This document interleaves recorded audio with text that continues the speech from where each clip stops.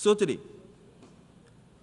I want to speak about resilience in the face of climate change, paths to economic resilience, and the role of education in ensuring both. I will conclude by speaking about what Grenada and our fellow CARICOM nations are looking for in terms of international cooperation, but also what we bring to the table in return. Mr. President,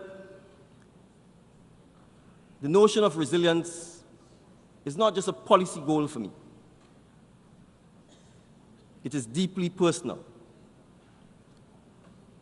And I tell you the story that you are about to hear, not because it is unique, but because at its heart, it is an experience that has been shared among so many of us in Grenada and the Caribbean. I was born in 1977 in a small hillside village in the parish of St. David in Grenada.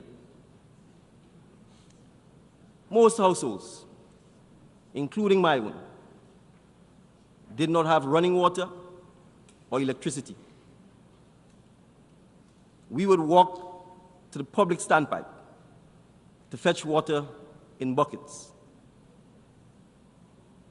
In my small agricultural community, the people I lived with worked the land or took up domestic work in town. At the time, that was common in Grenada. We were an agricultural island. We lived modest lives, built on hard work, community, and a sense of determination. But when I was quite young, that began to change. In 1979, Grenada experienced a political revolution that brought many changes. Education became a focus. So did tourism. Then, in 1983, when I was only 6 years old, the revolution came to a violent end, and we were thrust into the spotlight of global politics because of American intervention. It was a dividing line in our shared history and in minds. By 1989, both my parents had left the island to pursue opportunities overseas. My aunt helped to raise my siblings and me. In the years that followed, I continued my education. However, at that time in Grenada, education was not state-funded after age 16. So to continue my studies, I had to hustle. I had to develop entrepreneurial skills. I collected spice in the hills, and I sold it. Many of the kids in my village did the same. Those were frugal years, and I had to be disciplined. Once I finished my A-levels, I returned to teach at my high school, much to the amusement of my friends, many of whom were still attending high school there. But this role helped me to save for the next step in my educational journey: law school in the islands of Barbados and Trinidad and Tobago. So within a few years, I became a lawyer in Grenada with my own practice, serving clients locally and internationally. My personal resilience in the face of the many difficulties that crossed my path over the years allowed me to achieve the dream I sought. Finally, I was in a position to give back to my community. But, Mr. President, there is a limit to resilience. In 2020, something happened that none of us in this assembly were prepared for. As the COVID-19 pandemic began to take root in Grenada, I could see the strain on many of our people. We could see the glaring inadequacies of the systems and policies that were in place to support us. I saw the tension between the government's decisions and the needs of the people. And so, I could no longer stay on the sidelines. For months, I met with people who felt the same way I did, hoping to find ways to help our communities adapt to the challenges. But eventually, I realized that no matter how much we try to support change from the outside, real and meaningful transformation had to come from within. So it was at this moment that I decided to run for office. But it was not an easy decision. But I was driven by the belief that leadership means listening, adapting, and being willing to step up when your people need you. And so now, as Prime Minister, I'm determined to ensure that the resilience I learned becomes a cornerstone of Grenada's future and the future of the wider Caribbean. Mr. President, that means developing resilient minds. And so a major priority for me is ensuring that children in Grenada have the opportunity to learn, to study, and to realize their full potential. Because after all, it was education that took me from a small village to where I stand today, addressing you at the United Nations General Assembly. And it is education that will empower the next generation of leaders, thinkers, and dreamers, who I am sure will go on to achieve even more. So in Grenada, we are working to ensure that every child has access to free education up to the age of 18. This is because we understand that our greatest asset is our people. For small nations like ours, the path to resilience lies in unlocking the potential of our young people. But it is not just about traditional education. It is about preparing them for a digital and technological future. We need to ensure that they have access to digital education, to skills training, and the tools they need to compete in the global economy. Digital education and digitization more broadly is a priority for our government because we know that if we want to build future resilience in the next generation of young people, we need to prepare them with the relevant training now.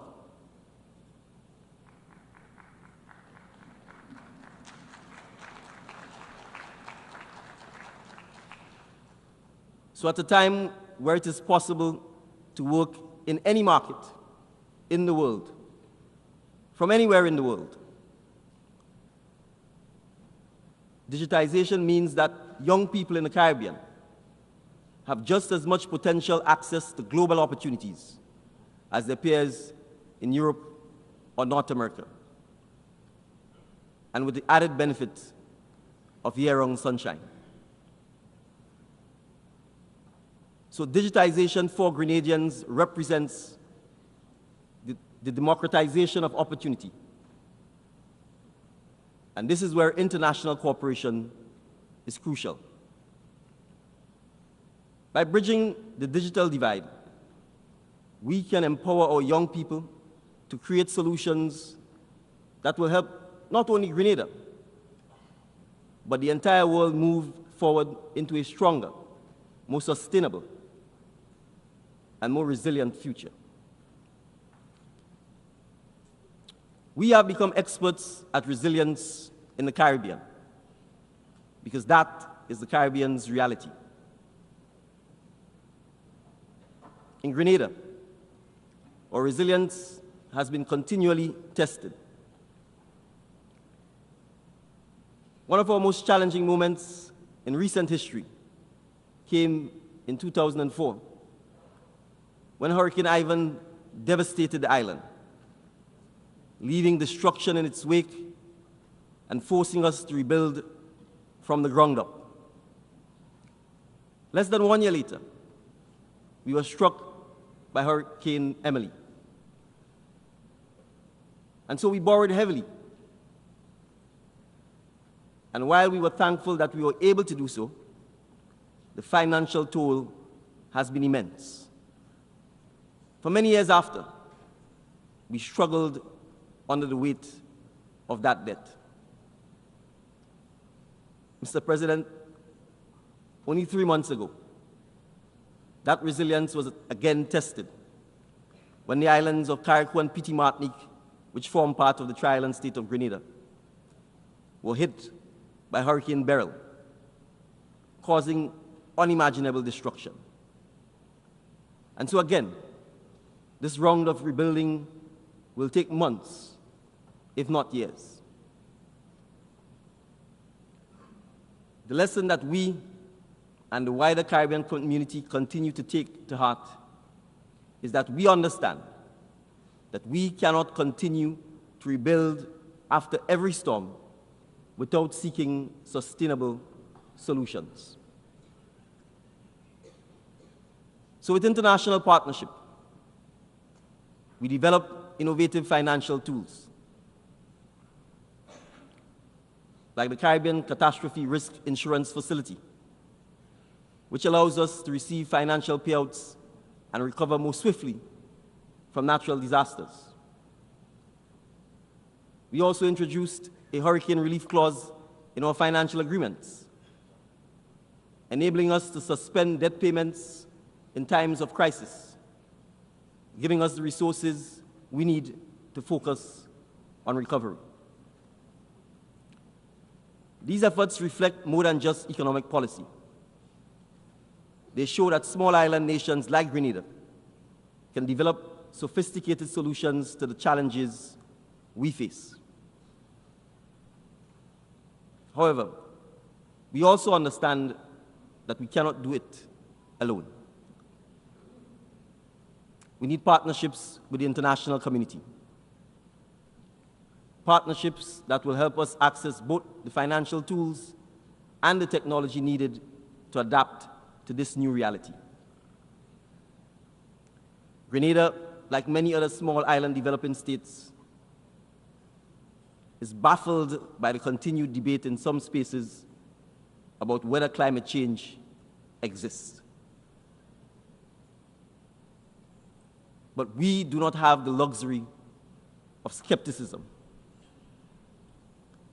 Rising sea levels are already affecting lives and livelihoods in our coastal villages.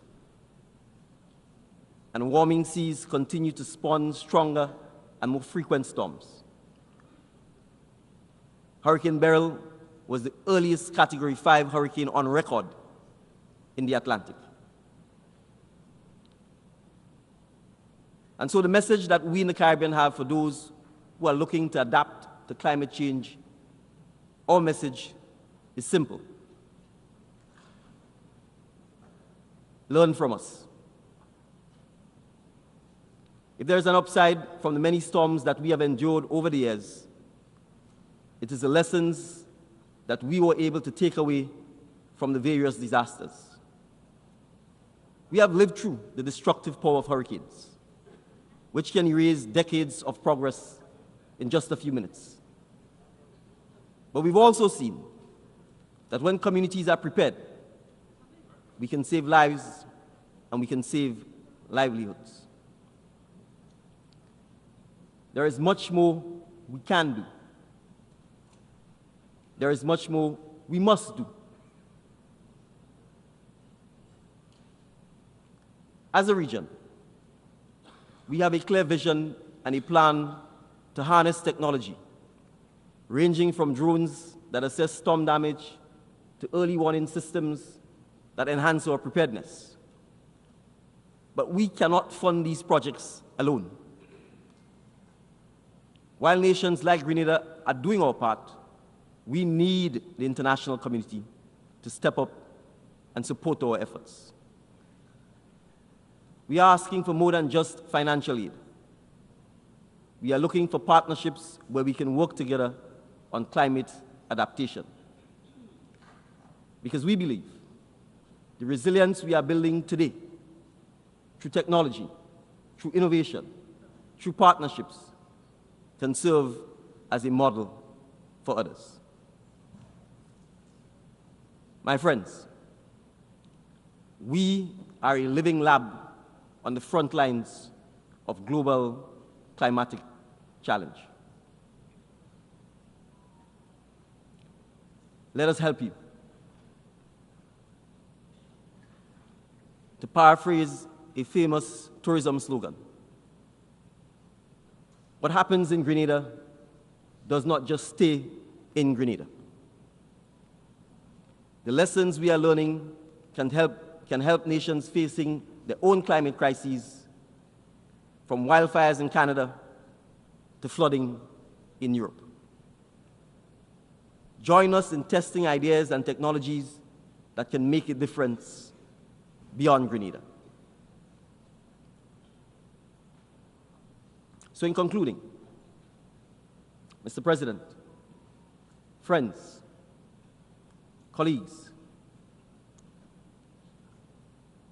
resilience is not something that can be built overnight. It requires partnerships, innovation, and a shared commitment to a better future. Today, I invite the international community to join us. We are asking for the $100 billion promised to support climate adaptation and mitigation to be met. Partnership, in our case, requires concrete financial support to help us rebuild with greater resilience. But beyond that, we are also inviting the international community to partner with us so that we can share our experiences and learn from one another. In return, we offer our lessons in resilience. We offer the knowledge that comes from living with and dealing with the worst of climate change, from building back after devastation, and from finding innovative policies and programs to secure a digital future. Grenada, CARICOM, stand ready to share these lessons with the world. Because, my friends, resilience is not just about surviving a storm. It is about ensuring that together we emerge from it stronger, more united, and more understanding of each other than ever before. Mr. President, I thank you for the opportunity to address this August Assembly.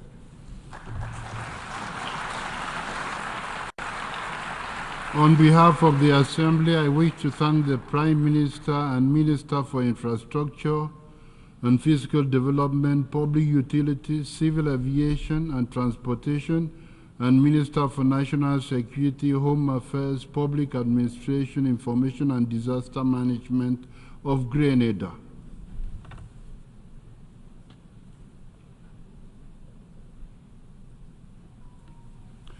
The Assembly will now hear an address by His Excellency Amadou Uriba, Prime Minister, Head of Government of the Republic of Guinea.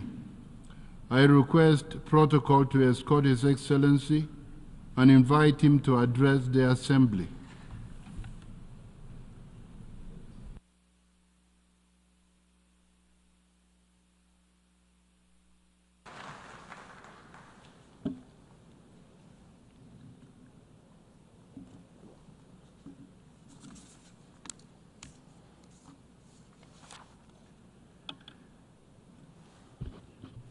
Monsieur le Secretary General,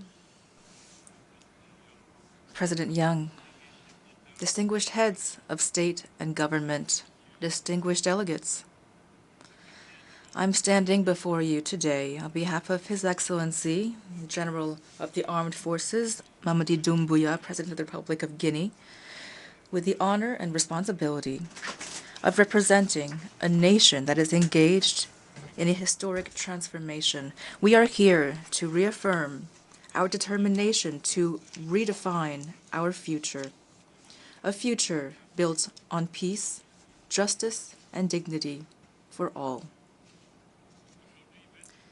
Today, September 28th, 2024, there are 3 dates, 3 events, 3 moments that embody the spirit of resilience and freedom of our people. September 28th, 1958, the people of Guinea chose to vote overwhelmingly no in the referendum proposed by General de Gaulle, thus choosing immediate independence. On September 28th, 2009, this same people reclaimed, at a heavy price, the full enjoyment of their freedom, democracy, and dignity. Today, on September 28th, 2024, on this symbolic day for Guinea, we are here before this august assembly to reaffirm our freely made commitment toward these dynamics to build a future based on peace, justice, and dignity. At this time of great global turbulence, a time of conflict, growing inequality, and a climate crisis that threatens the existence of humanity, it is crucial that we be bold in our actions and united in our vision. This is my conviction as I stand before you.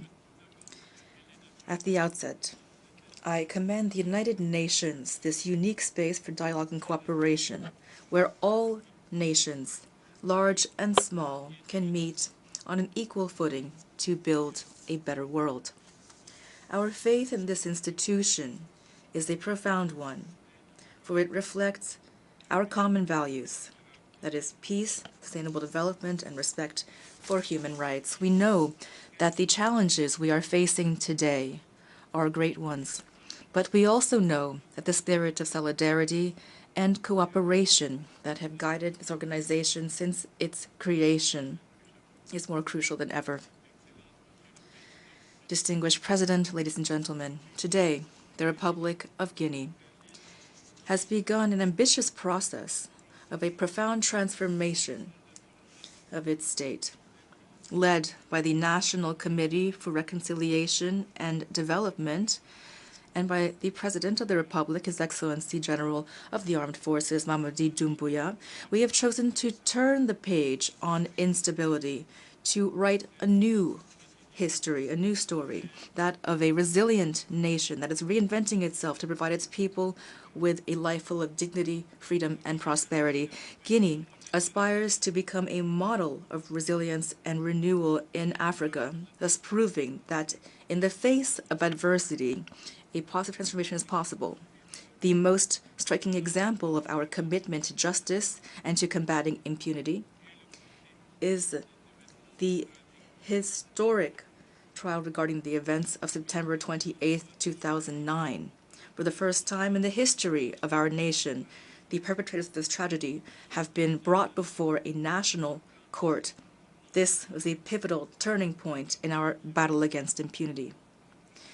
This trial has become a global reference point. It's an example for Africa, and it embodies our will to rebuild our society based on justice, truth, and reconciliation, while inspiring other countries to follow our path toward accountability and transparency. In this same vein of transformation, His Excellency the General of the Armed Forces, Mamadi Doumbouya, has laid out a clear and ambitious vision to guide Guinea toward a prosperous future founded upon three key pillars: the social, economic, and political pillars. In addition, we are basing these actions on 5 values that define the governance of our country. Institutional rectification, through which we are building robust institutions, legitimate institutions that are impartial. Through rebuilding, we are strengthening the integrity of politics. Through reconciliation, we are bringing together all elements of our nation. Through recovery, we are establishing transparent and responsible governance. And lastly, through repositioning Guinea, we are stepping up our commitment toward our global partners, ensuring active, dynamic cooperation with the world's institutions, both bilateral and multilateral. These values guide each step that we take toward national transformation in a spirit of justice, solidarity, and dignity. This national transformation is based on an emblematic project that embodies our vision for the present and future. That is the Simandou Mega Project and its ambitious Simandou 2040 program. Simandou 2040 was born as a mining project. Guinea now is building 670 kilometers of multi-use railways for mineral ore exploitation of the iron mines of Simandou. This project for 2040 is now much more than just a mining project. It's a model for comprehensive transformation for Guinea, which aims to build around this project a real social and environmental program in which humans and their environment can coexist in harmony. Unlike other countries that fell prey to the natural resource curse, we are trying to avoid that path. We've learned lessons from the past, and we are committed to making Simandou a lever for shared prosperity, stability, and sustainable growth. Ladies and gentlemen, in this process of transformation, we've drawn inspiration from the rich and diverse history of our country, a history that is marked by our ancestral values of justice, solidarity, and respect for human dignity. I remind you that most of the empires that existed in West Africa were based on our country, that is the current Republic of Guinea. Since the Kurukan-Fuga Charter, proclaimed in 1236, which laid the foundations of a just society by abolishing slavery and promoting equality and freedom for all, and all the way up into the establishment of the Futa theocracy, recognized as a land of asylum and protection for the oppressed fleeing the slave trade, Guinea has always been a bastion for humanist values and fair governance. These traditions, which can be found in the social structures of all of the country's regions, from Lower Guinea to Forested Guinea, where the collective management of resources and peaceful resolution of conflict are at the heart of our life together. Our national identity clearly is rooted in a quest for justice, empathy, peace, and solidarity. Today, we are building the future of our nation. We are reaffirming these values in our new draft constitution, which we are currently putting before the people of Guinea. We would like to build a modern state that incorporates these timeless principles, a state in which each citizen, regardless of their origins, culture, or faith, has a role to play in a harmonious and close-knit social fabric. Ladies and gentlemen, this path toward transformation cannot be accomplished single-handedly. We are calling for sincere and strengthened international support based on mutual respect, understanding, and support as we pursue our common goals. Guinea is not asking for compassion, rather it's proposing a partnership, an active and dynamic alliance so we can come together to build a world, a better world. This period also is a unique opportunity for Guinea to redefine its role on the international arena as a committed and responsible actor that contributes to regional stability and to peace in the world. We have taken active part in peacekeeping efforts led by the United Nations, and we will continue to do so. We are convinced that peace is the key precondition for development and justice. That is why we're willing to provide more than 650 police and gendarmes for the stabilization of Haiti, this martyr country. However, peace can only be achieved through strengthened cooperation and meaningful reforms of multilateral institutions. And that is why we must also rethink our approach to resolving persistent conflicts in the region of the Sahel. It is high time to transcend purely military responses. And it is time to promote an integrated strategy that combines economic development, institutional strengthening, and heightened regional cooperation. This approach should be focused on each community in this vast space to enjoy their freedom, respect, identity, and recognition of their own rights in a multi-ethnic and multi-faith state space. This is what can ensure national cohesion and peaceful coexistence. The Security Council of the United Nations today must truly reflect the diversity and aspirations of the world of today. We strongly support the Eswatini Consensus, and we call for a more equitable and democratic representation within decision-making bodies. Africa, with its 54 member states, represent more than a fourth of the UN's member states. It can no longer be pushed to one side in decisions that concern global peace and security. We call for the African continent to acquire permanent seats in the Security Council with all of the associated rights, including veto rights. Mr. President, ladies and gentlemen, in light of the many crises that are threatening our world, it is clear that our responses must be collective, humanitarian, and based on empathy with people suffering in conflict zones. Everywhere, people are suffering from the ravages of war. Families are separated, communities displaced, lives lost, essential infrastructure destroyed. Whether in the Russian-Ukrainian conflict, in Europe, or in the Middle East with the Israeli-Palestinian conflict, or in Africa, especially in Sudan, or in other regions of the world, the suffering of the people is immense and transcends borders and nationalities. In addition to these human tragedies, there also are the devastating effects of climate change, which are exacerbating conflicts and increasing the vulnerability of those who have the least. We reaffirm our commitment to including the Fouta-Djallon Highlands on the UNESCO World Heritage List. This would send a strong message in favor of environmental protection.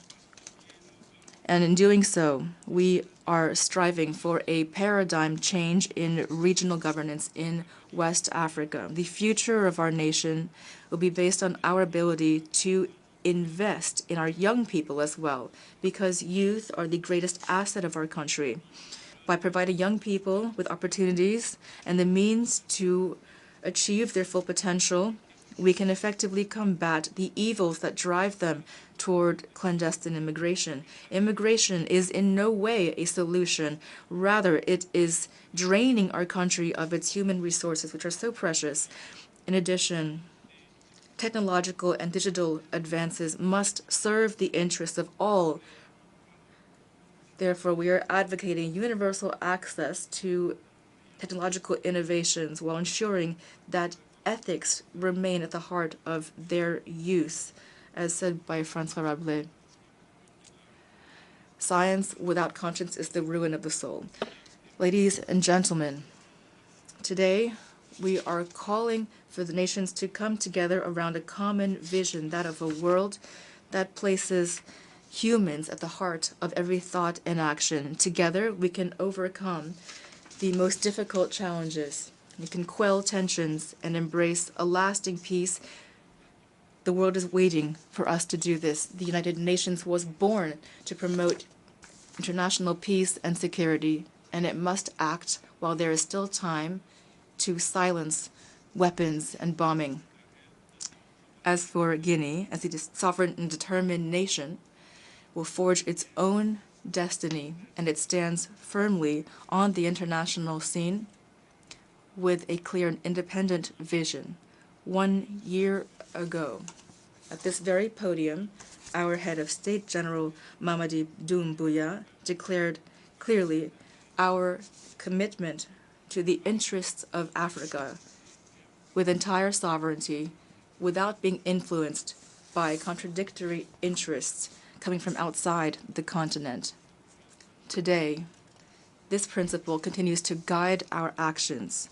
We favor, above all else, the development and prosperity of our continent. Such is the will of His Excellency General of the Armed Forces, Mamadi Doumbouya, and the people of Guinea, that our actions today forge a future of peace and light for all. Long live peace, together for a better world. Thank you.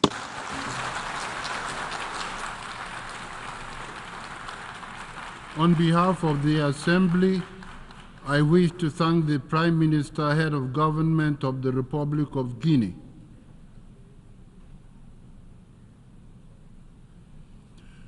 The Assembly will hear an address by His Eminence Cardinal Pietro Parolin, Secretary of State of the Holy See.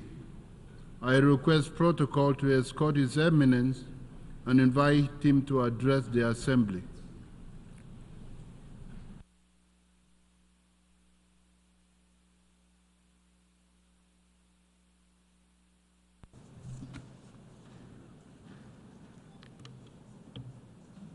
Mr. President, I am honored to extend to you and to the representatives of the nations assembled here the warm greetings of His Holiness Pope Francis, while also congratulating Your Excellency on your election as President of this esteemed Assembly.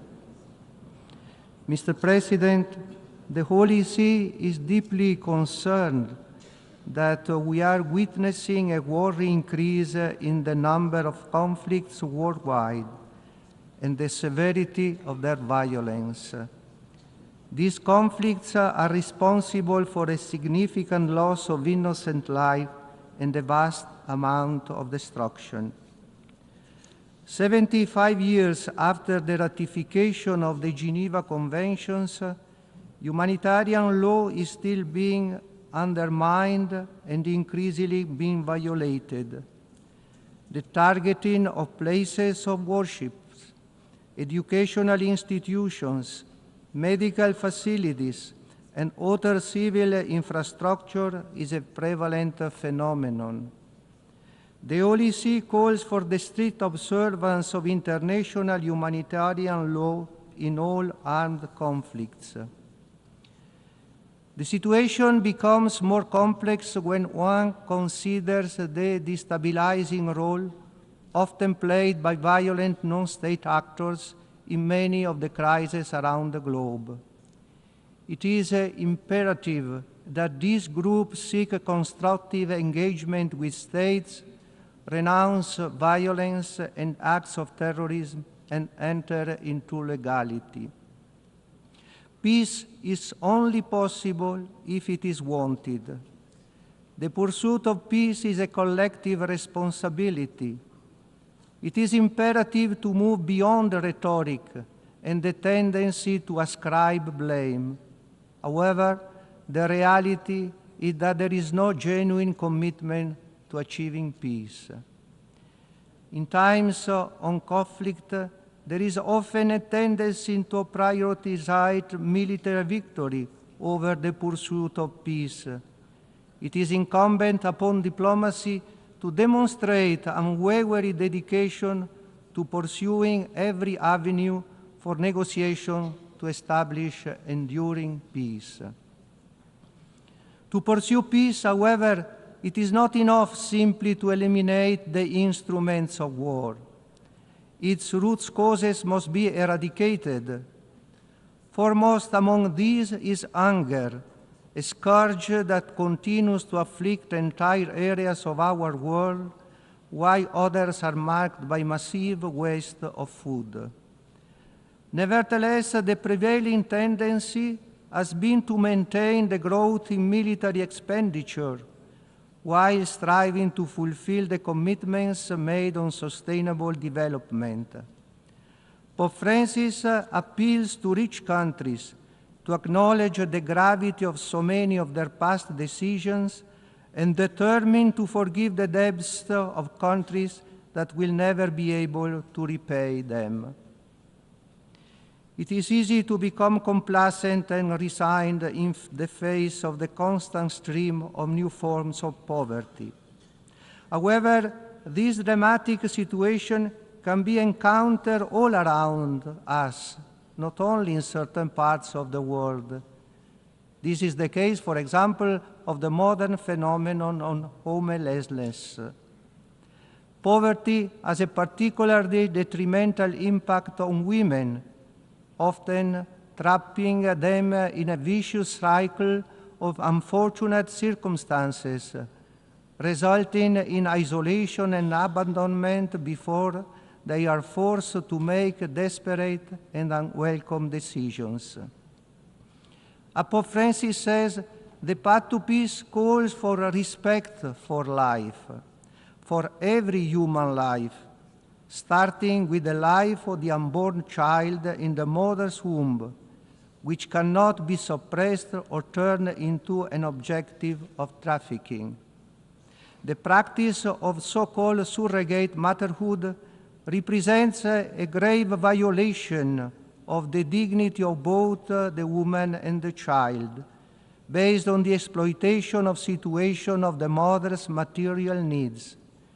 The Holy See hopes for an effort by the international community to prohibit this practice universally. The dignity of migrants must be upheld.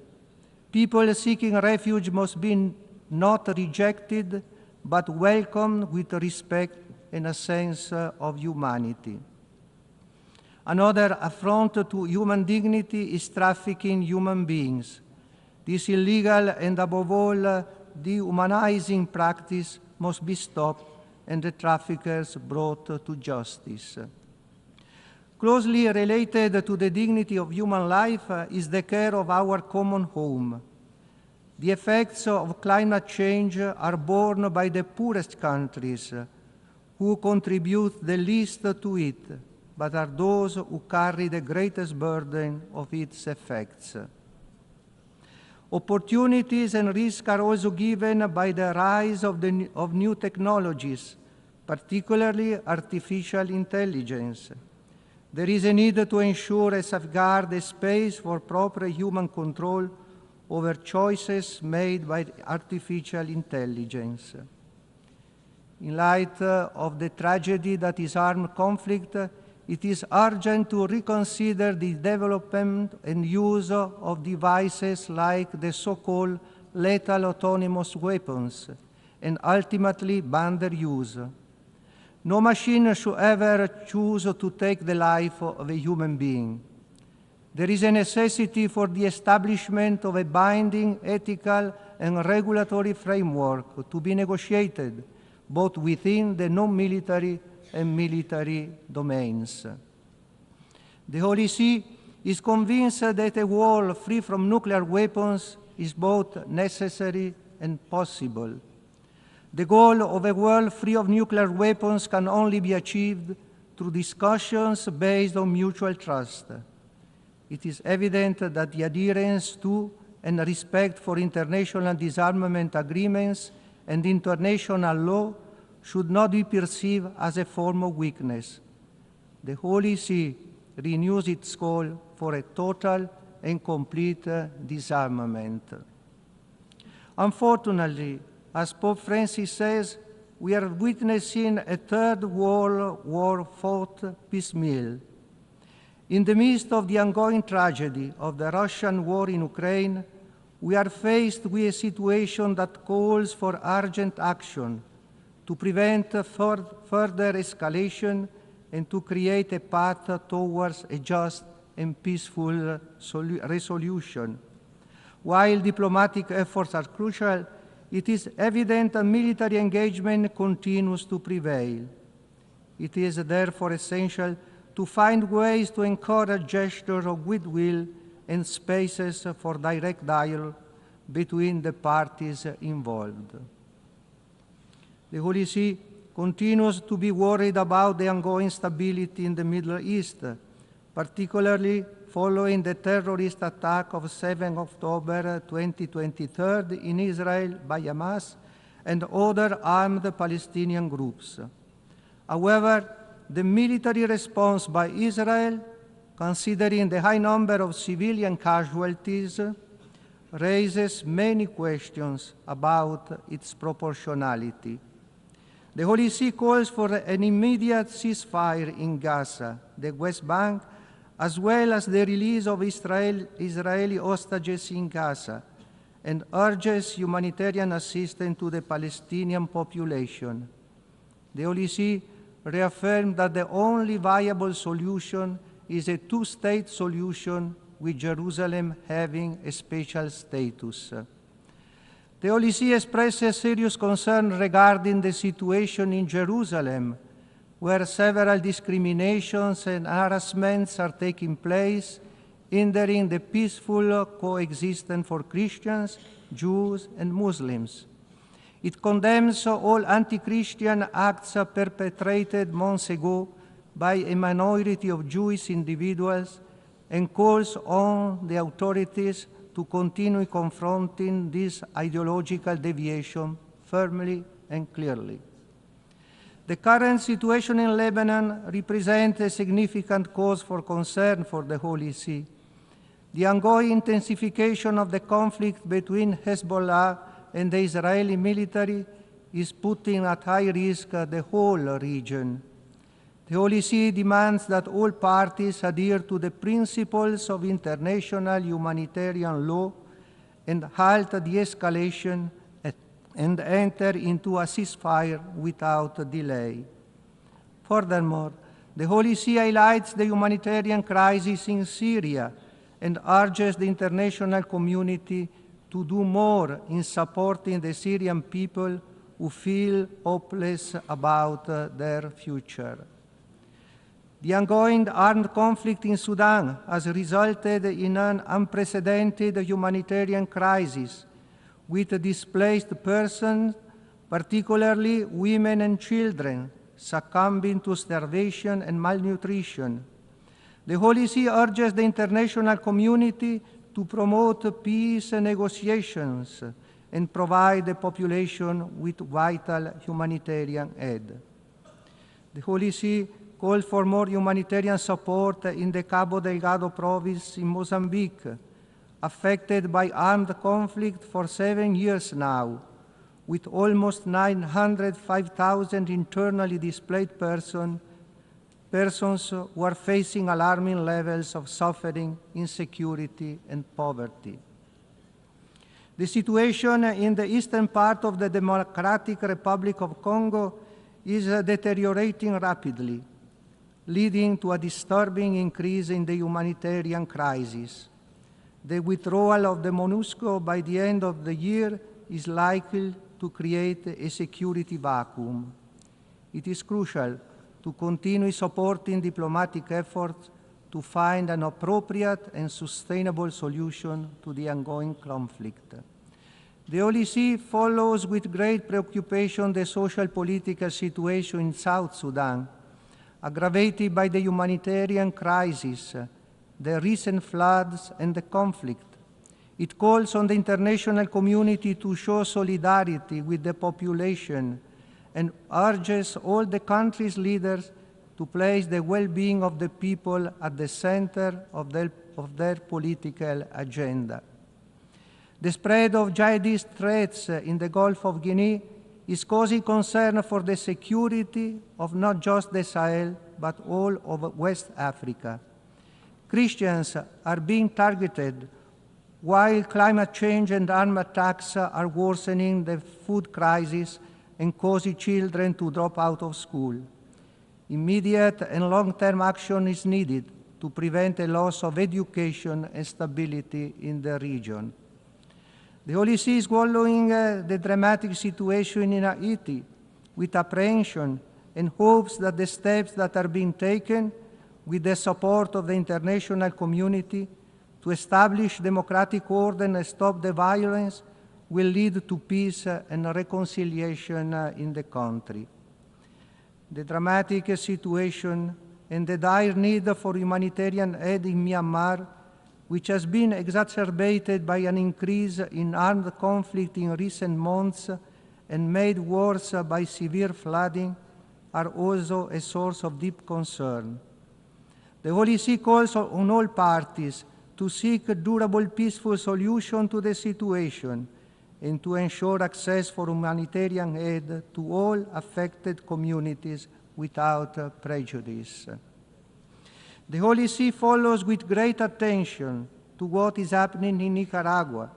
It is in particular concerned about the measures taken against the personnel and institutions of the Church, which directly affect the sensitive issues of religious freedom. It is hoped that in conjunction with the other fundamental rights of individuals and society, this freedom will be adequately guaranteed. For its part, the Holy See is open to respectful and constructive dialogue with the authorities of the country, with a view to resolving difficulties and promoting peace, fraternity, and harmony for the benefit of all. The recent presidential elections in Venezuela have demonstrated that despite the numerous challenges faced, the Venezuelan people continue to place their trust in the democratic values enshrined in the Constitution. These democratic values are founded upon the sovereignty of the people, which is expressed through the act of voting. In the serious crisis that followed the announcement of the result, with several deaths, numerous detentions, also of minors, and the use of violence, the Holy See, deeply saddened and worried, appeals to the authorities of the country and to all those who have any responsibility for what has happened to respect and protect the life, dignity, human rights, and fundamental freedoms of its citizens. Furthermore, it calls upon them to seek ways to resolve the present situation for the good of all, including with the assistance of members of the international community who have declared themselves willing to help in a flexible and reasonable manner. The Holy See encourages the talks between Armenia and Azerbaijan so that they may continue the dialogue, assist the displaced persons, respect the places of worship of the different religious denominations, and reach a final peace treaty between the parties as soon as possible. The Holy See looks also favorably on the aspiration of the Balkans countries to join the European Union and hopes that this objective will be achieved as soon as possible. While disarmament fosters peace among nations, there is also a need to foster peace within societies through democracy. It is the result of a considered and committed acceptance of the values that inspire democratic procedures. Democracy is founded upon the tenets of freedom of expression and the fundamental principle of the respect for the will of the people.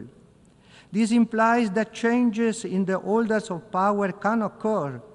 However, there is an increasing tendency to alter constitutions or to modify electoral rules and procedures for the purpose of remaining in power.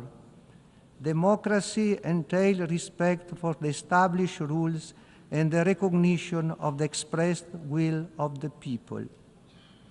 Pope Francis made it clear that the path to peace calls for respect for human rights. Regrettably, in recent decades, attempts have been made to introduce new rights, leading to instances of ideological colonization, in which gender theory plays a central role. The latter cancels differences in its claim to make everyone equal. It does not even help ensuring the harmony between women and men. It is also inconceivable to associate the concept of right with the practice of abortion, which involves the taking of an innocent life. The Holy See is profoundly alarmed that some of the most common violations of human rights occur in the area of religious freedom. Christians are the most vulnerable in this regard, where 1 in 7 are subjected to persecution.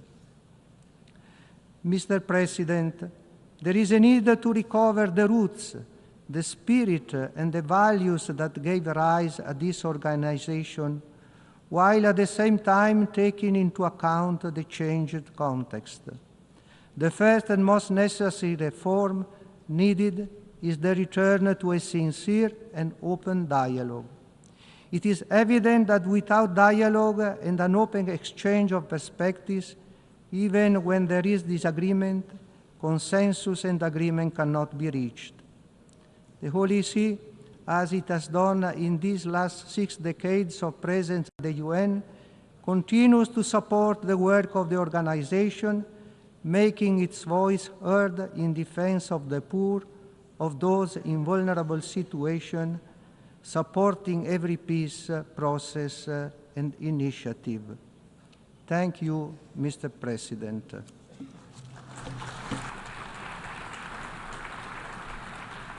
On behalf of the Assembly, I wish to thank the Secretary of State of the Holy See.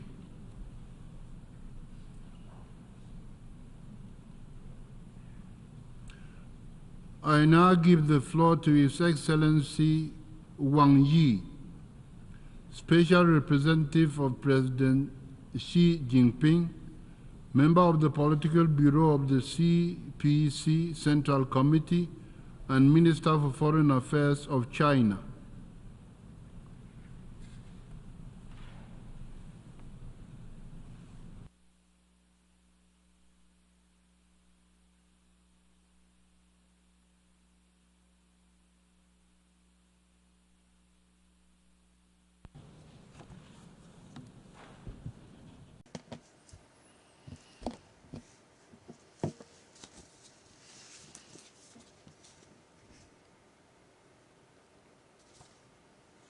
Mr. President, colleagues, today, humanity has once again come to a historical crossroads. We are facing a changing and turbulent world. Challenges of insecurity, imbalanced development, and ineffective governance are increasingly prominent. Hotspot conflicts, major country confrontation, and geopolitical tensions keep emerging. The future of this planet is becoming a cause for growing concern. Meanwhile, we are also embracing a world full of hope. Multipolarity and globalization have become the unstoppable trend of our times. The aspirations of the Global South nations for modernization has never been stronger. Our stride toward modernization has never been more steadfast. This institution, the United Nations, embodies the aspirations of people across the world for lasting peace and common prosperity, and bears witness to the glorious journey of the international community coming together in pursuit of progress. President Xi Jinping stressed on multiple occasions that the role of the UN should be strengthened, not weakened. Amid global transformation not seen in a century, what China calls for is to follow the trend of the times, keep to the direction of human progress, and make the right choices of history. What China proposes is to uphold peaceful coexistence and put in place a security architecture that ensures enduring stability, uphold openness and inclusiveness, and foster a development paradigm that promotes shared prosperity, uphold harmony without uniformity, and adopt an approach to civilizations that promotes exchange and mutual learning, and adopt fairness and justice and develop a governance structure that pulls strengths for shared benefit. In today's world, the security of all countries is tied together. In face of various kinds of global challenges and risks, no one can stay immune or enjoy security alone. Countries need to be guided by a vision of common, comprehensive, cooperative, and sustainable security. We should respect each other's sovereignty and territorial integrity, take the legitimate security concerns of others seriously, and resolve disputes and differences through dialogue and consultation. We should actively explore a path for major countries to coexist in peace and work for a new type of international relations characterized by mutual respect, fairness, justice, and win-win cooperation. In today's world, the development of all countries is deeply integrated. If the rich get richer while the poor remain poor, then everyone is born equal would become an empty slogan, and fairness and justice would be even more elusive. Achieving modernization is a legitimate right of the people of all countries, not a prerogative of a few. We should be committed to advancing global modernization and ensure that no one and no country is left behind on the journey toward modernization. We should advocate a universally beneficial and inclusive economic globalization, unequivocally oppose unilateralism and protectionism, and help developing countries leap over the development divide to maintain the vitality of global economic growth. In today's world, each civilization has its own strengths. President Xi Jinping pointed out that there is no such thing as a superior or inferior civilization, and civilizations are different only in identity and location. We should respect the diversity of civilizations and strive to replace estrangement and clash of civilizations with exchanges and mutual learning. We should advocate humanity's common values, namely peace, development, equity, justice, democracy, and freedom, refrain from conducting values-oriented diplomacy, and oppose ideology-based confrontation. We should respect each other as equals and help each other succeed with an inclusive mind. In today's world, countries should all enjoy sovereign equality. As a large number of global South nations are growing with a strong momentum, gone are the days when one or two major powers call the shots on everything. We should advocate an equal and orderly multipolar world and see that all countries, regardless of their size, have their own place and role in the multipolar system. We should practice true multilateralism, oppose hegemonism and power politics, and make international relations more democratic. We should follow the principle of extensive consultation and joint contribution for shared benefits and make global governance more just and equitable. Mr. President, peace is the most precious thing in our world today. You may wonder if there is a path leading to peace. In fact, peace is the path. Without peace, development will not sustain. Without peace, cooperation cannot happen. For the sake of peace, a single ray of hope is reason enough not to give up. The slightest chance deserves 100-fold effort. An end to the Ukraine crisis remains elusive. The top priority is to commit to no expansion of the battlefield, no escalation of fighting, and no provocation by any party, and push for de-escalation of the situation as soon as possible. China is committed to playing a constructive role, engaging in shuttle mediation and promoting talks for peace, not throwing oil on the fire or exploiting the situation for selfish gains. At this session of the General Assembly, China, Brazil, and other countries in the Global South have jointly launched the Group of Friends for Peace. Its very purpose is to uphold the purposes and principles of the UN Charter, build consensus for a political settlement of the crisis, and contribute to a prospect of peace. The question of Palestine is the biggest wound to human conscience. As we speak, the conflict in Gaza is still going on, causing more casualties with each passing day.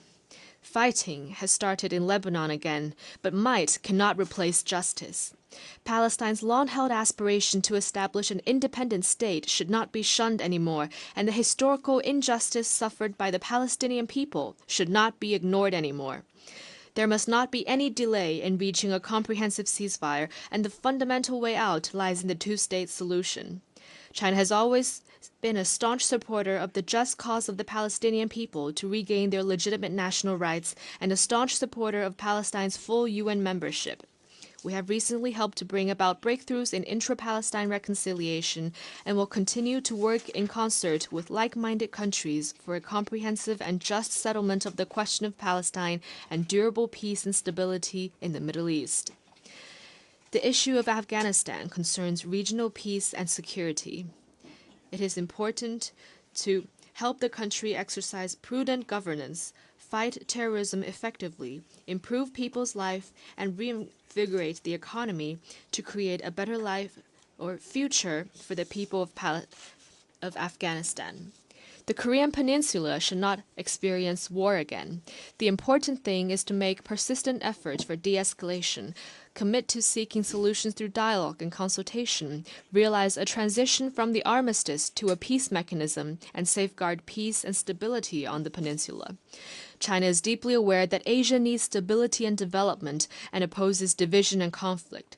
As an important origin of human civilization and a key engine of global growth, Asia has the wisdom and capability to stabilize the situations through regional cooperation and handle differences properly through dialogue and consultation. We are firmly against the meddling by countries outside the region, and will firmly resist attempts by any force to stoke trouble and confrontation in the region. Mr. President, as the world faces increasingly serious challenges, China has never opted to be an indifferent spectator. Instead, we've been playing a bigger part in global governance than ever before. President Xi Jinping has put forth the Global Development Initiative, the Global Security Initiative, and the Global Civilization Initiative in recent years. They carry China's wisdom for resolving various difficult issues confronting humanity and bring impetus from China for improving global governance. In the face of uneven and inadequate global development, China's proposal is to put development at the top of the global agenda, focus on delivering the Sustainable Development Goals of the UN 2030 Agenda, increase input in development, and help developing countries better respond to different risks and challenges. At the recent Beijing summit of the FOCAC on China-Africa cooperation, President Xi Jinping outlined 10 partnership actions to be taken together with Africa to advance modernization, and announced the decision to give over 40 LDCs, including those in Africa, zero tariff treatment for 100% tariff lines. China is the first major developing country and the first major economy to take such a significant step. In the face of unilateral bullying acts such as sanctions and blockade, China firmly supports countries in defending their legitimate rights, upholding the equity and openness of the international system, making global development more coordinated and beneficial for all, and jointly opposing technology blockade and rejecting decoupling or severing supply chains. Sanctions and pressure will not bring monopolistic advantages. Suppressing and containing others will not solve problems at home. The right of people of all countries to pursue a better life should not be taken away. Here, we once again urge the United States to completely lift its blockade, sanctions, and terrorism-related designation against Cuba. In the face of aggravating ecological challenges, China is firmly committed to a path of green, low-carbon, and sustainable development. We will move from carbon peaking to carbon neutrality in the shortest time span in world history, contributing China's efforts to harmonious coexistence between humanity and nature. At the global level, the principle of common but differentiated responsibilities must be upheld, and the Paris Agreement must be implemented in earnest. Developed countries should assist developing countries in developing their capacity to cope with climate change. Touting the need of climate response while suppressing the green industries of others will only hold back global progress toward green transition. In the face of burgeoning artificial intelligence, China is committed to taking a people-centered approach, developing AI for good, and putting equal emphasis on development and security. We are working to explore and establish widely recognized international rules and standards. China supports the UN's role as the main channel for global AI governance and is committed to strengthening international cooperation on AI capacity building. China has put forth the AI Capacity Building Action Plan for Good and for All, and we are ready to make more contribution to the sound, orderly, fair, and inclusive development of AI. In the face of the task of human rights protection, China maintains that all countries' right to independently choose their path of human rights development should be respected. No country should impose its own will on others or interfere in others' internal affairs in the name of human rights. In human rights protection, China is committed to putting people first and promoting the free and well-rounded development of the people. We have found a path of human rights development that suits China's national conditions. China is ready to engage in equal-footed dialogue and exchanges with all countries and UN human rights bodies and jointly promote the sound development of the global human rights cause. Mr. President, Taiwan is an inalienable part of China's territory. This is the history and the reality. Both the Cairo Declaration and the Potsdam Proclamation stated in explicit terms that all the territories Japan had stolen from the Chinese, such as Taiwan and the Penghu Islands, shall be restored to China. And this constitutes an important part of the post-war international order. Right here in this august hall 53 years ago, the 26th session of the UN General Assembly adopted Resolution 2758 with an overwhelming majority, deciding to restore all the rights of the People's Republic of China at the UN, to recognize the representatives of the government of the People's Republic of China as the only legitimate representatives of China to the UN, and to expel the representatives of the Taiwan region from the UN and all the organizations related to it. Once and for all, the resolution resolved the issue of the representation of the whole of China, including Taiwan, in the UN. It made clear that there is no such thing as two Chinas, or one China, one Taiwan. On this matter of principle, there is no gray zone or room for ambiguity. The complete reunification of China will be achieved. Taiwan will eventually return to the embrace of the motherland. This is the overwhelming trend of history that no one and no force can stop. Mr. President, in a few days' time, the People's Republic of China will celebrate the 75th anniversary of its founding. Over the past 75 years, no matter how the world changes, China's dedication has not changed. It is dedicated to pursuing happiness for the Chinese people and the rejuvenation of the Chinese nation. It is also dedicated to human progress and world harmony. In the course of seeking its own development, China has kept in mind the common interests of the whole world, generating new opportunities for the world through its own development.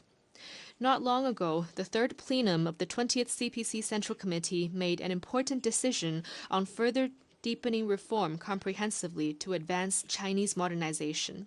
It will set in motion a new journey where China joins hands with the world in common development and progress. Chinese modernization will contribute robustly to world peace. The Chinese culture values peace, and the Chinese nation has no tradition of external expansion. China, once a victim of foreign power bullying, knows full well the value of peace and the hard-won gains of development. In fact, China is the only major country that has written peaceful development into its constitution, and the only country among the 5 nuclear weapon states to pledge no first use of nuclear weapons. We are actively exploring and putting into practice the Chinese way of addressing hotspot issues, boosting the prospects for resolving the security dilemma and improving security governance, and paving the ground for conflict settlement and peace building. Every step in China's development is an increase in the force for peace. Chinese modernization will contribute robustly to common development for all. China does not only care about its own development, we are ready to develop hand in hand with all countries. By further expanding high standard opening up, China is aligning proactively with high standard international economic and trade rules to foster a market-oriented, law-based, and world-class business environment.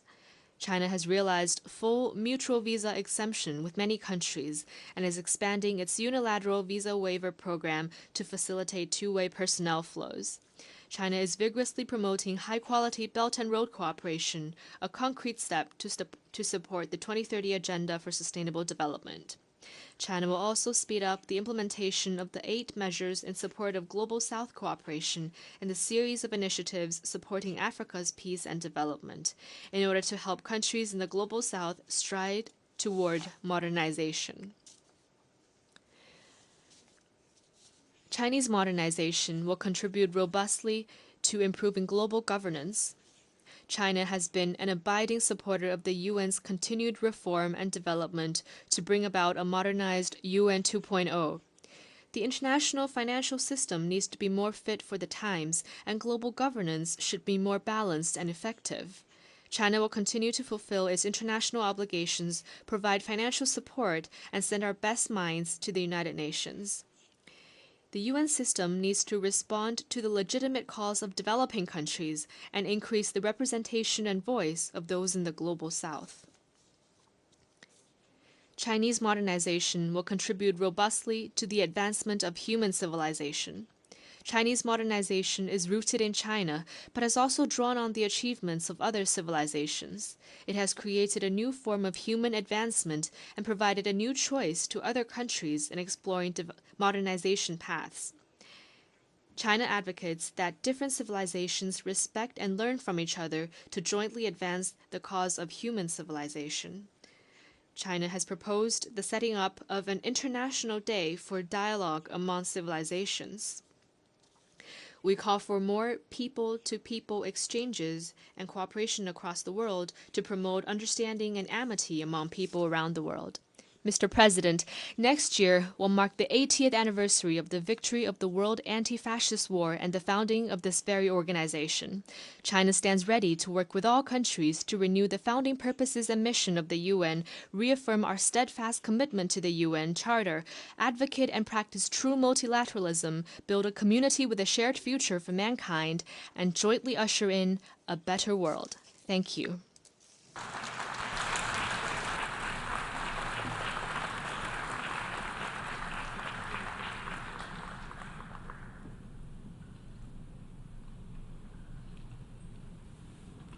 I thank the Special Representative of President Xi Jinping, member of the Political Bureau of the CPC Central Committee, and Minister for Foreign Affairs of China.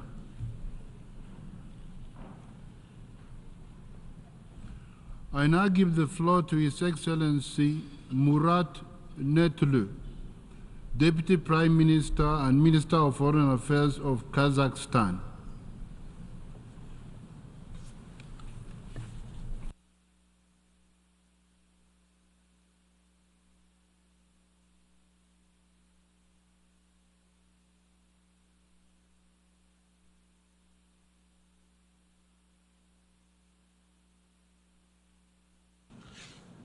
Mr. President, Mr. Secretary General, Excellencies, ladies and gentlemen, let me first congratulate His Excellency Philemon Yang on his election as the President of the current session. I assure him of my country's full support and wish him every success in his noble endeavors. Excellencies, as we gather here, global system is dangerously close to a breaking point. Dozens of our fellow member states represented in this August hall are gripped by conflict and instability, claiming many thousands of lives. Entire continents are affected by the climate crisis. Multilateralism is struggling to keep pace, and yet the United Nations is still the indispensable universal organization. After almost 8 decades, it remains a vital platform for dialogue and cooperation on the most acute issues of our time. This undeniable fact compels states to keep working through the UN towards a sustainable world. Yet it reinforces our determination to seek global peace and stability.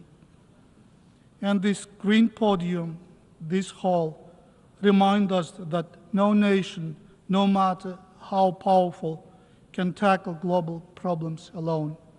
Excellencies, the plight of millions of conflict victims worldwide across the Middle East, Eastern Europe, and parts of Africa deserve immediate, decisive, and collective action. But the UN Security Council's decision-making process is paralyzed, as underscored by the Secretary General. This sad reality undermines the credibility, legitimacy, and effectiveness of the organization as a whole. Having annual discussions about reforming global institutions is no longer enough. It is time to enact the change our world so desperately needs. Last year, from this podium, President Kassym-Jomart Tokayev of Kazakhstan introduced the initiative of World Unity for Just Peace and Harmony. This visionary framework seeks to cultivate peace, stability, and security through meaningful and equitable engagement between the global South and global North. The voice of middle powers and developing nations are vital in bridging divides, and nurturing a more effective international security architecture. It is in this spirit that I invite all nations to embrace my country's initiative. Together, we can pave the way for a more harmonious and united world. Excellencies, the pressing risk of another nuclear arms race is exacerbating geopolitical polarization. For over 4 decades, Kazakhstan's people and land were subject to the devastating effects of 456 nuclear tests. Nuclear disarmament and non-proliferation are key pillars of my country's foreign policy. Kazakhstan is therefore deeply concerned by the escalating rhetoric of nuclear threats. We appeal to all nuclear states to adhere to the Non-Proliferation Treaty and Comprehensive Nuclear Test Ban Treaty. I also urge those countries who have not joined the treaty on the prohibition of nuclear weapons to do so as soon as possible for the safety, stability, and survival of our world. As the chair of the 3rd meeting of the TPNW, we will promote establishment of an international trust fund for assistance to victims of nuclear tests. Excellencies, another existential threat to no nation can afford to ignore is climate change. This year is expected to be the hottest on record.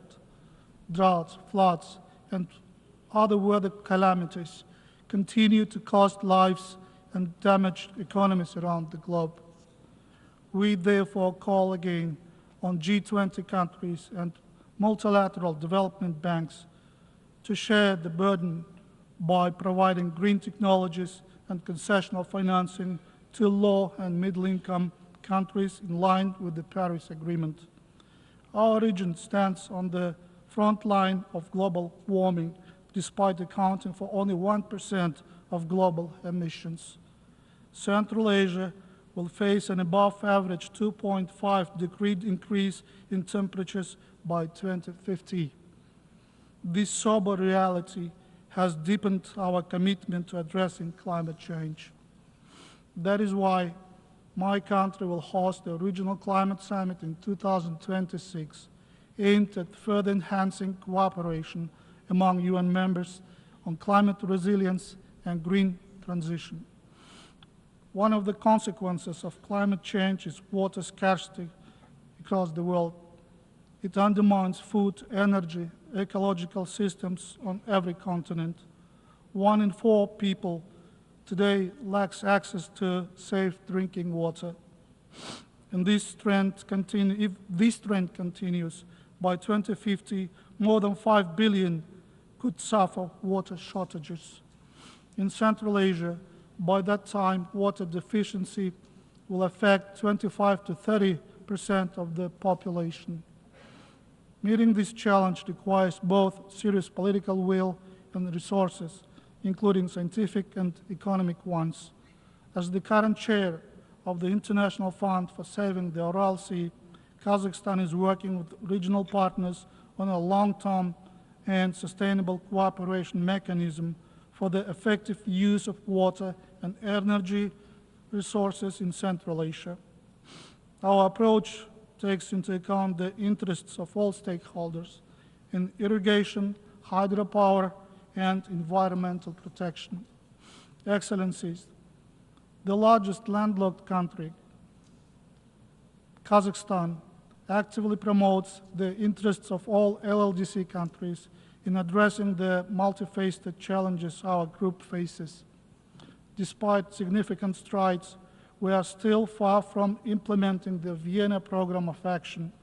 We are lagging on critical indicators, particularly the adoption of innovative technologies for trade facilitation and the development of transit and transport corridors.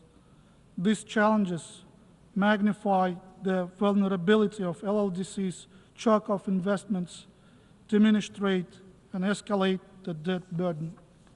Furthermore, our geographical constraints prevent us from integrating fully into global trade and economic processes on an equal footing. We are dedicated to advancing our group's vital interests globally and regionally.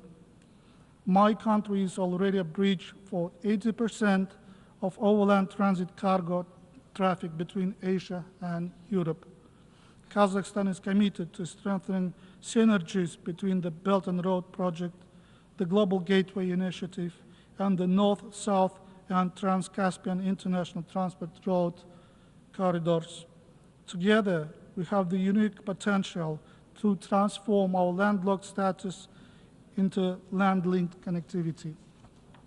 Excellencies, the Summit of the Future distinctly highlighted digital transformation as the dividing force behind the 2030 agenda. But the true key to this shift is ensuring every nation has equitable access to cutting-edge technologies. The rapid development of AI exacerbates cyber threats and brings new challenges. This includes its potential use in warfare, the consequences for data privacy, the risks of misuse for information wars, deepfakes, and more. Kazakhstan believes the UN can and must play a leading role in this revolutionary field. We urge technologically and digital advanced states to take an active part in developing common ethics and standards to govern AI in the most responsible and peaceful way. The establishment of a UN AI office would be a welcome step in this direction. Excellencies, in the current geopolitical landscape, Central Asia is increasingly asserting itself in global affairs. Our region is not only a crossroad of cultures and economies, but it is also rapidly transforming into a bridge for cooperation between East and West. We adhere to the formula successful Central Asia, successful Kazakhstan. Along with our partners, we are building a more connected and resilient Central Asia through a set of C5+ dialogue platforms. Today, our regional agenda also includes the development of Afghanistan into a stable and predictable state, a reliable trade partner. In this context, the United Nations Regional Center on Sustainable Development for Central Asia and Afghanistan in Almaty will be a game changer for coordinated SDG delivery. We do hope This innovative undertaking will receive broad support from member states. Excellencies, upholding human rights is not merely an aspiration, but one of the key prerequisites of sustainable development. It's also the best antidote against those inequalities that are often the root cause of instability and conflicts. Our national reforms aim to build a just and fair Kazakhstan based on inclusivity, transparency, and the rule of law.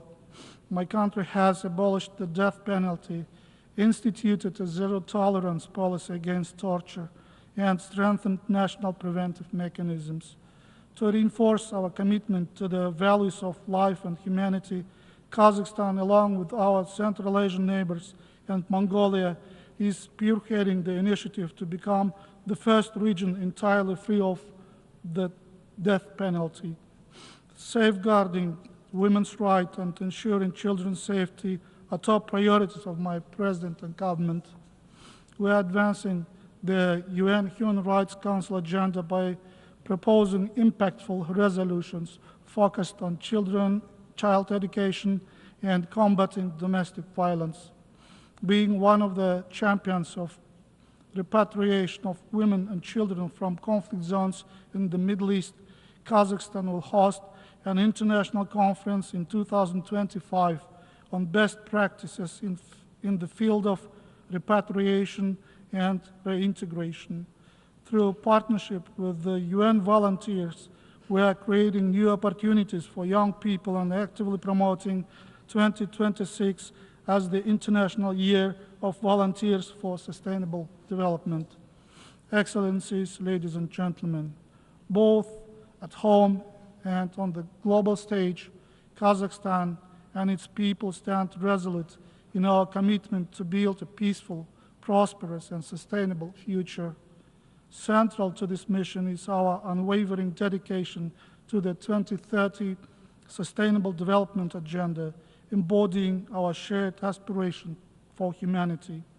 As we look ahead to the 80th anniversary of the United Nations next year, I urge all states to unite in the full implementing this ambitious agenda.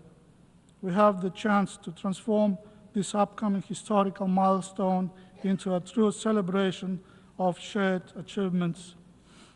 Let the Summit of the Future and the UN General Assembly session mark the beginning of a transformative journey towards a brighter and more inclusive future for all of us, our children, and coming generations. Thank you.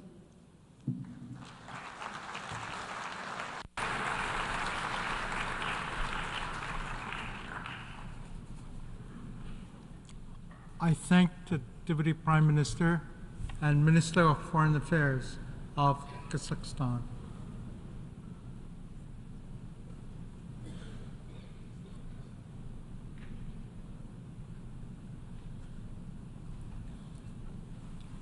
I now give the floor to His Excellency Chenda Sovia Sok, Prime Minister of Cambodia. Deputy Prime Minister of Cambodia.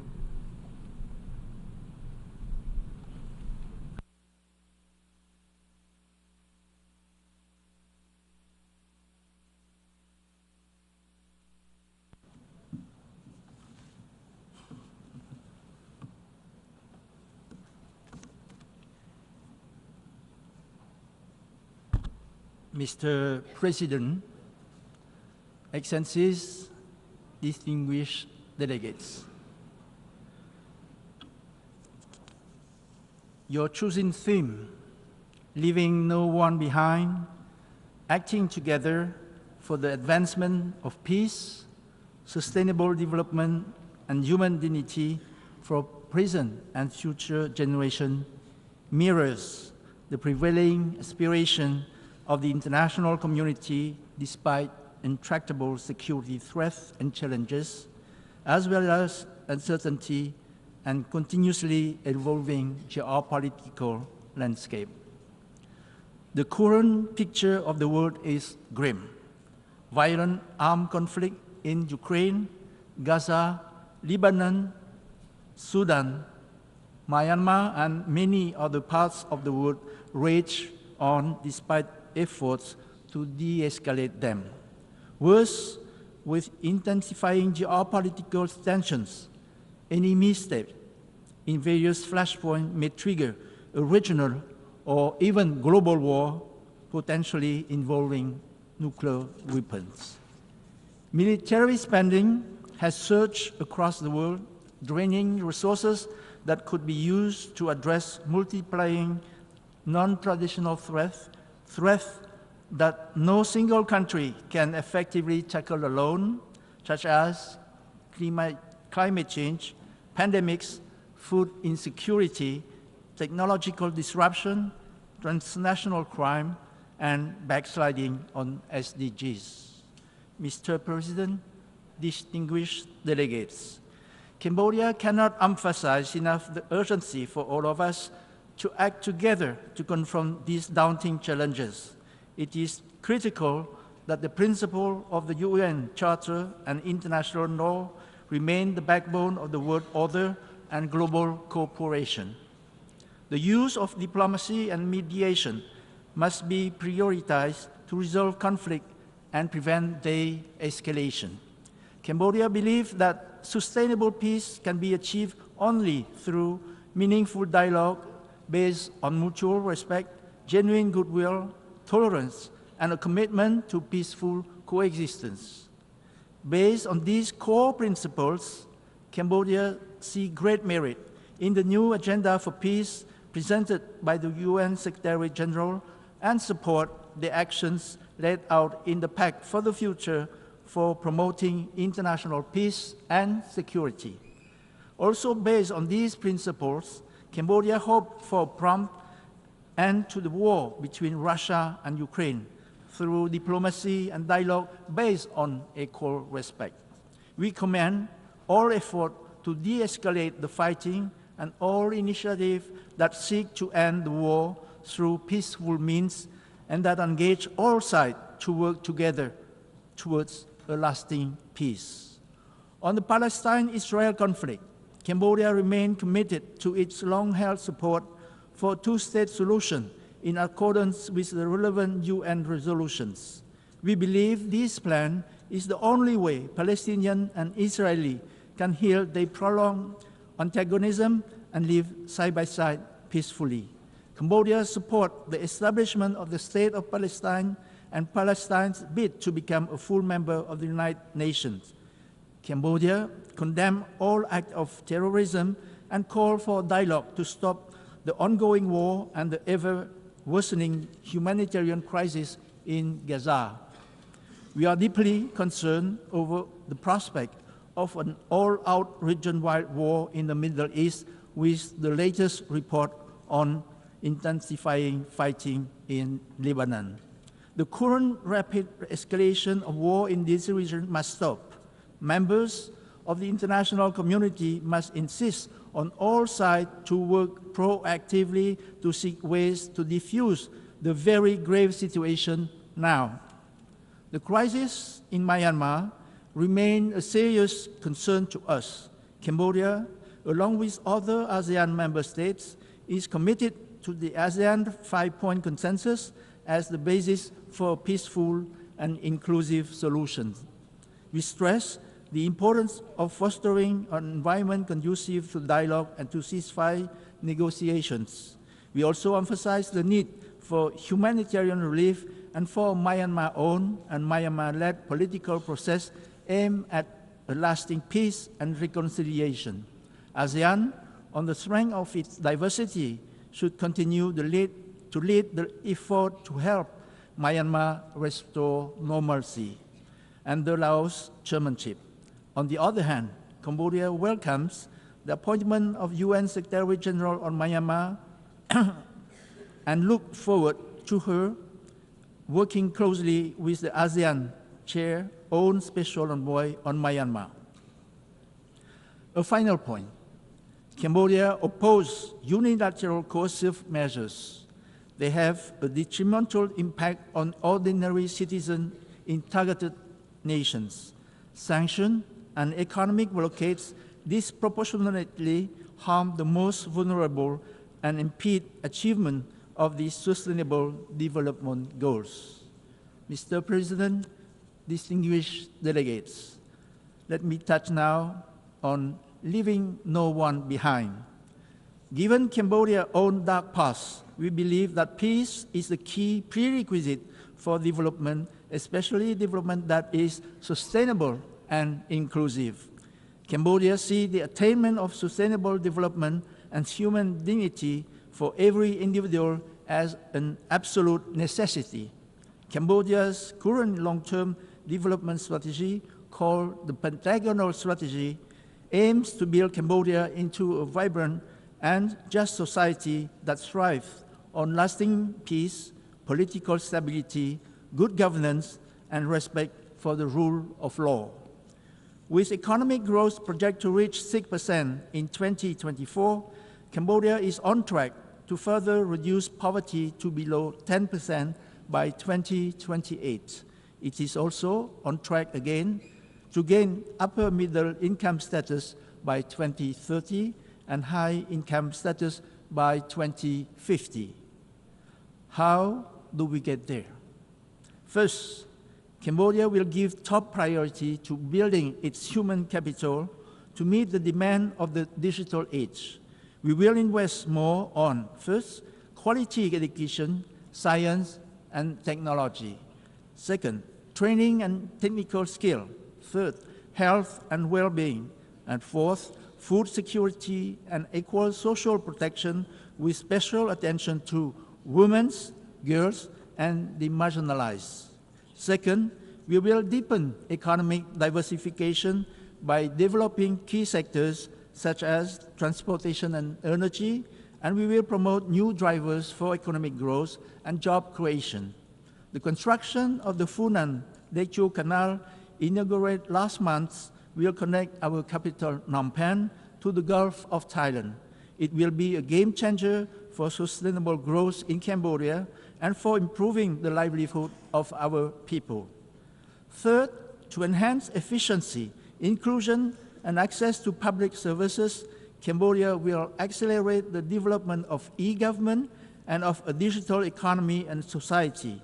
I am happy to note our significant advancement in financial inclusion with the introduction of an interoperable digital payment system by the central bank using blockchain technology called Bakong. Fourth, we take a whole of society approach to development that seeks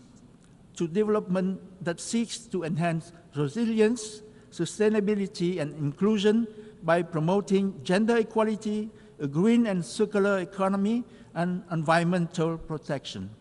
After years on the list of the least developed countries, Cambodia looks forward to its expected graduation by LDC status by 2029. Reaching these milestones will reflect our impressive progress on our journey of revival and development.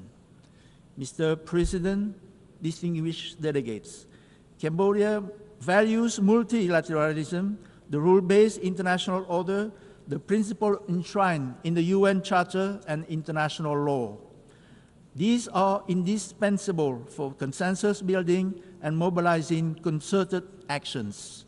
And we worry that confidence in the fairness and effectiveness of multilateralism is eroding. Conflicts are multiplying. Geopolitical competition is intensifying. Adherence to international regimes is declining on many fronts: arms control, trade, the environment, human rights. In this time, it is time that member states reaffirm their commitment to the global system and rebuild trust in it. The United Nations, with its unparalleled convening power, has long been the driving force in addressing global challenges and promoting cooperation among states. But unprecedented challenges today are testing the limit of this esteemed body. We urgently need to revitalize the UN and make it more robust and more proactive. Cambodia fully supports the Secretary General's reform agenda, including the intergovernmental negotiations on Security Council reform. The UN Security Council needs to be tailored to the 21st century, and to be effective for today's task, its composition must be more fairly representative. As the Secretary General has rightly stated, we can create a future fit for our grandchildren with a system built for our grandparents. Cambodia also fully supports the Secretary General call for bold climate actions. To achieve net zero emission by 2050, as it has pledged it would do, Cambodia has launched many measures, including raising the current 62% renewable energy share to at least 70% by 2030, by promoting reforestation and by providing incentive to green investment projects. Cambodia is actively participate in global climate negotiation, and it's look forward to the upcoming COP29 in Baku, Azerbaijan. Cambodia also fully supports the work of the high-level political forum on SDGs held in July and the ECOSOC. We welcome the adoption of the Ministerial Declaration on SDGs. We reaffirm our commitment to the 2030 Agenda. We endorse an effort to bridge the SDG financial gap, reform the global financial system, and strengthen multilateral governance. As all of us together look to the future, it should seem evident that no nation can achieve these ambitious goals alone. Global challenges demand global solutions. Cambodia is committed to strengthening international cooperation, sharing knowledge and best practices, and working collaboratively with our global partners. By acting together, all of us here can create a world where peace, sustainable development, and human dignity are a reality for all our peoples. Cambodia commends the success of the Summit of the Future and reaffirm our steadfast commitment to the letter and the spirit of the Pact for the Future, to international peace and security, to turbocharging SDGs, to modernizing multilateral institutions. Mr. President, distinguished delegates, Cambodia is proud to play a significant role in global peacekeeping. Since 2006, we have sent over 9,000 of our people to serve in 11 UN missions, including over 800 women. We are honored to present our candidacy for membership in the Organizational Committee for the Peacebuilding Commission for 2025-2026. We seek your support for our bids. Cambodia supports relevant adjustment and reform to increase the effectiveness of peacekeeping operations and promote the agenda for women, peace and security, and youth, peace and security. Cambodia is also honored to hosting the 5th Review Conference of the Mine Ban Convention, also known as the Ottawa Convention, in November in Siem Reap. This landmark event will serve as a platform for renewed global solidarity in the pursuit of a world free from the scourge of anti-personal mine. We extend a warm invitation to all member states to join us for this important gathering. To conclude, Cambodia reaffirmed its steadfast commitment to working hand in hand with the UN and all member states to advance the noble goals of peace, sustainable development, and human dignity. Cambodia stands ready to contribute our unique experience, resources, and unwavering determination to this endeavor. For Cambodia, sustainable and inclusive development means no one and no place is left behind. I thank you for your kind attention.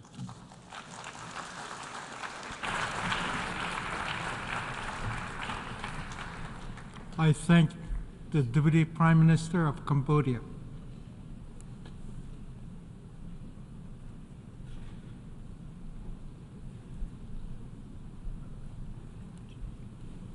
I now give the floor to His Excellency Xavier Bettel, Deputy Prime Minister, Minister for Foreign Affairs and Foreign Trade, Minister for Development Cooperation and Humanitarian Affairs of Luxembourg.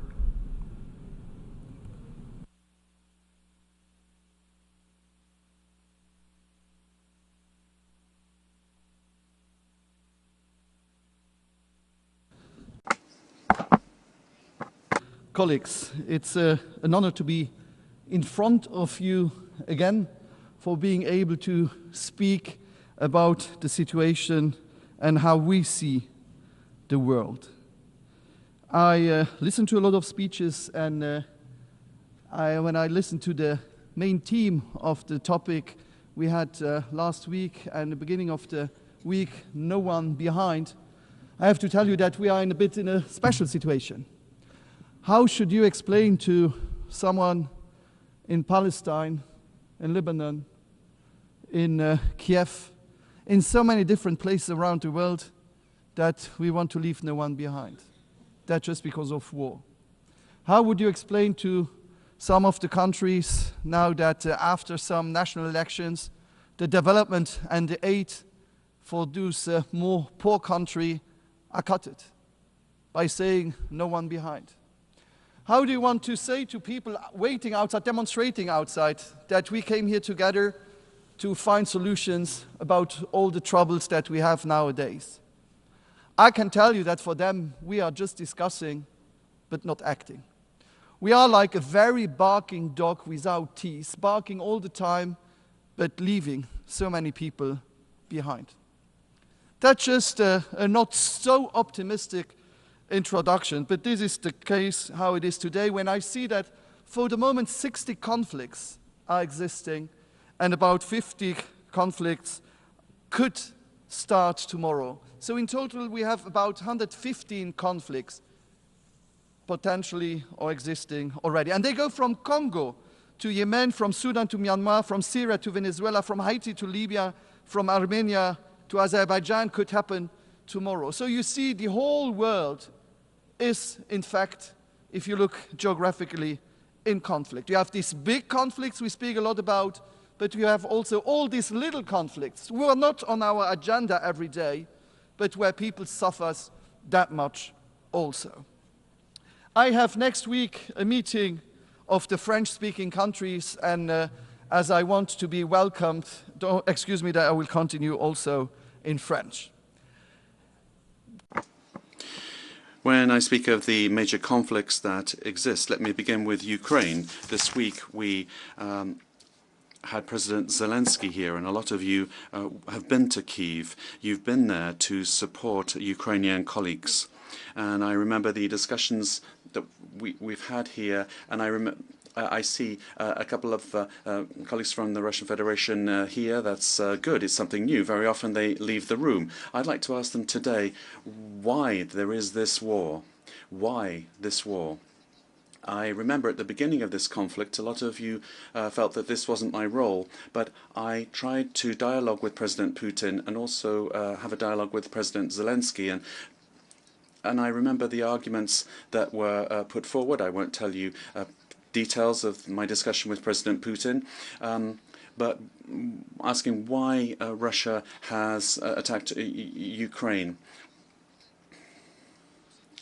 And it was, we were told that it was Ukraine that wanted to make Russia fearful, that it was a danger to Russia.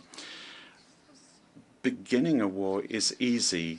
Ending a war is what requires greatness. And you can have peace conferences. They are organized, but without the presence of Russia or China, believe me, these are moments of moral support for Ukraine. But if we want to find a solution, then you have to get everybody around the table to find a lasting solution for Ukraine. We ourselves are Luxembourg, and we are a small country, but twice we have experienced aggression. Twice we thought we had neighbors that thought they knew better for our country than we did ourselves. And so we understand the suffering of Ukraine. We know what it is to have a bigger neighbour and a neighbour that feels they know better. And today in the European Union, Germany is a brotherly country, a partner country with France and Belgium. And we are lucky to have the European Union of 1957. And when we see conflicts in this world, you see that the European Union, and we're not always the best example in everything, but you can see that we live in peace. And that goes from Baltic countries down to Portugal, from Greece to Ireland. And you can see that it works when you sit around a table and discuss things, or at the time when we had conflicts, you see that it was force that was the response. So let's get around the table with our partners, but let's have peace talks where we also have the Russian partners and the Russian partners participating, so that we can work out a plan for the future. Luxembourg does what it can. We have supported demining, for example. And don't forget, I just visited Laos. 30 years after the war, 40 years after the war, people are still dying from remnants of war. And don't forget that if tomorrow the war in Ukraine comes to an end, there will still be victims tomorrow and the day after and the day after that, as human consequences of having placed mines everywhere. We have to also help children that have been deported to Russia, and we need to ensure that impunity is not the rule. And after conflict, of course, I have to, referring to Ukraine, I have to refer to the Middle East. This week we've had discussions with partners to find a two-state solution. For me, what is important today is that we have to be conscious of the fact that there won't be a winner of this war. What's been caused here? How do you explain to a young Israeli that Palestine is a friendly country when their brothers or sisters are held hostage by Hamas? How do you want to explain to a young Palestinian that Israel, its neighbouring country, is its friend when they buried their friend the day before? That's the reality on the ground. What are we doing here? It's generations of hate for the next 20, 30 years, future generations, where people won't get around the table. This is one is going to continue to hate the other in this situation. Are we aware of this? Yesterday I heard the Israeli Prime Minister. He was thinking about the head of Hezbollah. I mean, if tomorrow somebody said if the head of Hezbollah is killed, there'll be no terrorism, that's the same. But these terrorist organizations are like octopuses. If you cut off one arm, another one grows. There's no one approach against fanaticism. We have to restore the hope of young people. And if we don't find a solution quickly, we are training future generations for Hamas and Hezbollah in that region that is so full of conflict. 40,000 people already dead. UNRWA, which is an organization that is part of this house, let's remember that. And that is being placed on the list of terrorist organizations. Are we all going to accept that our own agency working there be considered as a terrorist organization? And for those that are not familiar with UNRWA's work, I counsel you to go to Palestine and see what UNRWA is doing on the ground, providing education, health. If there wouldn't be that if UNRWA wasn't there. They're doing everything to ensure that they can do what they can. So many people have already given their lives for UNRWA to help the Palestinian people. And if we accept here that UNRWA is considered a criminal organization, we open the Pandora's box for everything. We have to understand today that there's no alternative to UNRWA.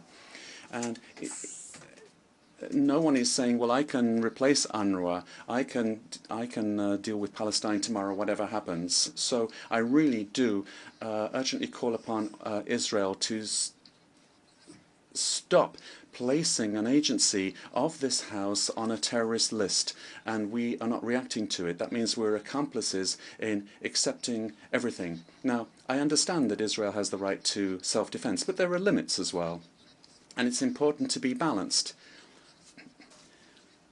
On this matter, people always want to say you're for Israel or you're for Palestine or you're against one or against the other. No, you can be for peace. You can be for the civilian population without being in favor of one or not in favor of the other. We think too much about this one party against another party, and it's the civilians that suffer. We talk about recognition as well. My country is one of the few countries that has not recognized. Some countries have recognized. Okay, but that recognition is a one-time thing. I don't want to have recognition just as a symbol. I want it to have an impact. So that's also a message to all of you that haven't yet do this. Let's coordinate, have an exchange of views and see how we can have an impact on the ground so that that has an effect. Not just to say, well, we're giving moral support and that is we want to help the people that are there on the ground. And there will need to be a two-state solution. We need a two-state solution, and we need to realize that peace in Palestine will constitute the security of Israel.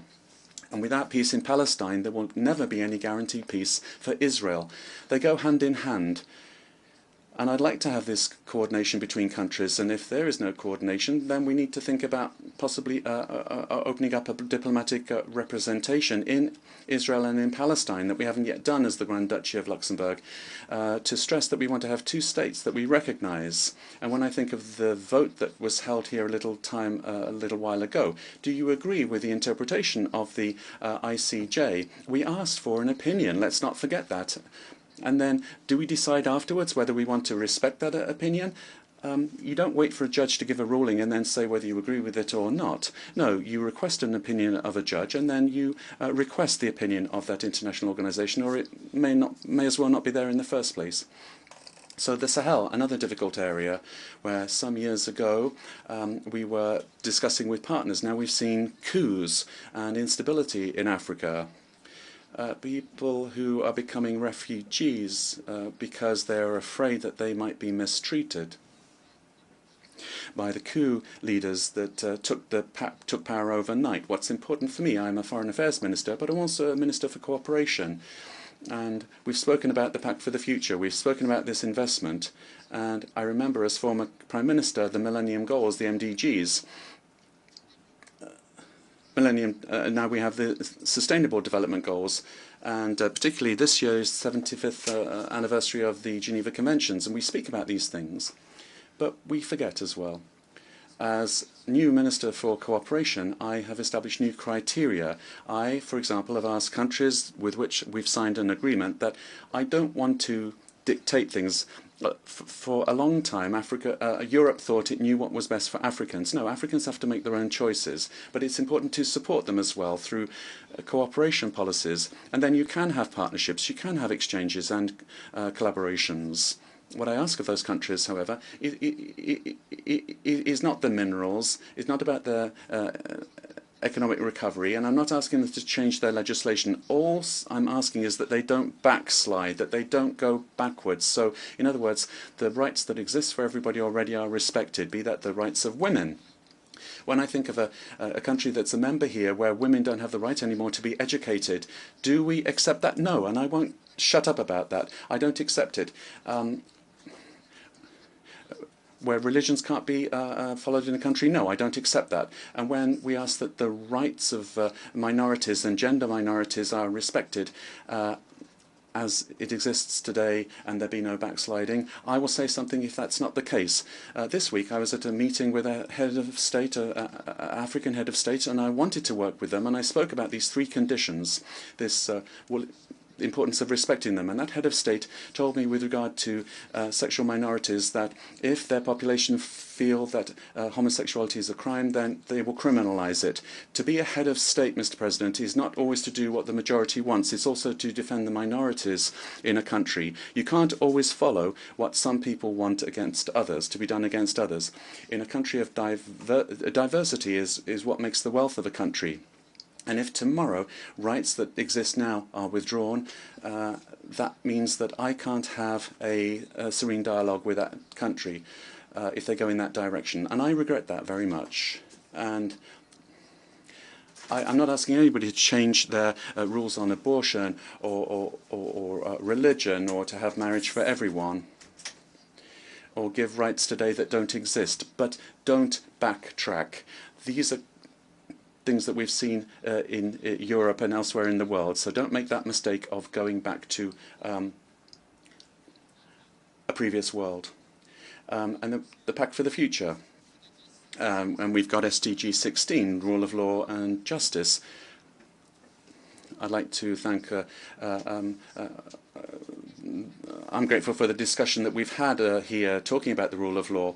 Now, in the EU even, we have certain countries that see this with rather flexibly. I don't think that's acceptable, and we have had to take action within the European Union against certain countries. But we do have to keep our backbone here when it comes to women's rights and justice. Women's rights, for example, in Luxembourg, we've discussed whether we should give additional money to political parties that place more women on electoral lists. But why give a premium for something that should be normal? We have decided that if somebody doesn't do this, there will be less money. But why should we give more money for doing something that should be normal? No. You can make progress, logical progress, rather than giving a premium to an organization to do something that should be normal. The environment, when I look at the SDGs, we speak about the environment. Well, that seems to be a little bit forgotten. And I mean, we had a lot of demonstrations, Fridays for Future and others, and then the economy seemed to take the upper hand on the environment. And don't forget that some countries might disappear with the environment. I mean, we're surrounded by other big land masses, so we won't, but some islands might risk disappearing. Are we aware that if we don't, it might not be a popular view, but if we don't act, then we will be leaving heritage to future generations that we won't be proud of. There's a COP coming up in Baku, and I think that will be a very important point in time for all of us. And today we have a conflict between them and Armenia, and I hope it will be solved before that COP.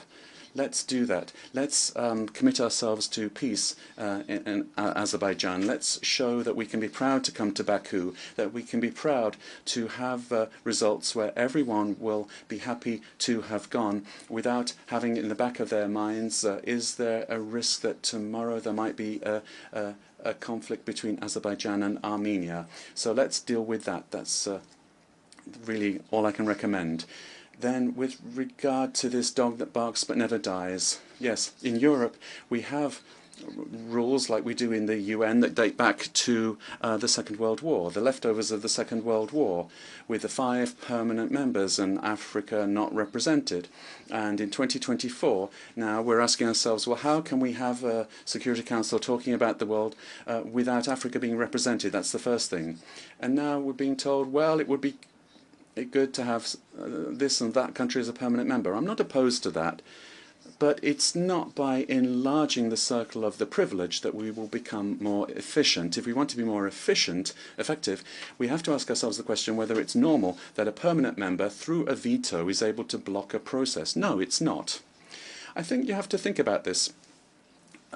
Security Council reform, why couldn't it be that if a country enters a veto, a 2/3 majority would be able to overturn that veto, and that then there would be a vote in the General Assembly, and if 2/3 here as well voted in a different direction to the veto, then that veto would be rendered ineffective. If we want to make progress, that's the only thing we can do. Just having more members in the Security Council would just be expanding the problem, because more people would have the right to veto.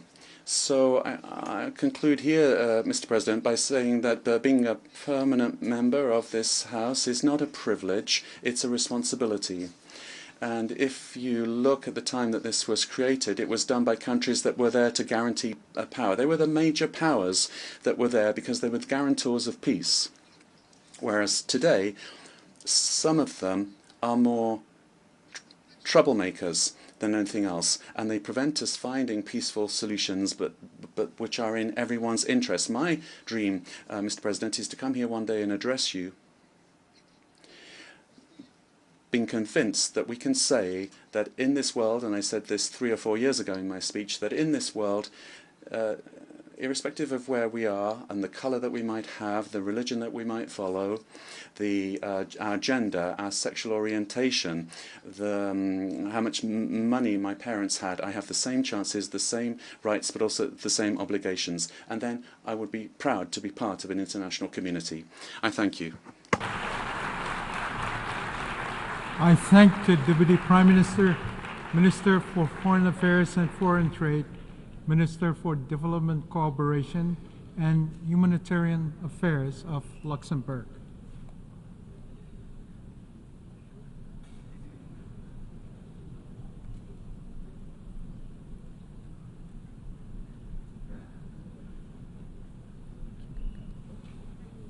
I now give the floor to His Excellency Abdoulaye Maïga, Deputy Prime Minister, Minister of State, Minister of Territorial Administration and Decentralization of Mali.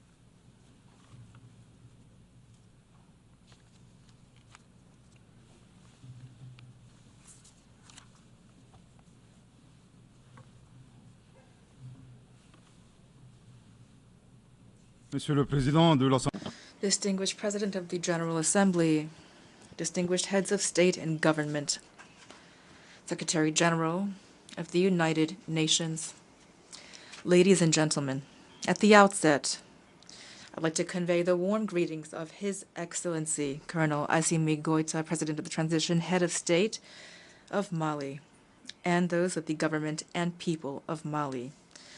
Mr. President, I'd like to also warmly congratulate you on behalf of the Malian delegation on your brilliant election to the presidency of the 79th session of the General Assembly.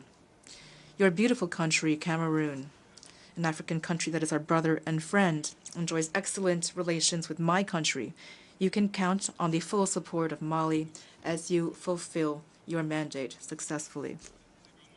Here I also congratulate your predecessor, Ambassador Dennis Francis of Trinidad and Tobago, for his outstanding leadership of the work of the 78th session of the General Assembly. And lastly, allow me to reiterate to the Secretary General of the UN, Mr. Antonio Guterres, our encouragement to continue his efforts to achieve the noble goals of our common organization.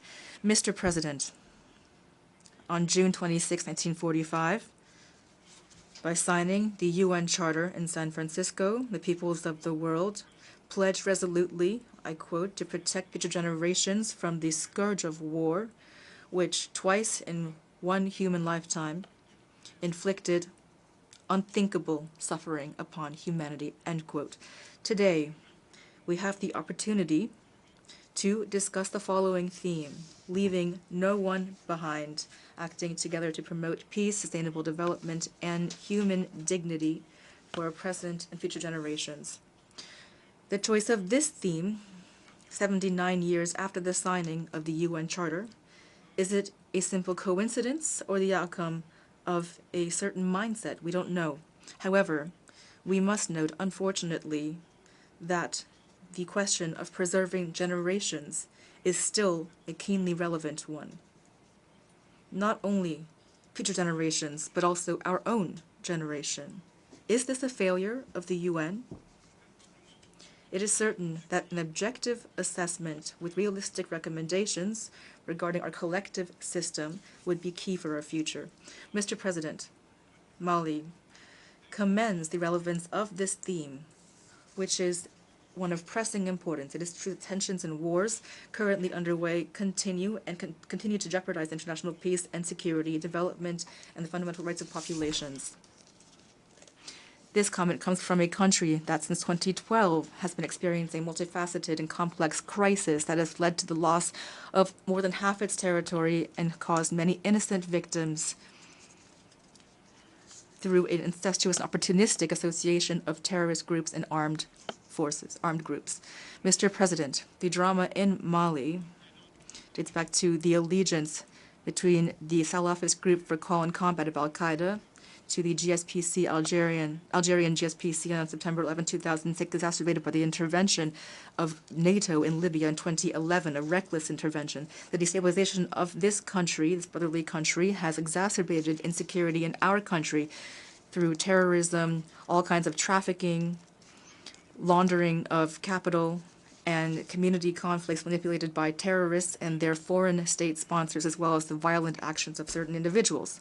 For their part, the Malian authorities, having noted and witnessed the failure of international forces present on their territory since 2013, decided to take their fate back into their own hands. And since June 7, 2021, after the swearing-in of His Excellency Colonel Assimi Goïta, President of the Transition and Head of State, a vast campaign was launched to equip and reorganize the defense and security forces associated with a Malian transformation project. The National Refoundation Conference was launched in December 2021. It allowed Malians to engage in an exhaustive diagnosis of the causes of the crisis, followed by the adoption of 517 relevant recommendations. In this vein, and after having experienced insecurity caused by the circumstances, we took stock of what was happening in Mali, and it was frightening. Mali was battered, humiliated, looted and pillaged, abandoned, left high and dry, stabbed in the back. I could go on with these expressions to describe the suffering experienced by the people and the Malian defense and security forces. Based on this experience, knowing that the danger to Mali resulted from these circumstances, His Excellency Colonel Assimi Goïta, President of the Transition and Head of State of Mali, laid forth a realistic vision of the geopolitical situation, using a popular Bambara proverb, which I here loosely translate: "The delectable sauce on one man's table comes from the theft of another man's cattle," end quote.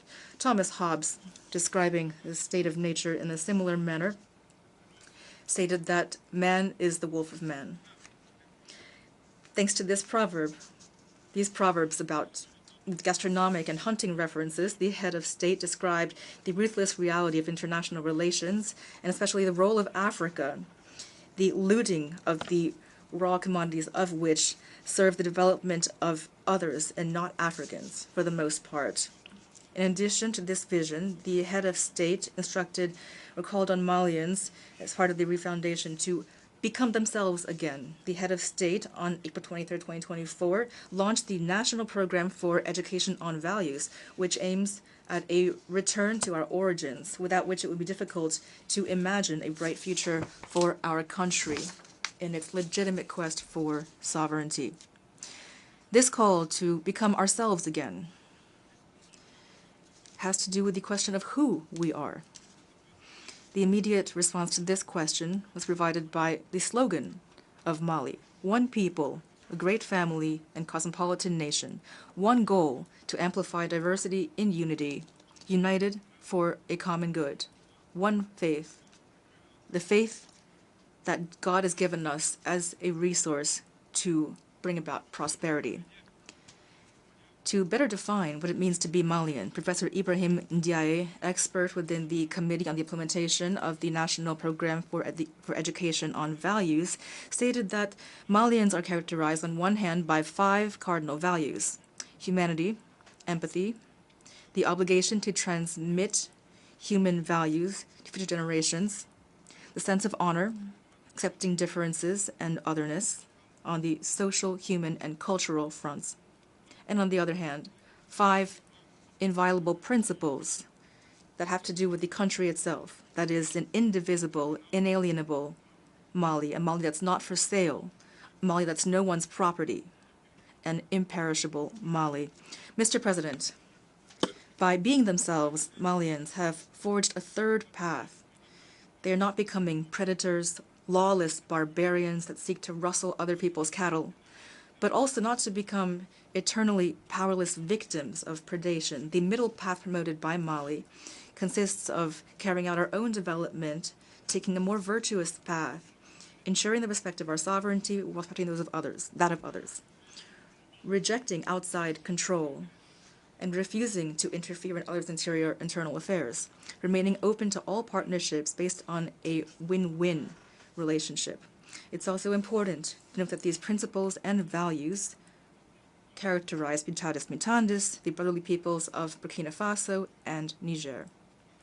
With regard to the Malian political transition, we must recall that following the National Refoundation Conference, the Malian people chose to conduct political reforms before holding elections in order to firmly establish virtuous governance. The implementation of the recommendations of the conference allowed us to achieve tangible results, especially the establishment of the Independent Authority of Elections Management, the adoption of a new constitution on July 22nd, 2023, following a well-organized referendum, the completion of our territorial and administrative reorganization, strengthening our fight against corruption, and bolstering transparency in public action, and the revision of our mining code to make it more equitable and to favor local regulations. Mr. President, to further foster national unity, which is the basis of all development, the head of state announced on December 31st, 2023, the holding of the Inter-Malian Dialogue for Peace and Reconciliation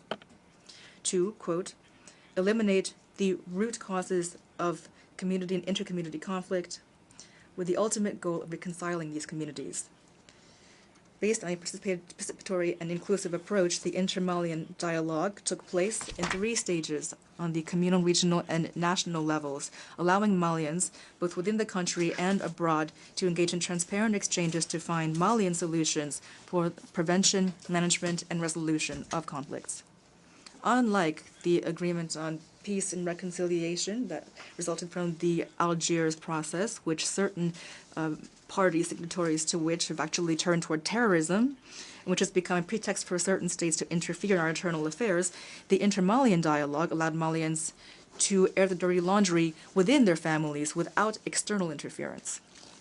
After the demise of the Algiers Accord on January 25th, 2024, today the Inter-Malian Dialogue and its recommendations, officially submitted to the head of state on May 13th, 2024, remain the only reference frame for internal conflict resolution. We once again call on all Malians to join this trend toward reconciliation, a key stage toward returning to constitutional order, which would be secure and stable thanks to the holding of presidential elections. When it comes to combating insecurity, since the Malian Defense and Security Forces began launching offensive actions autonomously, they've achieved many successes with regard to combating terrorism. All regions have now been recovered from the hands of terrorist groups, especially the region of Kidal on November 14th, 2023, after a memorable military operation. Today, terrorist groups have been severely weakened. The Malian Defense and Security Forces have been deployed throughout the national territory. In addition, our forces' offensives are continuing to dismantle the remaining terrorist networks. The government of Mali remains aware that a purely security-based response is limited in its effectiveness. That's why, in addition to military action, the government of Mali has a comprehensive integrated strategy with the goal of restoring the authority of the state throughout the national territory. It includes political, administrative measures, as well as measures for economic and social development, including dialogue with armed groups and the provision of basic social services to our brave population. Despite these concrete and positive results, these criminal groups continue to have a certain capacity to cause trouble through their desperate attempts to undermine our territorial integrity, and they are terrorizing our populations. And here, from this podium, I must denounce the support for these groups from foreign state sponsors. Foreign state sponsors. After years of denouncing these state sponsors that are supporting international terrorism, Ukrainian authorities flagrantly violated in an unprecedented way the UN Charter, as well as the relevant UN conventions and resolutions regarding the prevention of terrorism, when the officials of this country, having confused the international arena for a theater stage, acknowledged their participation in the cowardly terrorist attack against a patrol of the Defense and Security Forces on July 24th to 26th, 2024 in Tinzaouaten in the region of Kidal. Mr. President, in light of the complex situation in the Sahel, motivated solely by their desire to take their country's fate into their own hands, Their Excellencies, Captain Ibrahim Traoré, President of FASO, Head of State of Burkina, Colonel Assimi Goïta, President of the Transition, Head of State of Mali, and Brigadier General Abdourahmane Tiani, President of the National Council for the Salvation of the Homeland, Head of State of Niger, launched the Alliance of the States of the Sahel, which is a collective defense and mutual assistance architecture to combat terrorism, by signing the Liptako Gourma Charter on September 16, 2023. 10 months later, exactly 10 months later, on July 6, 2024, the founding fathers of the AES, the Alliance of States of the Sahel, sovereignly decided to transform this mechanism into a confederation based on 3 pillars: diplomacy, defense, and development, with the ultimate goal of bringing about a federation. Very quickly, important results were achieved in the fight against terrorism thanks to our pooling of our resources for defense, as well as joint military operations, and thanks to our tireless commitment to eradicating terrorism. That is why the member states of the Confederation of States of the Sahel, on August 19, 2024, sent a joint letter to the Security Council of the United Nations to condemn the support of the Ukrainian authorities for international terrorism, to denounce aggression against Mali, and to demand that the Security Council take appropriate measures against the Ukrainian government. Here, I would also like to recall that this letter was sent at a time when Mali was still waiting for the outcome of a previous letter sent to the Security Council from August 15, 2022, which exposed the acts of aggression committed by France against Mali, as well as France's involvement in the promotion of 3 forms of terrorism in the Sahel: armed terrorism, economic terrorism, and media terrorism. With a surface area of 2.758 million square kilometers, with 71 million inhabitants, mostly young people, with an outstanding economic potential, as well as mineral resources covering almost all of the elements of the periodic table, the Confederation of the States of the Sahel, based on the state of the heads of state, peoples, and defense and security forces, are well aware of their own dignity and their honor, and they're more motivated than ever by the blood of their own treacherously spilled. They are resolved to combat terrorism in all of its forms and to honor the memory of victims, civilians and soldiers, Sahelians and foreigners. They are determined to defend their territorial integrity and to ensure their prosperity in a peaceful manner, as laid out in the preamble of the Liptako Charter, which refers to various international organizations, including ECOWAS, and to universal values. As for the lords of war and chaos, with the assistance of God, we will triumph again and always over your sinister and diabolical schemes. Strangely, since the creation of the AES, we've been surprised by the fierce hostility it has encountered, especially from certain officials of ECOWAS, who are acting on the orders of imperialist and neocolonial entities. The rest of history is well known. Amadou Hampâté Bâ said, I quote, "If you try too hard to get rid of a pesky frog, it will end up settling in your own pond," end quote. The Confederation of States of the Sahel is open to all investors as long as the partnership benefits the populations of the Sahel and as long as it respects the sovereignty of states. Mr. President, here I would like to commend relations of cooperation which are exemplary and productive between Mali and Russia, China, Turkey, Iran, and many other of our true allies. Mali remains open to all partners that wish to help it address its many challenges. In this regard, I reaffirm that the government of Mali remains willing to pursue and bolster its cooperation with the UN, especially through its agencies, funds, and programs with which we enjoy excellent cooperation relations.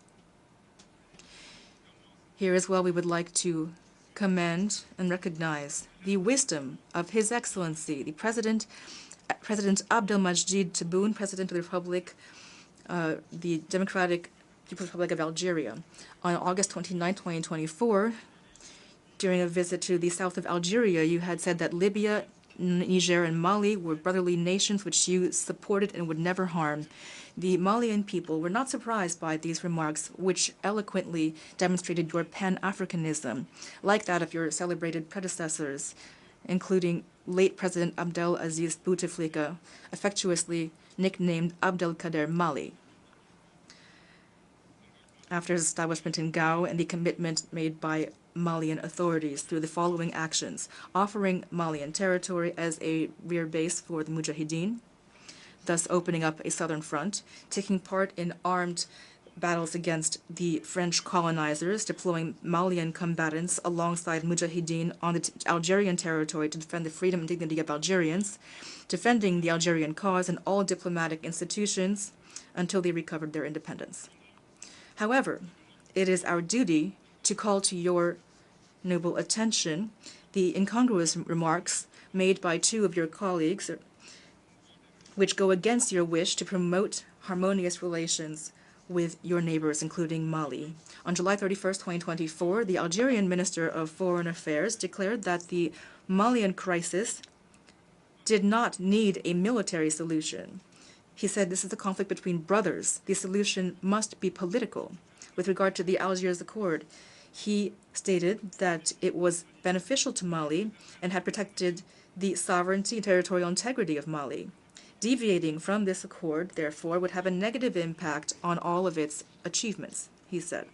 In addition, on August 26, 2024, your permanent representative to the UN declared, I quote, "This morning I learned from media reports that a drone carried out a strike in the north of Mali, killing about 20 civilians.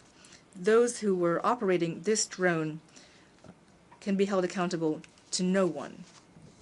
End quote. If you look at those first remarks, you can see major interference in the internal affairs of Mali. The nature of the solution used by the Malian authorities concerns only the Malians themselves. Since the demise of the Algiers Agreement on January 25, 2024, Malians have only one wish regarding its fate, that it rest in peace. Distinguished Minister of Foreign Affairs, the accord is dead and gone, and you will not be able to resurrect it.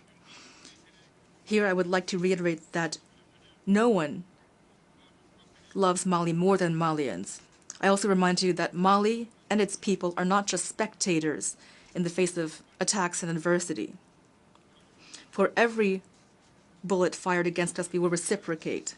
For every word employed against us, we will reciprocate. Don't say we didn't warn you.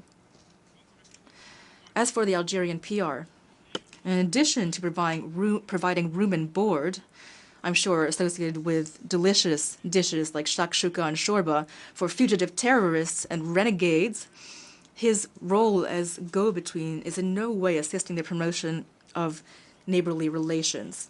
In his remarks, he makes serious, baseless accusations, on one hand implying that the victims were civilians, which is defamatory and irresponsible, and on the other hand, he stated that the operators of the drones were not accountable to anyone. This helps to fuel a disinformation campaign against Mali while supporting the idea that the valiant Malian defense and security forces would be incapable of themselves operating drones. Here I would like to remind you that the rise and the improvement of the Malian armed forces is a tangible reality that has helped us to regain control of all of our national territory. As for the use of drones, the operators were indeed Malians who acted with professionalism like the rest of the defense and security forces. And they were targeting terrorists in accordance with international norms.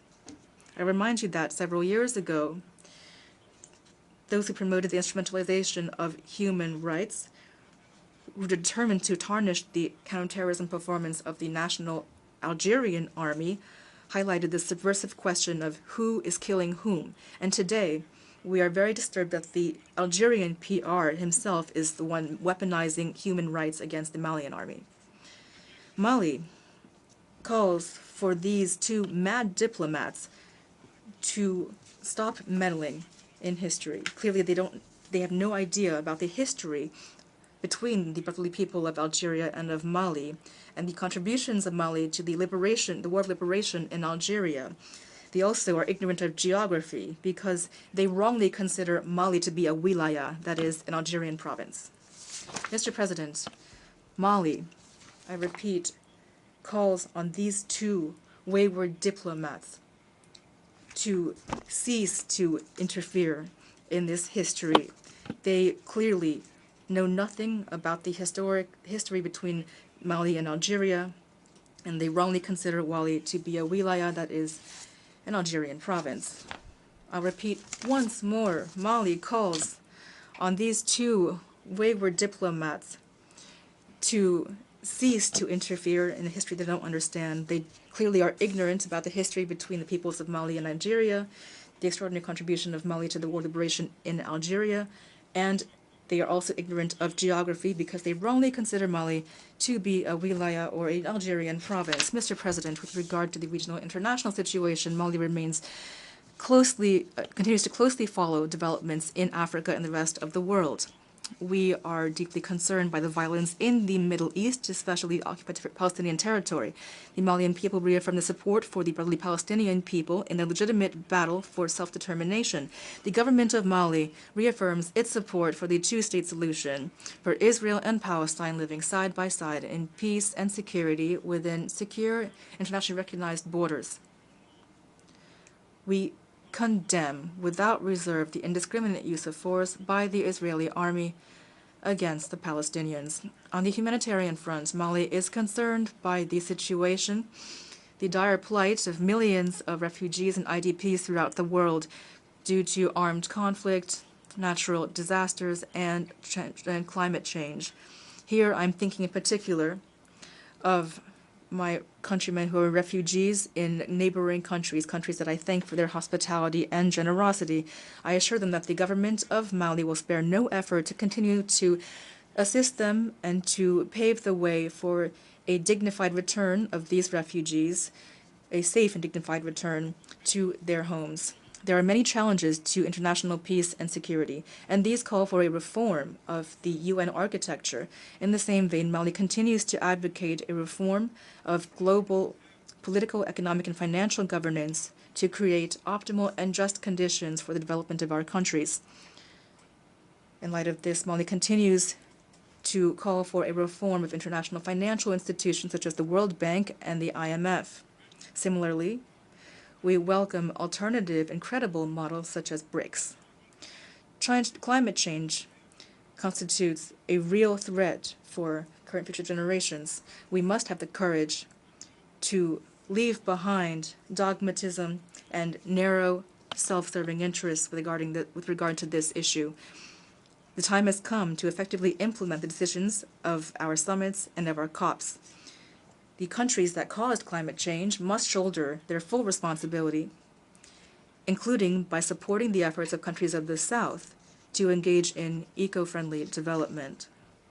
Mr. President, in closing, I would like to observe that this 79th session of the General Assembly is taking place in a context marked by massive challenges for our states and for our multilateral institutions. International peace and security have never been in such danger since the two world wars, including in danger from international terrorism and violent extremism. In this context, it is difficult to attain the SDGs by 2030 when it comes to education, healthcare, access to drinking water, energy, and justice. However, despite these obstacles, Mali remains ready to fully play its role in the implementation of its national and international commitments while continuing to hope in the future. May God bless Mali and preserve Malians from obscurantist and destructive forces throughout the world. May God bless the Confederation of States of the Sahel and protect the populations of the Sahel from obscurantist destructive forces throughout the world. May God bless Africa and protect Africans from obscurantist and destructive forces throughout the world. May God bless the world and protect all of humanity from obscurantist and destructive forces in the world. Thank you for your very kind attention. I thank the Deputy Prime Minister Minister of State, Minister of Territorial Administration and Decentralization of Mali.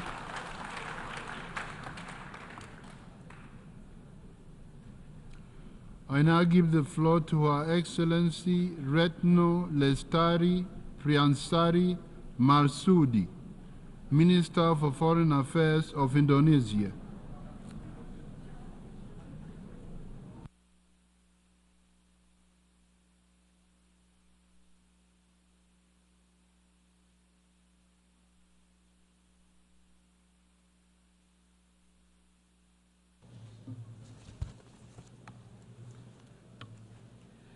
Bismillahirrahmanirrahim. Mr. President, this is my last opportunity as the Foreign Minister of Indonesia to represent my country to speak before the UNGA. A decade of so many challenges, but at the same time, a decade of Indonesia's many contributions in addressing global issues. One of them is Palestine. Indonesia cannot, I repeat, cannot sit back and relax, seeing the injustice that continues to be committed against the people of Palestine. Indonesia is and will always stand with the people of Palestine to attain their right to have an independent state of Palestine. As I speak now, more than 41,000 people in Gaza have been killed. Situation in West Bank, Lebanon are deteriorating. Is that not enough? Is that not enough? Will the Security Council only take action to stop Israel atrocities when all Palestinians are displaced? Or when 100,000 Palestinians are killed? Or when a regional armed conflict breaks out? That will be too late. PM Netanyahu yesterday mentioned, and I quote, that Israel seeks peace, that Israel yearns for peace. Really?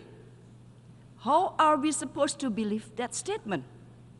Yesterday, while he was here, Israel conducted unprecedented massive air attack on Beirut. PM Netanyahu wants the war to continue.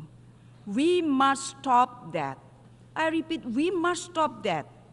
We must pressure Israel to come back to a political solution for two-state solution.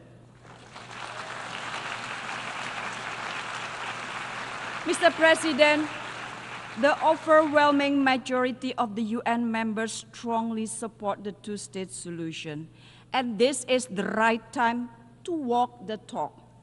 Recognizing the state of Palestine is the least that we can do now to give Palestinians equal footing on the world states and to exert pressure to Israel to stop their atrocities. Therefore, I urge countries that have yet to recognize the state of Palestine to do so now. If each of us does it, for sure it will give impact. The recognition of Palestine today is an investment that will yield a more peaceful, just, and human world tomorrow. Once again, Indonesia urged the permanent members of the Security Council to concretely act to immediately stop Israel from blatantly violating international law and to end Israel impunity. The mandate of the Security Council is to maintain peace, to create peace, not to maintain and prolong wars, or even worse, to support the perpetrator of atrocities. Inaction means complicity. Colleagues, wherever Indonesia goes, we carry the voices of the global South. Indonesia started this commitment in 1955 when Indonesia hosted the Asia-Africa Conference in Bandung, Indonesia. The Bandung spirit of equality, cooperation, and solidarity will always be alive to inspire the global South to gain their rights, including their rights to development. That is the spirit that we need if we want to have a global leadership where moral virtues are the compass of our business. Do not bury the principle of the UN Charter and international law under the rubble of double standard, trust deficit, and zero-sum game. Mr. President, Excellencies, against these global challenges, Indonesia continues to be part of the solution. By embodying this commitment, Indonesia presidency in 2022 managed to prevent the G20 from collapsing, despite deep geopolitical division. During the global pandemic, we led the establishment of the Pandemic Fund and co-chaired the COVAX AMC engagement group to ensure equitable access to vaccine and financial resources, and to safeguard health security for all, especially for the Global South. As a member of the Human Rights Council, Indonesia continuously calls for inclusive partnership in addressing global human rights issues. And amidst regional rivalries, Indonesia pioneered the ASEAN Outlook on the Indo-Pacific as a framework for concrete and inclusive cooperation. To embrace, not to contain. We have demonstrated that global leadership will never be attained through force, domination, and fear. Global leadership should be about guiding collective action by listening, empowering the collaboration, and instilling hope. This is what I say, leadership without hegemony. Mr. President, Excellencies, to attain this vision, we must focus on three key priorities. First, advancing peace through inclusive leadership. Multilateral system should be reformed. The UNSC must be an inclusive space for peace, where a wider range of voices can be heard and timely decisions can be taken for our collective good. Without peace, our effort to attain global goals such as the SDGs will remain a dream without reality. Indonesia is committed to contribute to global peace by being one of the largest troops contributing countries in UN peacekeeping mission and remain firm in our proactive role to counter terrorism. We also strive to ensure that peace we are promoting will be inclusive by advancing the Women, Peace and Security agenda, contributing to women empowerment, including pursuing equal access to education to women and girls in Afghanistan. Investing in women is investing in peace. Empowering women is empowering prosperity for all. Second, ensure a resilient future for shared prosperity. Indonesia believes in a future where all nations thrive no matter how big or small. But the global pandemic and impact of climate change has shown us all that to prosper together, we must work together. Therefore, the implementation of the Pact for the Future is important to accelerate the achievement of the SDGs and scale up partnership and sustainable development even beyond 2030. At the same time, geopolitical tensions have also significantly impacted global supply chain, affected the development trajectory of the Global South, many of whom remain unable to freely exercise their right to development. In this context, Indonesia has taken proactive steps.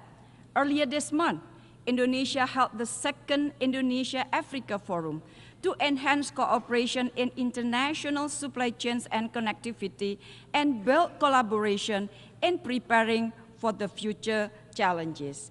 Indonesia also hosted the 10th World Water Forum, I repeat, the 10th World Water Forum this year. We believe that water is a crucial element for shared prosperity.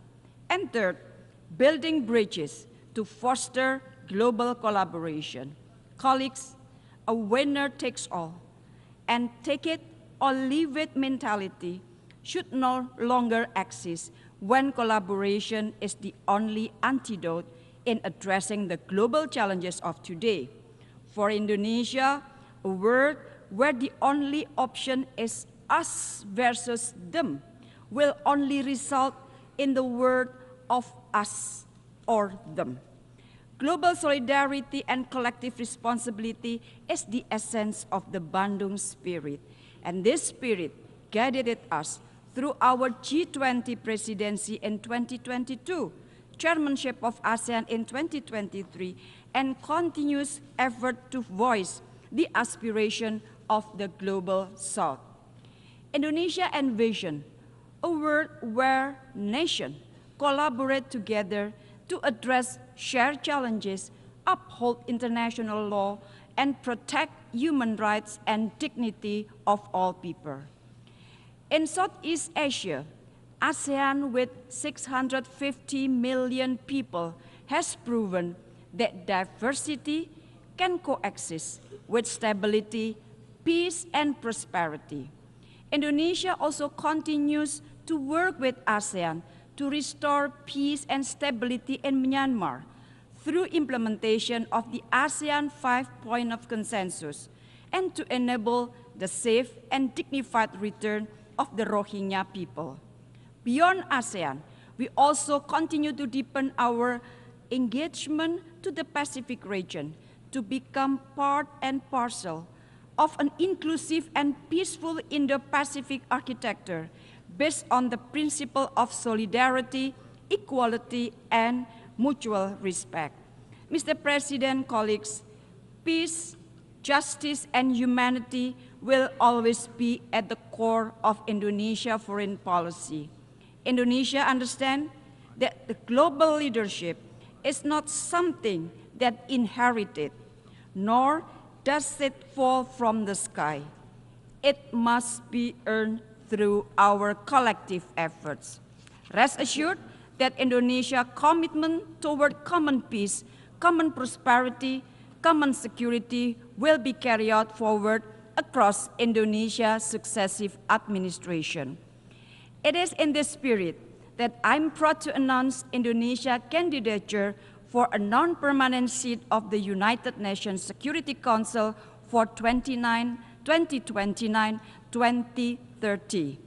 This candidature reflects our deep commitment to contributing toward global peace and security.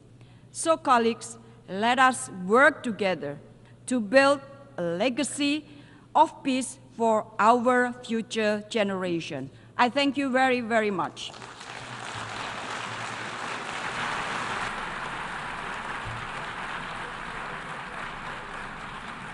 I thank the Minister for Foreign Affairs of Indonesia.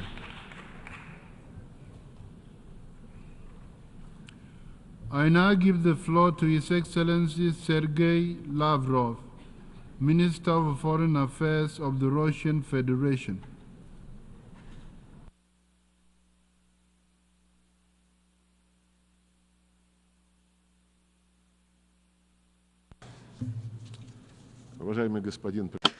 Distinguished Mr. President, ladies and gentlemen, a few days ago, within this building, the forum entitled The Summit of the Future took place. Russia showed understanding to the Secretary-General's idea to convene that summit, since the crisis of our organization is growing worse and something needs to be done about that. And we were involved honestly in the preparations for the summit, although quite frankly we didn't have any particular illusions about it.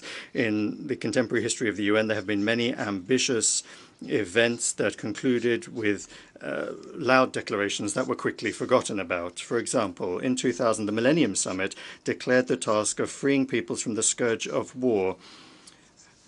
Just 2 years after that, the USA, at the head of the Coalition of the Willing, under the laughable pretext, without a mandate from the UN Security Council, invaded Iraq, a country which has still not been able to recover from the destructive consequences of that escapade.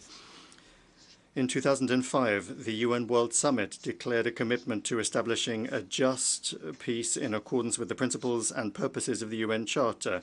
This sacred obligation certainly didn't stop the USA and their allies from getting the then leader of Georgia, Mikhail Saakashvili, in 2008 to unleash an armed aggression against the people of South Ossetia and Russian peacekeepers. And a further 3 years after that, NATO organized the military intervention in Libya, destroying its statehood and undermining the stability of neighboring countries. In 2015, the UN Summit on Sustainable Development adopted grandiose plans to combat poverty and inequality, but they turned out to be empty promises in light of the reluctance of the countries of the West to refrain from their neo-colonial practices of mining the wealth of the entire world for their benefit. Just look at the statistics of the promises that were kept in terms of financing the development of the countries of the Global South and the transfer of environmentally friendly technologies. Just like Kofi Annan and Ban Ki-moon in the past, the current Secretary General advanced his own initiative under the slogan of rebooting global cooperation. It's an excellent slogan. Who could be opposed to that? But what global cooperation can we really talk about at a time when the West has trampled all of these unshakable values of globalization that they've been telling us about for so many years from this rostrum, trying to convince us that they would ensure equal access for everyone to the goods of contemporary civilization? Where is the inviolability of property, the presumption of innocence, freedom of speech, access to information, fair competition on markets with understandable and unchanging rules? The Secretary General is talking about global cooperation at the same time as the countries of the West have unleashed a veritable sanctions war against a good half, if not the majority, of states in the world. And the dollar, which was advertised to us as the heritage and good of all of humanity, has been grossly transformed into a weapon. For more than 60 years, there has been a trade blockade of Cuba, the cancellation of which the overwhelming majority of members of the international community are calling for. In the pursuit of the ever more ephemeral aim of preserving their domination, Washington is blocking the normal work of the World Trade Organization on dispute settlement and reform of the Bretton Woods institutions, the structures of which for a long time now have not reflected the real balance of forces in the global economy and finances. The West also wants to transform the UN into a tool for advancing its mercantile plans. As was shown by the Summit of the Future, there are more and more attempts to erode the intergovernmental nature of the organization. Long necessary changes in the staffing of the Secretariat are being held back. Key posts in the Secretariat are now essentially occupied and handed down to representatives of the Western minority. If the Secretary General is calling for a reboot of global cooperation, then the Secretariat must advance unifying ideas and propose compromise options rather than coming up with excuses to introduce into the UN's work narratives that are beneficial to the West. Breathing new life into the UN, it's not too late to do that. But in order to do that, we can't have unrealistic summits and declarations. Rather, it must be done through rebuilding confidence and trust on the basis of the Charter principle of the sovereign equality of all member states. However, as long as confidence is being undermined, for the time being it is, and the actions of the West to create in circumvention of the UN narrow formats that are subordinate to it to resolve subsidiary fateful issues such as internet governance and artificial intelligence. But those problems affect the future of all of humanity, and they must be considered on a universal basis without discrimination or trying to achieve unilateral advantage. That is to say that there must be an honest negotiation involving all members of the UN, rather than the way that the so-called Pact of the Future was prepared for, without a single plenary round of negotiations that all countries would be involved in. But instead of that, the work was carried out under the control of Western manipulators. As a result, the pact, even before it was born, had already joined the pantheon of declarations that sound nice in English. Sad as it is, that is the fate of products of these World Summits. However, things aren't any better when it comes to implementing Security Council resolutions, which are binding.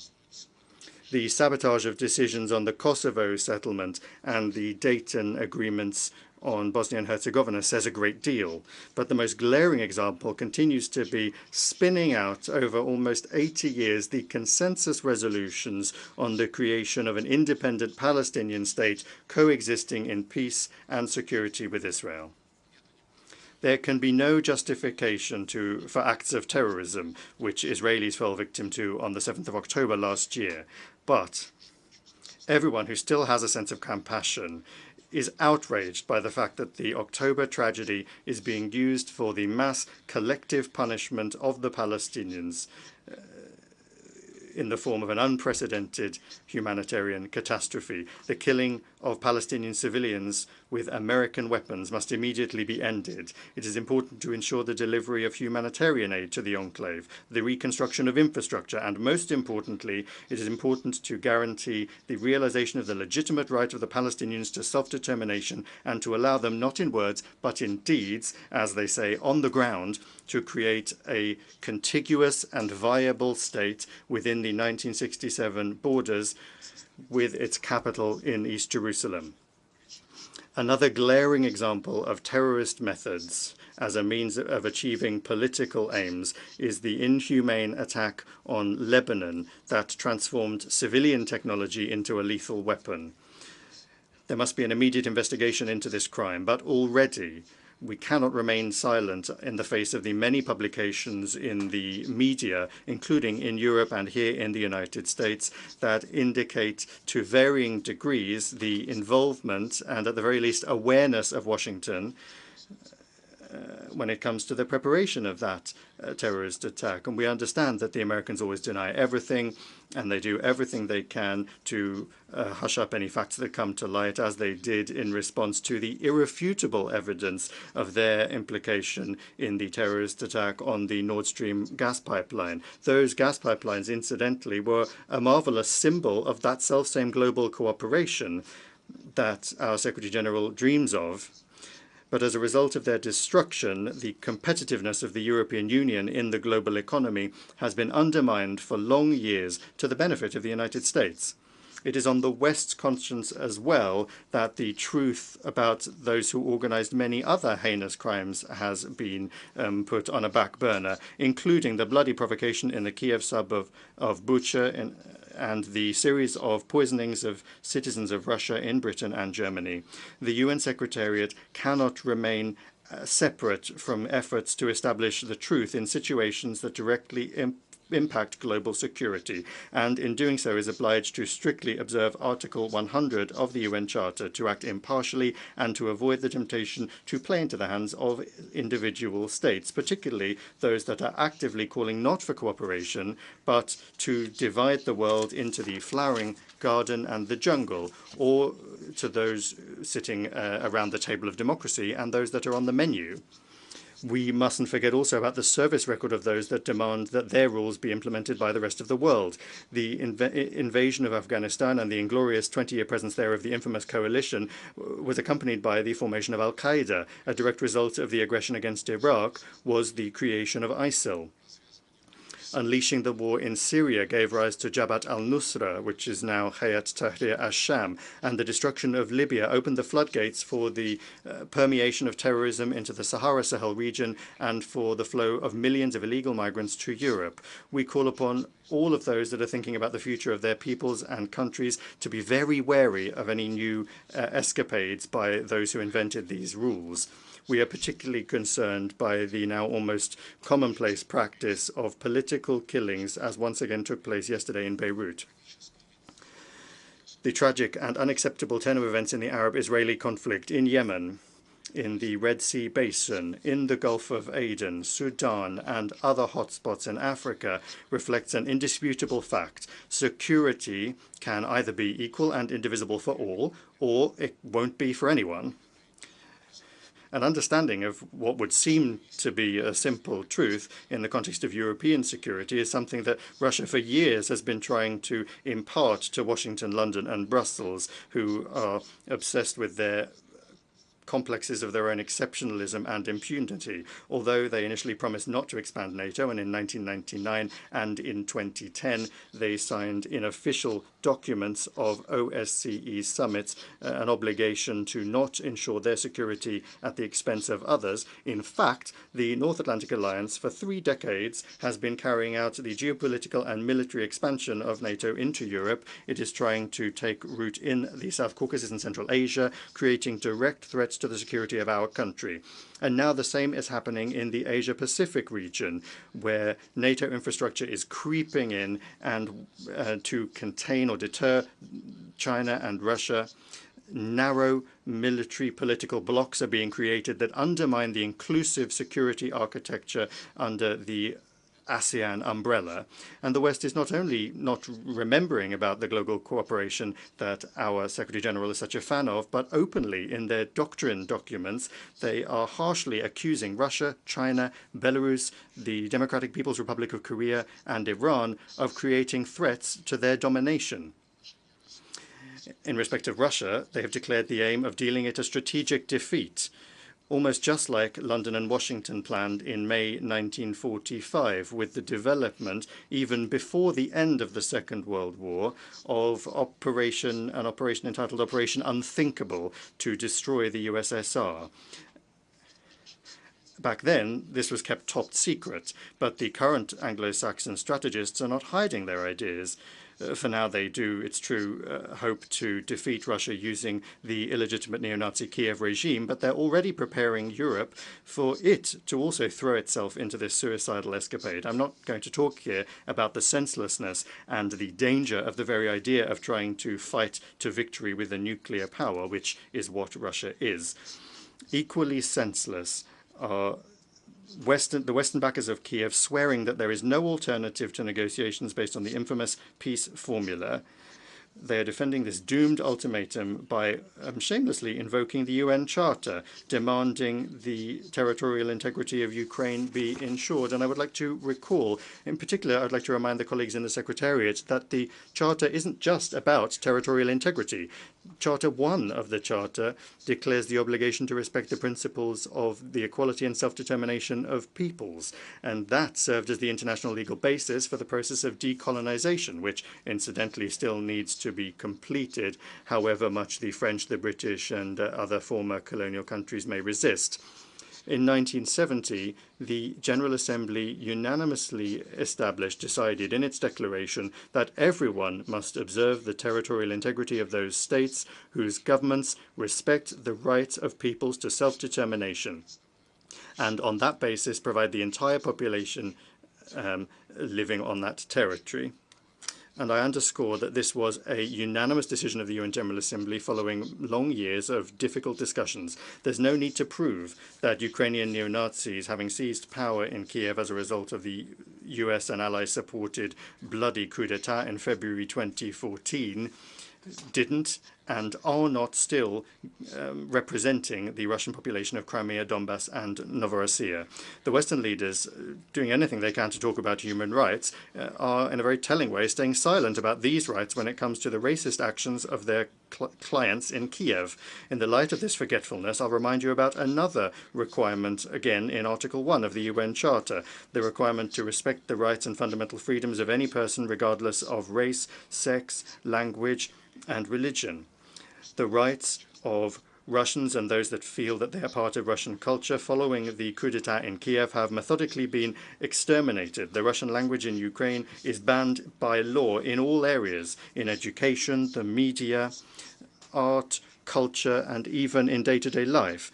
Recently, another law was adopted banning the canonical Ukrainian Orthodox Church. These are gross violations of the rights of Russians enshrined in the UN Charter, and they bring with them threats to the security of Russia and all of Europe, stemming from the Kiev regime and those that are dragging it into NATO. And all of these are the root causes of the current Ukrainian crisis. It is to address these that is the aim of the special military operation that Russia is carrying out to defend its security and the current, present and future of the people on their native lands.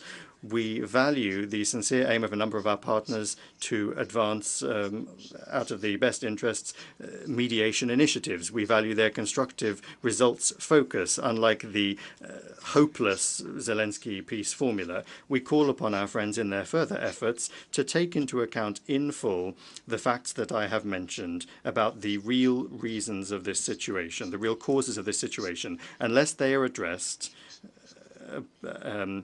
a just UN Charter-based peace will not be possible. A realistic settlement plan was outlined by President Putin on the 14th of June, when once again, convincingly, he demonstrated Russia's goodwill when it comes to achieving negotiated agreements, the prospect for which were thrown out by Kiev and its backers as a result of the coup d'etat in 2014. The disruption of the Minsk agreements in 2015 and the Istanbul agreements of 2022. The unprecedented level of arrogance and aggressiveness of Western politicians against Russia simply not only nullifies the Secretary General's idea of global cooperation, but it is increasingly also blocking the functioning of the entire system of global governance, including the Security Council. That's not something we chose, and we're not responsible for the consequences of this dangerous course. However, if the West doesn't stop, there will be serious costs that will be felt by everyone.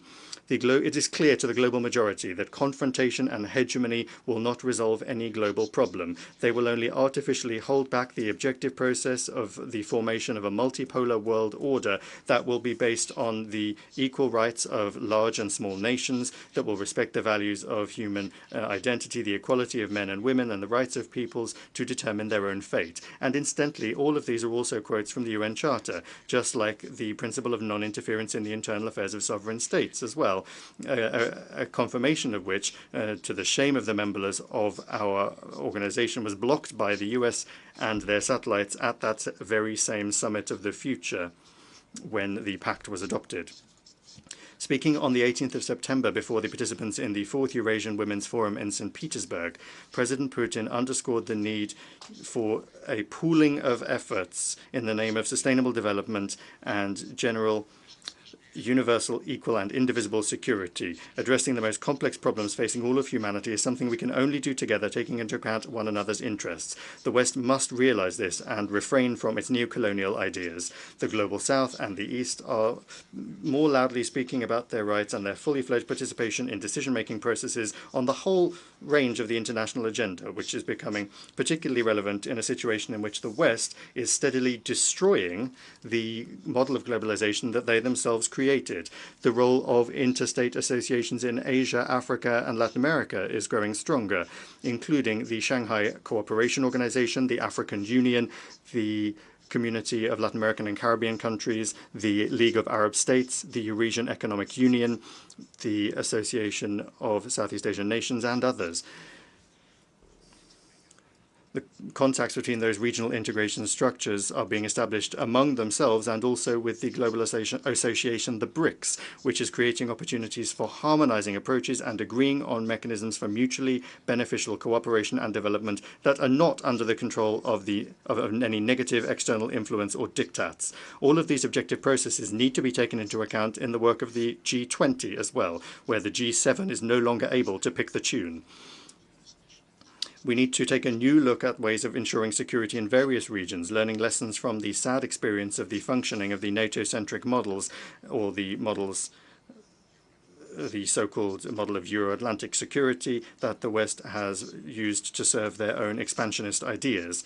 Russia advanced the initiative of forming an inclusive architecture of equal and indivisible security in Eurasia, which, and I wish to underscore this, is open for all states and organizations on our shared continent. We stand ready to work together to find mutually acceptable solutions, the use of interlinkages, and the natural competitive advantages of a single Eurasian space. This will be the subject of an international conference in Minsk that begins on the 31st of October this year.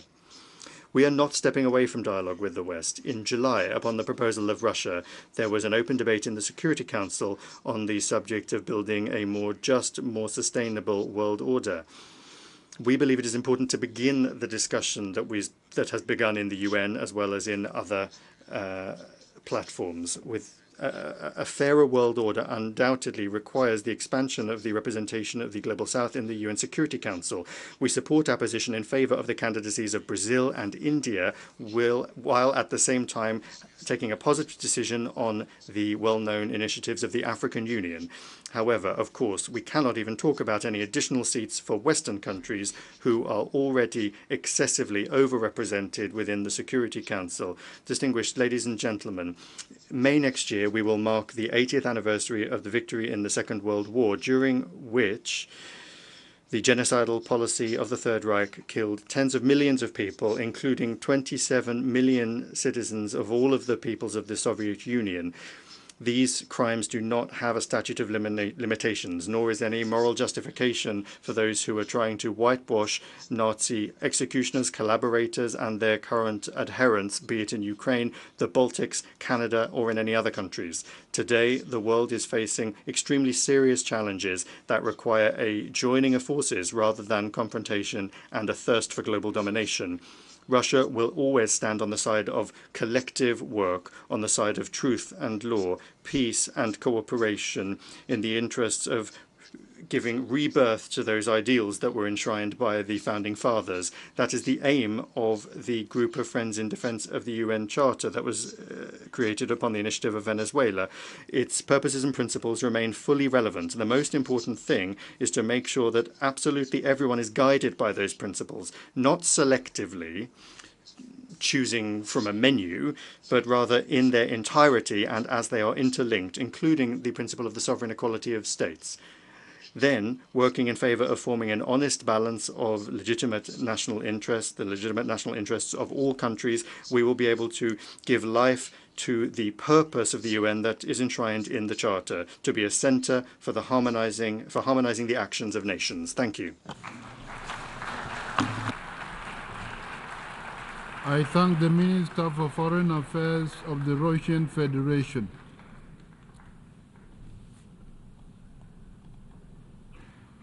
I now give the floor to Her Excellency Alicia Barcena Ibarra, Minister for Foreign Affairs of Mexico.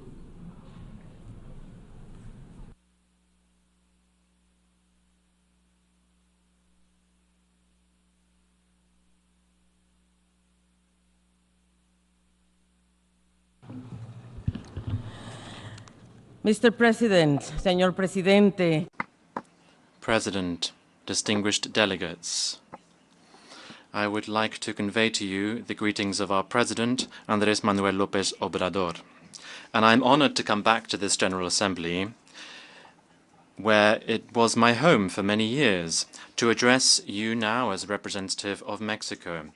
We are facing a turning point. The neoliberal hegemony has shown its palpable failure, given a model of extractivist development that only socializes losses, privatizes gains, impoverishes people, and devastates the planet. The arms races and wars are once again part of international geopolitics. The devastation of the environment is only continuing. Frustration and miscontent are fueling extremism in proposals that deny people's rights and once again deny democratic values. The institutions of the international system are losing legitimacy.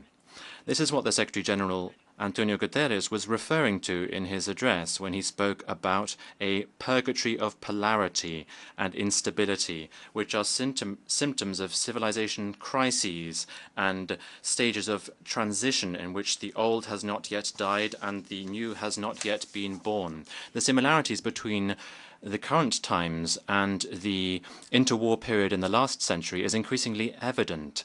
They are also increasingly concerning because we know how things turned out then.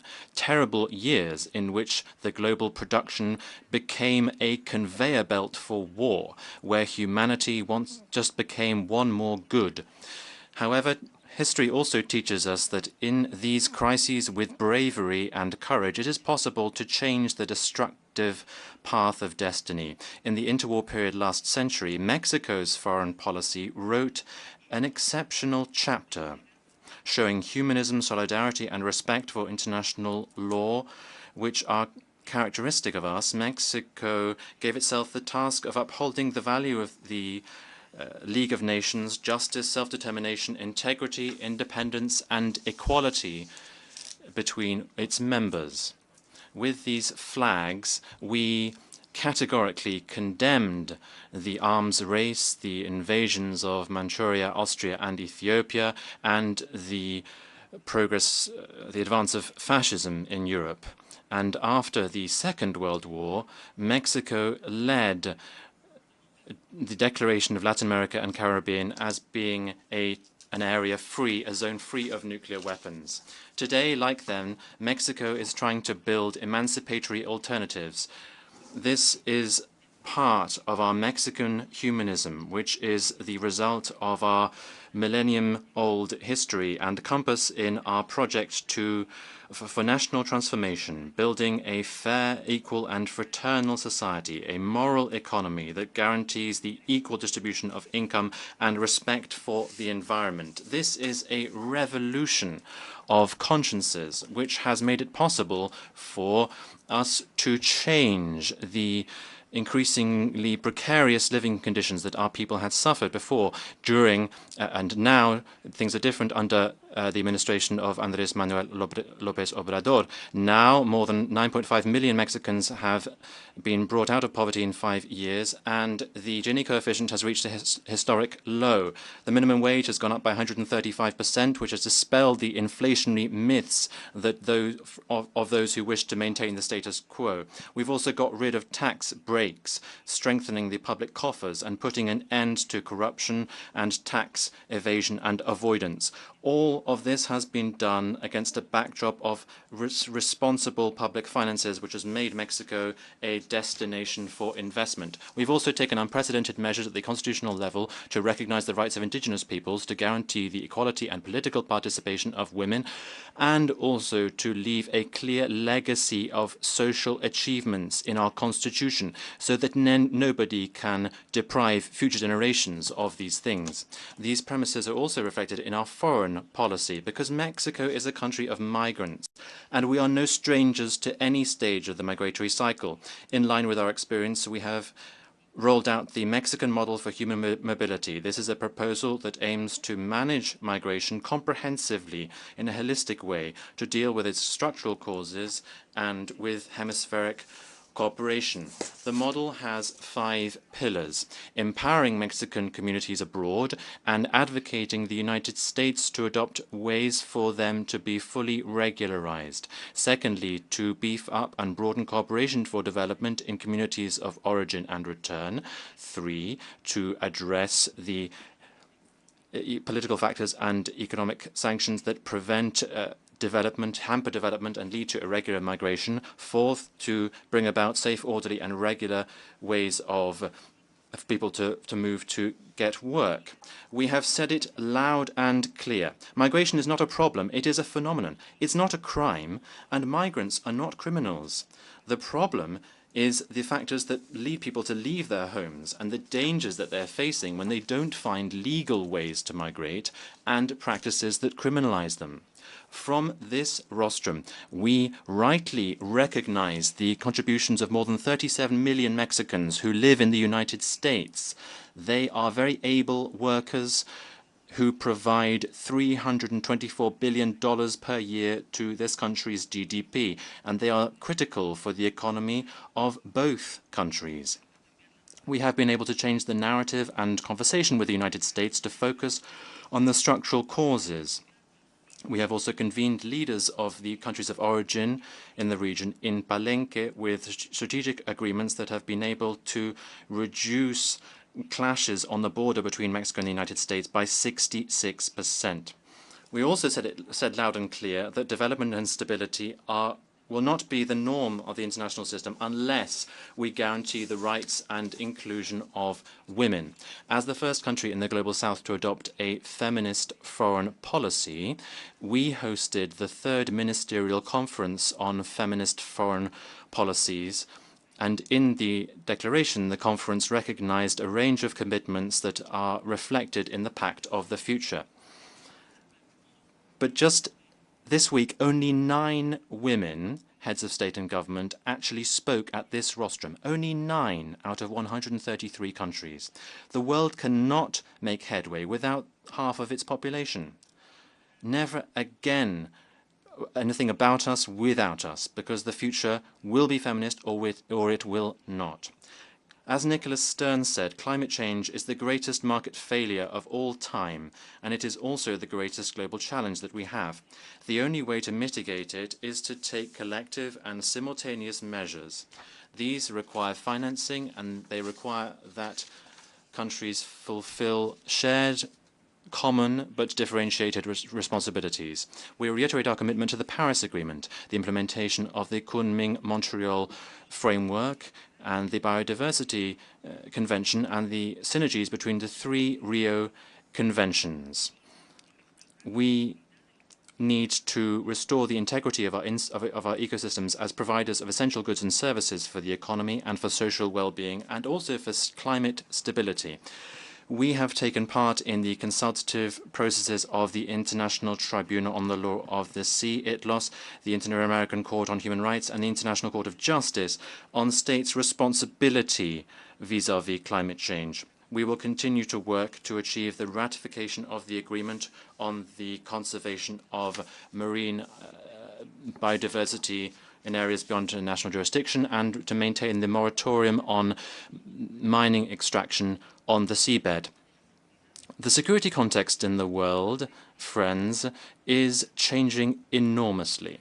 We are alarmed by the growing various threats to international peace and security, particularly the violations of the purposes and principles of the Charter of the United Nations and the increasing risks of a nuclear war, the greatest threat that humanity has ever faced. Against this backdrop, we defend the territorial integrity in all geographical contexts, including in Ukraine and Palestine. We're in favor of a political solution and negotiations that include both parties, Russia and Ukraine. In this regard, we welcome the initiative of Brazil and China on there being a group for peace set up in New York. The war has gone on too long, and it affects us all. We're all losers, apart from the mercenaries of death, apart from those arms companies that are making money out of suffering and the losses of millions of people, children, and the destruction of entire families. Against this concerning backdrop, we need to redouble our efforts to eliminate nuclear weapons. Their devastating effects cannot be contained in space or in time, and that is why they are contrary to international law and the survival of humanity. But firearms are also a source of violence and insecurity throughout the world. Mexico is suffering from the flow of more than 500,000 weapons into its territory every year. They flow in illegally. The arms industry needs to be held accountable for its negligence, and Mexico has turned to the courts with this in mind. We are convinced that the arms industry is a key part of the expansion of this problem, as well as how to solve it. Mexico is well aware of how the illegal flow of weapons is the other side of the coin of the illegal flow of drugs and our organized crime, in particular in our country's northern border. Friends, humanity in Gaza has shown itself to be bankrupt, given the inaction of the international community. More than 70% of the victims of this war have been children, women and children. More than 85% of civilians have had to flee their homes.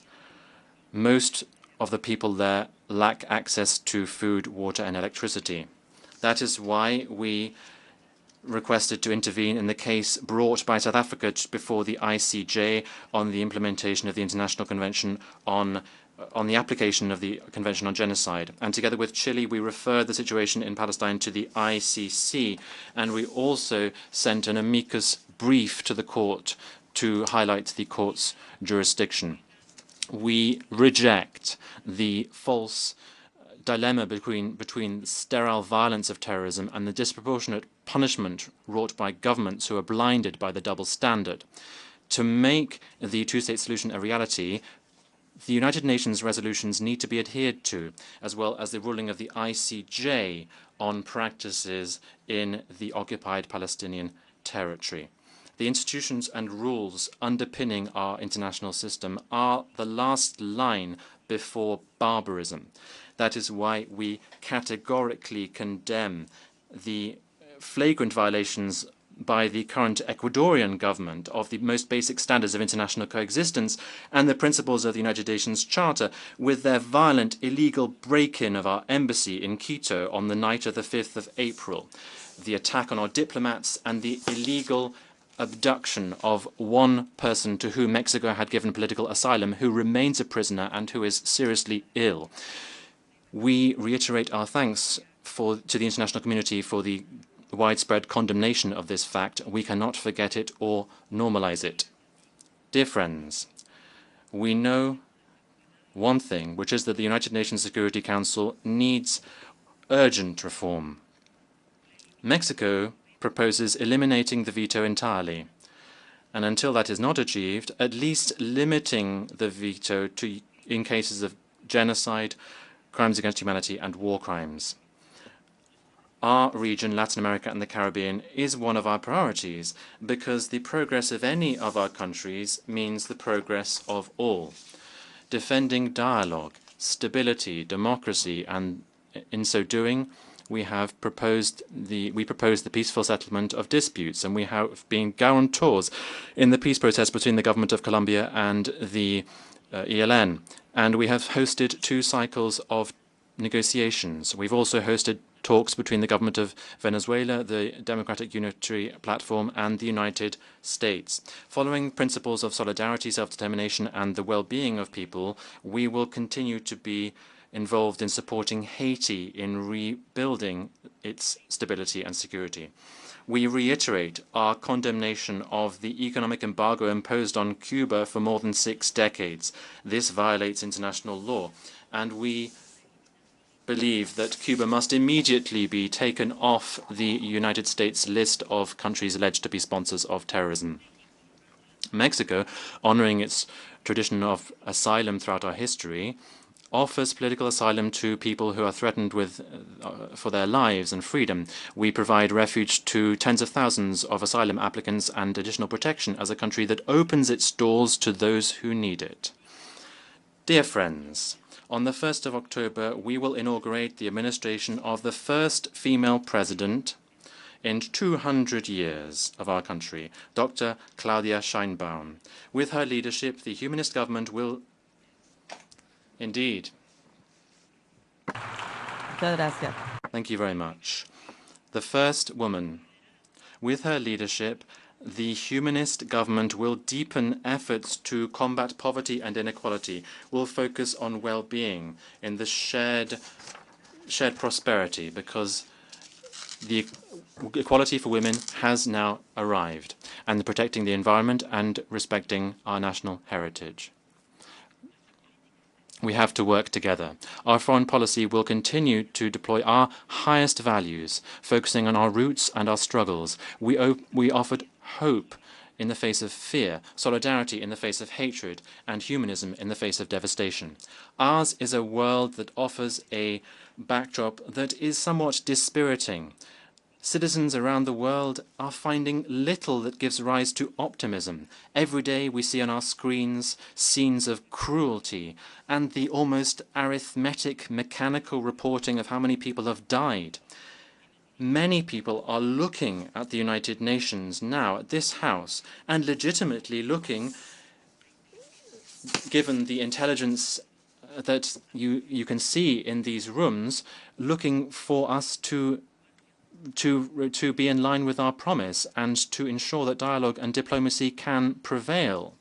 And rightly, they're frustrated to see that rather than brotherhood, rather than the collective defense of human dignity, rather than applying equal standards in international law, instead of this, factional geopolitical interests are being imposed and shameful double standards. And without any kind of shame, there is this naked empire of force being used, which is another way of saying the obscene concentration of power in the handful of a few who benefit from the status quo, the privileged, and those who find this situation profitable. The misery and blood of so many people, simple externalities that are not reflected in their balance sheets. We, the nations of the world, built this house, the United Nations, to forge a different path.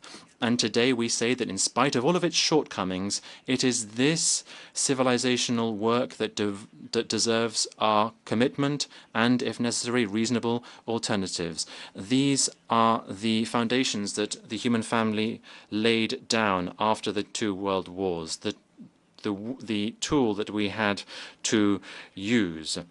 But today we see it appears to be impotent, inert, faced with the rage of barbarism, helpless given that its mission is being frustrated.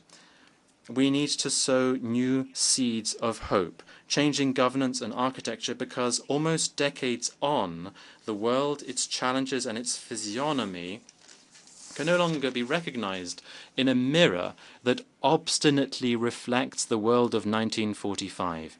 We need to recover trust in multilateralism and its institutions, in agreement and cooperation, in the belief that in spite of our rich diversity of colors and geographies, we are brothers and sisters belonging to the same community, the same planet, with the same destiny. That is why the Pact of the Future convenes us to renew this commitment, to vanquish fear and mistrust, and to recover legitimacy in this organization to which we belong. In this path, in the building of a fair world, you will always find in Mexico a loyal companion, a committed partner, and a fraternal brother. We need to take ownership of today to build tomorrow. And as José Emilio Pacheco said on the eve of another era in 1968, he said, "One world is falling apart, another world is being born. The darkness surrounds us, but the light is glimmering. Everything," he said, "there is no hope, but there is life, and everything belongs to us."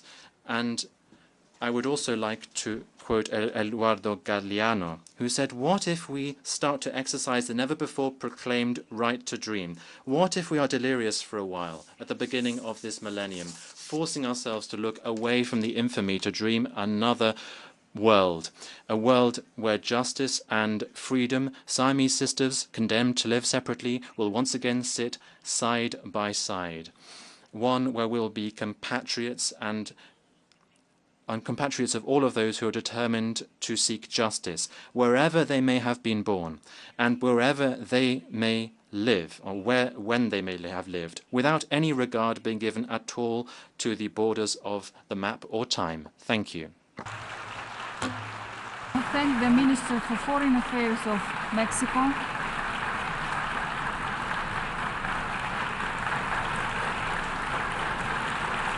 I now give the floor to His Excellency Espen Barth Eide, Minister for Foreign Affairs of Norway.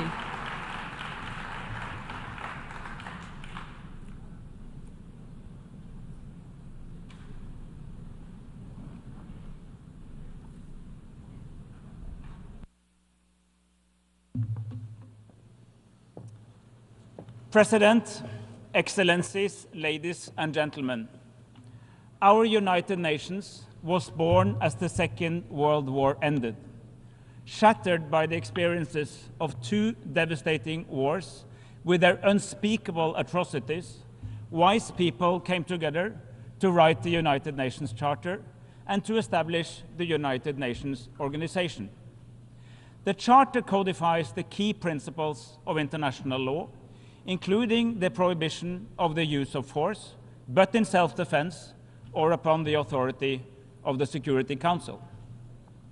Effectively, wars of aggression were outlawed, whereas the inherent right to self-defense was reconfirmed.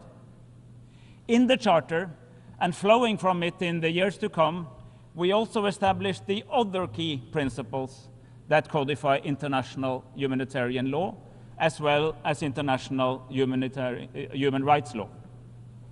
This is the quintessential set of principles that shall govern international relations. However, our Secretary General was perfectly right when he pointed out that if violations and abuse is allowed to continue with impunity, the very foundations of the UN Charter is under threat. and indeed they are under threat. President, for the first time in 79 years, we have a major interstate war in Europe. In its war of aggression against Ukraine, Russia is in blatant violation of the very essence of the Charter. It violates the principle of sovereignty, inalienability of borders, and the prohibition of use of force against the territorial integrity and political independence of another member state. These principles safeguard the equality of all states, large and small, always and everywhere, and are fundamental for member states' security. Norway stands by Ukraine. Like so many friends of a free and independent Ukraine, we contribute significant military and civilian assistance, and we are determined to do so as long as it takes. We want Ukraine to prevail. We want peace in Ukraine, but it must be a just peace in line with the key principles of the UN Charter. An unjust peace would imply that we, once again, are living in a world where might makes right and where borders can be changed by force. We must all reject such an outcome. It would set a terrible precedent. My fellow delegates, even wars have rules. International humanitarian law, as embodied in the Geneva Conventions, lays out the key principles of distinction and proportionality. Warring parties are obliged to follow these rules, irrespective of whether the war itself is legal. Every member of this assembly is bound by the Geneva Conventions. They are as much a part of our common commitment to a rules-based order as the Charter itself. The principles under international humanitarian law are obligatory, not optional. For the rules to work, we have to be consistent in their application. We must treat similar cases similarly, irrespective of the context. We must speak out if our adversaries violate these rules. It is equally important that we speak out if our traditional friends violate them. In fact, it is in the latter case that we demonstrate that we do see these rules as universal. President, almost a year has passed since Hamas's heinous terror attack on Israel on October 7. Its effect on Israeli society can hardly be overestimated. We condemn these horrific acts in the strongest possible terms. The hostages that are still in Hamas captivity must be released immediately and without conditions. There is no doubt in our mind that Israel, like any other state, has a right to defend itself against terrorism. At the same time, Israel, like any other state, is bound by international humanitarian law. The immense suffering inflicted on the Palestinian population in Gaza is beyond comparison. Much of Gaza has been turned into rubble. At least 41,000 people have been killed, and many more are injured and maimed for life. I echo the Secretary General when he says that nothing can justify such collective punishment. Norway was among the very first Western countries to call for a ceasefire in Gaza. We have condemned the violations of international humanitarian law. We have expressed great concern about the severe limitations of humanitarian access and the shocking number of UN staff, aid workers, and journalists killed. We stood on UNRWA's side when it was subjected to a smear and defamation. While so many countries suspended their funding, we increased ours, and we reached out to co-donors to encourage them to return. I'm pleased to see that almost all donors are now back. President, the Middle East is going through one of its darkest hours. In the West Bank, illegal Israeli settlements are expanding at an alarming pace. Settler violence is rampant. And as we have gathered here at the UN this very week, Lebanon has seen its deadliest days in decades. We are at the brink of a major regional war. Even neighboring countries that long ago entered into peace agreements with Israel are under immense pressure. The situation is worsening by the hour. And make no mistakes, the conflicts in the region are deeply intertwined. Yesterday, Prime Minister Benjamin Netanyahu addressed this assembly. His core message was that we all have to choose. Either we are with Israel or we are with Iran and its proxies. He also stated that there could only be peace once Hezbollah and Hamas were totally defeated. President, we have seen this film before. I didn't like the ending. 22 years ago, in response to the terrorist attacks on this very city, another leader stated that we were either with him or with the terrorists. This division into a simplistic notion of black and white, leaving no space for nuance or complexity, let alone impartiality, and with an excessive trust in military force alone, is utterly dangerous. And indeed, it did not end well. We need to learn from past mistakes. However, President, in every crisis lies an opportunity. I remain convinced that there is no credible alternative for lasting peace other than a two-state solution. While ceasefires in Gaza and in Lebanon are most urgently needed, ending hostilities must not be confused with lasting solutions. Serious thinking is required here and now to prepare for the day after. 2 days ago, almost 100 member states took part in a meeting called by Saudi Arabia, the European Union, and Norway, launching a global alliance to implement the two-state solution. 3 decades after the Oslo Accords, more and more states are realizing that endlessly waiting for the right moment to negotiate will not work. I call on those states that have not yet done so to recognize the state of Palestine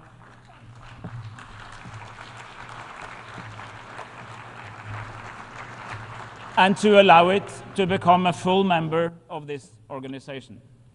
We call on everyone who can to help to build Palestine's institutions and on regional actors to help embed a political settlement in a broader regional framework. President, we are witnessing from the front row the shortcomings of the institutions that we established in 1945.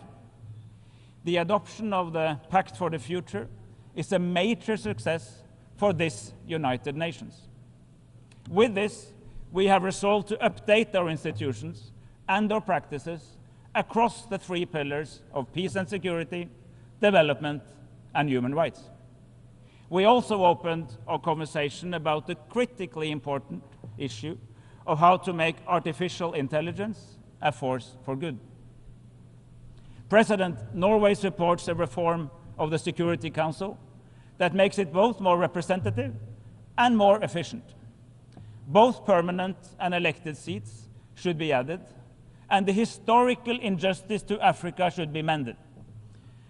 The use of the veto should be limited rather than expanded. When the UN Charter was drafted, Norway was an early proponent of the principle that no state should vote in its own case. And indeed, this principle is enshrined in the Charter in Article 27(3). This principle is, however, repeatedly ignored by the Security Council. But again, this principle is an obligation. It is not an option. To make our development efforts more efficient, we need to reform the international financial architecture. And in order to enhance the ability of states to provide essential services to their populations, it must be possible for them to tax their citizens and their companies. Norway will continue to be a driving force for international tax cooperation, including by supporting a UN framework convention. Central to the Pact of the Future are robust commitments to gender equality and women's rights. Inclusion must be at the forefront, not because it is the right thing to do, but because it is the smart thing to do. We need equitable societies. We must build more effective and accountable institutions, including in this very organization. President, the triple planetary crisis is mankind's most daunting challenge. To save our planet, we must adapt our economies. The future must be renewable, circular, and nature-friendly. There is good news, President. Despite increasing political divides, the last few years have seen that multilateralism can deliver when it comes to the relationship between us as mankind and our physical environment. In Dubai, we agreed to transition away from fossil fuels in a just, orderly, and equitable manner. In Montreal, we agreed to reset our partnership with nature. In Nairobi, we launched a negotiation process towards a treaty to end plastic pollution. And here in New York, we agreed to take better care of our common oceans. What is true for all these agreements and the Pact for the Future alike, however, is that the real verdict lies in our ability to implement them. We must act. We must act now. President, as we approach the 80th anniversary of this United Nations, we must step up our efforts to develop this organization so as to make it more transparent, more inclusive, and more representative of the world we live in today. Norway fully supports the integrity and independence of the Secretary General and his reform agenda. Reform will not be achieved through micromanagement. We, the member states, must provide the Secretary General with input and guidance. But we must also show trust and allocate resources to enable him to lead. When a new Secretary General shall be elected, we must ensure that she has the tools she needs to help us strategically deliver on the noble goals we have agreed upon. I thank you for your attention. I thank the Minister for Foreign Affairs of Norway.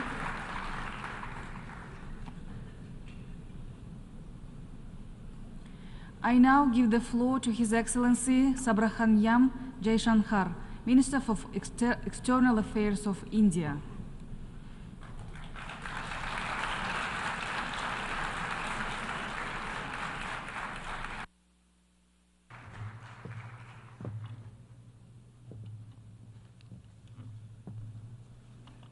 Madam President, Excellencies, distinguished members of the General Assembly, greetings and namaskar from 1.4 billion people of Bharat.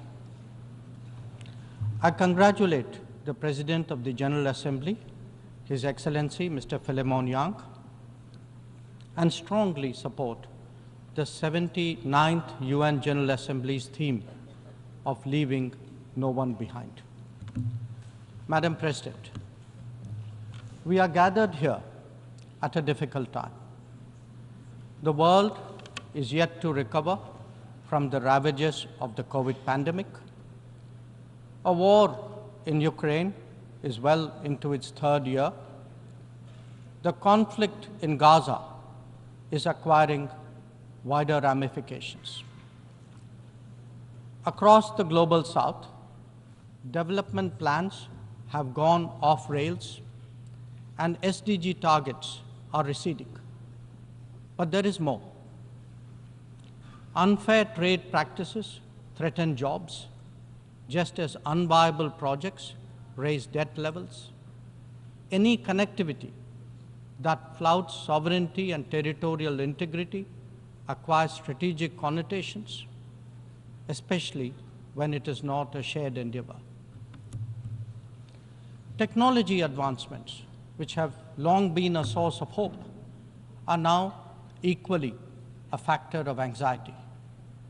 Climate events occur with greater intensity and frequency. Food security is as worrisome as health security. In truth, the world stands fractious, polarized, and frustrated. Conversations have become difficult, agreements even more so. This is surely not what the founders of the United Nations would have wanted of us. Madam President, almost exactly 8 decades ago, the first steps towards the formation of the UN were taken near here at Dumbarton Oaks. Refined thereafter at the Yalta Conference, they were finally approved in San Francisco. The debates of that era centered around how to ensure world peace, a prerequisite for global prosperity. Today, we find both peace and prosperity equally endangered. And that, Madam President, is because trust has eroded and processes have broken down. Countries have extracted more from the international system than they have put into it, enfeebling it in the process. We see that vividly in every challenge and every crisis.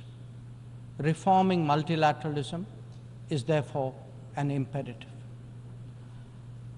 The urgency of this call is highlighted by the theme of this session. Leaving no one behind means advancing peace, ensuring sustainable development, and strengthening human dignity. This cannot be delivered by a UN paralyzed when faced with division, conflict, terrorism, and violence. Nor can it be advanced if access to food, fuel, and fertilizer is jeopardized. When capturing markets lacks restraint, it damages the livelihood and social fabric of others. Evasion of climate action responsibilities by the developed undermine the growth prospect of the developing. Indeed, when resource crunch limits the very pursuit of SDG targets, it is not just economies, but human dignity itself that is imperiled. If the world is in such a state, this body must ask itself, how has this come to pass? The problems arise from a combination of structural shortcomings, political calculations, naked self-interest, and yes, disregard for those left behind. It is natural to feel overwhelmed by what we confront now. After all, there are so many dimensions, different moving parts, issues of the day, and the changing landscape. But every change must begin somewhere, and there is no better place than where it all started. We, the members of the United Nations, must now seriously and purposefully address ourselves to that task. Not because it is a competition for influence or a squabble for positions, but because if we carry on like this, the state of the world is only going to get worse. And that could mean that more of us are going to be left behind. Madam President, as the world contemplates these concerns, India has sought to respond in a variety of ways. First, by focusing on the issues of the vulnerable, women, farmers, and youth, and fashioning targeted policies and initiatives for their betterment. Assured access to piped water, to electricity, to cooking gas, and new homes are changing millions of lives. The gender gap has started to close, be it in health, in education, or in the workplace. Our food producers, thrice a year, get financial support at the click of a button. and a third-term government has made skilling of the youth its key priority. Second, by expanding opportunities for employment and for entrepreneurship, including through stronger training and large-scale financial incentives. 495 million mudra loans have been given to small businesses in the last decade. 67% of them are to women. Equally telling, 6.56 million street vendors have availed of 8.85 million Swanidhi loans.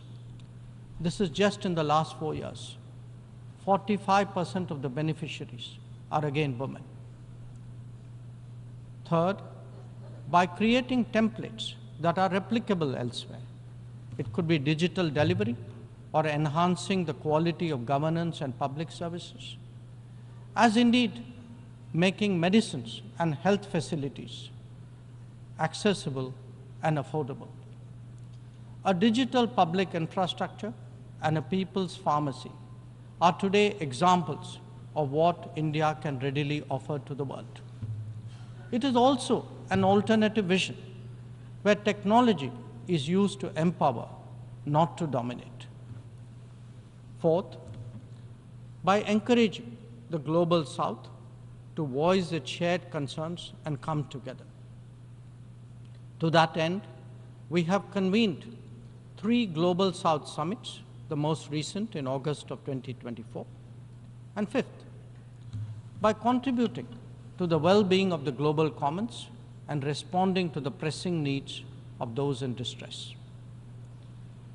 This has ranged from undertaking projects in 78 nations, providing resources to neighbors, and responding to HADR situations, to supplying medicines and ensuring maritime safety and security.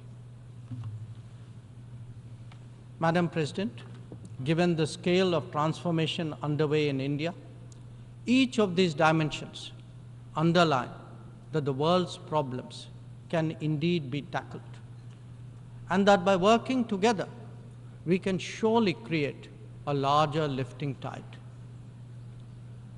In these troubled times, it is necessary, Madam President, to provide hope and rekindle optimism. We have to demonstrate that big changes are possible and not over a long period. And nothing is more powerful in this regard than the transformative potential of the digital. We have seen its impact in our daily lives in India over the last decade. It is visible when public benefits from nutritional support and housing to energy and health are delivered efficiently and on a vast scale. Or when small business loans and farmers' support are extended without using intermediaries. In fact, when street vendors and expat workforce confidently use fintech in their regular transactions, when services delivery and benefits move seamlessly and transparently, less people will be left behind. That, Madam President, is India's experience and India's relevance. Such leapfrogging possibilities, coupled with people-centric policies and visionary leadership, can be real game changers. When India lands on the moon, rolls out its own 5G stack, dispatches vaccines worldwide, embraces fintech, or houses so many global capability centers, there is a message here. Our quest for a Viksit Bharat or a developed India will understandably be followed closely. Madam President, an important cause of many getting left behind has been the unfairness of the current globalization model. Over-concentration of production has hollowed out many economies, impacting their employment and social stability. Democratizing global production building resilient supply chains, ensuring trusted digital services, and espousing an open source culture. All these promote widespread prosperity. There are economic answers, just as there are social ones. Madam President, the UN has always maintained that peace and development go hand in hand. Yet, when challenges to one have emerged, due regard has not been given to the other. Clearly, their economic implications for the weak and vulnerable need to be highlighted. But we must also recognize that conflicts themselves must be resolved. The world cannot be fatalistic about the continuation of violence on a large scale, no more than be impervious to its broader consequences. Whether it is the war in Ukraine or the conflict in Gaza, the international community seeks urgent solutions. These sentiments must be acknowledged and acted upon. Madam President, the UN is a testimony to the agreed principles and shared objectives of the world order. Respect for international law and commitments are among the foremost in that regard. If we are to ensure global security and stability, then it is essential that those who seek to lead set the right example. Nor can we countenance egregious violations of our basic tenets. Terrorism is antithetical of everything that the world stands for. All its forms of and manifestations must be resolutely opposed. The sanctioning of global terrorists by the United Nations should also not be impeded for political reasons. Madam President, many countries get left behind due to circumstances beyond their control. But some make conscious choices with disastrous consequences. A premier example is our neighbor, Pakistan. Unfortunately, their misdeeds affect others as well, especially the neighborhood. When this polity instills such fanaticism among its people, its GDP can only be measured in terms of radicalization and its exports in the form of terrorism. Today, we see the ills it sought to visit on others consume its own society. It can't blame the world. This is only karma. Madam President, a dysfunctional nation coveting the lands of others must be exposed and must be countered. We heard some bizarre assertions from it at this very forum yesterday. So let me make India's position perfectly clear. Pakistan's cross-border terrorism policy will never succeed, and it can have no expectation of impunity.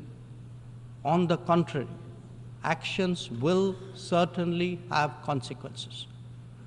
The issue to be resolved between us is now only the vacation of illegally occupied Indian territory by Pakistan, and of course, the abandonment of Pakistan's long-standing attachment to terrorism.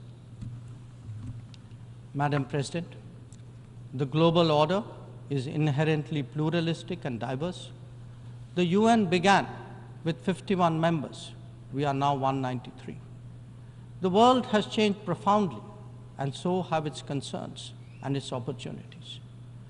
But to address both, and indeed to strengthen the order itself, it is essential that the UN be the central platform for finding common ground. And that it certainly cannot be by remaining anachronistic. Large parts of the world cannot be left behind when it comes to deciding the key issues of our times. An effective and efficient UN, a more representative UN, and a UN fit for purpose in the contemporary era is essential. Let us therefore send out a clear message from this UNGA session. We are determined not to be left behind. By coming together, sharing experiences, pooling resources, and strengthening our resolve, we can change the world for the better. I thank you, Madam President. I thank the Minister for External Affairs of India.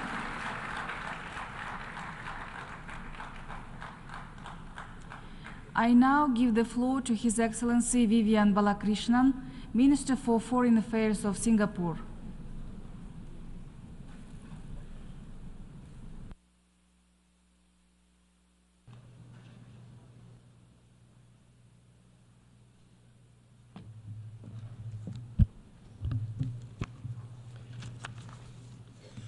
Madam President, Your Excellencies, I bring you greetings from a tiny island city-state in the heart of Southeast Asia called Singapore.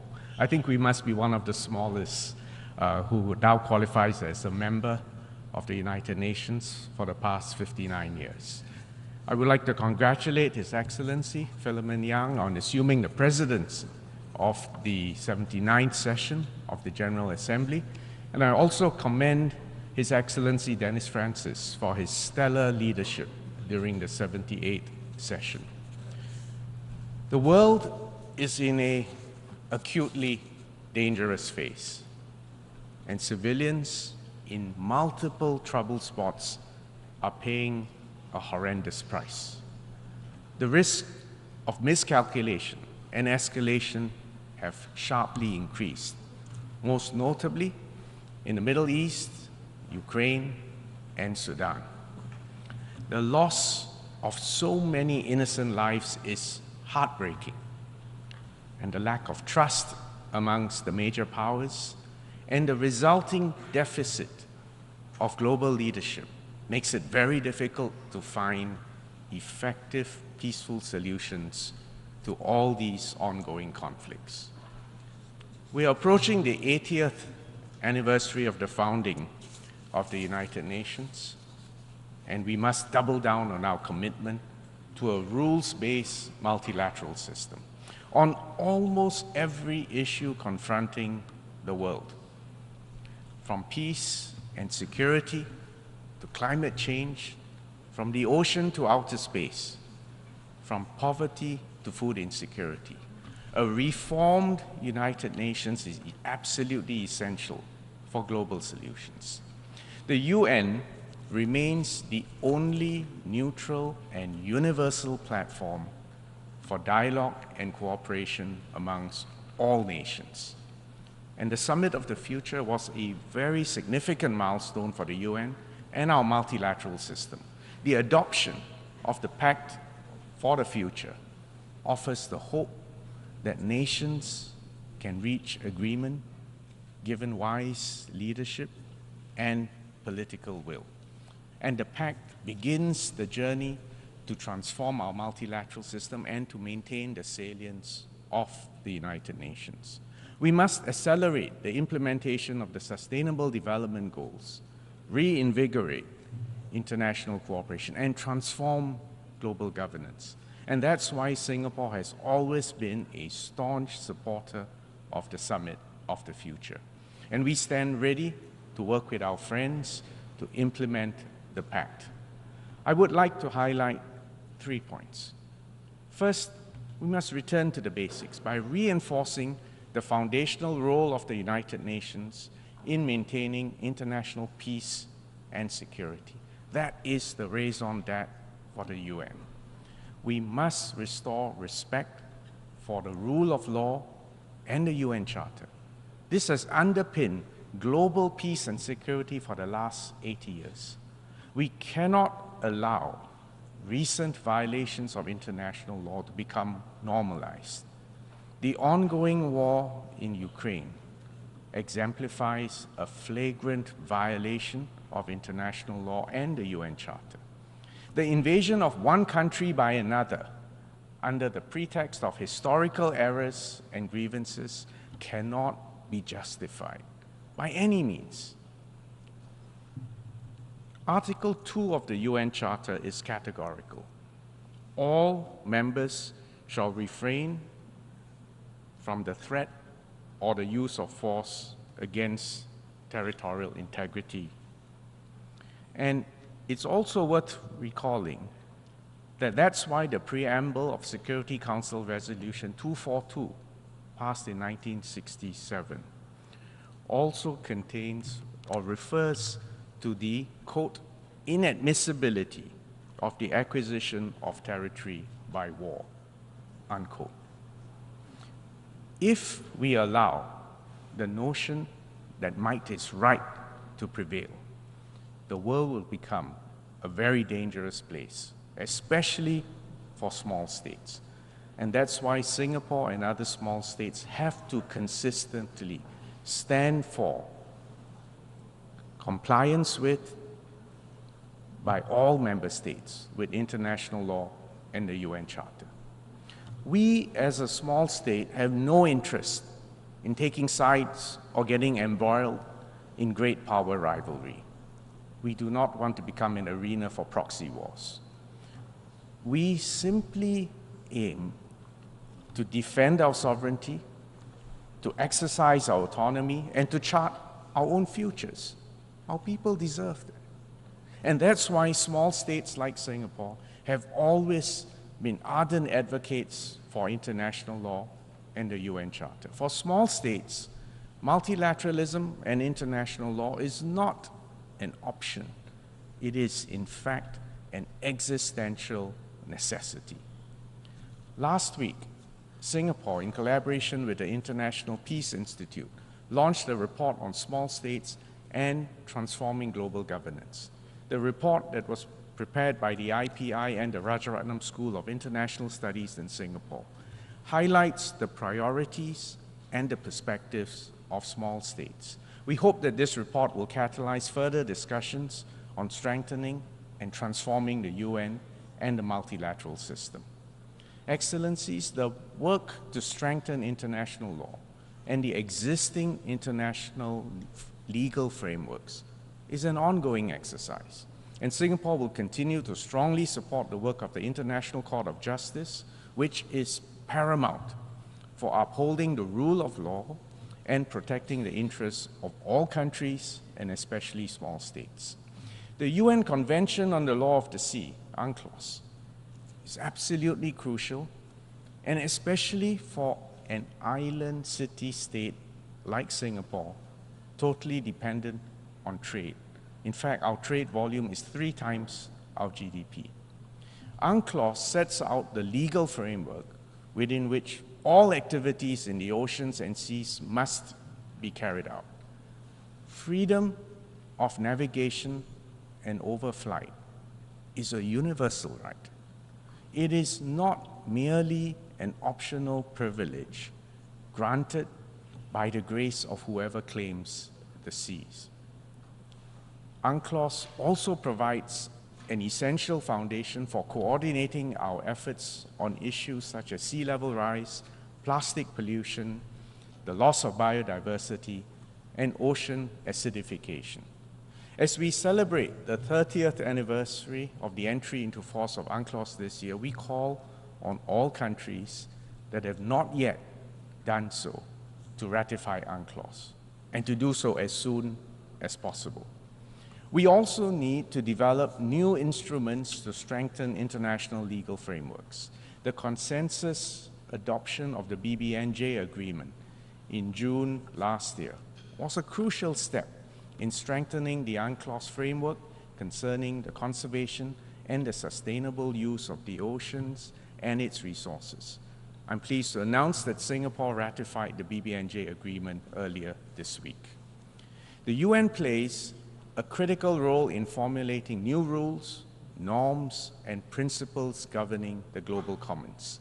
For example, the UN has made good progress in establishing a framework for responsible state behavior in cyberspace, a process that we in Singapore have always supported. Singapore also supports the Secretary General's new agenda for peace, and we stand ready to work with all UN members to strengthen the role of the UN in promoting peace and security, particularly in preventive diplomacy, mediation, and conflict prevention. And such efforts are urgently needed to save civilian lives and to prevent catastrophes. Singapore remains a steadfast supporter of the UN's humanitarian efforts. We are gravely concerned with the deteriorating humanitarian crisis in Gaza and the sheer scale of human suffering. The Singapore government, along with our non-government organizations and our citizens, have contributed more than $17 million in humanitarian aid and donations for Gaza, including through UNICEF and UNRWA. We have consistently emphasized the need for the safe and unhindered provision of humanitarian aid to all civilians in need. And we reiterate our call for an immediate ceasefire and for the immediate, unconditional, and safe release of all hostages. Singapore will continue to provide more support for the civilians in Gaza. Second, we must intensify efforts to support the implementation of the SDGs. With less than 6 years remaining, we are still far from achieving the 2030 agenda. To fulfill the promise of leaving no one behind, we must support the poorest and the most vulnerable countries. And this is important because sustainable development provides the foundation for peace and security. We need to accelerate our collective efforts in combating climate change. As a small island state, Singapore is particularly vulnerable to the impacts of climate change, and especially sea level rise. We welcome the high-level meeting held earlier this week on this issue. Although our share of global emissions is actually very small, we remain fully committed to peaking our emissions before 2030 and to achieving net zero by 2050. The 4th International Conference on Small Island Developing States, or SIDS-4, earlier this year, marked a significant milestone for all SIDS. We welcome the adoption of the Antigua and Barbuda Agenda for SIDS, which outlines an action plan for the next decade. And Singapore will support our friends in SIDS, and we launch a new technical assistance package at SIDS-4 called SIDS for Change, which covers priority areas including blue carbon. Singapore will continue to support our fellow small states. We will share our development experience, and I'm happy to announce that we will renew our capacity building program for the Forum of Small States, or FOSS, and we've labeled this program FOSS for Good, a package that will offer digital themed programs including leadership and governance in the age of digital technologies and artificial intelligence. Third, we need to empower and transform the UN so that it is future ready and capable of responding to the emerging global challenges. And to achieve this, several measures are necessary. We must provide more opportunities for young people, especially, to engage in the work of the UN and to serve as agents of change to revitalize international cooperation. We welcome the adoption of the Declaration on Future Generations, which underscores our collective commitment to building a world that serves the interests of the future generations. After all, our young people have even more at stake. Next, we must harness the power of digital technologies in a safe and secure manner. The adoption of the Global Digital Compact is a significant step forward, offering a pathway to close the digital divide, and the compact contains an action-oriented set of commitments that can accelerate the implementation of the SDGs. We are witnessing the dawn of the age of AI. By now, the promises and the perils of AI are well known to all of us. We need to empower innovation in AI whilst installing global guardrails to protect human safety, human dignity, and values. Therefore, initiating a dialogue on global governance in AI is imperative. And Singapore welcomes the report of the high-level advisory body on AI, and we commit to working with all UN members to further develop these recommendations. Finally, we must transform global governance by making our institutions more representative, more responsive, and more effective, particularly for the sake of small states and developing countries. We need a more nimble multilateral system in which the international financial architecture and the UN work more synergistically. Equally important is the need to reform the UN itself to make it more efficient, effective, and responsive. That includes reforming the UN Security Council in order to reflect the contemporary realities through an expansion in both the permanent and non-permanent membership categories. The effective functioning of the Security Council is at the heart of a robust and responsive UN. The 5 permanent members of the Security Council have a special responsibility that accompanies their privilege, and they must demonstrate leadership by cooperating to maintain international peace and security. The veto initiative has made the use of the veto more accountable by making the permanent members answerable to all of us in the General Assembly every time they cast a veto. This is a good first step, but it is not the end of that journey that is necessary. Much more work will be needed to make the Security Council more transparent and accountable, and Singapore will continue to work with the other UN member states in this regard. Madam President, Excellencies, the world is traversing an acutely dangerous period of geopolitical tension. A descent into chaos and conflict is a clear and present threat. In this moment of uncertainty, all countries, big and small, have a responsibility to work together to preserve the peace and to save lives. We cannot achieve this without the UN playing its rightful role as an arena for dialogue, for partnership. This is the moment, in fact, to double down on multilateralism and to strengthen the role of the UN as a collective vehicle for peace and sustainable development. Thank you, Excellencies.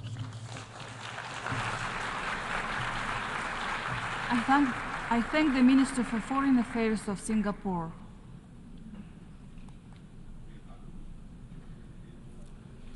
I now give the floor to His Excellency Bruno Eduardo Rodriguez Parilla, Minister for Foreign Affairs of Cuba.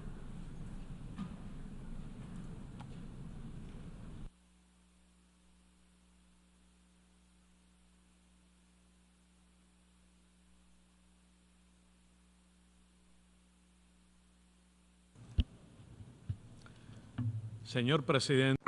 President, Secretary General, I dedicate these first words to reiterate Cuba's solidarity and support to the brotherly people of Palestine, victim of more than 75 years of colonial occupation, flagrant violations to their legitimate rights as a nation, submitted to cruelty, aggression, collective punishment, and apartheid. Over the last 11 months, the Israeli army has massacred more than 40,000 civilians. In that indiscriminate and disproportionate massacre, this has killed more boys and girls than men and women. They die with the complicity and weapons contributed by the government of the United States, with the complicit silence of others. We pay tribute to the more than 220 aid workers of this organization who have also been killed. Cuba's position is clear and unequivocal. President Miguel Díaz-Canel Bermúdez has said, and I quote, History will not forgive the indifferent, and we will not be among them. The genocide against the Palestinian people must end unconditionally and without further delay. Israel, with the complicity of the United States, has brought the world to the brink of a major world conflict. The irresponsible aggression against Lebanon, Syria, Iran, and the people of the Middle East will have consequences that are hard to predict. Your Excellencies, 79 years after the establishment of this organization, the continued violations of the United Nations Charter and international law, aggressions, interference in the internal affairs of states, and the imposition of unilateral coercive measures for political purposes have become facts of life. Aggressive, expansionist, and supremacist military doctrines of domination are undermining international peace and security to an alarming extent. The risk of a nuclear catastrophe is real and imminent. For the 9th consecutive year, world military expenditure has continued to increase. In 2023, it reached the record figure of $2.44 trillion. That is to say, millions of dollars. This includes the development of new nuclear weapons. There has been a regression in spite of the huge efforts made by states parties and signatories of the Treaty on the Prohibition of Nuclear Weapons and enlightened and broad sectors of international society. Nor will there be peace without development.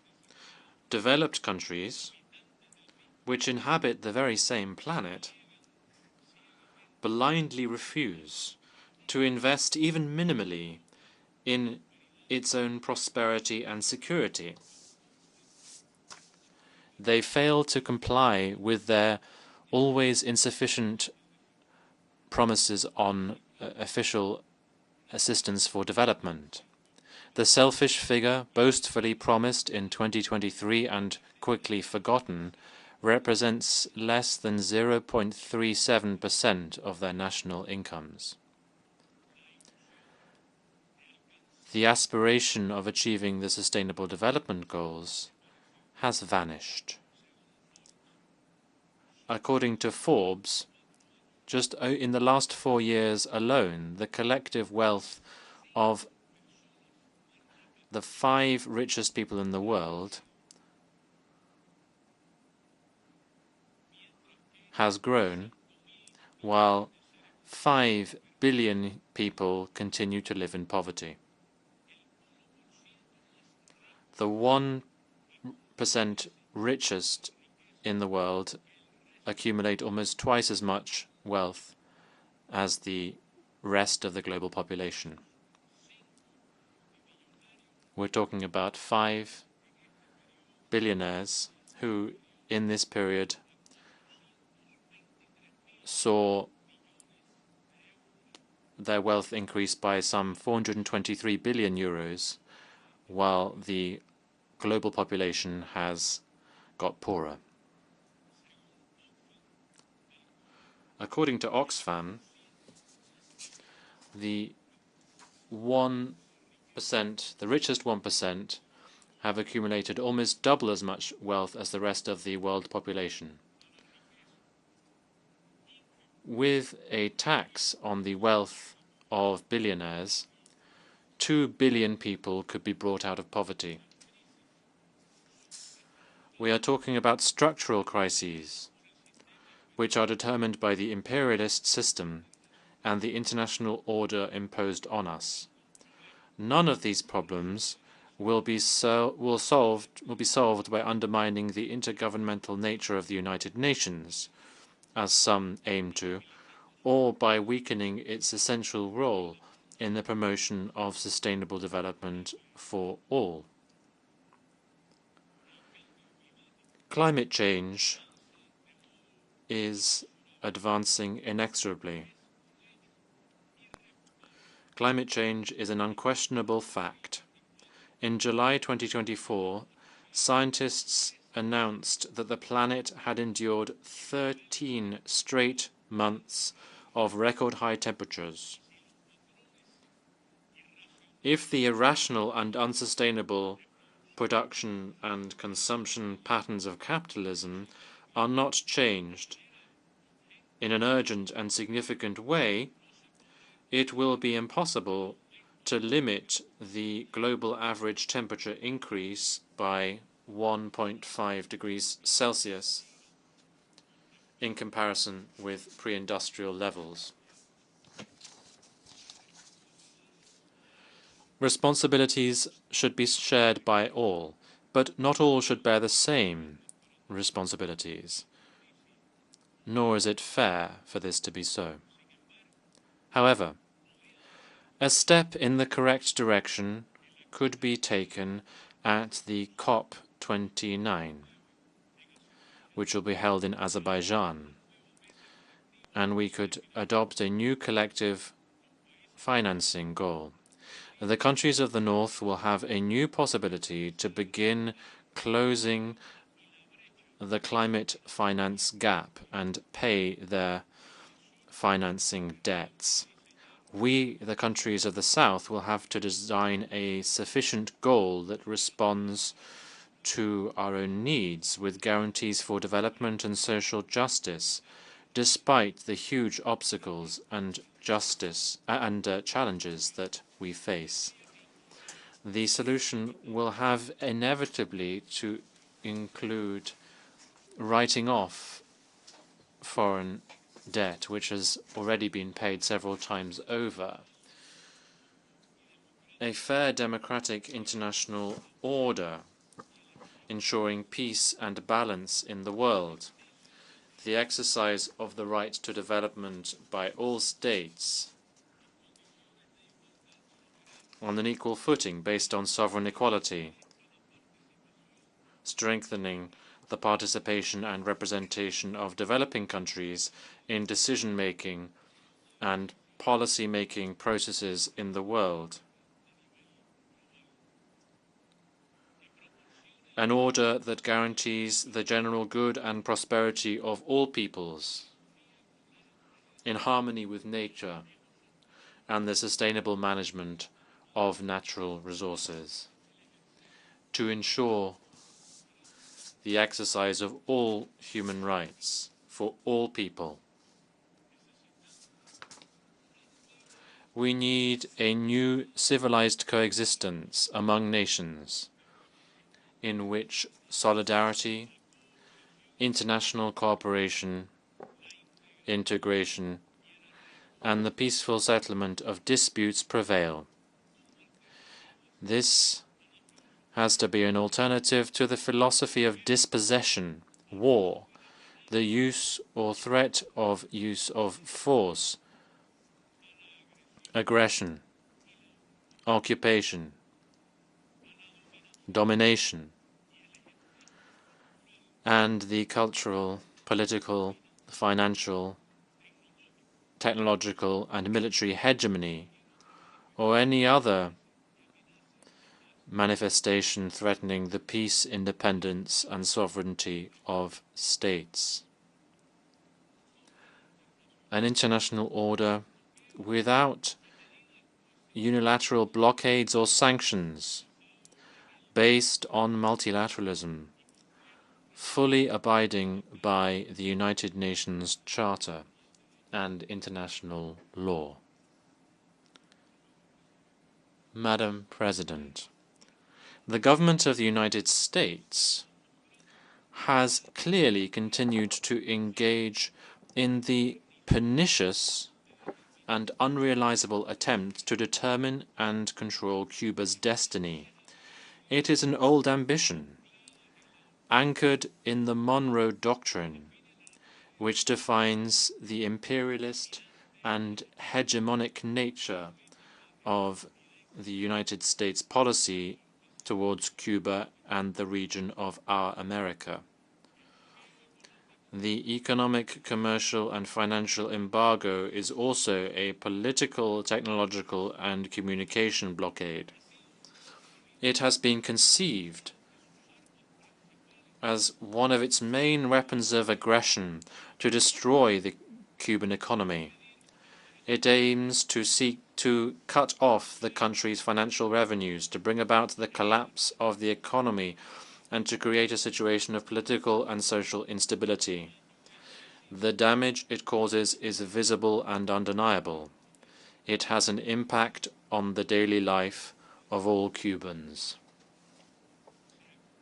It is accompanied by the most ferocious disinformation and slanderous campaign, perennial attempts to interfere in our internal affairs, and the complicit tolerance of groups which, from U.S. territory, perpetrate violent and terrorist acts against Cuba. These actions violate international law. They run counter to the purposes and principles of this organization and numerous resolutions adopted by this General Assembly.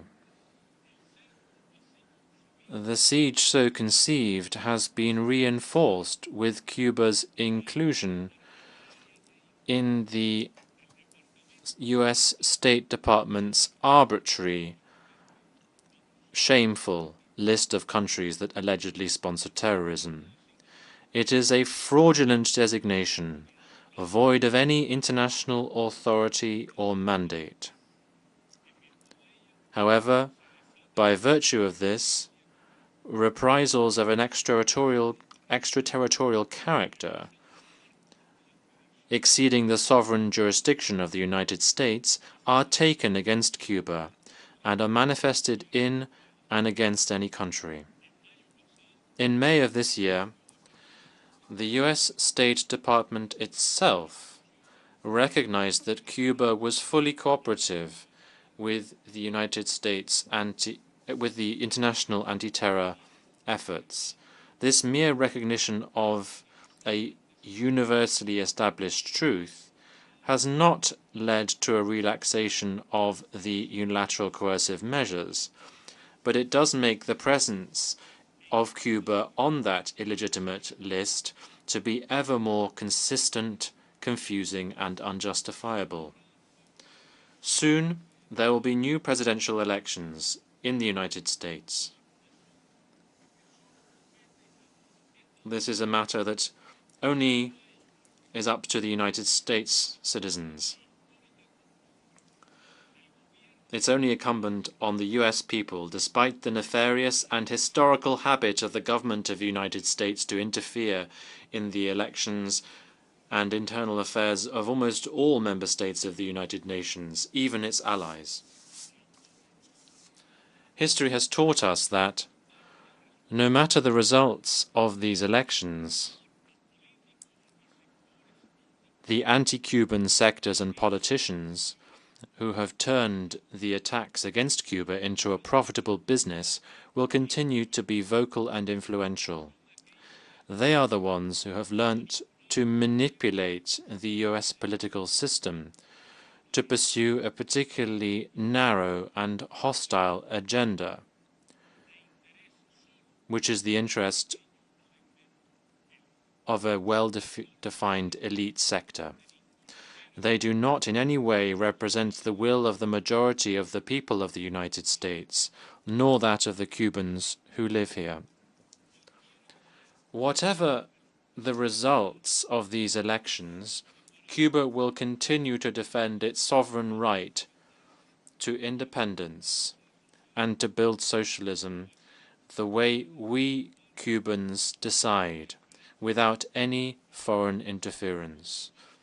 We will also continue to advocate for a respectful and constructive relations with the United States. Madam President, in 2014, the Community of Latin American and Caribbean States, gathered in Havana, decided to proclaim our region as a zone of peace. That historic commitment is becoming increasingly relevant every day. We defend peace and multilateralism against the unilateral coercive measures that seriously damage Syria, Belarus, Nicaragua, Venezuela, Zimbabwe, the Democratic People's Republic of Korea, Iran, Russia, Cuba, and several other nations. We strongly reject any attempt to undermine the legitimate constitutional order of our countries through putschist methods. It has already happened in Bolivia in 2019 and on the 26th of June, and there are attempts to do the same again in Honduras. We denounce the attempts to generate violence and destabilization in Venezuela. We reiterate our full support and solidarity with the Bolivarian and Chavista government headed by President Nicolas Maduro Moros and the civic and military unity of the Venezuelan people. The calls made not to recognize the electoral results are irresponsible and disrespectful to the people's will and their legitimate institutions. The destabilizing actions taken against the National Unity and Reconciliation government of Nicaragua must also cease. The brotherly people of Sandino will continue to count on our full support.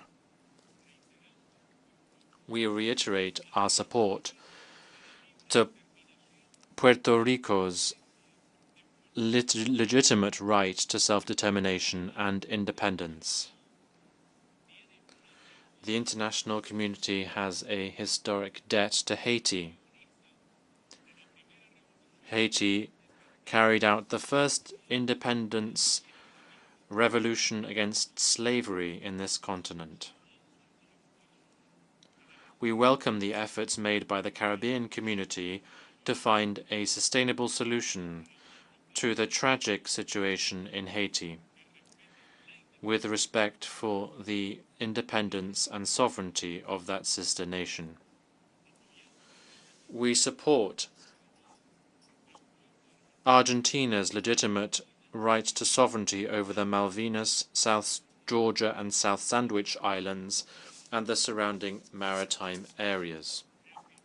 We reaffirm our support and commitment to the peace efforts in Colombia, which Cuba will continue to contribute to in every possible way from its position as guarantor.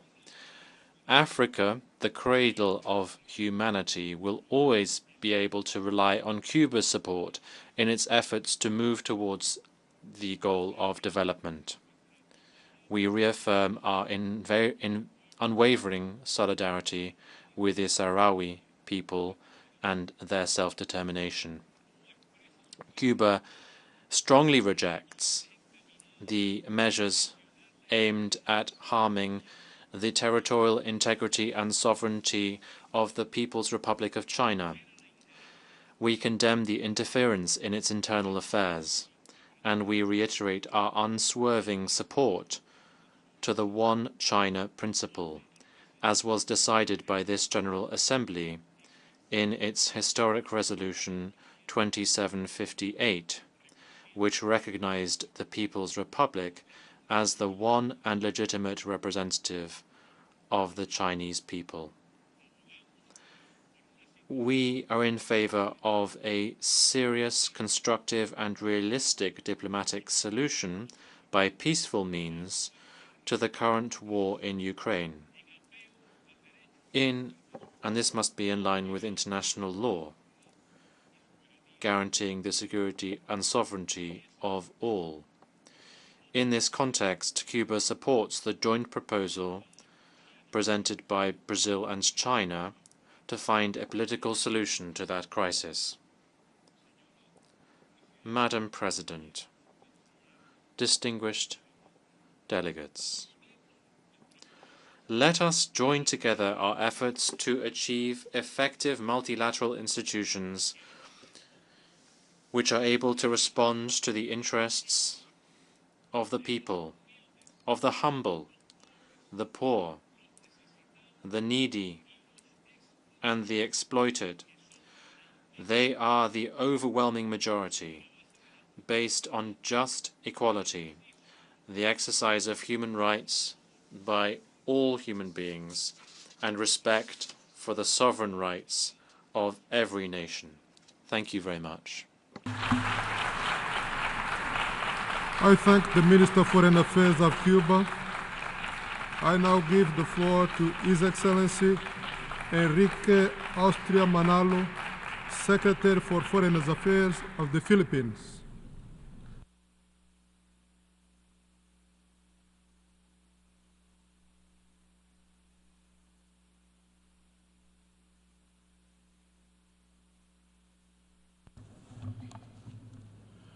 Mr. President, in 1946, Carlos P. Romulo, who would become the first Asian president of the General Assembly, said, quote, "We are not here to make peace, but to build for peace, not to reap and divide the harvest of victory, but to make ready the hearts and minds of men and women for the needs of peace." In those early years of the United Nations, the Philippines had clearly understood the magnitude of the work ahead. As a founding member and a young nation, the Philippines committed fully to the aims and purposes of the United Nations. 8 decades hence, we still do. President Ferdinand Marcos Jr. affirmed that multilateralism, quote, "remains the single viable platform for collective action against transcendent global challenges," unquote. He emphasized that the rule of law and the integrity of the multilateral system must prevail amidst the current global challenges. The UN has held itself as a platform and pathway to address international peace and security. It serves as the ground for states to find convergence amidst crisis and conflict. It offers response and relief, hope, and humanity. The Pact for the Future is a testament that global problems require global solutions, and that a better world is possible when states commit working together towards a common vision. The Pact bridges our collective hopes, our contemporary aspirations, with the UN Charter and the sovereign equality of states anchoring our will. Mr. President, our world has been changing more rapidly than at any time in recent history. The UN must rise to the occasion with an agenda that fosters equity, justice, international peace and security, development, and adopts processes that are inclusive, transparent, responsive, and effective. One way to achieve this is to reform the Security Council and revitalize the General Assembly. Security Council reform should be a package consisting of the enlargement of its membership and improvement of its working methods in order to create greater transparency and accountability of the Council to the general membership of the United Nations. Transforming the international financial architecture is also imperative if we are to realize just and inclusive growth worldwide. We must therefore deliver on the Addis Ababa Action Agenda. We must lose no time to implement the Global Digital Compact. Governance of new spheres of human activity, including artificial intelligence, the Internet, and outer space, must keep up with the speed and scale at which these technologies are developing. New rules should place human dignity as a priority. At the same time, we must complete the business of eliminating weapons of mass destruction, including nuclear arms. A treaty on fissile material production is long overdue. Mr. President, the UN development system has accomplished much, but it requires greater coherence and efficiency with full respect for states' priorities and ownership. The global humanitarian system has been a silent sentinel of hope and humanity to peoples in war, famine, disease, calamities, and displacement. It requires greater support from the international community if it is to effectively address the suffering of people in Gaza, Ukraine, Yemen, Sudan, Myanmar, and the Congo. The rising numbers of those forcibly displaced in the Ukraine and Gaza and other places beg for a deeper sense of collective responsibility.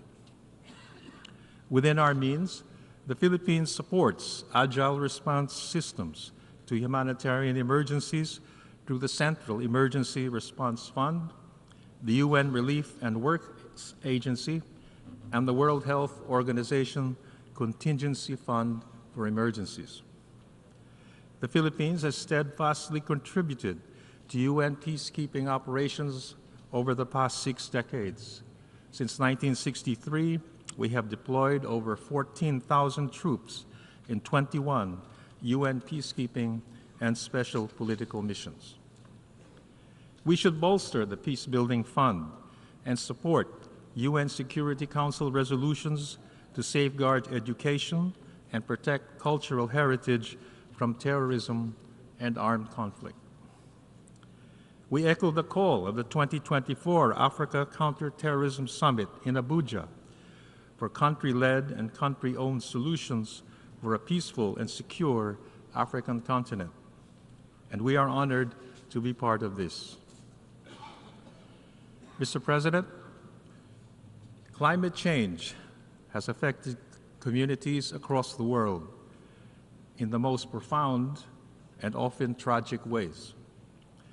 The Philippines' acute climate vulnerability makes us one of the staunchest proponents for strengthening climate and disaster risk resilience. And we are honored to host the board of the fund responding to loss and damage. This fund will provide critical assistance to nations most vulnerable to climate change impacts. Next month, the Philippines will host the Asia-Pacific Ministerial Conference on Disaster Risk Reduction to spotlight best practices and solutions for the world's most disaster-prone regions. We consistently call on developed nations to fulfill their commitments under the UNFCCC and the Paris Agreement. And we are convinced that legal clarity on the duties and responsibilities of states under international law with respect to environmental protection and climate change will foster solidarity on global climate action. In this regard, the Philippines welcomes the advisory opinion of the International Tribunal on the Law of the Sea on the collective duty of states to protect and preserve the marine environment. And since last year, the Philippines has shepherded UN discussions on a draft instrument for the protection of persons in the event of disasters.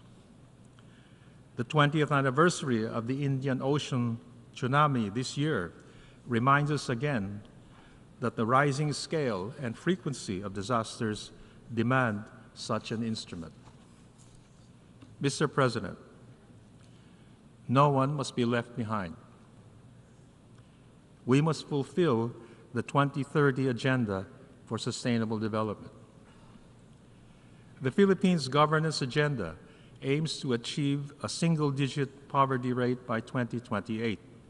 Between 2021 to 23, we reduced poverty incidence in the Philippines by nearly 3%, equal to 2.45 million people through innovative and social protection programs. The World Food Program has cited the Philippines for being a thought leader in this regard. As we move towards middle or upper middle income status, we recognize that the UN and international financial institutions can redesign frameworks to support middle-income countries, which represent 75% of the world's population. And the Philippines will host a conference early next year to advance these discussions. Now 60 years old, the Group of 77 continues to advocate for a fairer, more inclusive global economic order. We thus hope that the Second World Summit for Social Development and the Fourth International Conference on Financing for Development will catalyze strategic action for narrowing global inequalities. We welcome amendments to international health regulations and progress on a pandemic agreement.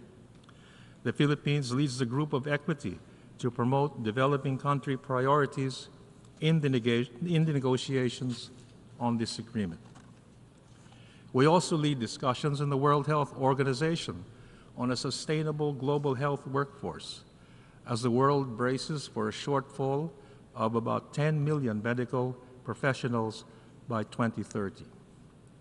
And we will host the Philippine Pacific Forum on Human Health Resources later this year to discuss regional solutions. Migrants across the world are in need of more protection.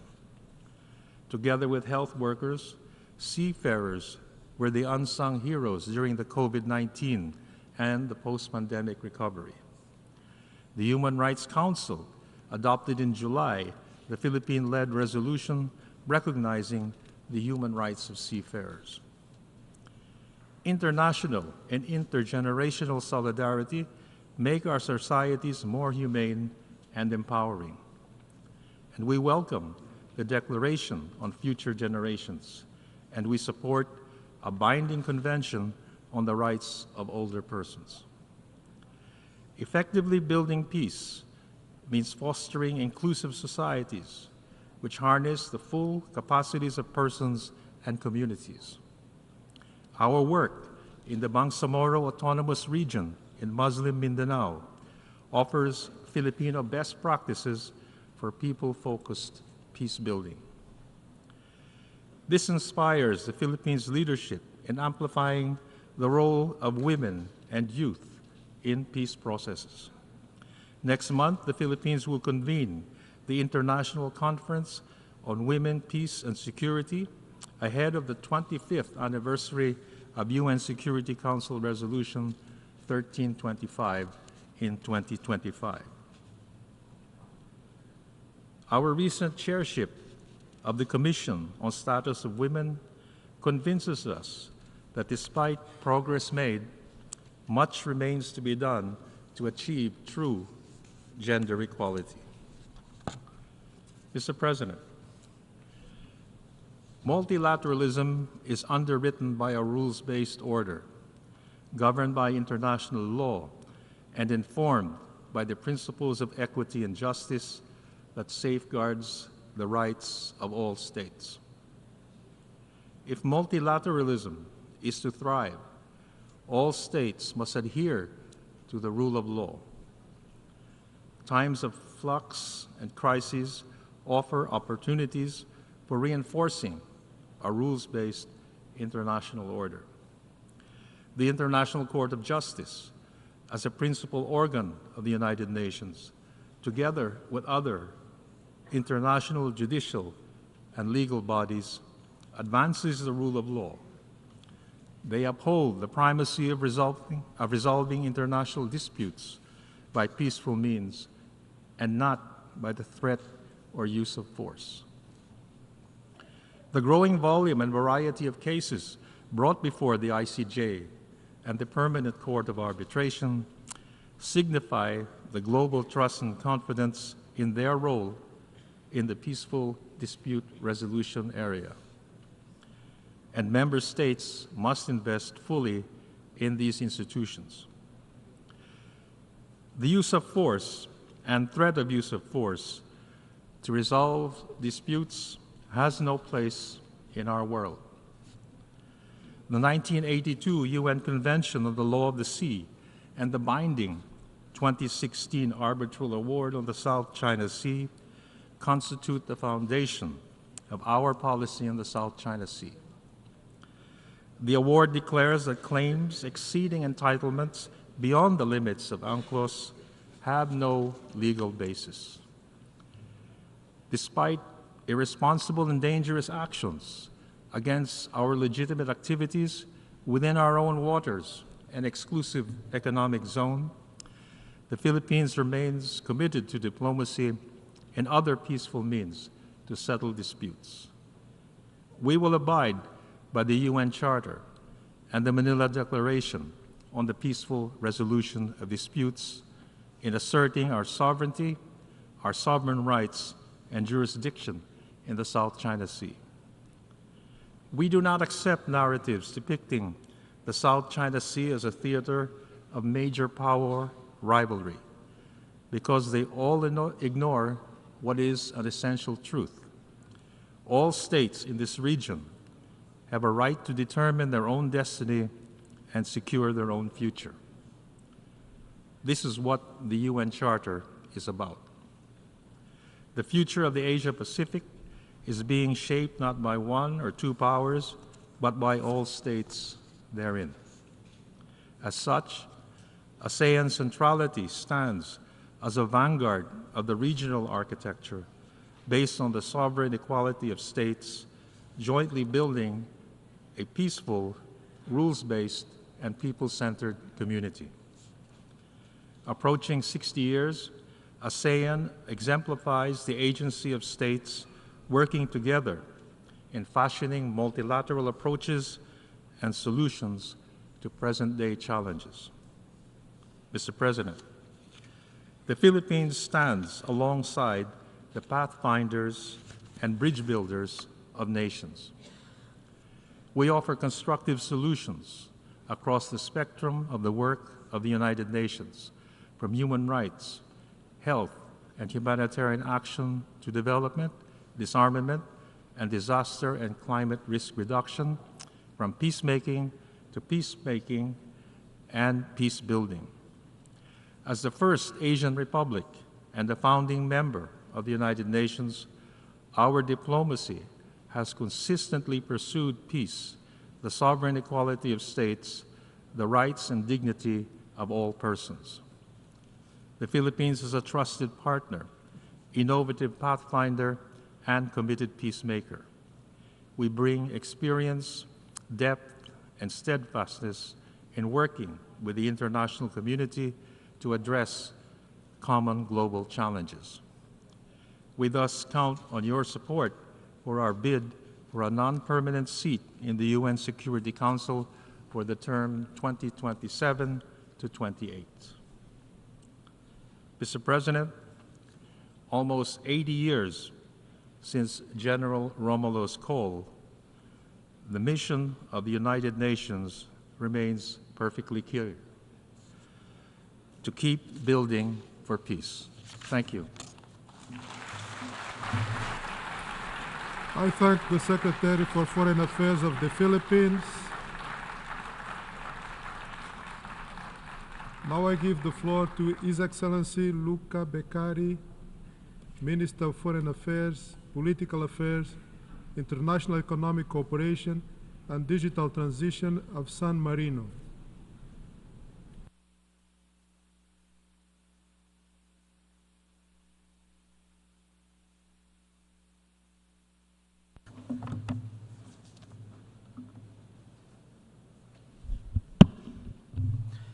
Mr. President, Mr. Secretary General, Excellencies, ladies and gentlemen.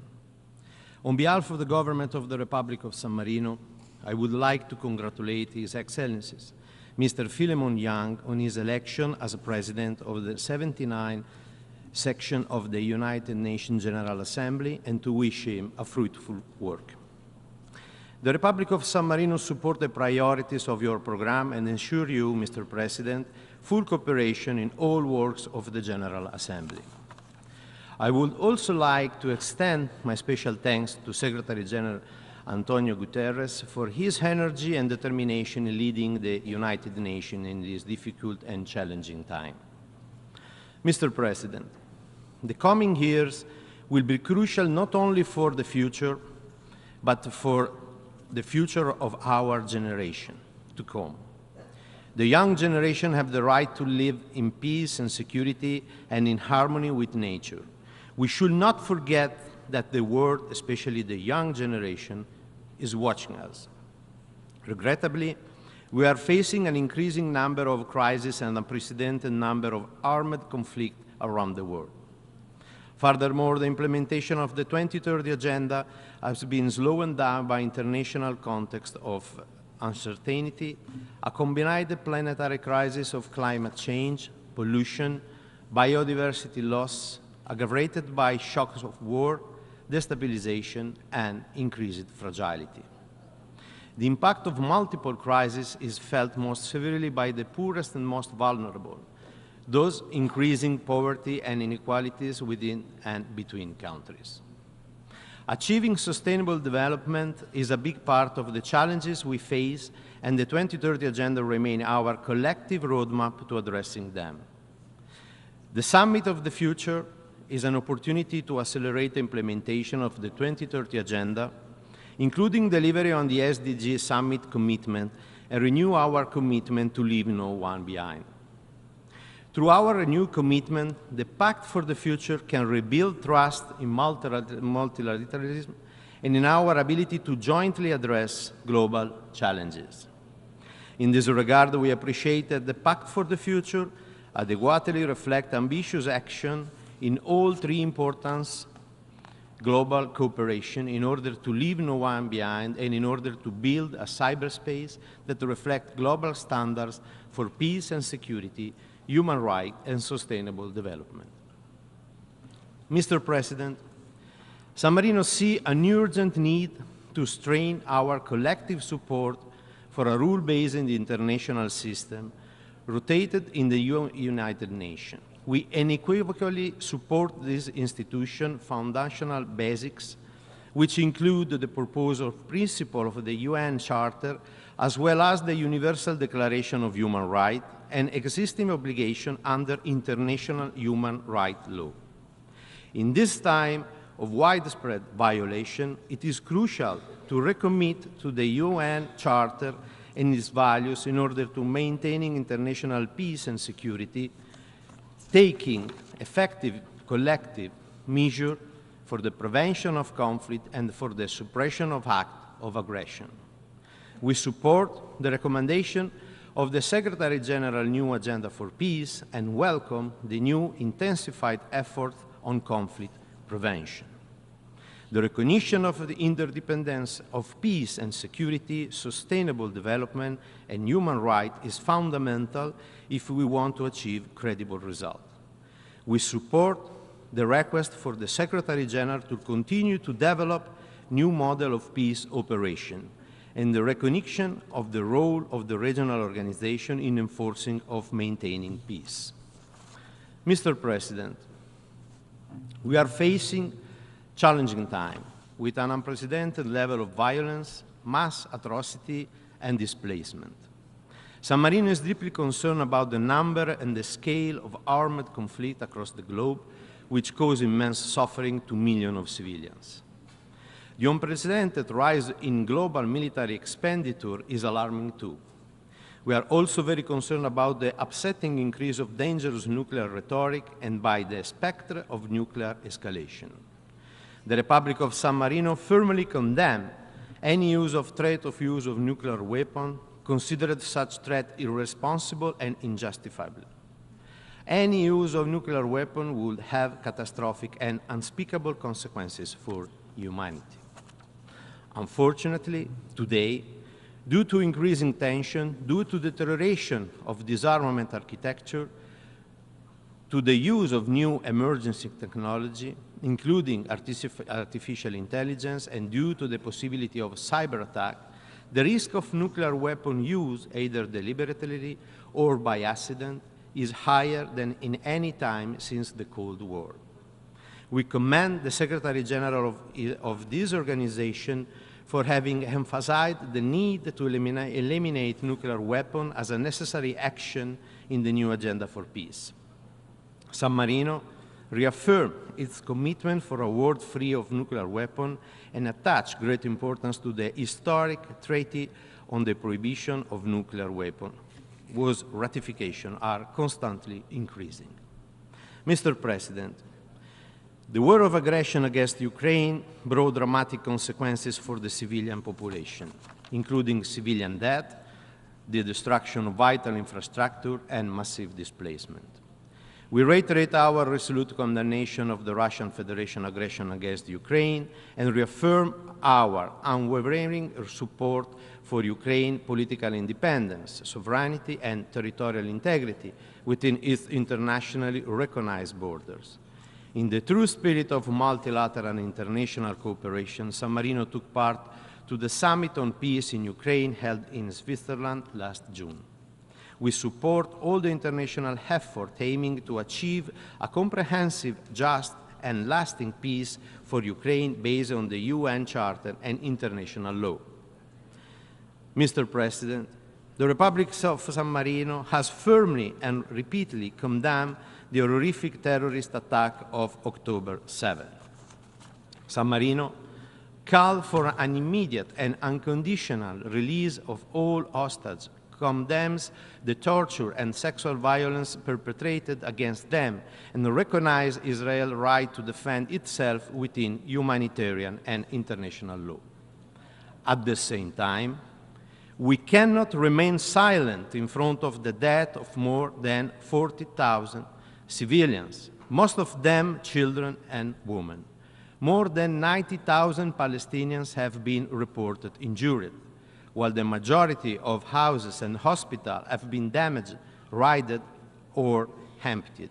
The level of destruction and suffering in Gaza is unprecedented.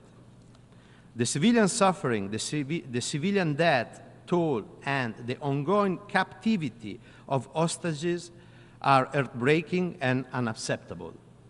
We urge all parties to fully respect international humanitarian law, preserving the life, dignity, and humanity of all people affected by armed conflict. Furthermore, the tragic death of UNRWA staff members and of the other humanitarian workers and of the journalists cannot be tolerated. San Marino has joined several initiatives in order to alleviate the catastrophic humanitarian situation of civilians in Gaza and has made financial contributions to UNRWA, UNICEF, and OCHA in order to support the work of this agency that have been operating in highly challenging conditions. The international community must break this terrible cycle of violence and recommit to a lasting peace, restoring hope and security to Israeli and Palestinians through a renewed peace process. San Marino remained committed to a lasting and sustainable peace based on the two-state solution, in which Israel and Palestine live side by side in peace and security and mutual recognition. San Marino reiterated its call for an immediate ceasefire for a return to dialogue to address the legitimate concern of the State of Israel and the legitimate aspiration of the Palestinian people. A lasting and sustainable peace based on the two-state solution is the only long-term option for peace, and for this reason, we believe that the admission of Palestine to the United Nations as a full member would facilitate the achievement of this solution. San Marino welcomed the resolution adopted in May 2024 at the 10th Emergency Special Session, which upgraded Palestinians' right at the United Nations as an observer state, urging the Security Council to favorably consider its full membership. Mr. President, the spiral of death and devastation has already extended to Lebanon. This represents a threatening escalation of the conflict that is further destabilizing the entire region. We therefore stress the need for restraint. Mr. President, Respect for international law and accountability are key factors that play a crucial role in preventing and stopping violation and crime. We reaffirm our commitment to the UN Charter and to the principle of the responsibility to protect, which is essential in the prevention of atrocity crime. We are deeply worried about the disregard and violation of the international law. The Republic of San Marino reaffirms its full commitment to the obligation under human and humanitarian law, such as the Convention on the Prevention and Punishment of Crime of Genocide, the Rome Statute, and the Geneva Convention. San Marino reaffirms its full support to the International Criminal Court, whose work is crucial in the fight against impunity for genocide and crime against humanity. The Republic of San Marino would also like to reiterate its support for initiatives such as the ACT Group Code of Conduct regarding Security Council action against genocide, war crime, or crime against humanity, and the French and Mexican Declaration on Voluntary Restraint use of the veto by the permanent member of the Security Council. Mr. President, protecting civilians from the devastating impact of war must be our priority. Armed conflict around the globe have dramatically impacted the life of millions of civilians. The protection of civilians' infrastructure is essential to guarantee food security in time of conflict. Food production and distribution, water delivery, sanitation, energy provision, and healthcare can all be disrupted when infrastructure and tools essential to the survival of civilians are damaged or destroyed. We support Security Council Resolution 2573, which condemns attacks against critical civilian infrastructure indispensable for their survival. San Marino also calls on all parties to achieve the implementation of Security Council Resolution 2417, which condemns the use of starvation of civilians as a method of warfare, as well as the unlawful denial of humanitarian access. San Marino is gravely concerned by the scale and scope of grave violation against children presented in the Secretary General annual report.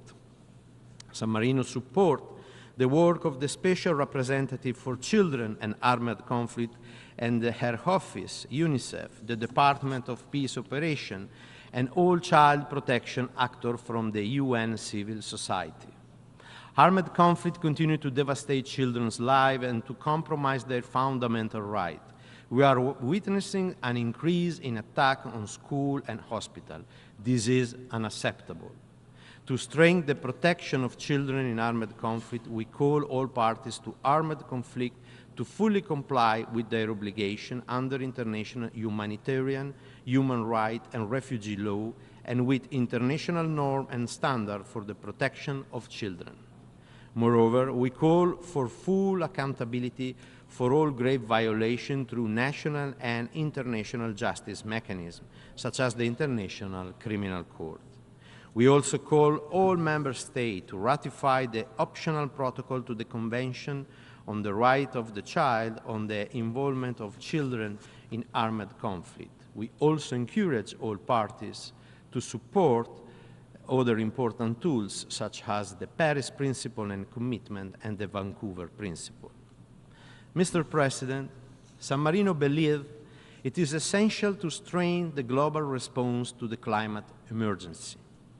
The existential threat caused by triple planetary crisis of climate change, biodiversity loss, and pollution should give to all of us a sense of urgency and priority in tackling this challenge.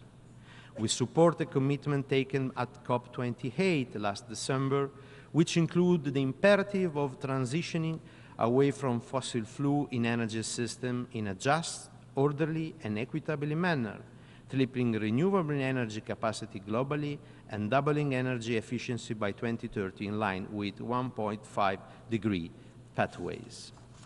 San Marino is fully committed to decarbonizing the global economy by 2050 and to healthy and reversing biodiversity loss by 2030, and recognizing the need to halt pollution, which caused the death of 9 million people annually.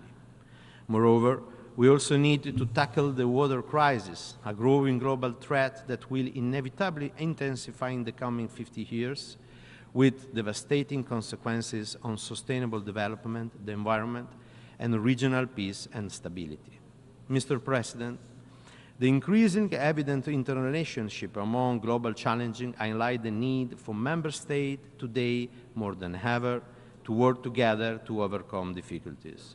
The United Nations is the only universally intergovernmental body based on the sovereign equality of all its members. Its unique role as the center for setting goals, harmonizing action, and sharing experience to achieve the common ends, such as peace and security, sustainable development, human rights, and the rule of law, transcend any one nation state and serve the collective interest for all nations and people. The centrality and relevance of the United Nations is not a given. We need a much stronger focus on collective global solutions to current and future challenges, which threaten peace and prosperity for all. We need to revitalize the United Nations and reinvigorate multilateralism to ensure its continued significance.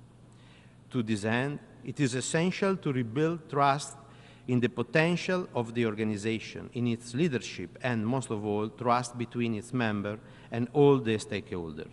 Moreover, the global governance must become more inclusive and accountable for the effective by providing more space for the participation of civil society and private sector. In this regard, we need more inclusive international financial architecture, strengthen a rule-based and equitable financial system that ensure a more effective and inclusive global economic governance, with meaningful development impact and providing space for innovative solutions. Multilateralism must effectively deliver on peace as a global public good. Reform must remain at the center of our action because they are crucial to future world stability and maintenance of international peace and security. In this regard, San Marino follows with particular interest the Security Council reform. As we have started on previous occasion, our country believes that the intergovernmental negotiation favor the search for an agreement based on a broad and strong political consensus, able to reflect the interest of all negotiating groups. San Marino called for a reform that make the Council more democratic, transparent, efficient, and accountable. This goal can be achieved only through a continuous dialogue among the states and the awareness that overcoming the respective initial position is essential to negotiate the broadest agreement possible. In conclusion, Mr. President, we stand at a critical juncture where the step we take today will shape the international rule-based order and the United Nations system for decades to come. It is essential to find new ways of working together and to ensure that multilateral institutions will be able to address the rapid change taking place. Member States must assume their responsibilities, including that of making our organization able to fulfill its mandate, which is to protect the citizens of the world.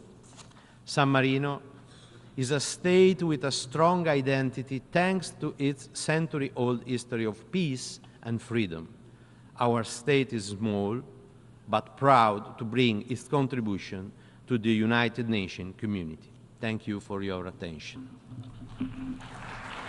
I thank the Minister of Foreign Affairs, Political Affairs, International Economic Cooperation, and Digital Transition of San Marino. I now give the floor to His Excellency Mohammed Hassan, Minister for Foreign Affairs of Malaysia.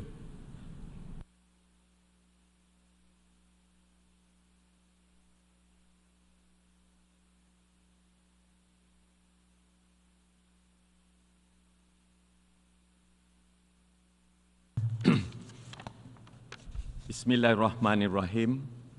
Excellency, Mr. President, thank you for this opportunity to address the 79th session of General Assembly.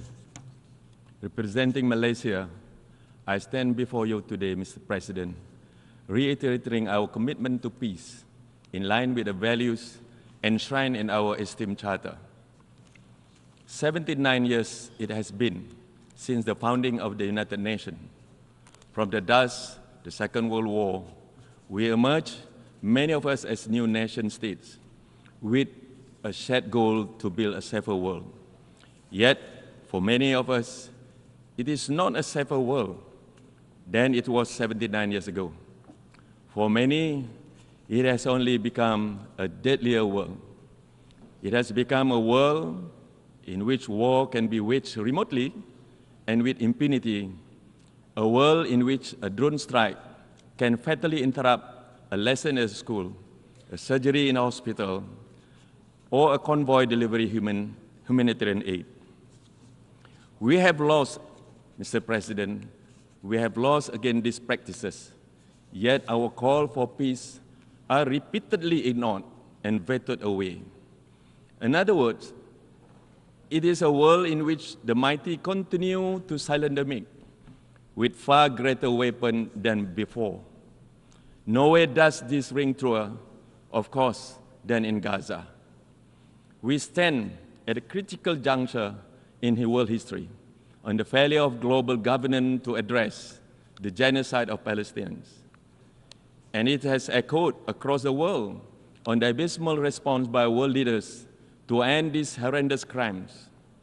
Yet, there are also many of us who have pursued justice for the people of Gaza. For almost 1 year now, we have raised our voices in protest and sought to establish a ceasefire. Again and again, our voices have been shut down in the Security Council through the power of veto. It is clear the mechanisms of Security Council have been abused to enable mass atrocities. Our failure to establish a ceasefire is no longer justifiable. We have run out of excuses, Mr. President. It is time to address the problem. The veto should not be exercised at will. There must be an exception in cases of crimes against humanity and attacks of civilian infrastructure. We must commit ourselves towards reform United Nations. Justice begins with ending impunity and ensuring accountability. For this to be realized, the undemocratic veto must be limited or abolished altogether. The humiliating paralysis of Security Council must be corrected through the empowerment of this General Assembly, where the voices of the majority prevail. Understand this, our willingness to reform is a matter of life and death of countless innocent people. There are children dying between missile strike and between the words that we speak today. Mr. President, the theme of this General Assembly session is leaving no one behind. In the spirit of this effort, it fills us with hope to see the state of Palestine seated among us today. Malaysia lauds the 143 member states for their support in extending the UN's principle of equality among nations to the state of Palestine this year. And we strongly urge the remaining minority to join the majority. It is time to realize Palestine's right to statehood and full membership in this assembly. It is only through the elevation of dialogue and diplomacy that we can seek a long-lasting solution, not through collective punishment, not through man-made famine, and not through impunity and disregard for international law, Mr. President. Indeed, the elevation of dialogue and respect for international law have been compromised in this assembly for some time now. Israel has violated every international law there is, including the Genocide Convention, Geneva Convention, and human rights treaties. Just months ago, the world witnessed Israel's mockery and utter disrespect of the United Nations in this very hall with the insolent shredding of the United Nations Charter. Israel's actions with each passing day raise our doubt as to whether it actually believes in the UN system or values its membership in this organization. Its illegal occupation has entrenched a system of apartheid and discrimination against Palestinians. The Israeli regime has itself declared its intent to wipe out an entire population. This is, Mr. President, without question, a genocide. The United Nations must not remain idle. We must urgently utilize the existing processes founded by the General Assembly, along with mechanisms developed by Human Rights Council. Malaysia calls on the international community to reinstitute the United Nations Special Committee against Apartheid. Furthermore, Malaysia's demand that the Security Council invoke the powers under Chapter 7 of UN Charter and impose an immediate arms embargo against Israel. Therefore, Mr. President, our task is threefold. Number one, we must limit or abolish the veto. Number two, we must continue to empower the voices of the oppressed within this General Assembly. And thirdly, we must halt the flow of weapons to rogue states who have proven 100 times over their willingness to commit crimes against humanity. Although the powerful few may behave as though might is right, let there be no question that in the United Nations, the voice of majority will not go ignored. Indeed, we must empower smaller countries to meet the challenges of our time. The international landscape is in flux, Mr. President. Superpower rivalries, global economic uncertainties, climate change, unequal development, and the many misfortunes that come with it. Countries situated in Southeast Asia are no exempt from these worries. Yet, through the decades, we have not only endured, but overcome many of our shared hurdles together. We have achieved this together, the ASEAN way. Through ASEAN, we have propelled ourselves to get forward within the international architecture by bolstering peace, security, economy, and regional identity. Yet, the years ahead will profoundly test us. ASEAN resilience, ASEAN shared norms and identity, and ASEAN processes and mechanisms. Malaysia stands ready to assume the chairmanship of ASEAN in 2025, and we are fully cognizant of reasserting ASEAN in the driver's seat of the Asia-Pacific region. Our chairmanship will focus on the region's drive for future readiness. We will emphasize reinforcement of global aspirations, inclusive and people-driven policies, and future-oriented mechanisms. We will aim to fortify ASEAN centrality amid the emergence of multilateral pacts affecting the region. This is a key step to prevent the region from becoming entrapped in unnecessary geopolitical rivalry or possible escalation. Mr. President, ASEAN centrality must also involve managing the most critical issues of the South China Sea.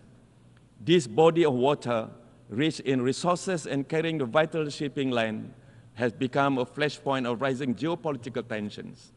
Escalation of rhetoric is a dangerous path to follow. We must not allow the situation to become dominated by growing distrust. This benefits no one. It only further undermines security and destabilizes global trade. We must collectively pursue a different vision of South China Sea, a future in which this region is a zone of peace, stability, and cooperation. We must adopt a collaborative approach embedded in diplomacy and dialogue. Thus, I call upon all countries to abide by the UNCLOS in the conduct of maritime governance. We must prioritize peaceful coexistence. This is also one of the many reasons the member states must continue to work together with regards to Myanmar. We will push for stronger humanitarian assistance and adherence to the ASEAN 5-point consensus to seek solutions. We will do it as one. The diversity of our region, far from being an obstacle, is symbolic of our power to build bridges. It goes without saying, Mr. President, that our stewardship of ASEAN will therefore emphasize continuous dialogue with our partners, as well as the adaptability needed to engage with different challenges and stakeholders. Malaysia will strive to realize our common desire and collective will to live in a region of lasting peace, security and stability, sustain economic growth, social progress, and ultimately shared prosperity. Yes, shared prosperity, Mr. President. This is the ghost of geopolitics, Mr. President, often spoken but never seen. Mr. President, the countries of the Global South have continued to be marginalized and remain underrepresented on many fronts. Global socio-economic development, climate mitigation efforts, education, health, and infrastructure development. International mechanisms fail to adapt to current realities, often isolating and penalizing developing countries, placing the burden of environment guilt onto them while disregarding our very real needs. The lack of infrastructure, technology, and resources has prevented developing countries from fully engaging in international systems and aspirations. One of the primary challenges, Mr. President, is equitable access to financing for development. Innovative and new models of financing for development that drive sustainability, conservation, climate action, and achievement of SDGs should be part of new multilateral solutions. The climate crisis may be the most pressing challenge of our time. It is no longer a distant threat. It has flooded our doorstep, Mr. President. It transcends borders by disrupting economies and displacing entire communities. The scientific data has spoken. We are witnessing unprecedented level of warming, extreme weather, and devastating impacts of rising sea levels. National efforts alone will not suffice. The climate crisis requires global solution in the form of climate financing, technology transfer, and capacity building. We must continue to push for a just and equitable approach, the meeting of the development needs of the Global South. At the same time, Malaysia advocates the importance of Global South unity. We have a broader vision of promoting peace, development, and stable multipolar order through the empowerment of the voices of the South. The countries of the Global South hold massive potential to further the pursuit of peace and justice around the world, through solidarity among developing nations and through mutual support and understanding. This is fundamental to ensure fair and equitable progress for all. The Global South demands your attention, Mr. Chairman. We must not leave anyone behind.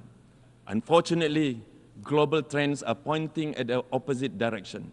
Around the world, we are witnessing an upsurge in hate speech and violence toward minorities. The past few years have been shadowed by the rise of Islamophobia in particular. We are appalled by the alarming trend of hatred, intolerance, and acts of violence against Muslims. This cannot continue, Mr. President. In the era of globalization, there is room for everyone to coexist. And it is our job, under the banner of a united world, to ensure that peace will prevail. We must take action now. Malaysia urged for the prompt appointment of the UN Special Envoy to combat Islamophobia. We stand ready to support any efforts undertaken by the UN towards nurturing dialogue between communities that will promote worldwide acceptance and understanding. While Islamophobia is a threat to Muslims, broader issues of hatred against the followers of any religion will undermine the universal values of justice and peace that we all vowed to protect. Mr. President, we stand on the eve of the 80 years of United Nations. We have achieved wonders together. Ours is a story of the modern successes of humankind. Together, we have delivered food to the starving. We have eradicated diseases. We took decisive actions against apartheid and in the 20th century, and we must do it again now. Let our commitment to justice never fail, no matter how formidable the task. Let there be no doubt the question of Gaza is a direct test of the capability of the United Nations. Let this 76-year-old issue not age into a century of our failure to uphold justice. We strongly call for an end to the occupation and for the Israel regime to comply with the decision of the International Court of Justice. Mr. President, let our dreams of free Palestinians live beyond today and beyond the words that we have said. Thank you very much, Mr. President. I thank the Minister of Foreign Affairs of Malaysia. I now give the floor to His Excellency Badr Ahmed Mohamed Abdelati, Minister of Foreign Affairs, Immigration, and Egyptian expatriates of Egypt.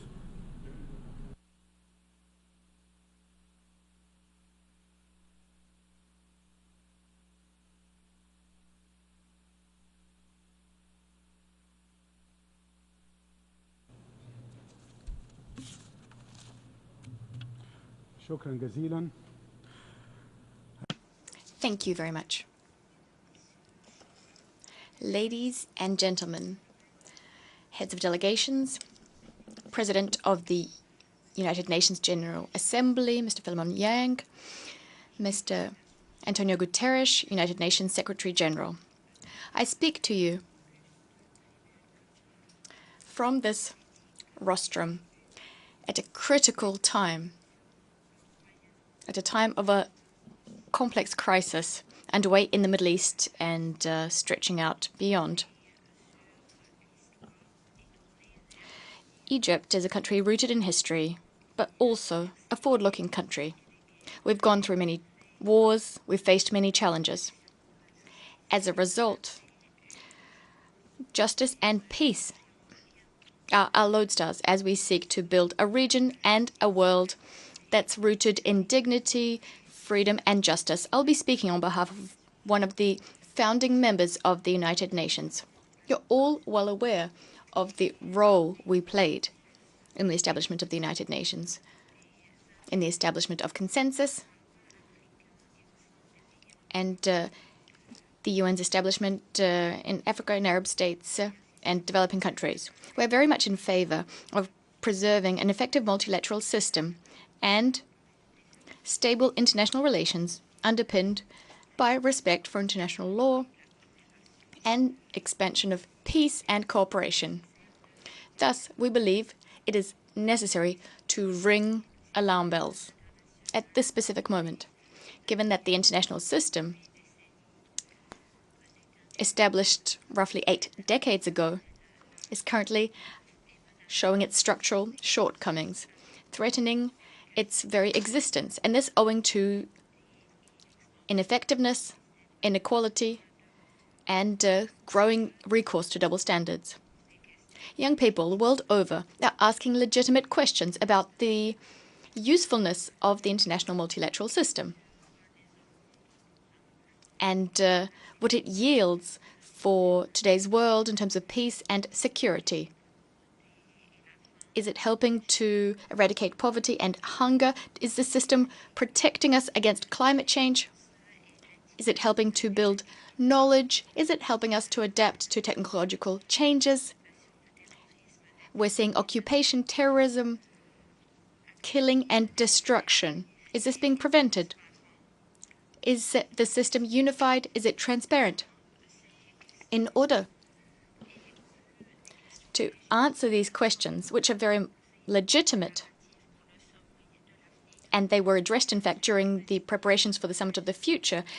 In fact, one of the outcomes of the Summit of the Future is very positive. It was a positive step towards revitalizing and rendering more effective the international multilateral system with the United Nations at its heart.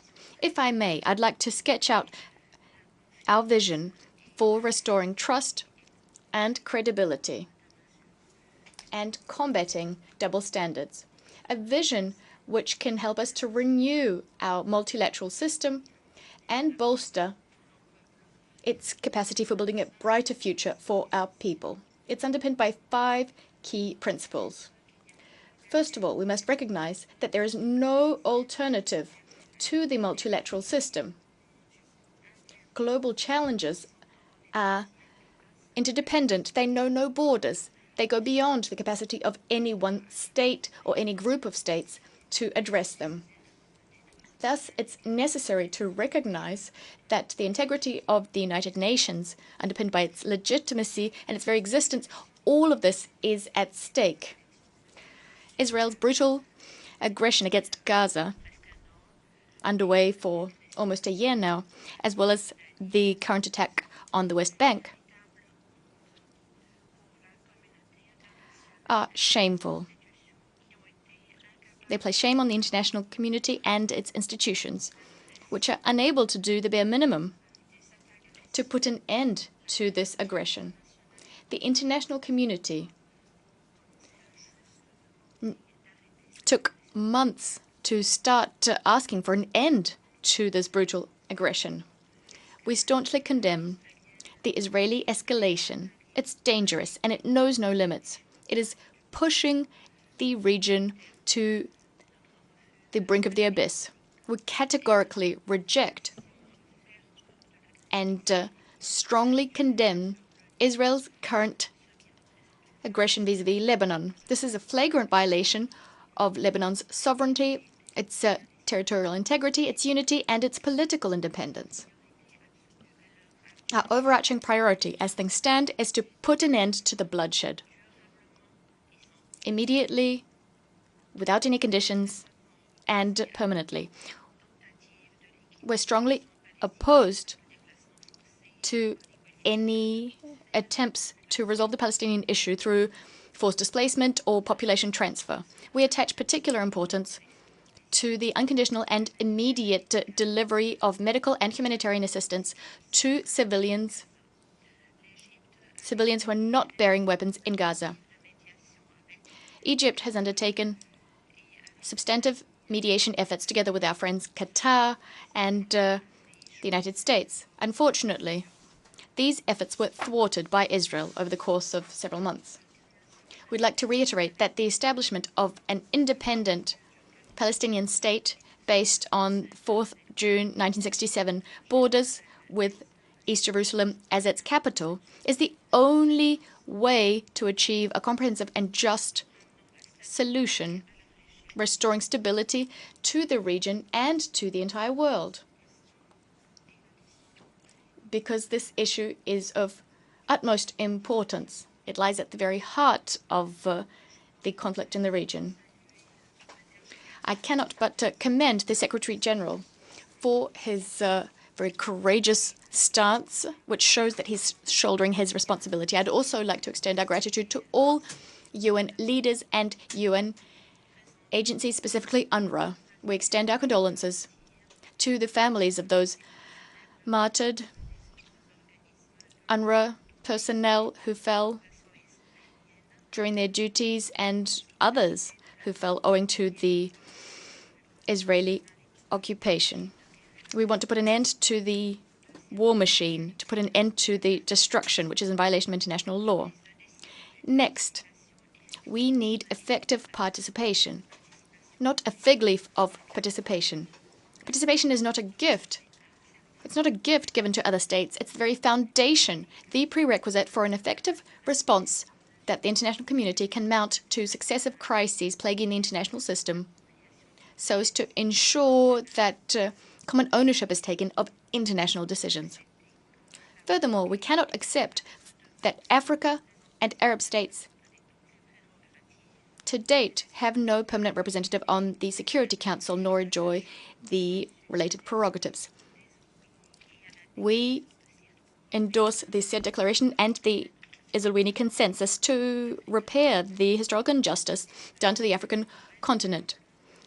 Genuine participation is only possible if there is deep-rooted reform of the international financial architecture and of international financing institutions. We must modernize multilateral development banks and their practices and bolster access of developing countries to concessional funding, especially in the face of crises. We support the SG's appeal to make the Bretton Woods institutions fairer to developing states. There is no alternative to a common approach so as to address growing sovereign debt of developing countries. This can be done by buttressing existing mechanisms, strengthening their effectiveness, but also establishing new mechanisms, helping low- and middle-income countries. What's also important is debt swaps. These must be broadened so as to address debt distress and help these countries achieve sustainable development. Economic justice can only be done if we place the priority on Africa's development. This is how we can guarantee that we prevent conflict and ensure lasting peace. When we held the presidency of the Steering Committee of Heads of State and Government of the African Development Commission, as well as the presidency of His Excellency President El-Sisi, post-conflict reconstruction on the African continent was front of mind. And Egypt will seek to accelerate the development process so as to achieve the African Union's 2063 agenda. This brings me to my third point and principle. Exchange of resources between states, some of which have a comparative advantage, requires us to adopt the principle of common but differentiated responsibility, especially as regards climate change. Governance and natural resources are limited.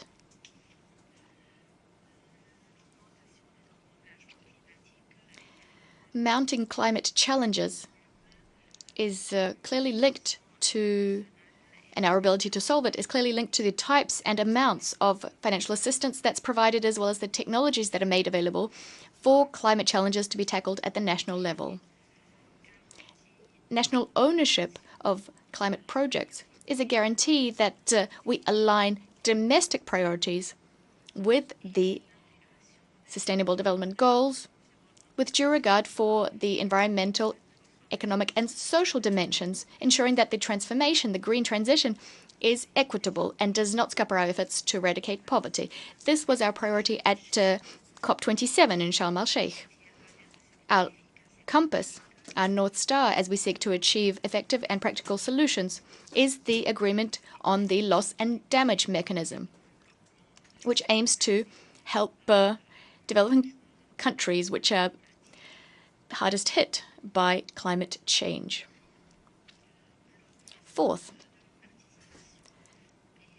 the principle of participation and shared responsibility goes hand in hand with a rejection of unilateralism in the management of global resources and the settlement of disputes that stem from these resources. For instance, transboundary water courses is a case in point. There's a global water crisis that's affecting Egypt, inter alia. Egypt is a densely populated country located in an arid zone. It is heavily reliant on the Nile to be able to respond to its mounting water needs. The principle of cooperation with the Nile Basin brother countries encapsulates Egypt's approach to better management of our common resources with a view to securing our interests in keeping with international law and ensuring equitable and sustainable use of resources without any consequences for the downstream countries. We'll continue to work so as to attract foreign investment for development projects in keeping with the various rules, including in the Nile Basin. Despite our genuine efforts, Ethiopia has been insisting stubbornly, misportraying the facts, and starting up the Renaissance Dam, beginning operations without due regard for international law, nor the opinions of millions of people living downstream in Egypt and in Sudan.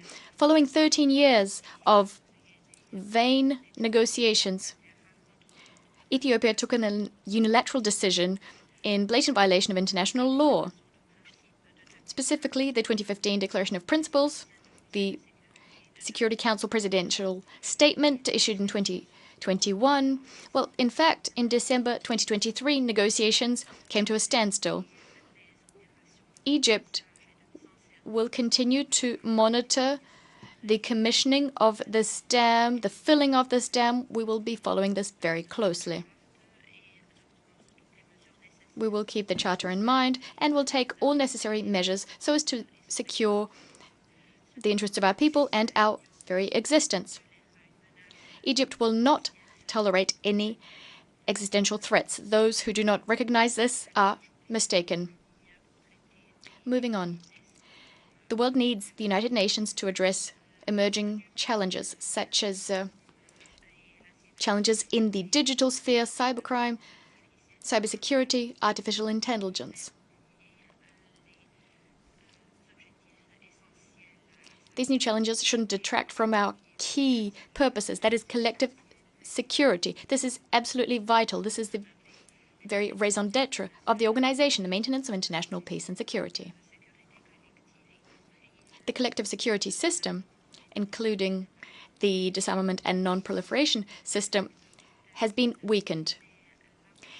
Direct or tacit threats of use of nuclear weapons is no longer a chimera. It's a direct threat. We've seen this in the war in the Gaza Strip. We're seeing this day in, day out. As states possessing nuclear weapons are modernizing their arsenals and indirectly threatening the use of nuclear weapons without any genuine, serious efforts being made to create a world free of nuclear weapons or areas free of nuclear weapons or other WMDs and acceding to the NPT. And this despite the NPT review conference's conclusions, specifically the 1995 decision on the Middle East. We live in a region that's particularly hard hit by the imbalance in the collective security system. This is something that's drawn everyone's attention, and we regret this. That is the increase in Security Council resolutions establishing peacekeeping operations. And this despite the fact that the Security Council is unable to stop this scourge that is conflicts, this disease, nor can it treat the symptoms. And for that reason, the Secretary General, Antonio Guterres, has described the United Nations as an organization babysitting these conflicts.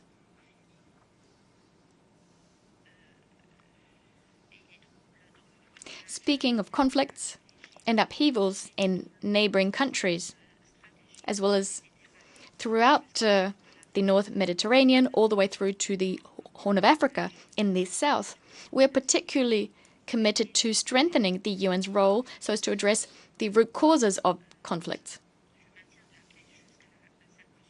We need to ensure that peace is maintained, but also we need to sustain peace. This requires states to respect the unity and territorial integrity of other states. We also need national ownership of decisions without anything being imposed by external actors.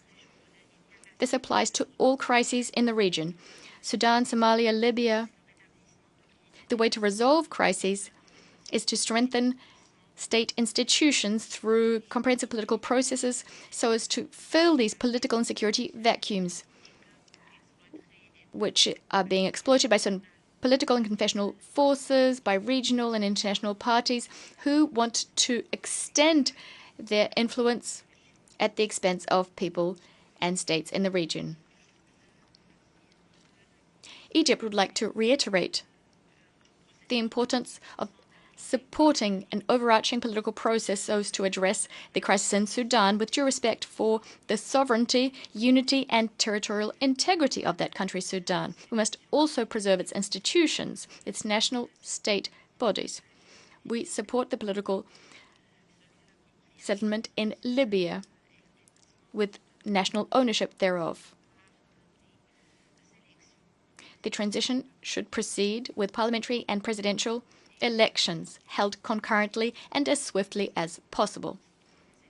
We are hopeful that by pooling our efforts and endorsing the new UN mission in Somalia, we'll be able to preserve security and stability in that country in keeping with what its people and its government want. We condemn all unilateral measures threatening Somalia's unity, its sovereignty, extending across its territory.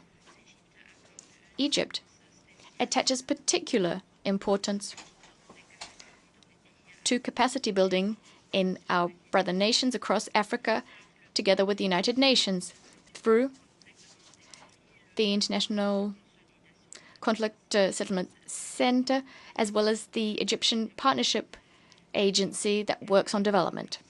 Egypt is committed to working hand in hand with our regional and international partners so as to restore equality and to combat double standards, as well as international hypocrisy, and to revitalize the international system, the multilateral system, implementing the various principles I enumerated in keeping with the principles enshrined in the UN Charter. We will be shouldering our responsibilities as part of the humanitarian response that must be mounted to address crises in our region.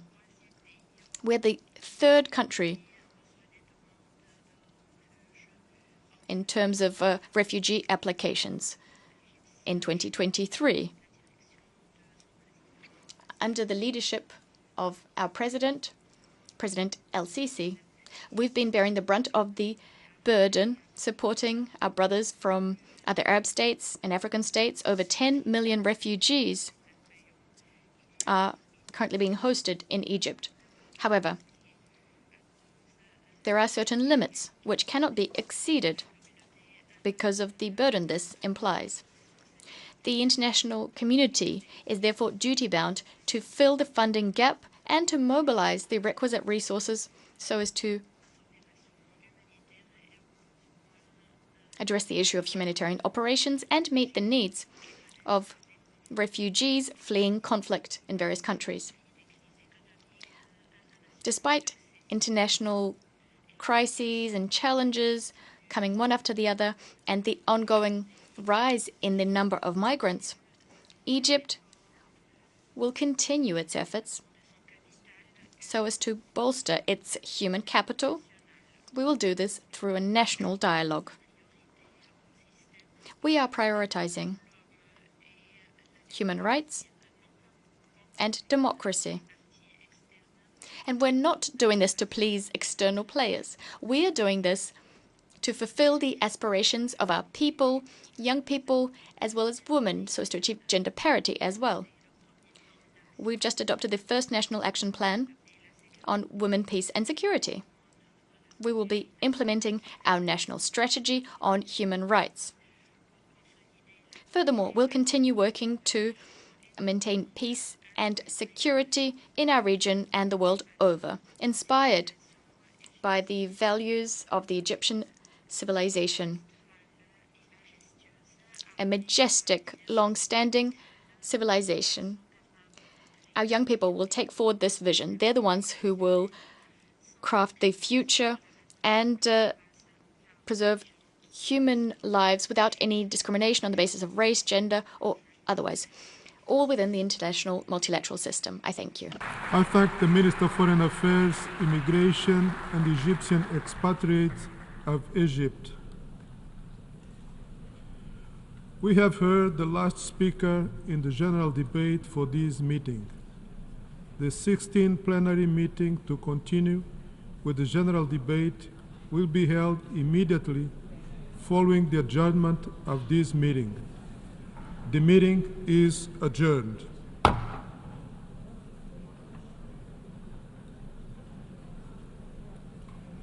The 16th plenary meeting of the General Assembly is called to order. The Assembly will continue its consideration of Agenda Item 8 entitled General Debate. I now give the floor to His Highness Prince Faisal bin Farhan Al Saud, Minister for Foreign Affairs of Saudi Arabia.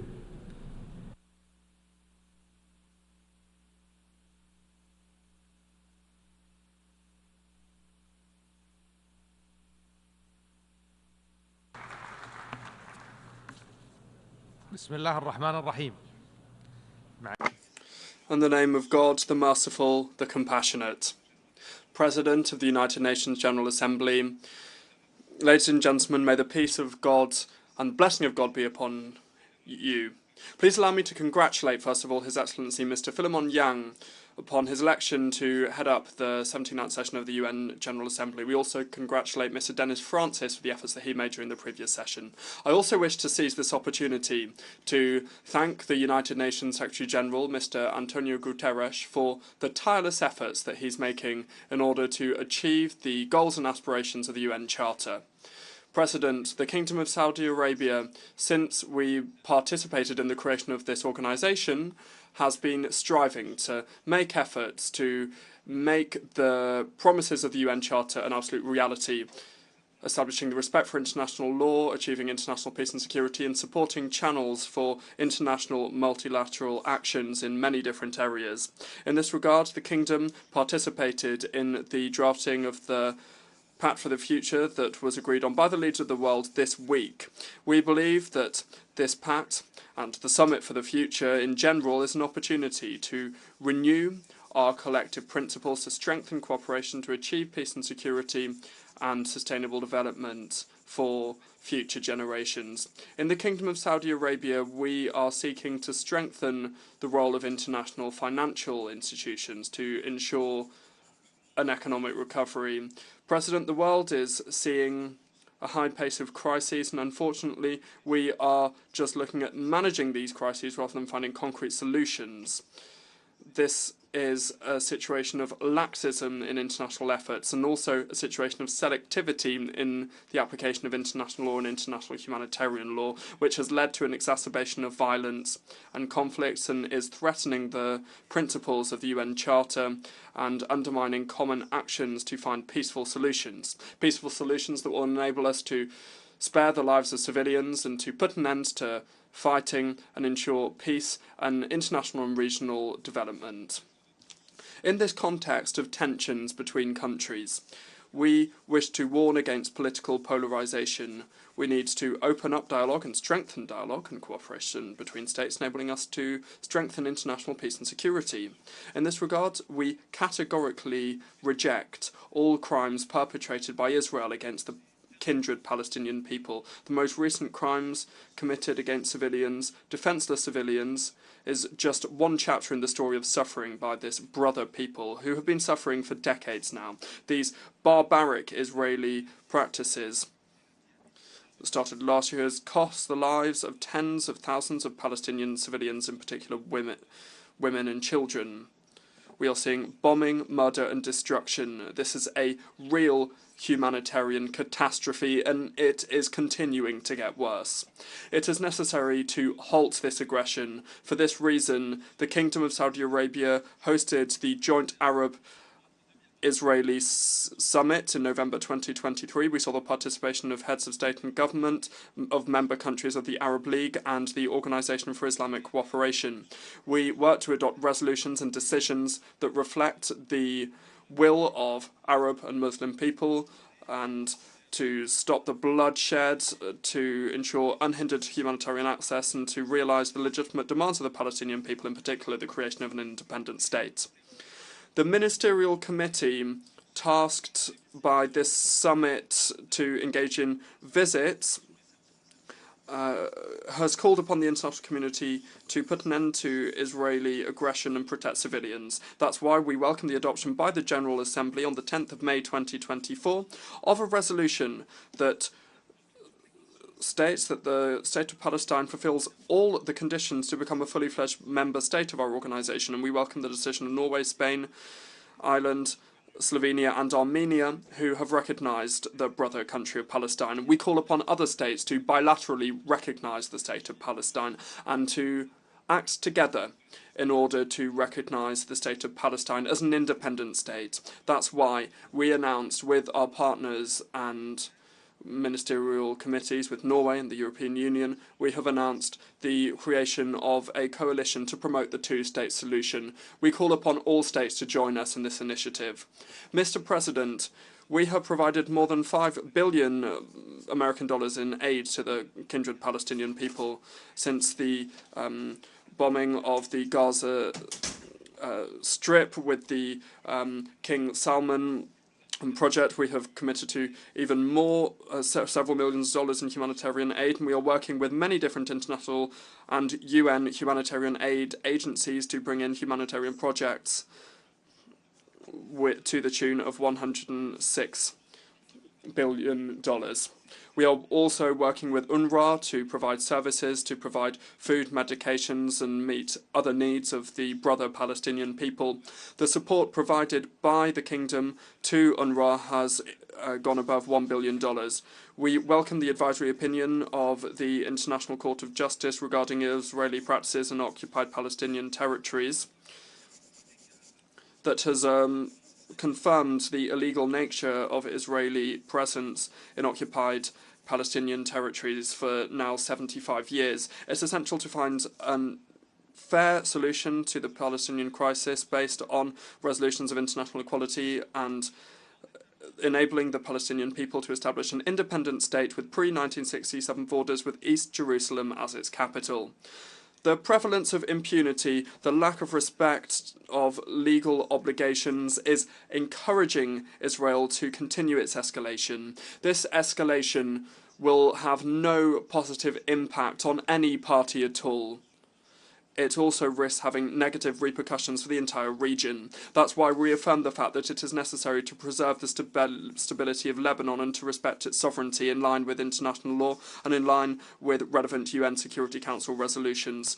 We are aligning with international efforts to bring in an immediate ceasefire and to find a lasting diplomatic solution. We call upon all parties to show wisdom and to show restraint in order to avoid a true war from breaking out in the region. Mr. President, the Kingdom has taken key measures in order to ensure appeasement and development in our region. We have concluded an agreement with Iran to restore our diplomatic relations based on the respect of sovereignty and non-interference in internal affairs, also on the respect of the UN Charter, working with the Organization for Islamic Cooperation, also to establish peace and security in our region. We hope that Iran will cooperate with the international community, in particular vis-à-vis its nuclear program and its ballistic missile program. We have also resumed relations with the Syrian Arab Republic to strengthen our cooperation on common issues, because we are convinced that finding a solution to this crisis will enable us to entrench peace and stability in our region. We also reaffirm the need to preserve the security of Syria, its stability, and the integrity of its territory. Furthermore, in Yemen, we are supporting all efforts to find a solution to this crisis and to appease the human suffering of the brother Yemeni people. It's essential to find political solutions to reinstall peace and stability in the region. We reiterate our initiative that seeks to find a just and lasting solution. When it comes to the situation in the Red Sea, this is a situation that is undermining security of shipping routes. And in response to that, we need to show a sense of wisdom and support international efforts to establish peace and stability in that area. In Sudan, we reaffirm our staunch position to preserve peace and stability in Sudan and to strengthen the state and its institutions and avoid it breaking down. The Kingdom of Saudi Arabia hosted the Sudanese peace talks in Jeddah to this end. We call to appease the situation, put an end to military operations, and to provide humanitarian aid. We are working to continue the Jeddah talks, engaging in Jeddah Talks 3, the third round. In terms of peace and stability in Afghanistan, Afghanistan cannot be left by the waysides of its region and the international community or be prey to terrorists. That's why it's necessary to put an end to the humanitarian and security situation in Afghanistan that is providing fertile ground to different groups and militias to continue their activities. Now, moving on to the Russian-Ukrainian crisis, we must put an end to this crisis and contain its repercussions. His Royal Highness, the Crown Prince, may God protect him, is continuing to work to this end, and we have announced the freeing of several prisoners of different nationalities. We hosted a meeting of different officials from different countries with the participation of several different states and international organizations. We stand ready to continue our mediation efforts between the parties to the conflict.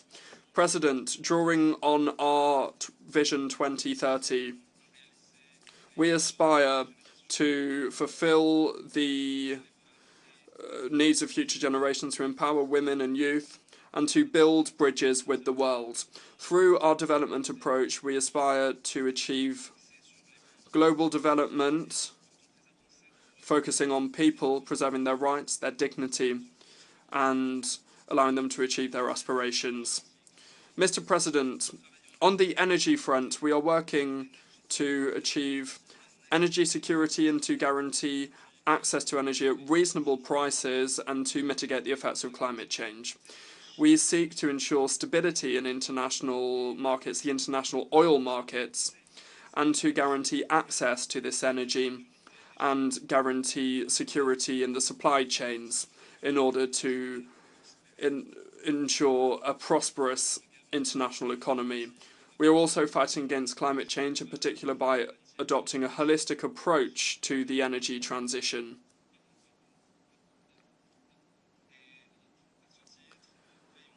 In that regard, we seek to respect the UNFCCC and the Paris Agreement, making the most of all the techniques we have available to us in order to limit our greenhouse gas emissions.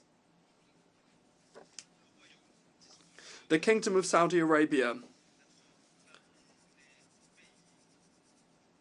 is one of the best placed countries according to carbon and methane density emissions, and we are working to set up a carbon transfer and storage facility in the city of Al Jubairah. This has the capacity to store 9,000 tons within a few years and 44,000 tons by 2030.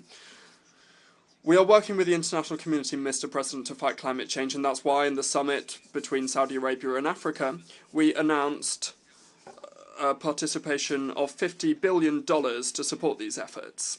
We have also launched initiatives such as the Green Saudi Arabia Initiative, the Green Middle East Initiative, and we are also investing in techniques to reduce carbon density and to strengthen electricity and green hydrogen production. The Kingdom furthermore supports projects to optimise the consumption of energy and to preserve sea life and water. That's why we celebrated the International Environment Day in 2024, and we will soon be hosting the COP16 of the United Nations Convention Against Desertification, which is reaffirming our commitment to preserve the future and fight against desertification. We also intend to host the International Water Forum in 2027.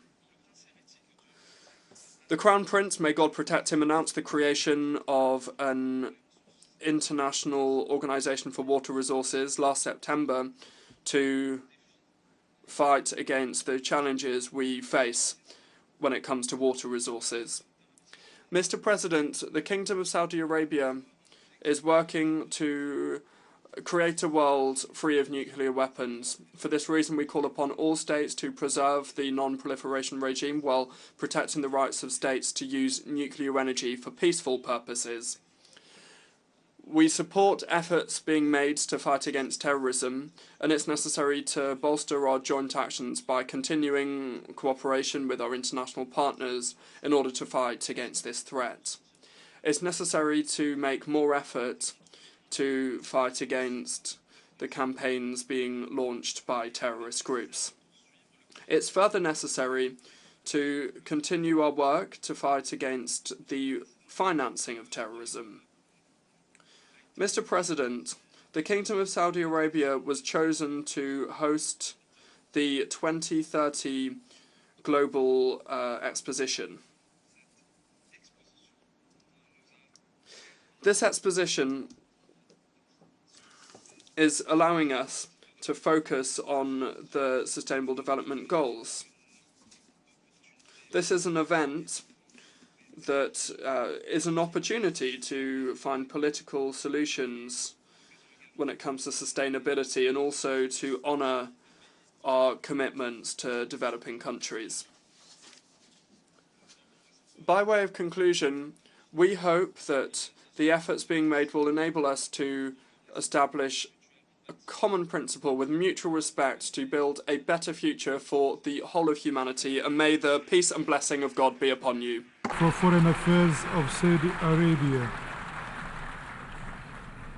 I now give the floor to His Excellency Mulambu Amakuni Ayambe, Minister for Foreign Affairs and International Cooperation of Zambia.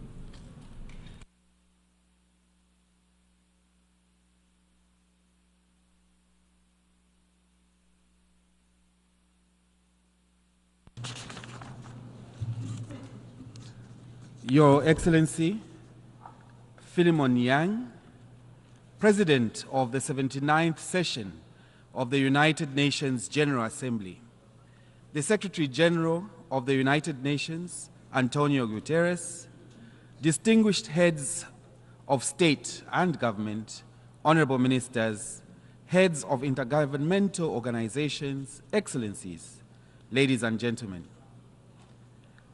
I congratulate you, Your Excellency, on assumption of the presidency of the 79th session of the United Nations General Assembly and assure you of Zambia's cooperation during your tenure.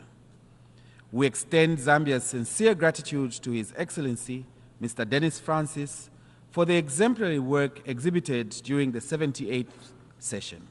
Mr. President, the theme for this session, quote, leaving no one behind, acting together for the advancement of peace, sustainable development, and human dignity for present and future generations, close quote, presents an opportunity for us to re-examine our priorities, redefine our mission, and sharpen our vision as we approach the 80th anniversary of the United Nations. Zambia therefore joins the UN Secretary General in congratulating member states for successfully adopting the Pact for the Future, which includes the digital Global Compact and the Declaration on Future Generations. We further appreciate the work of Namibia and Germany in co-facilitating this process. It is our hope that the implementation of the Pact for the Future will address the multiple crises facing the world today. Mr. President, Zambia firmly believes that multilateralism is the only viable approach to solving regional and international challenges. In this regard, the creation of the United Nations almost 80 years ago provided new hope for the international community in the maintenance of international peace and security, promotion of justice, and improvement of living conditions for all people.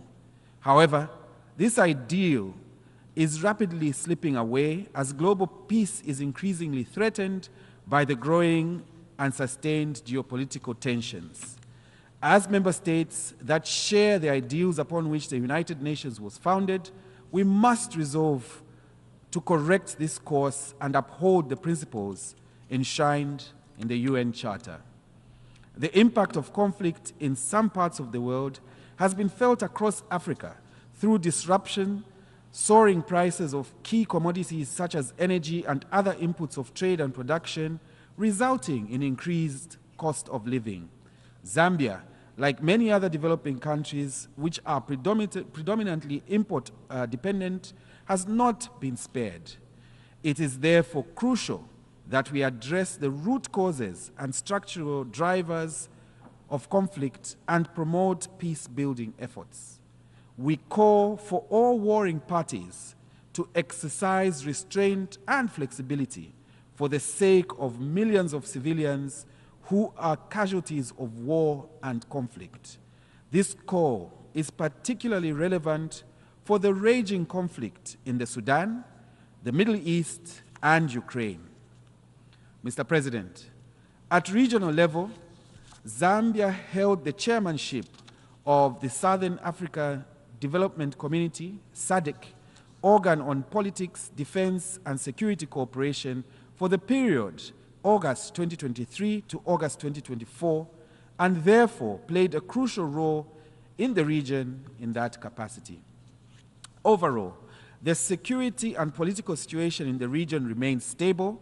However, there are still pockets of security challenges in some of our member states, such as the situation in the eastern parts of the Democratic Republic of Congo, the DRC, and in the Cabo Delgado province in Mozambique, which SADC remains seized with.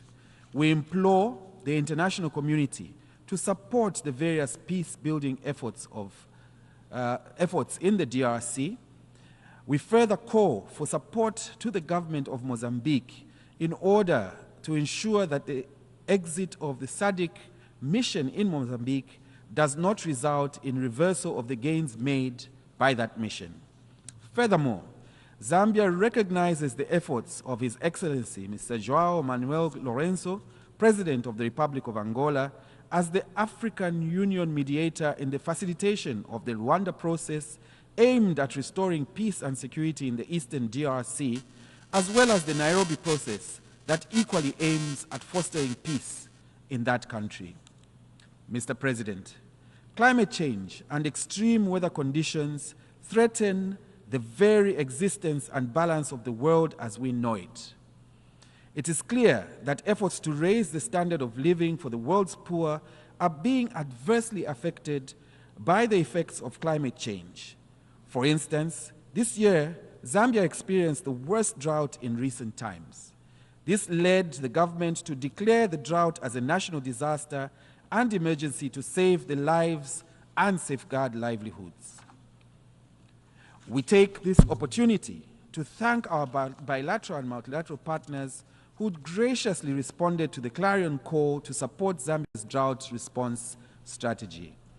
This and similar scenarios in our region underscore the need to build local resilience and climate adaptation through various interventions, including, among others, climate financing from both private and public sources. In this regard, the need for the full actualization of the Loss and Damage Fund to help developing countries cope with climate-related disasters and extreme weather events cannot be overemphasized. We urge member states to focus their energies on achieving measurable outcomes at the forthcoming COP29 accordingly.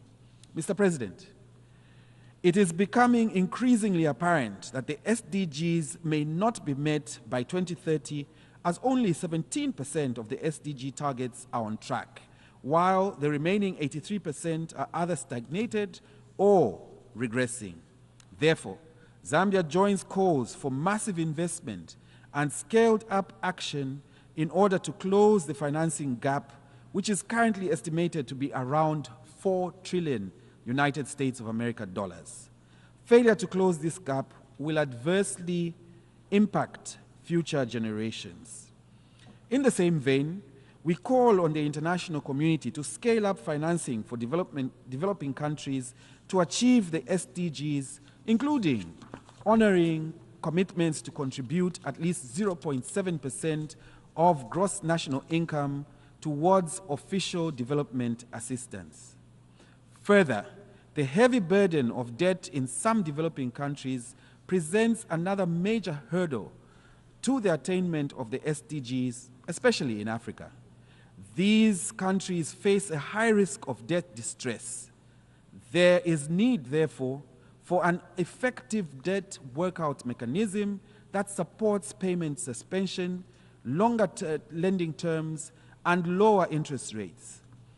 Based on Zambia's experience, we call for further reforms to streamline the existing G20 framework for debt restructuring in order to enhance certainty and reduce the time it takes to conclude the process. Zambia further joins calls for the reform of the international financial architecture to make it fit for purpose and equitably address the development needs of all countries in the 21st century. Additionally, there is need to build capacities for least developed countries to access other innovative financial measures, such as debt for climate swaps and green and blue bonds, amongst others. Furthermore, Zambia joins other SADC member states in the call for a review of the use of unilateral economic instruments that curtail developing countries' access to development finance. Mr. President, aggressive tax avoidance and tax evasion have a corrosive effect on public trust, financial integrity, the rule of law, and sustainable development across the globe. International tax cooperation could significantly reduce illicit financial flows, a scourge that deprives economies, especially those in the developing world, of funding for development. Zambia therefore calls for the urgent conclusion of negotiations on the proposed UN Framework Convention on International Tax Cooperation. This will enable developing countries to enhance their domestic resource mobilization.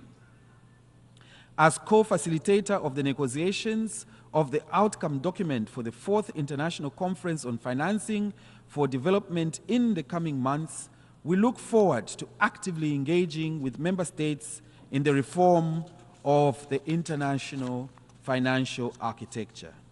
Mr. President, science and technology are critical to achieving the SDGs.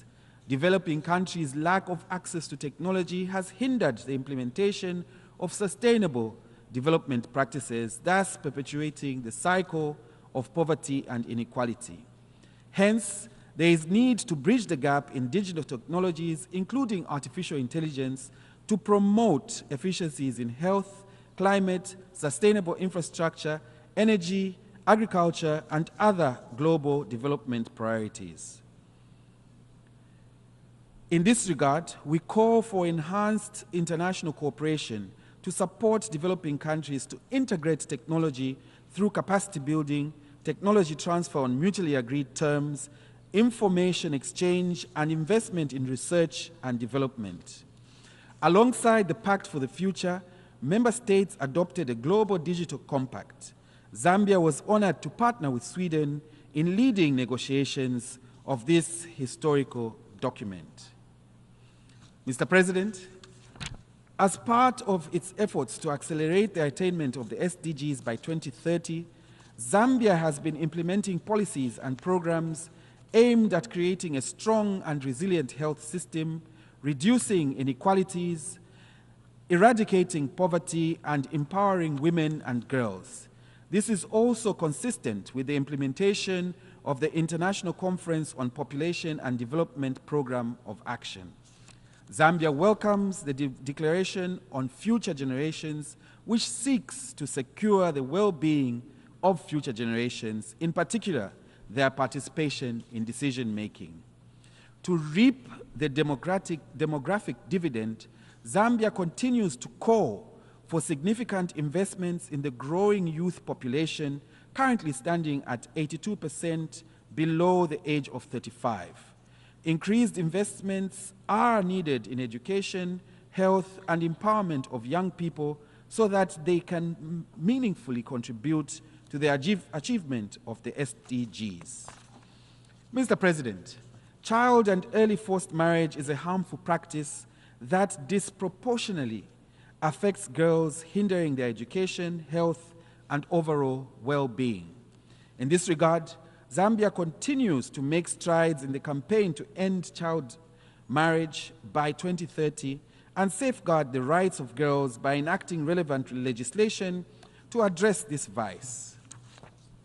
President Hakainde Hichilema, being the African Union champion on ending child marriage, Zambia is pleased to report that the campaign is growing from strength to strength, with 32 of the 54 countries on the continent having launched national campaigns to end child marriage. However, more needs to be done. We call on all partners to join efforts and raise our voices to protect our children to end this harmful practice by 2030. Mr. President, in the face of the present geopolitical realities and calls to strengthen multilateralism, the need to reform the UN Security Council cannot be overemphasized.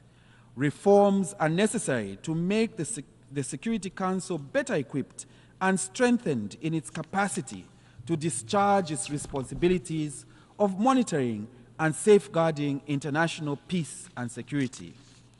The representation of African states in the permanent category would correct this historical injustice that has marginalized Africa's voice and will provide a vital perspective to the Council.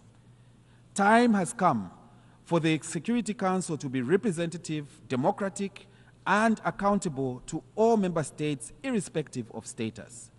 This is essential for its integrity as the custodian of international peace. Given that Africa constitutes the second largest bloc of the UN membership, proposals to reform the Security Council should heed Africa's core as espoused in the Common Africa Position as enshrined in the Ezulwini Consensus and the CETA Declaration.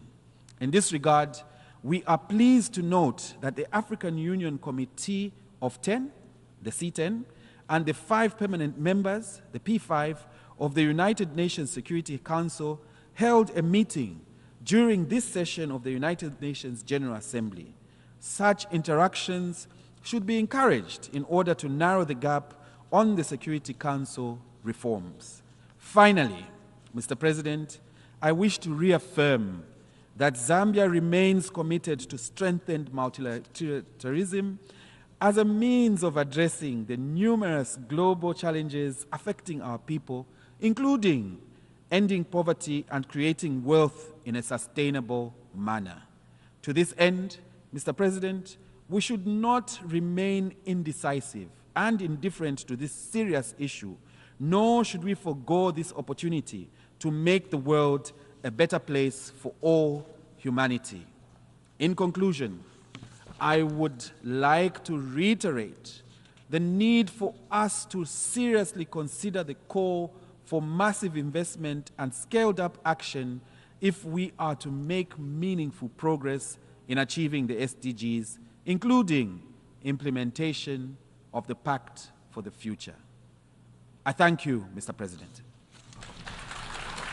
I thank the Minister for Foreign Affairs and International Cooperation of Zambia. I now give the floor to His Excellency Maxine Jaishankar, Minister for Foreign Affairs of Belarus.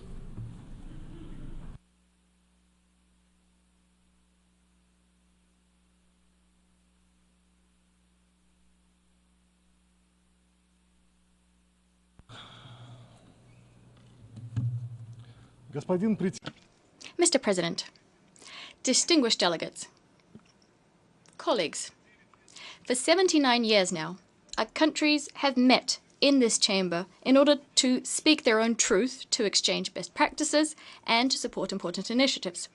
And we do this with the motto of making the world a better place. But is the world becoming a better place? Is it more predictable, safer? Is it more stable? There are some veterans in the room who probably remember the time when the UN did have a special role to play. Us less seasoned participants only heard about this or read about this in textbooks. Back then, many years ago, the UN Chamber, or the UN Charter, was something unshakable, a true guarantor of compromise, forward-looking solutions. We remember the horrors of World War II. No one wants a repetition of that tragedy. That's why we created a singular instrument for collective dispute settlement and for strengthening the architecture of international cooperation.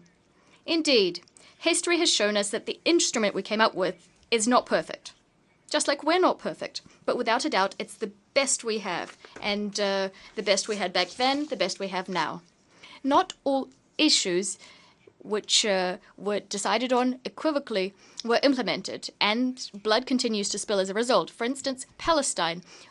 What's unfolded there is a true humanitarian catastrophe, and tens of thousands of civilians continue to die. But this does not diminish the achievements of the past century.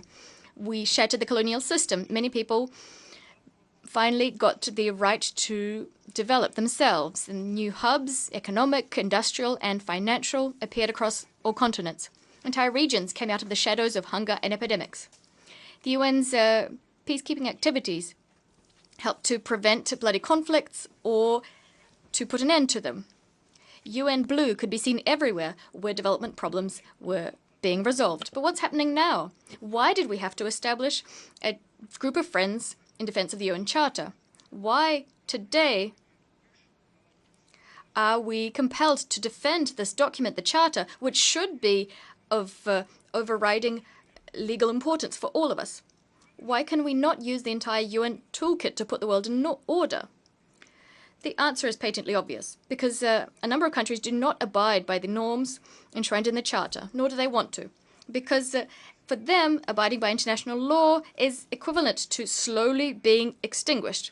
Of course, when they speak from this rostrum, they do recall the Charter, but not universally so, but only to serve their egotistical interests and claims, and often they claim that others are flouting the Charter. Let me remind you, the UN law is universal. It gives everyone equal rights to develop and the rights to various benefits and technologies and resources on a non-discriminatory basis. Is this approach acceptable to the West? Clearly, no.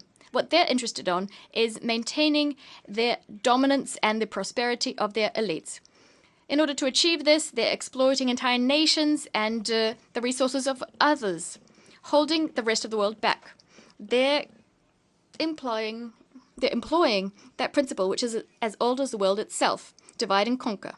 It's one of the roots of many of modernity's conflicts. All of the UN's principles are being put at the bottom of the pile in the interests of the vital interests of the US and their closest satellites. But if a state dares to enact their own policy to protect their people, if they try to throw off the yoke of external control over their resources, the West all of a sudden remembers all of these conventions, these paragraphs, and even the tiniest references at the bottom of them.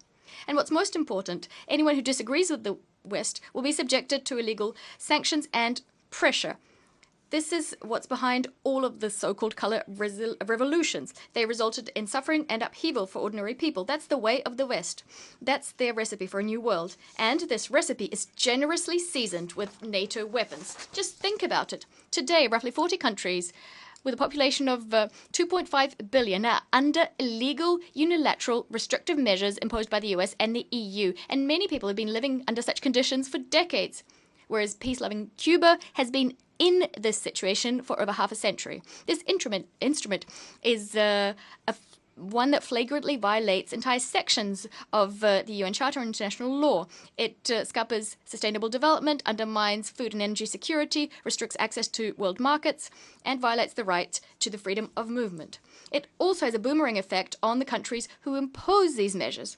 We're seeing in neighboring EU countries people complain about ever higher prices on food prices, energy prices, as well as concomitant social upheavals. What do we have as a result?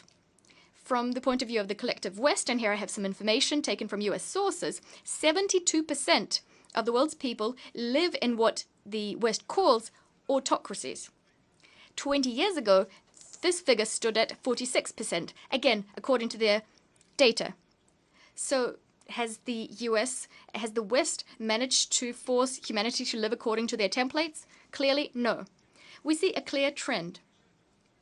Free countries in the global South who do not accept sanctions will see others meddle in their domestic affairs, and so-called democratization will be foisted upon them. They want to develop on the basis of their own social traditions, their vision of the world, to protect their people.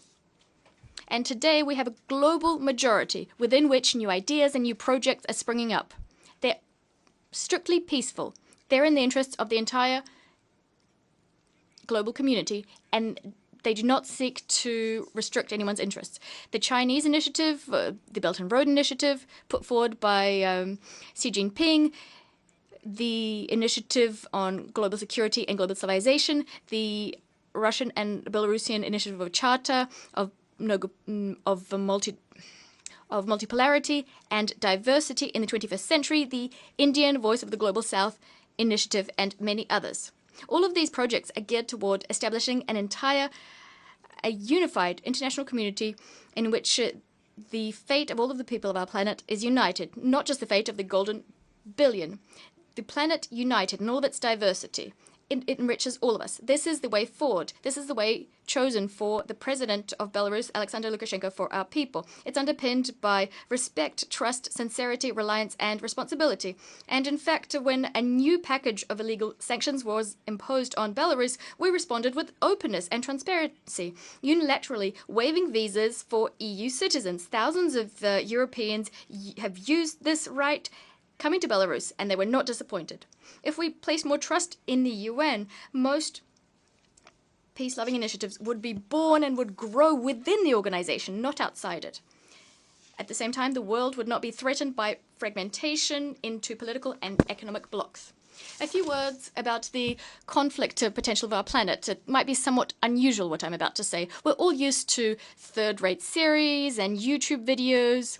We're being taught to receive information in this simplistic way, forcing us to forget the truths which many humanists and great authors penned in the past. Therefore, I'd like to cite three Western authors, and I'd like to draw parallels with what's going on right now. A quote from Kings and Cabbages, O. Henry. The little opera bouffe nations play at government and intrigue until someday a big silent gunboat glides into the offing and warns them not to. An American ship. Next example, Graham Greene, The Quiet American. Written not that long ago.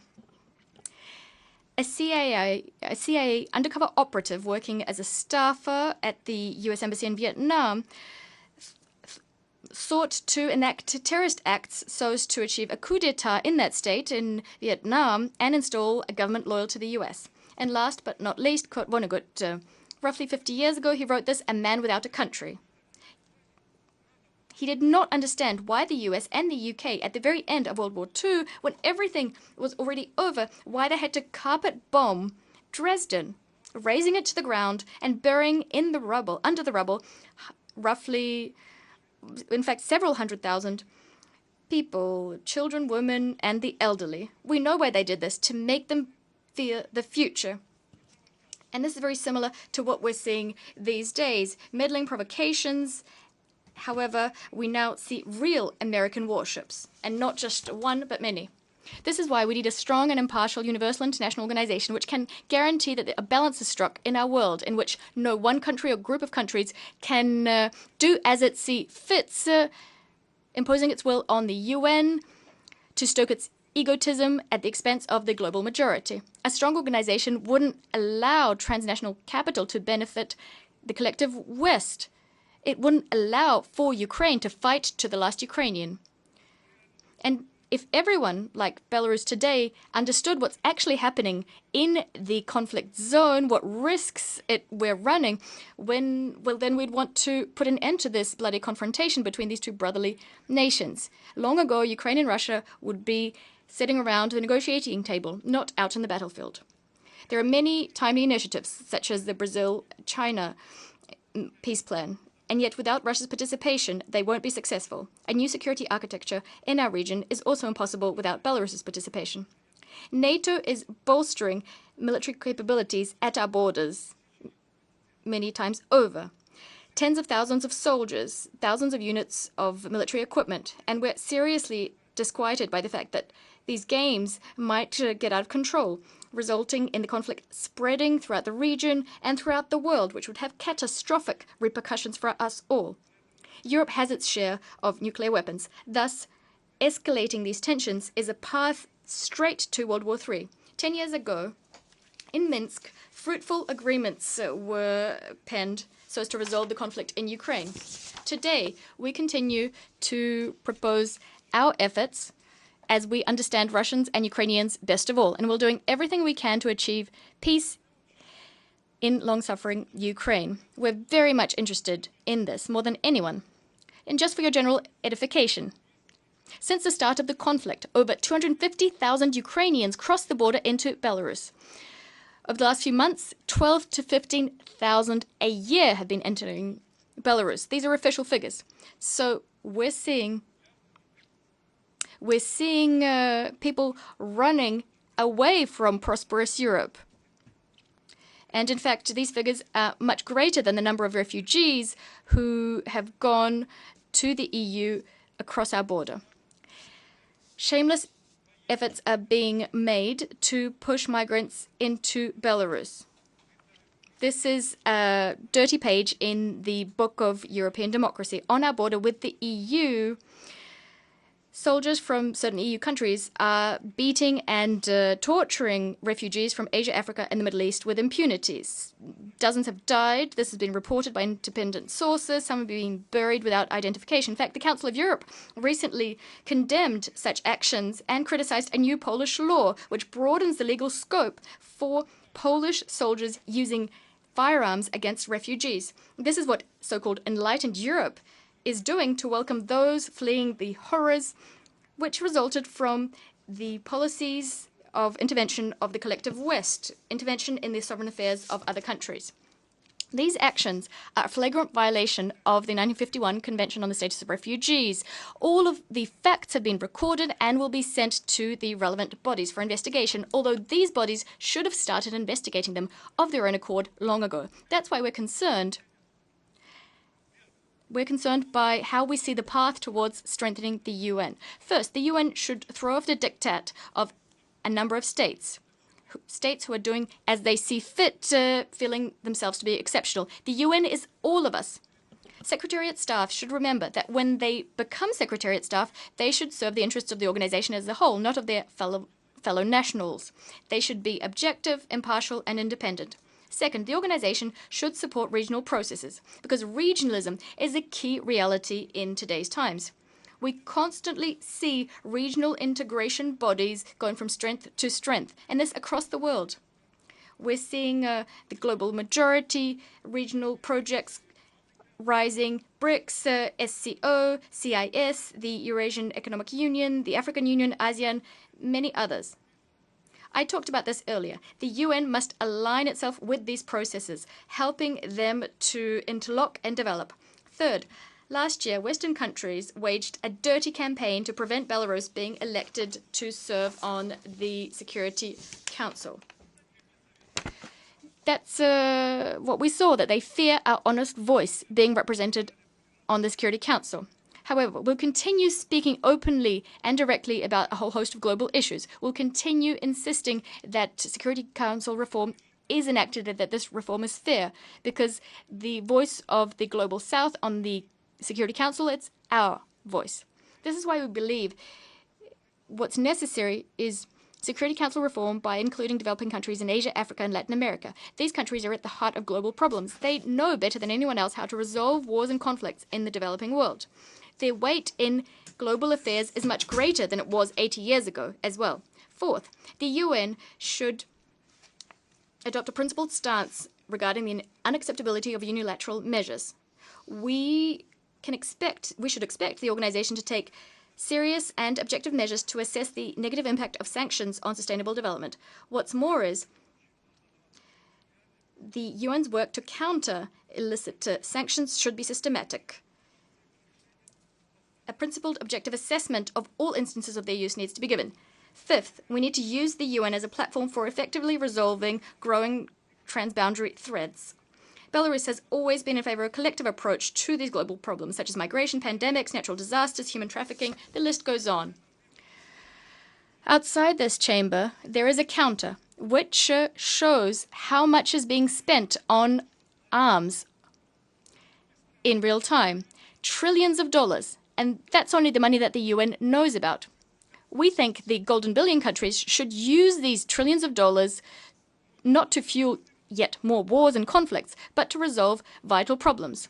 Many global problems would be resolved in a flash. The UN would get the resources to help development, which it currently lacks. It keeps saying that donors don't have the money, they're not giving the money. And at the same time, those who have self-styled themselves as hegemons will shoulder their responsibility to solve global problems. What's more is, the UN should be the voice of states, without this voice being diluted by non-government bodies. After all, member states are the ones taking decisions. They're the ones responsible for the destiny of millions of people on our planet and are responsible for implementing all of their decisions. President, today is a special this year is a special year for the Republic of Belarus. Recently, we marked the 80th anniversary of our liberation from the Nazis. This marks the start of a new chapter in our history. We stand proud that we created a people-centered state where people are at the core of our national policies. Next year, we'll mark the 80th anniversary of the United Nations. We'll do this together. How will the world approach this milestone? Will it be entangled in disagreements and conflicts? This is why the President of the Republic of Belarus, Mr. Lukashenko, put forward the initiative of a global dialogue on security, and it very much dovetails with the proposals put forward by many delegates from this rostrum today. We will continue knocking on the doors of peace and constructive action, the doors of security and development. Starting last year, we began holding an international conference on Eurasian security in Minsk, the goal being to consolidate political, economic, and other processes in Greater Eurasia for the benefit of our states and people. This year, it will be held on the 31st of October. We invite all of you to attend. We must breathe the spirit of San Francisco into the UN's lungs. After all, that is the spirit that gave life to our organization. We stand convinced that this is absolutely necessary right now. It's necessary to secure the interests of all people on our planet. I thank you for your kind attention. Thank the Minister of Foreign Affairs of Belarus. I now give the floor to Her Excellency Tordis Coburn Redford Gilfadottir, Minister of Foreign Affairs of Iceland.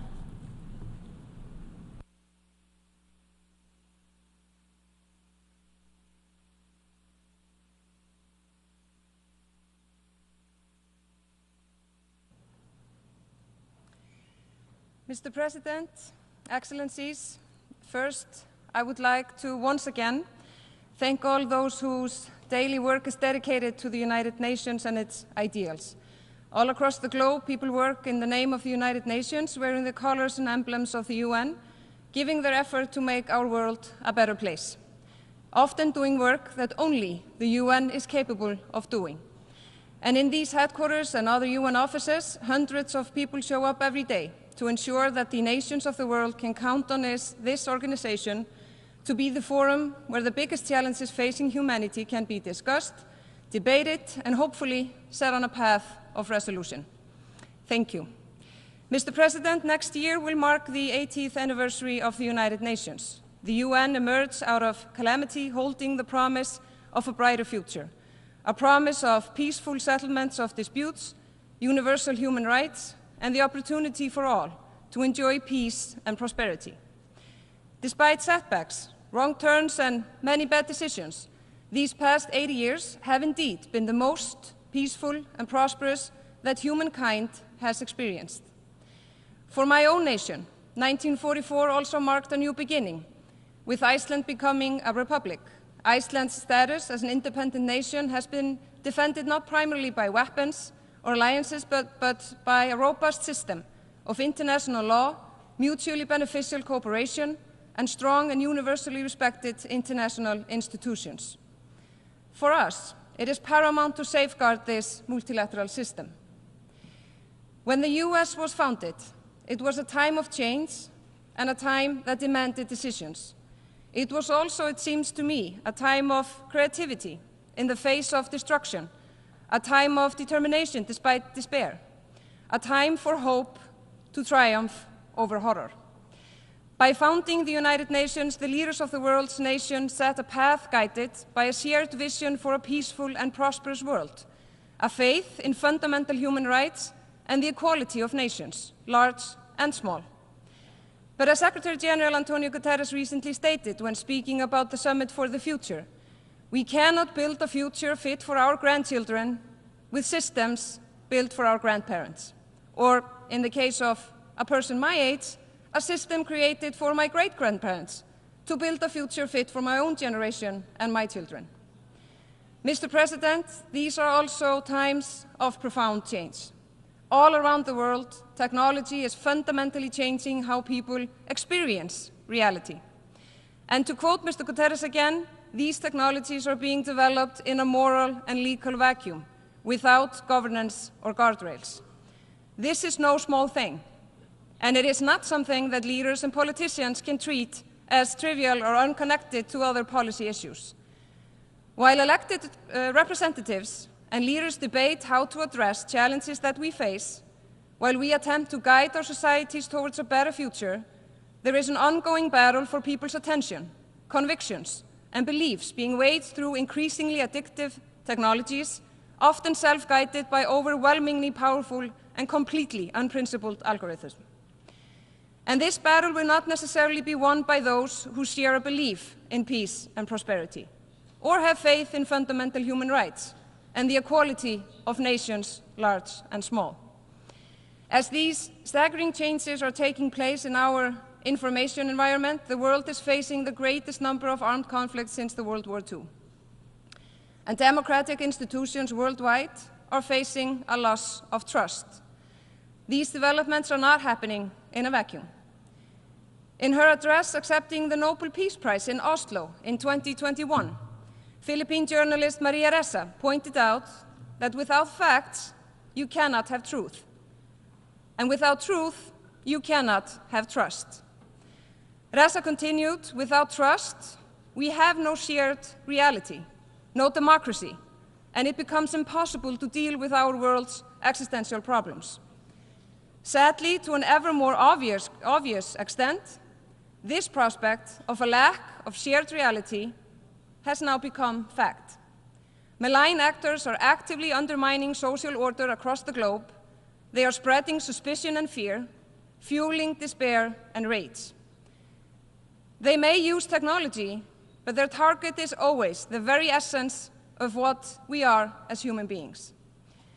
The individual rights that have proven vital for the functioning of democratic societies are being subverted. This is why I said in my address to this body 1 year ago that human rights are for human beings, and that freedom of expression is not for programmed bots that spread hate, lies, and fear. This is a challenge that we have not yet solved. Freedom cannot exist without accountability. And to paraphrase American historian Timothy Snyder, it must always involve some risk. We know that sacrificing individual rights because of these risks is an unacceptable proposition, akin to burning down the house to kill a spider. An individual, even one with questionable and dangerous opinions, has the right to be heard.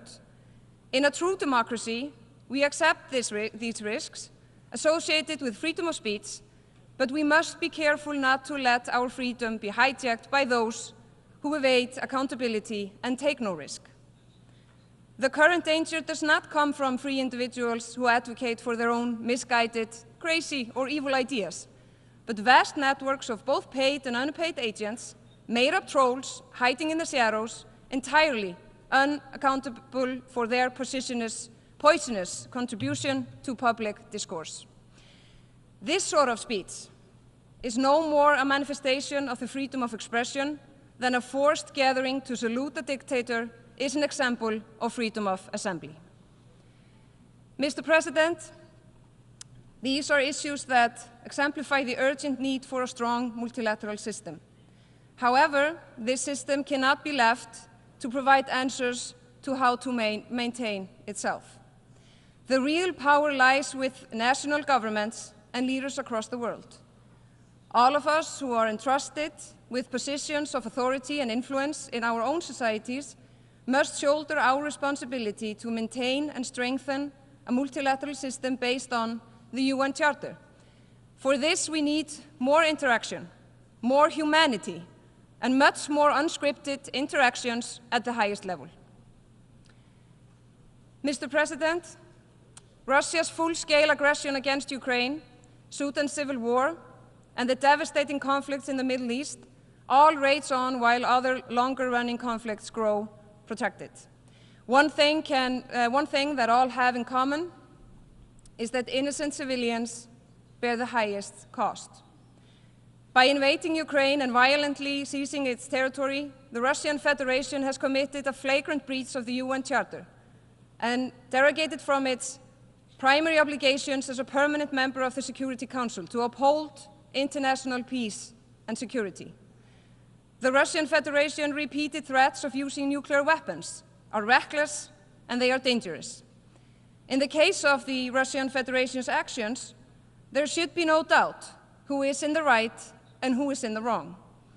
It is Mr. Putin who has concocted a false narrative around his invasion of Ukraine's territory. It is he who started this senseless war, and it is in the Kremlin's power to end it at any time by withdrawing its forces from all the territory that is internationally recognized as belonging to Ukraine. The Russian Federation's disdain for the principles of the UN Charter is on full display in Ukraine, but it is also pervasive in many other parts of the world with ongoing, insidious efforts to subvert democratic norms and incite violence and chaos. Mr. President, Israel's right to exist is beyond debate. Iceland condemned in the strongest terms the horrific attack on Israel on October 7th. We continue to call for the immediate and unconditional release of all hostages. But no country is above the law. And the Palestinian people's right to self-determination is also beyond debate. In the current conflict, the world has witnessed limitations of humanitarian aid, water, and power to Gaza. This is simply unacceptable. There have been reports of civilian infrastructure and hospitals being used for purposes that can deprive them of their protection under international humanitarian law. This is also unacceptable.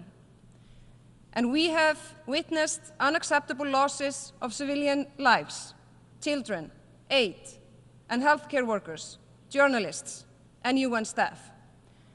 And journalists are being denied access to the war zone and silenced. Iceland condemns all violation of international law, including international humanitarian law. International law provides states with rights and obligations. Both are sacred. Again, we call on all parties to agree to an immediate ceasefire and avoid any action that could lead to further escalation. A clear political path to peace must follow a ceasefire, entailing the establishment of two states living side by side in peace and security. With that aim, and as confirmed by the International Court of Justice, Israel must immediately cease all new settlements activities and bring its unlawful presence to an end. Our worst fears of an escalation have now been realized with the bloodiest days that Lebanon has seen in years. And still, we must brace ourselves for even worse, with the conflict spiraling further out of control. The parties have been warned of the cost and the danger of this development. It must stop, for the sake of humanity. Mr. President, in 10 days, the General Assembly will convene to elect 18 new members to the United Nations Human Rights Council for the term 25 to 27. Iceland is a candidate in these elections, hoping to serve for a second time on this important body. We submitted our candidature out of a deep conviction that respect for human rights and the rule of law, justice and fairness are key to a prosperous society. Mr. President, in his opening address to this Assembly on Tuesday, Secretary General Guterres pointed out that less than 10% of all speakers this week would be female. In our estimate, I am one of only 19 women speaking from this podium during the opening session. I thought we had come further than this. But of course, I am truly one of the lucky ones. Mr. President, it is beyond my comprehension that there exist in this world, in these enlightening times, societies of human beings where little girls and women are not allowed to go to school. That there exists in this world of ours a society where little girls are not allowed to laugh in public, and women are not allowed to take part in conversations outside the confines of their homes. A teenage girl in Afghanistan who sings a happy song in public runs the risk of being arrested, of being humiliated, of being ostracized, of being beaten, or even worse. Mr. President, how has the world come to this? And this is why Iceland supports the cross-regional action announced this week here in New York to hold the Taliban to account for their grave violations of CEDAW. Mr. President, those whose sexual orientation differs from the common norm are suffering backlash too. While we have thankfully seen a significant shift towards decriminalization of consensual same-sex relations, we are also witnessing laws adopted to establish or expand criminal sanctions contrary to the basic universal norms that all states have agreed. I do not understand why people should not be allowed the freedom to love and be loved for who they are. Increased individual freedom and happiness should never worry politicians or governments that have real problems to solve. I am proud to confirm that if elected to the Human Rights Council, Iceland will include LGBTI+ rights among a list of priorities during our term on the Council. Mr. President, Iceland strongly emphasizes global actions against climate change, both mitigation and adaptation. Climate change is not a distant threat. It is a reality already impacting the lives and livelihoods of millions of people. Climate change threatens the health of the ocean, which Iceland is highly dependent on. A healthy ocean and a healthy planet are matters of economic prosperity and well-being. One of the main meetings I attended this week was a high-level meeting on sea level rise, which strongly indicates that our ocean's environment is destabilizing. This is yet another challenge we must address And we believe that only through more determined climate change mitigation can we limit the effects of sea level rise. Taking on this challenge, as well as ensuring that respect is shown for rules and regulations that we have agreed to abide by concerning our behavior at sea, is of great importance to a nation like Iceland that relies heavily on the ocean around us. The United Nations has proven record in this arena, primarily with the Convention for the Law of the Sea, a particularly important agreement in our view and all maritime nations. Therefore, it is of great concern that the law of the sea is being challenged and undermined, including in the South China Sea. We call on all member states to honor their commitments and act in accordance with the law of the sea. Mr. President, we must work together for a more stable and prosperous world, and Iceland is set on contributing to more sustainable development. Our recently adopted policy for international development cooperation supports this with the overarching goals of poverty eradication, respect for human rights, and improved living standards. It foresees a significant increase in official development assistance. Given our experience, we will continue our firm focus on gender equality, women's empowerment, sexual and reproductive health and rights, and eradicating gender-based violence. Crucially, we will increase our efforts to strengthen civil rights and improve social and legal protection of LGBTQI+ persons. It falls on all of us to support the vital work of the United Nations and other partners in addressing the dire status of humanitarian affairs. The number of refugees and internally displaced persons has never been higher, as increasing levels of fragility know no geographical boundaries. Mr. President, we are meeting at a time when the multilateral system is under the greatest pressure it has faced since the establishment of the United Nations.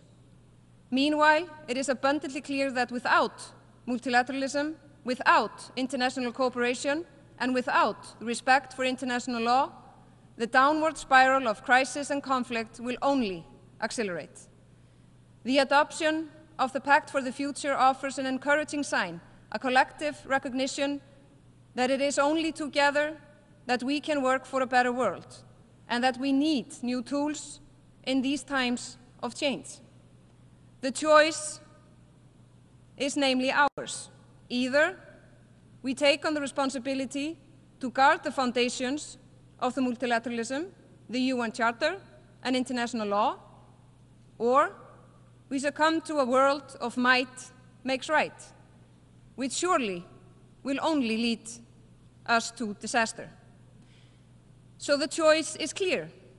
We must work together to protect and promote the fundamental principles and values underpinning the vision of the UN's founders and on which this great organization is built. We must ensure that the UN system, including the Security Council, keeps up with the times and reforms and adapts to changing realities. Taking this step will require courage and strong political will.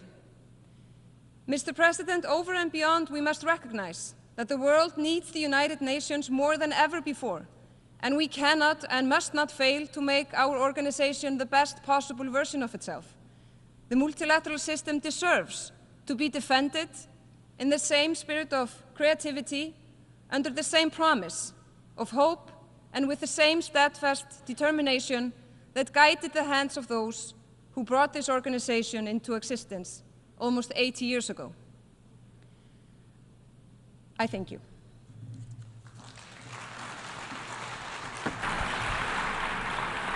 I thank the Minister for Foreign Affairs of Iceland.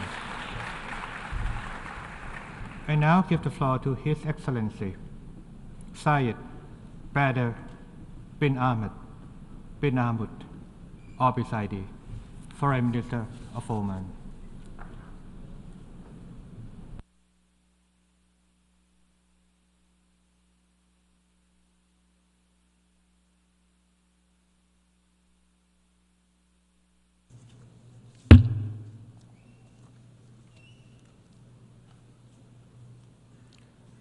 معالي His Excellency Philemon Yang, President of the 79th Session of the United Nations General Assembly,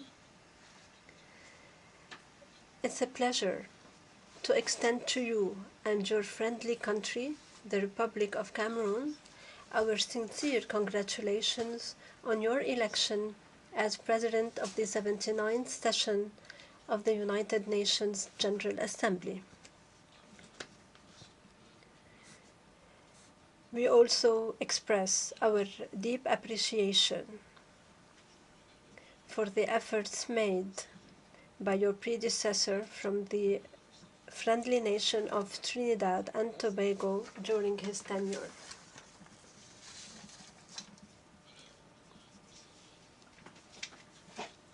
We take this opportunity to also express our deep appreciation to His Excellency Antonio Guterres, Secretary General of the United Nations, for his tireless efforts in leading the United Nations and his unwavering pursuit of upholding and implementing international law in the pursuit of justice and peace, reflecting the United Nations vision of a world where security, stability, peace and prosperity prevail for all.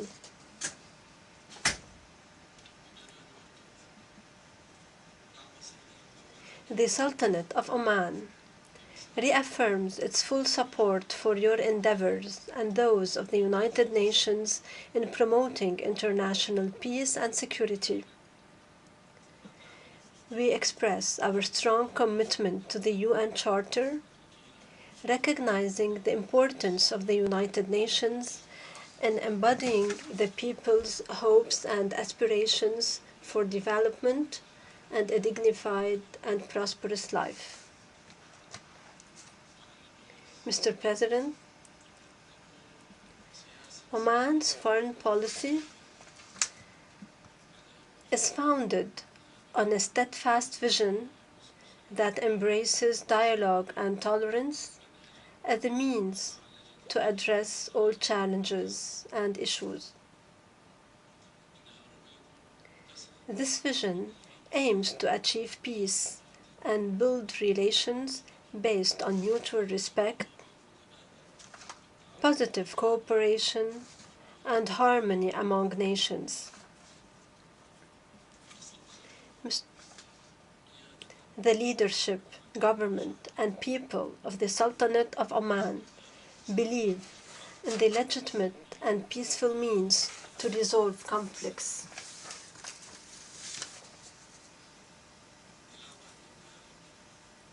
Accordingly, Oman calls for an immediate ceasefire and cessation of hostilities in the Gaza Strip, Lebanon, and the Red Sea region. We emphasize the need to address the root causes of these conflicts by ending the illegal Israeli occupation of Palestinian territories and achieving justice for the Palestinian people based on a two-state solution and the establishment of an independent Palestinian state with East Jerusalem as its capital along the 1967 borders.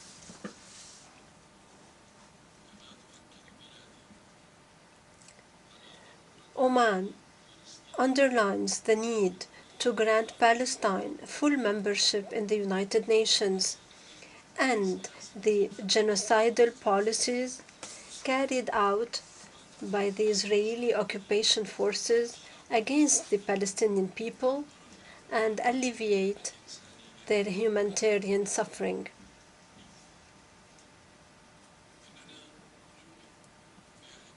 We believe in the importance of stepping up efforts to de-escalate tension and end bloodshed by adhering to dialogue, to reasonable dialogue, the rules of international law, the UN Charter, and international legitimacy resolutions, respecting the sovereignty and territorial integrity of states and non-interference in their internal affairs, ensures that all nations and peoples can live in peace, security, and dignity. Mr. President, Oman continues to advance its social protection programs through a comprehensive system that supports various segments of society, including women, children, the elderly, and people with disabilities, in addition to social insurance and job security programs. This reflects the progress we have made in sustainable development and our ongoing efforts to develop these programs in line with the global best practices while continuing to provide educational, health, and social care for all members of society.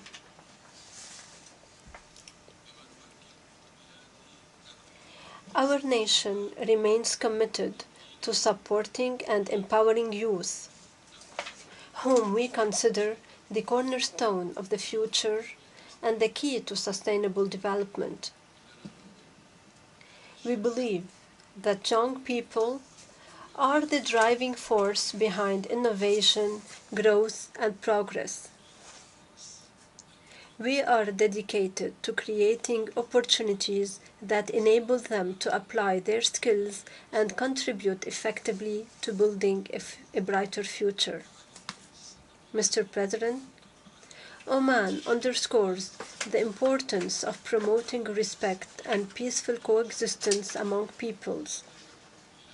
We call for fighting all forms of discrimination, racism, hatred, and violence. Oman also exerts significant efforts in addressing climate change challenges, reducing emissions, and scaling up investment in renewable energy projects. Our net zero carbon strategy for 2050 is driven by clean energy projects, green hydrogen initiatives, and nature-based solutions. This commitment stems from our belief in the importance of protecting the environment and preserving natural resources for future generations while balancing economic development and environmental sustainability. Mr. President, Oman's development efforts are in line with our national vision, Oman Vision 2040, which serves as the foundation for achieving economic and social development goals and addressing future challenges. In this context, Oman has submitted a second voluntary national report reflecting its deep commitment to the global principles and objectives of sustainable development, highlighting the progress made in various developmental areas. In this regard, we welcome the adoption of the Pact for the Future this year. We commend the collective international efforts that led to this achievement, which outlines a roadmap for the world to enhance international cooperation and effectively address global challenges.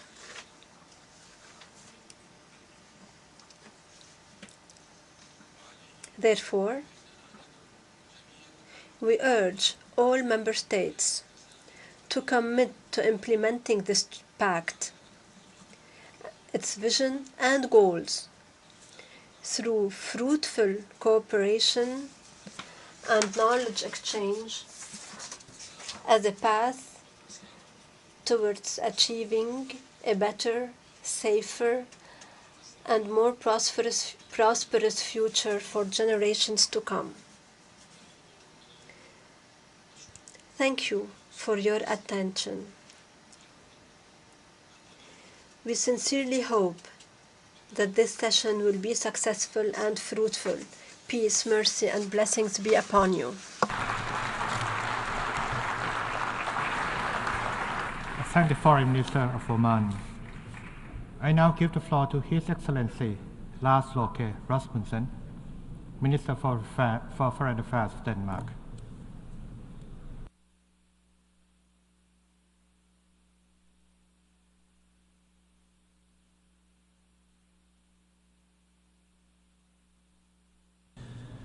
Mr. President, Mr. Secretary General, distinguished delegates, colleagues and friends, the High-Level Week is a welcome reminder that the vast majority of nations, large and small, do seek global unity. That the division we talk so much about is only sought by the few, and this gives me great hope. Yet, as we open the 79th General Assembly, we cannot close our eyes for the fact that conflicts and war are raging across the world. Mr. President, it is utterly unacceptable that a permanent member of the Security Council continues to violate the most basic principles of the UN Charter. Wars of aggression are altering borders, and altering borders is and should remain a thing of the past. An imperial practice that has absolutely no place in the 21st century. Denmark will persist to stand by Ukraine, and we will do it as long as it takes, and we will support a just and lasting peace. The Summit on Peace that was held in Switzerland in June clearly showed that there is strong global support for peace based on the UN Charter. Therefore, we must all use our influence to further the cause of peace. But it must be a peace that does not reward the aggressor for his brute use of force. Otherwise, we set a very, very bad precedent. Otherwise, we undermine the very principle on which the UN was founded. Mr. President, almost a year has passed since Hamas's horrendous attack on Israel the 7th of October. The cruelty and barbarity we witnessed that day was shocking, and I think none of us are able to really comprehend the shock and trauma this day has caused upon Israel, and which will forever symbolize the darkest chapter of the country's history. The terrorism of Hamas sparked a downward spiral of human suffering and regional instability. The humanitarian situation in Gaza is catastrophic, and the human suffering unbearable. Hundreds of thousands of people have been displaced all over the region. And there's a very, very real risk of an all-out regional war, which would affect not only the people in the region, but all of us. This must end, and this must end now. A ceasefire is urgently needed. All parties should exercise restraint and contribute to de-escalation. And then we should start thinking about tomorrow, thinking about the future. Not tomorrow, not next week, but right now. The current horrible situation may also contain the seeds of a new beginning.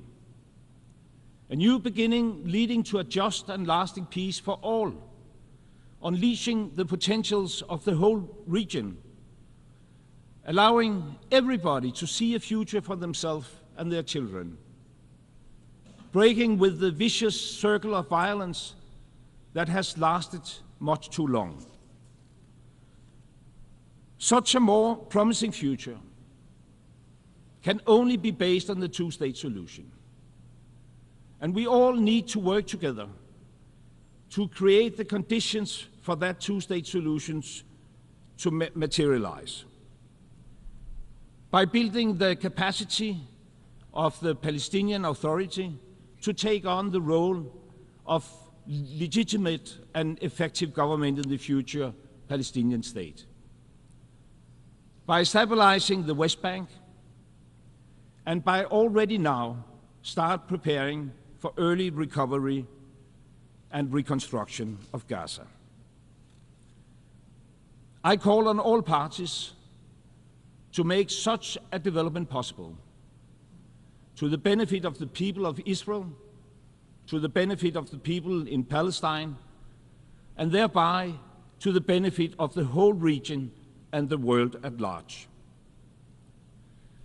Mr. President, we often talk about Ukraine and Gaza in these halls. But sadly, people are dying and people are suffering from conflicts in many other countries.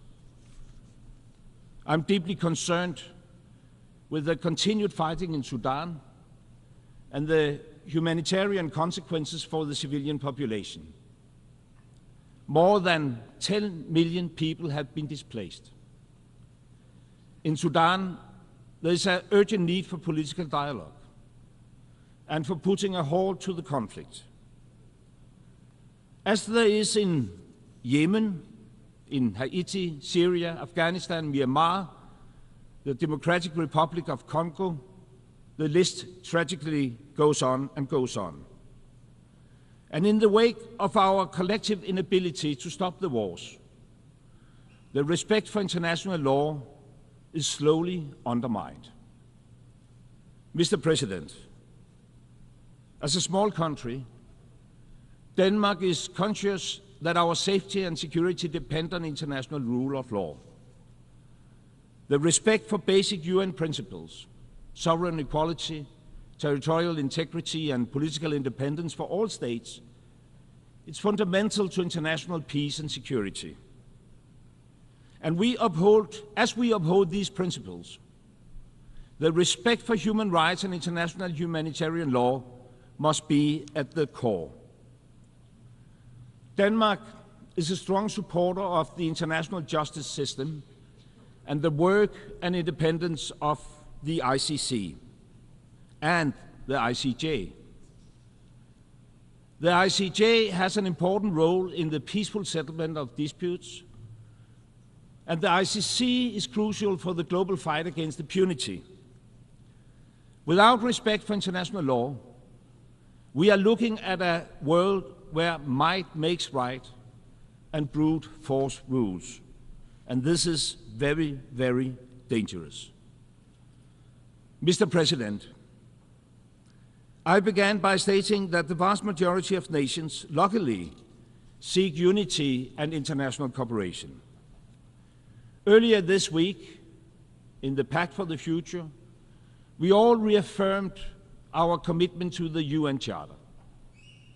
And we outlined a clear direction towards a transformed system of global governance.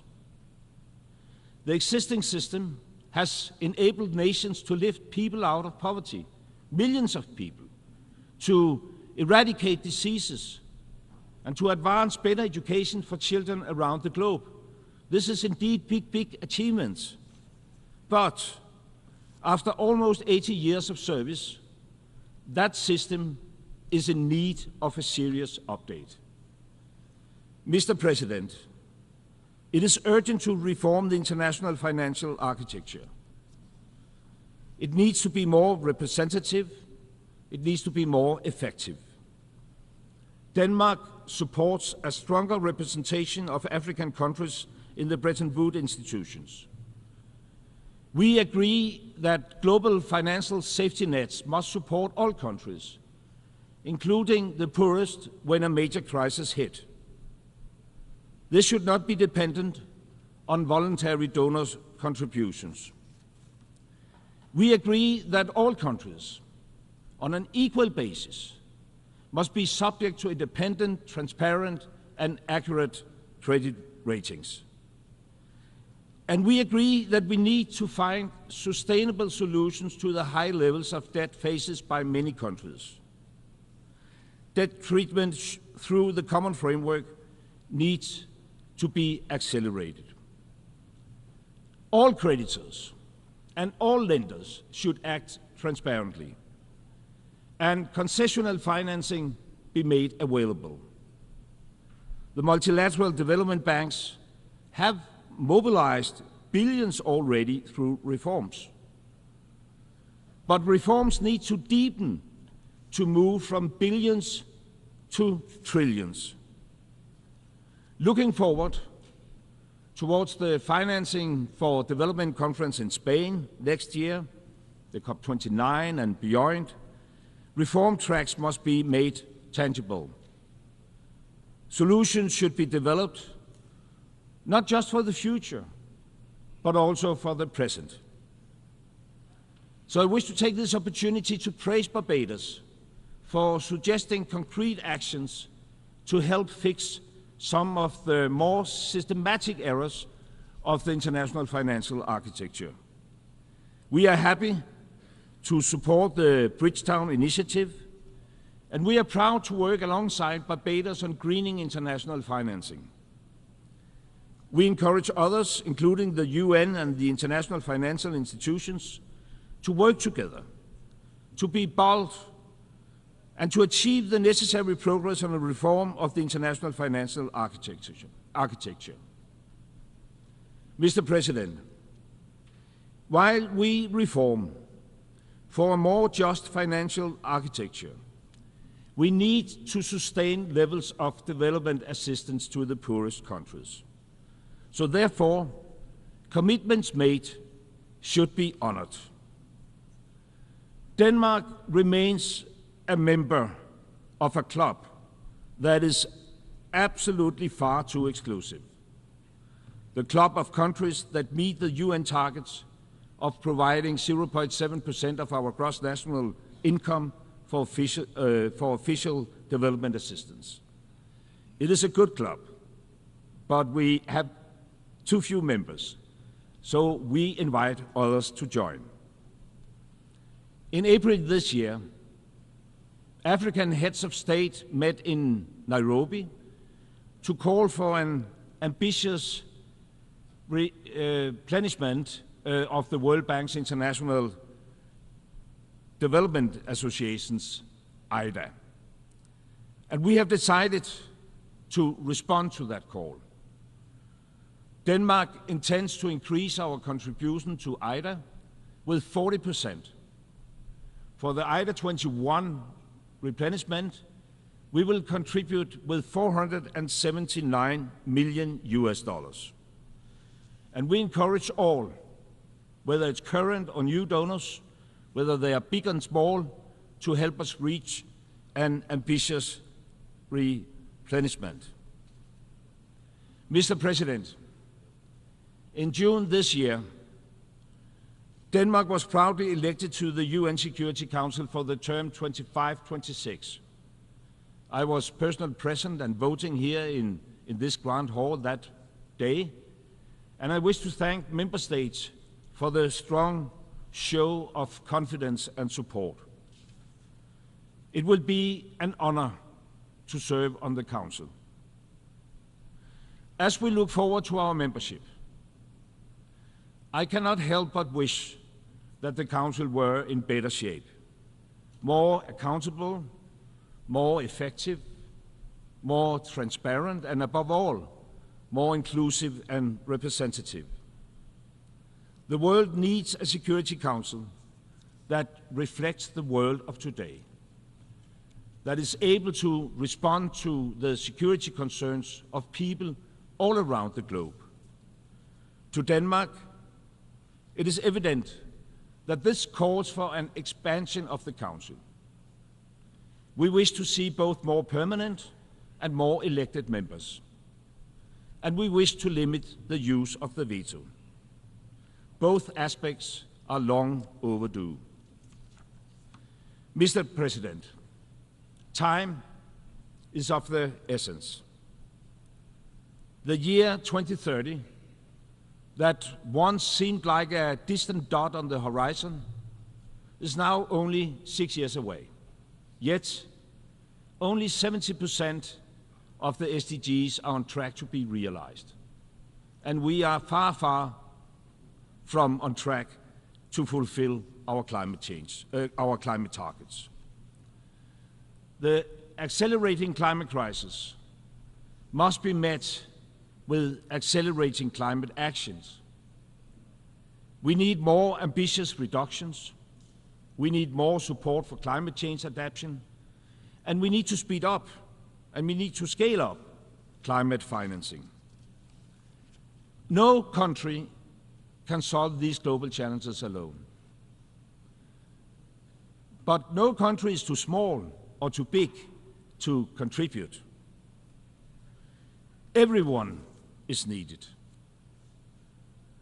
As a long-standing and dedicated supporter of global cooperation, Denmark, I can assure you, will continue to do our part. We will deliver on promises made, and we will push for more ambitious targets and for concrete actions. And we will do that for the present and for the future. Thank you very much.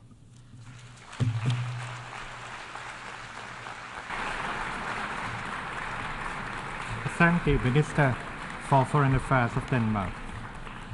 I now give the floor to His Excellency Marit Sagiampong, Minister of Foreign Affairs of Thailand.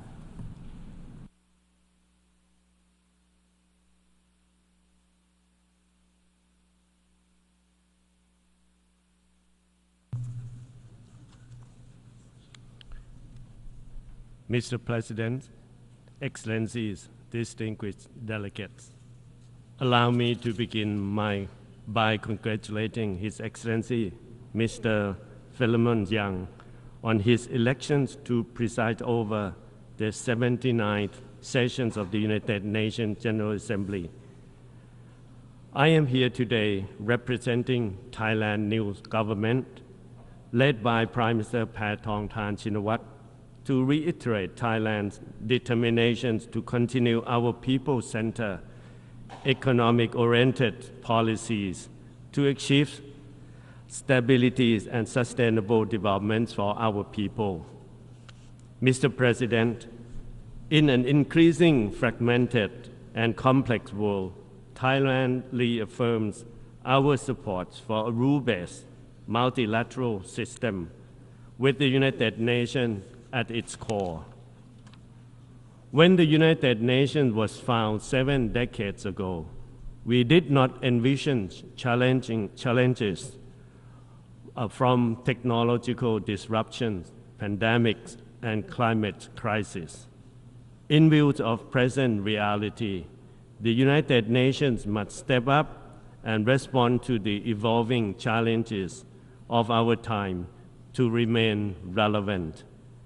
It must be agile and adaptable to new and emerging threats, and to ensure that multilateral system is fit for purpose. Global governance and the United Nations must undertake a comprehensive reforms, including that of Security Council. With this year's Summit of the Futures and general debate, Thailand looks to the United Nations we all need. A United Nations with increased convening power to sustain and strengthen international peace and security. A United Nations that effectively address global challenges. A United Nations that improve the life, equality, and dignities of people around the world. And the United Nations that speaks for the aspirations and interests for all nations, not just the most powerful. Mr. President, Thailand believes that in order for the United Nations to truly sustain and strengthen international peace and security, member states must uphold their disarmament and non-proliferation obligations to rebuild trust and ensure a safe and secure world.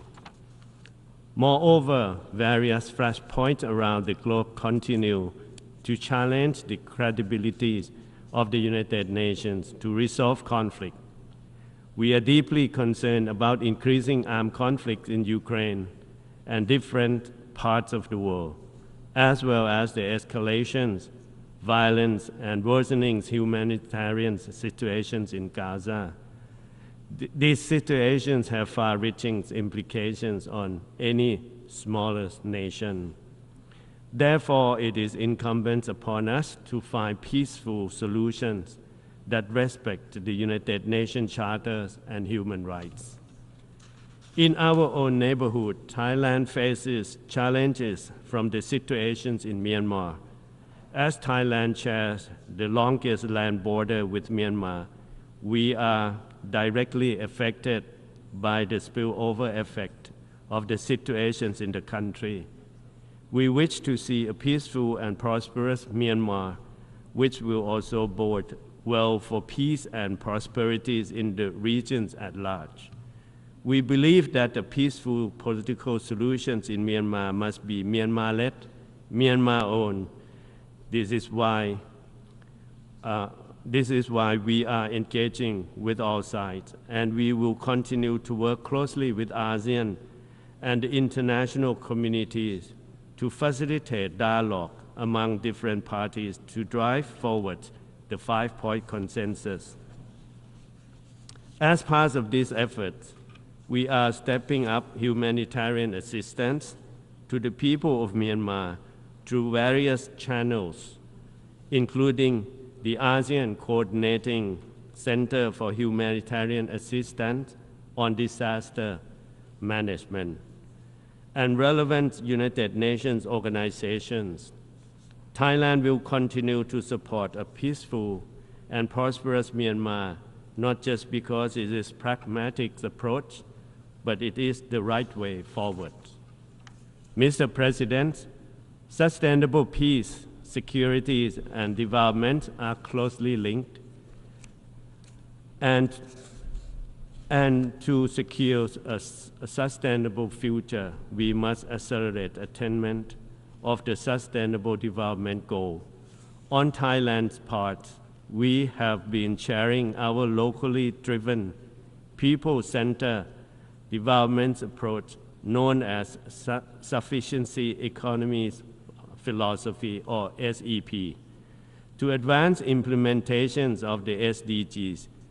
The SEP for SDGs partnership is known widely and as a best practice on SDGs localization. We are concerned with the slow pace in the implementations of SDGs goal at the global level, which is only 17% on track. We must ensure that countries have adequate means and resources to achieve the SDGs, especially through financing for development. The 4th International Conference on Financing for Development next year provides a key opportunities to address the large and growing SDG financing gaps. In this regard, Thailand reiterates the call for a reform of the international financing architecture. In addition to ensure a just and inclusive financing system, we must also strengthen trade, investment, and development cooperation, especially through South-South and triangular cooperation. Thailand is committed to forging stronger partnership, particularly with least developed countries, landlocked developing countries, and small island developing states.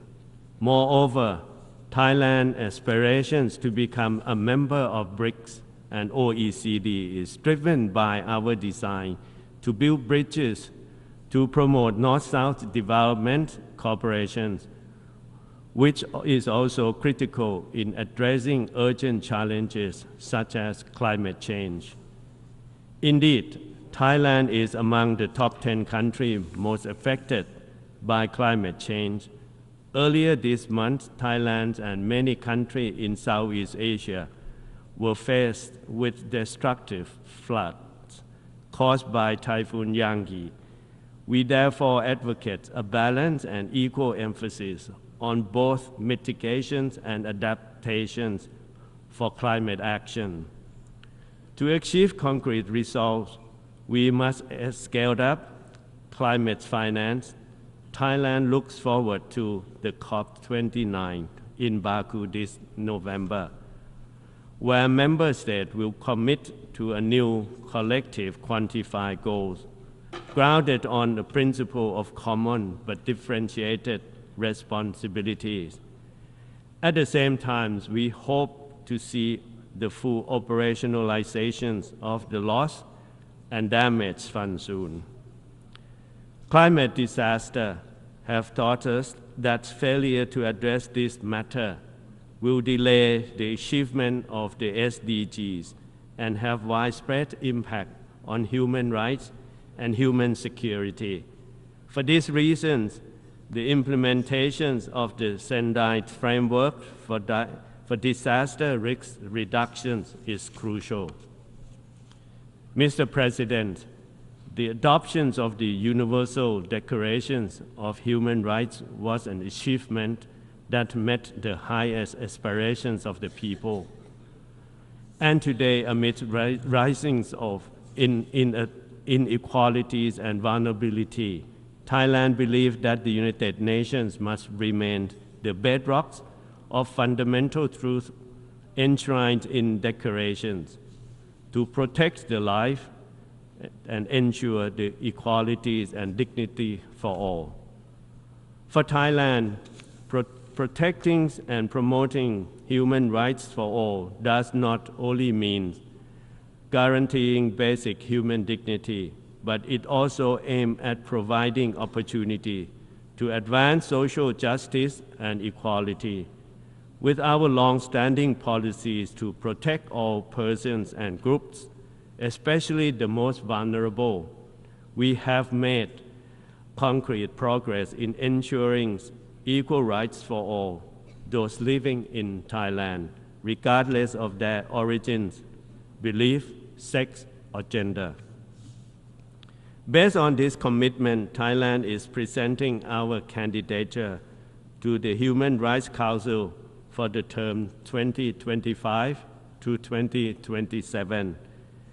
At the Council, we will serve as bridge builder to connect different perspectives and work with all stakeholders. We will ensure that all countries are equipped and supported in their human rights action through experience sharing and technical cooperation. Moreover, we will also continue to push for the creation of safe and secure society for all. Recently, we adopted the Marriage Equality Act. On health, we will continue to advance the rights to health by advocating for universal health coverage and the conclusions of pandemic treaty, as well as steer forward the foreign policies and global health agenda, which Thailand serves as chair next year, or this year. On crime prevention, we will work closely with our partners to combat increasing drug trafficking and transnational crimes in the regions and beyond, especially those enabled by digital technologies and underground economies. Mr. President, Thailand welcomed the successful conclusions of the Summit of the Future. In the next step, we have to work together to make the Pact for the Future high on impact and high on action by translating the Pact into tangible outcomes. And to realize this, I outline Thailand's visions to achieve this future through what I call the 4 Ps. Whether it be building a future where all are protected, where all can prosper, and which is promising for all. It is essential that we give our collective political will. This means harnessing our political will to promote the power of technologies to help accelerate the SDGs and taking steps to close the digital divide among countries through the Global Digital Compact. We support technology cross-flow and transfer, capacity building, as well as digital literacy development to enhance the abilities of countries to promote people-centered and planet-centric development. This also means giving importance to the declarations of future generations.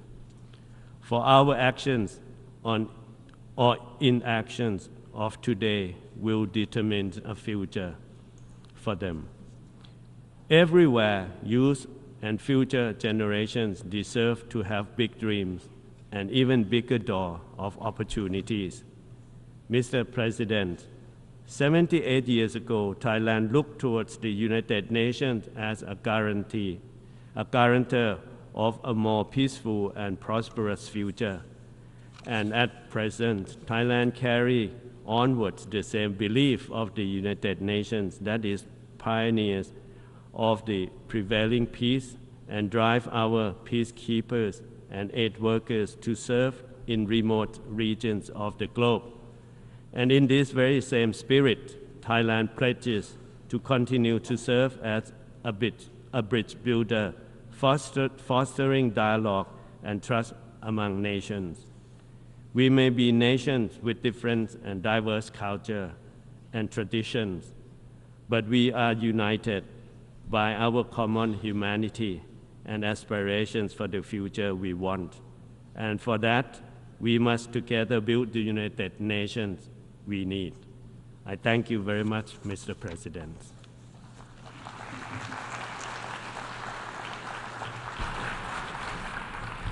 I thank the Minister of Foreign Affairs of Thailand. I now give the floor to His Excellency Jaishankar Olu Bayramov, Minister of Foreign Affairs of Azerbaijan.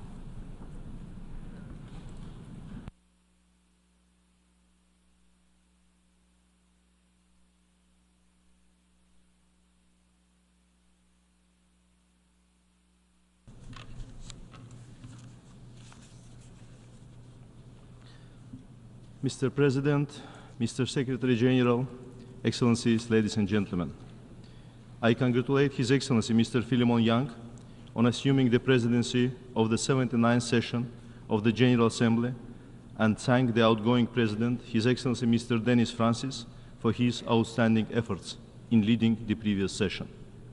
I also thank His Excellency Mr. Antonio Guterres, the Secretary General of the United Nations, for his continuous efforts to achieve the noble objectives of the UN. Ladies and gentlemen, the world continues to grapple with a wide range of challenges that no single country can overcome alone. The worsening global climate crisis, rising inequalities, emerging divides, and heightened tensions affect us all, irrespective of background or location. It is high time to demonstrate that multilateralism works and can deliver, with a unified voice, leaving no one behind. The current state of international politics is divisive, with universally accepted fundamental norms and principles of international law being disregarded and misinterpreted. In the face of continued erosion of multilateralism, it is paramount that the United Nations continues to foster international solidarity and cooperation. The UN Charter principles and purposes constitute the foundational normative framework in international relations and must be applied consistently, not selectively. The UN is mandated to ensure that every nation has an equal voice and is treated on the same footing. In this regard, Azerbaijan advocates for a reinvigorated and reformed multilateral system, with the UN at its core, underpinned by strict adherence to and non-selective application of the universally accepted norms and principles of international law. Urgent progress is needed on the UN Security Council reforms, based on the work done and the gains achieved in good faith and a spirit of flexibility, constructiveness, and cooperation. We view the pivotal summit of the future held a week ago as a renewal of our common commitment to international law, the UN Charter, multilateralism, and international cooperation. The Pact for the Future, its negotiated outcome, is a blueprint for building a better, more sustainable, and prosperous world for everyone. It is time for our collective commitments to turn into real and decisive action. Ladies and gentlemen, the global climate crisis threatens decades of progress, imperils humanity's future, and disproportionately affects vulnerable countries. Growing divisions in international relations should not distract us from the imperative to address climate change, the greatest transnational challenge of the century. What has been done so far remains insufficient to limit global temperature rise to 1.5 Celsius. For the sake of the future, the time has come for urgent, concerted, and sustained efforts to give effect to our commitments to a global vision for sustainable development. In November 2024, Azerbaijan will host the 29th conference of the parties to the United Nations Framework Convention on Climate Change. Guided by the call in solidarity for a green world, Azerbaijan will spare no effort to bridge developed and developing countries and foster a collaborative spirit to tackle climate challenges as a common commitment and moral duty. The confidence placed in us by the international community to host and preside over COP29 this year is a testament and recognition to Azerbaijan's readiness to lead the climate agenda and contribute to global climate action. As the incoming presidency, Azerbaijan reaffirms its commitment to delivering COP29 in a transparent, impartial, inclusive, and party-driven manner. We have presented our vision based on two parallel pillars to enhance ambition and enable action, with climate finance as our top priority this year. These pillars are mutually reinforcing. Progress on each sends a strong signal supporting the other. The primary expectation for the COP29 presidency is an agreement on a fair and ambitious new collective quantified goal on climate finance. This will be the first major climate finance goal after adopting the Paris Agreement, and we have been working tirelessly to support the parties in landing a deal. The COP29 presidency made it clear that agreeing on a fair and ambitious NCQG that is adequate to the urgency and scale of the problem and takes into account the needs and priorities of developing countries is the ultimate test of the parties' commitment to the Paris Agreement and climate action in the years ahead.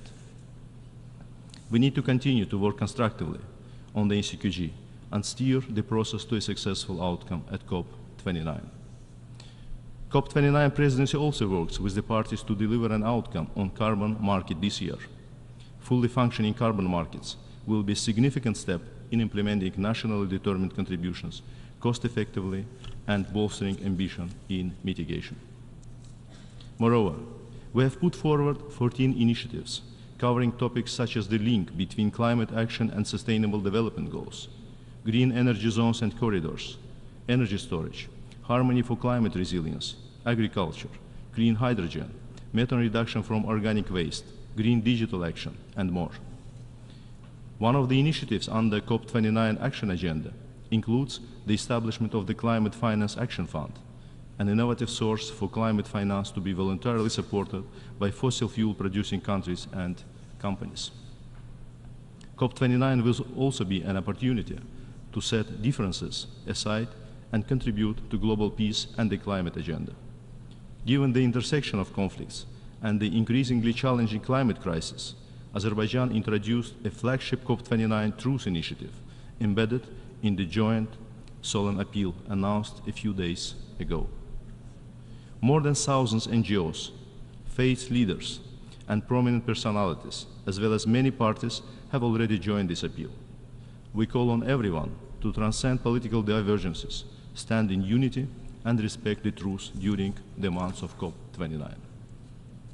Excellencies, Azerbaijan has always been at the forefront of promoting international peace and security, interreligious and intercultural dialogue, contributing to the 2030 Sustainable Development Agenda, and fostering global solidarity and multilateralism. Azerbaijani chairmanship of the non-aligned movement in 2019-2023 has marked by the movement's enhanced role and increased contributions to a collaborative spirit in international relations.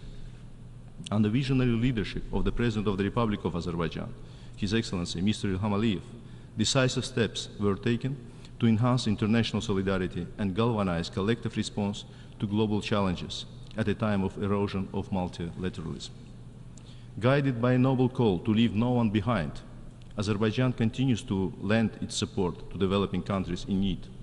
Since 2020, we have provided humanitarian, economic, and technical assistance worth $330 million to over 140 nations. Ladies and gentlemen, as we pass the halfway mark of the 2030 Agenda for Sustainable Development, we observe stagnation in the implementation. With only 17% of SDG targets on track, we need an urgent and accelerated progress. At a national level, we are taking necessary measures to implement the SDGs and setting an example for others to follow. We have fully embraced the SDGs nationally, prioritizing 17 goals, 88 targets, and 119 indicators. This has been achieved through collaborative and inclusive process involving civil society, the business community, youth, and other key stakeholders. Azerbaijan's GDP has risen 4 times in less than 2 decades span. Poverty has gone down from 49% to 5%. The external public debt is expected to be some 7% of the GDP for 2024, one of the lowest globally. Clean environment and green growth became one of 5 priority areas of our new national development strategy.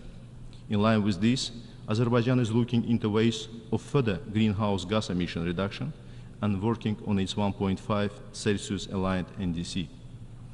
A few months ago, we have joined the 2030 Global Methane Pledge. We will also establish green energy zones and achieve carbon neutrality by 2050 in the Karabakh and Eastern Zangezur regions. Azerbaijan will continue to play an essential role in global energy security, contributing to sustainable development, eradication of poverty, and helping millions to transition to clean energy in the region and beyond. Share of renewables of the total installed electrical capacity in Azerbaijan will reach 30% by 2030. This high target is established primarily to improve energy efficiency and introduce innovative solutions in urban environment, transport system, and industry. The projected increase in renewable electricity production in the coming years will allow Azerbaijan to become an exporter of green electricity to European countries through the landmark Trans-Regional Black Sea Submarine Cable project. Mr. President, in the face of increasing challenges, coming together in unity and solidarity and fostering dialogue and mutual understanding is an absolute necessity. With a centuries-long tradition of diversity and multiculturalism, Azerbaijan firmly believes in a dialogue and collaborative spirit, mutual understanding, and respect among different cultures and religions. Azerbaijan put particular focus to the promotion of a culture of peace and encouraging intercultural and inter-religious dialogue worldwide, including through the Baku process and Peace for Culture initiatives. Excellencies, ladies and gentlemen, the end of the armed conflict with Armenia and restoration of Azerbaijan's sovereignty and territorial integrity created a substantially new environment in the South Caucasus. For the first time since decades, stability has been achieved on the ground, de facto peace is established. By putting an end to military occupation, it is Azerbaijan that created conditions for both parties to eventually turn the page of enmity and embark on good neighborly relations. This process was launched by Azerbaijan in the immediate aftermath of its victory in the 44-day patriotic war. This offer was made despite unhealed wounds of the conflict, still persist today in the form of razing to the ground of dozens of cities and hundreds of towns and villages, destruction and desecration of each and every piece of historical and cultural heritage, and barbaric pillage of natural resources. Azerbaijan demonstrated political wisdom and will by offering Armenia peace on equal terms, fully in line with norms and principles of international law, on the basis of mutual recognition of and respect for each other's sovereignty and territorial integrity. Over the past year, Azerbaijan and Armenia have registered significant progress in the normalization process through direct bilateral negotiations, in particular with respect to drafting a bilateral agreement, the limitation and demarcation of state border, as well as elaboration of a set of confidence-building measures. Azerbaijan will continue to take this process forward, acting with strong sense of responsibility for not only its national security and well-being, but also for ensuring a better future for the entire region. Our commitment and determination remain intact to bring this process to its logical conclusion. For the finalization of the normalization process, Armenia has yet to legally abandon territorial claims against Azerbaijan once and for all through implementing constitutional amendments. Armenia's negligence with respect to implementation of constitutional amendments, combined with dramatic increase in military budget, acquisition of large amount of offensive weaponry from both traditional and new suppliers, and attempts to maintain obsolete conflict-driven narratives and structures, derails the normalization process. Establishment of peace and good neighborly relations cannot be sustainable and irreversible if recognition of sovereignty and territorial integrity of Azerbaijan remains in legal limbo, is contingent on domestic legal or political scenarios. Partial peace is not an option after so much pain and sufferings inflicted by irredentism and territorial claims against neighbors. At this critical moment, Azerbaijan calls for expeditious steps to address remaining impediments for finalization of the normalization process with full sense of responsibility. Along with Armenia's responsibility to honor its international obligations and previously undertaking commitments, it is also incumbent on the entire international community to encourage the sides for the establishment of genuine, sustainable, and irreversible peace. Such a peace should outweigh any dividend that might be expected by manipulating one side against other or building dividing lines between them. Practices that brought devastations in other parts of the globe must be ceased to be projected to the South Caucasus by feeding revanchism. Excellencies, ensuring justice with respect to serious war crimes and crimes against humanity is of vital importance in terms of healing the wounds of the past conflict. While accountability and redress serve to ensure the rights and interests of the victims, they are also key prerequisites on the path to genuine post-conflict normalization and reconciliations. In this regard, it is of paramount importance to shed light to the fate of about 4,000 Azerbaijanis who went missing due to the conflict. Resolving this issue is essential, not only in terms of accountability and the rights of the victims and their families, but also for post-conflict reconciliation and normalization. Around 300,000 Azerbaijanis expelled from Armenia continue to be deprived of their ancestral homeland in blatant violation of international law. Despite repeated calls by the Western Azerbaijani community to launch a dialogue and ensure a safe and dignified return to the homeland, the government of Armenia denies them exercising the fundamental right of return enshrined in the Universal Declaration of Human Rights, the International Covenant on Civil and Political Rights, the Convention relating to the status of refugees, and other important international acts. Excellencies, ladies and gentlemen, along with interstate process of normalization, Azerbaijan has internally embarked on large-scale post-conflict reconciliation, rehabilitation, and reconstruction efforts. These aims at ensuring the right of hundreds of thousands of Azerbaijanis to eventually exercise their violated right to safe and dignified return to their homes. Thanks to the tireless efforts taken by the government, life now returns to the territories that have witnessed unprecedented destruction during military occupation. Regretfully, the massive contamination of territories of Azerbaijan with landmines and other explosive devices remains a significant obstacle to the smooth progress of rehabilitation and reconstruction efforts. Since the end of the conflict in 2020, 377 individuals, among them civilians, have fallen victim to landmines. With this in mind, Azerbaijan has introduced a national goal, SDG 18, focusing on mine action. Given the scale of the problem, there is an urgent need for increased international support to strengthen Azerbaijan's humanitarian mine action capacity. Taking this opportunity, I thank all countries and other stakeholders who have generously contributed to humanitarian demining in Azerbaijan and reiterate our call for increased international support and solidarity. Mr. President, ladies and gentlemen, in conclusion, I wish to reaffirm Azerbaijan's commitment to further contribute to international peace and security through promoting respect for international law and investing in international solidarity and cooperation. We remain to be strong proponents of combined efforts to overcome challenges and pave the way for a brighter future for ourselves and the generations to come. I thank you. I thank the Minister for Foreign Affairs of Azerbaijan. I now give the floor to His Excellency Amy Brown, Minister for Foreign Affairs and CARICOM Affairs of Trinidad and Tobago.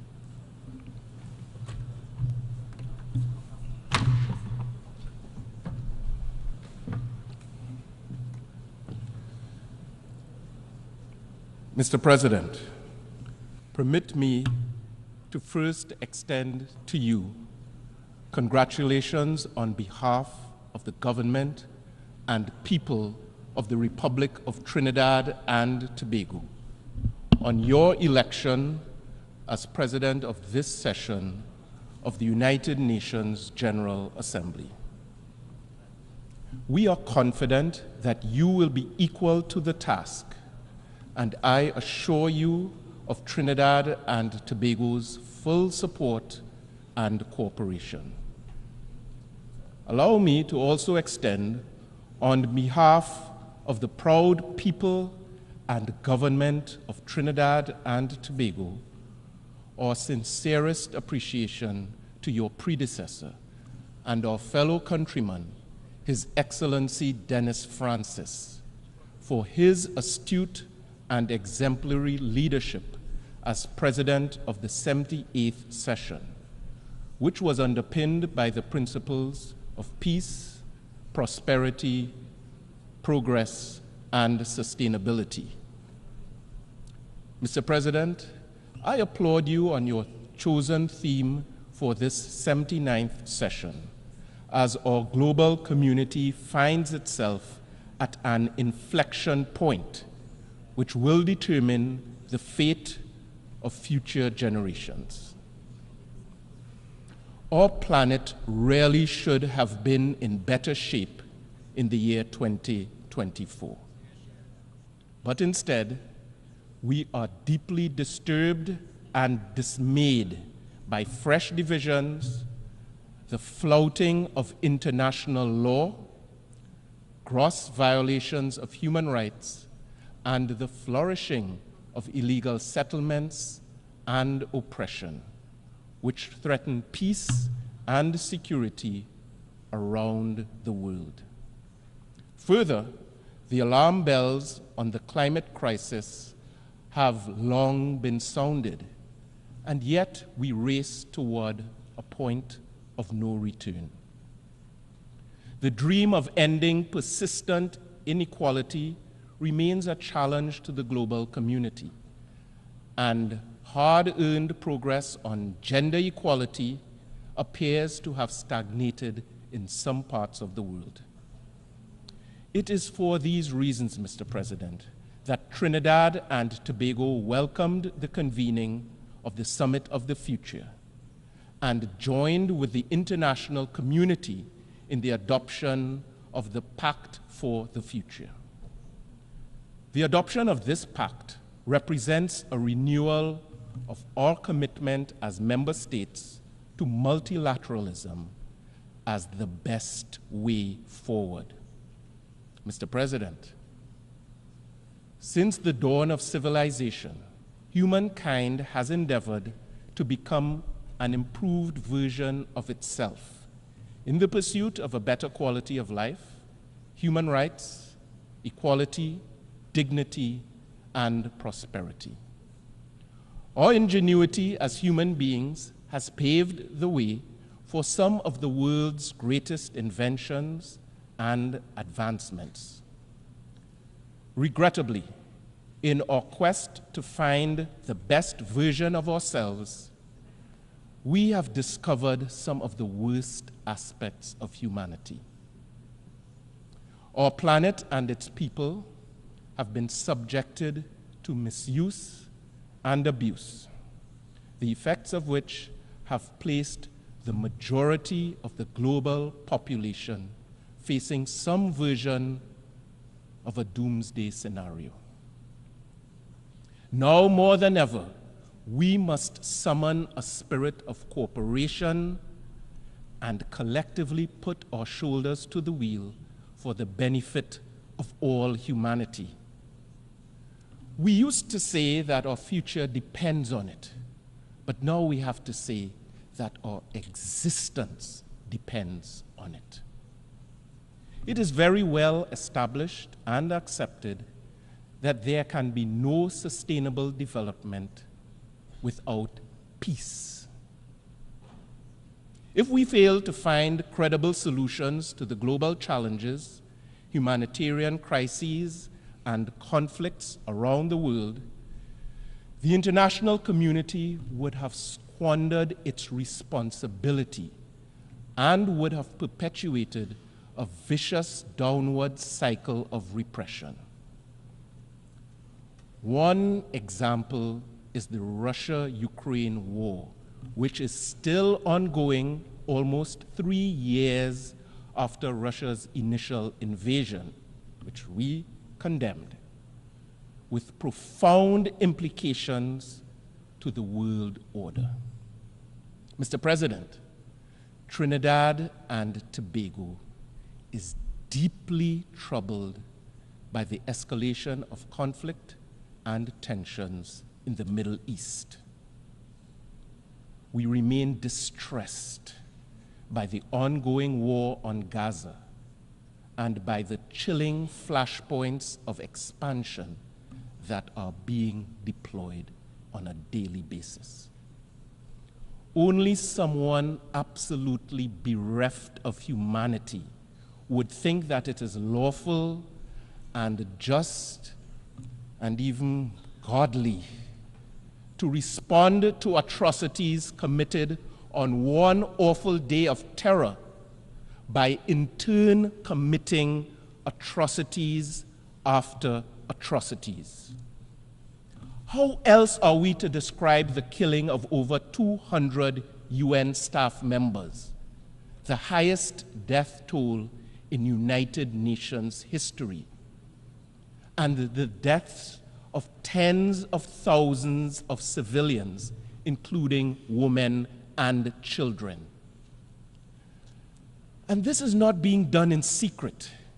The entire world is watching, and the Global South in particular is appalled.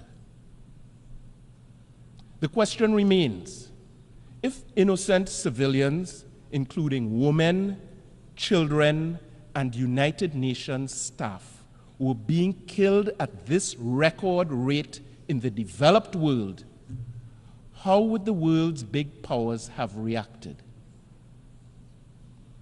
Not likely with euphemisms and platitudes.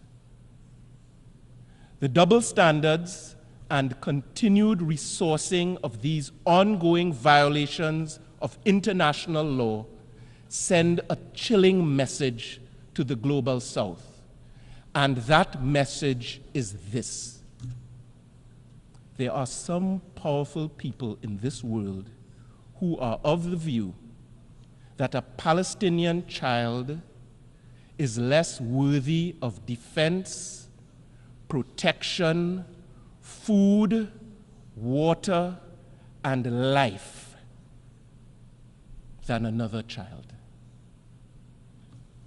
I am not of that view. The people of my country are not of that view. CARICOM is not of that view. And decent people all over the world, including in Israel, are not of that view. International law is not a tool of mere convenience to be muted for friends and trumpeted against enemies. Mr. President, international law is not a tool of mere convenience to be muted for our friends and trumpeted against our enemies. In this regard, Trinidad and Tobago has joined the call for an immediate, full, and complete ceasefire, and for the unconditional release of every single hostage.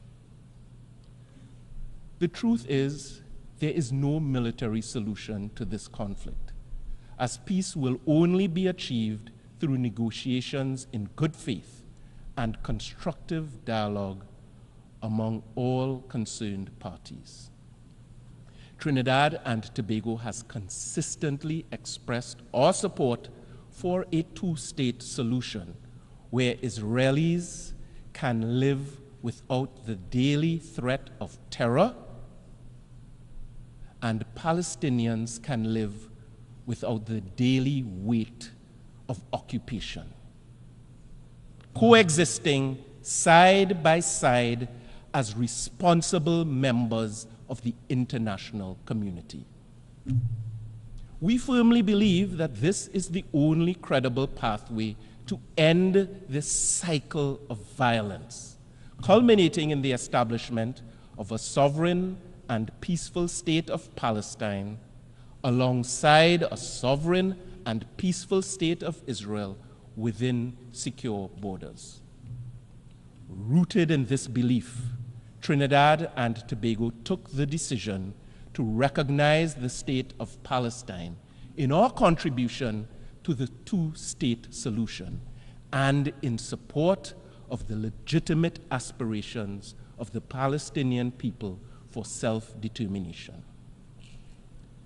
I can report that just 6 days ago, Trinidad and Tobago and the State of Palestine officially established diplomatic relations. We look forward to the day when the State of Palestine would be welcomed to take its seat in the General Assembly as a full member of the United Nations. Mr. President, I now turn to the issue affecting the International Criminal Court. Despite its detractors, the evidence before us clearly shows the value and effectiveness and necessity of the International Criminal Court. As a country that advocated for the establishment of the ICC via the tireless work of our former Prime Minister and President, A.N.R. Robinson, Trinidad and Tobago remains resolute in our support of the court's mandate to help put an end to impunity for the perpetrators of the most heinous crimes and to provide a glimmer of hope to all victims of those crimes seeking justice within the jurisdiction of the court. To this end, we continue to encourage all states that have not yet done so to ratify and fully implement the Rome Statute of the ICC. It was the late Reverend Dr. Martin Luther King Jr. who once said, "It is not possible to be in favor of justice for some people and not be in favor of justice for all people."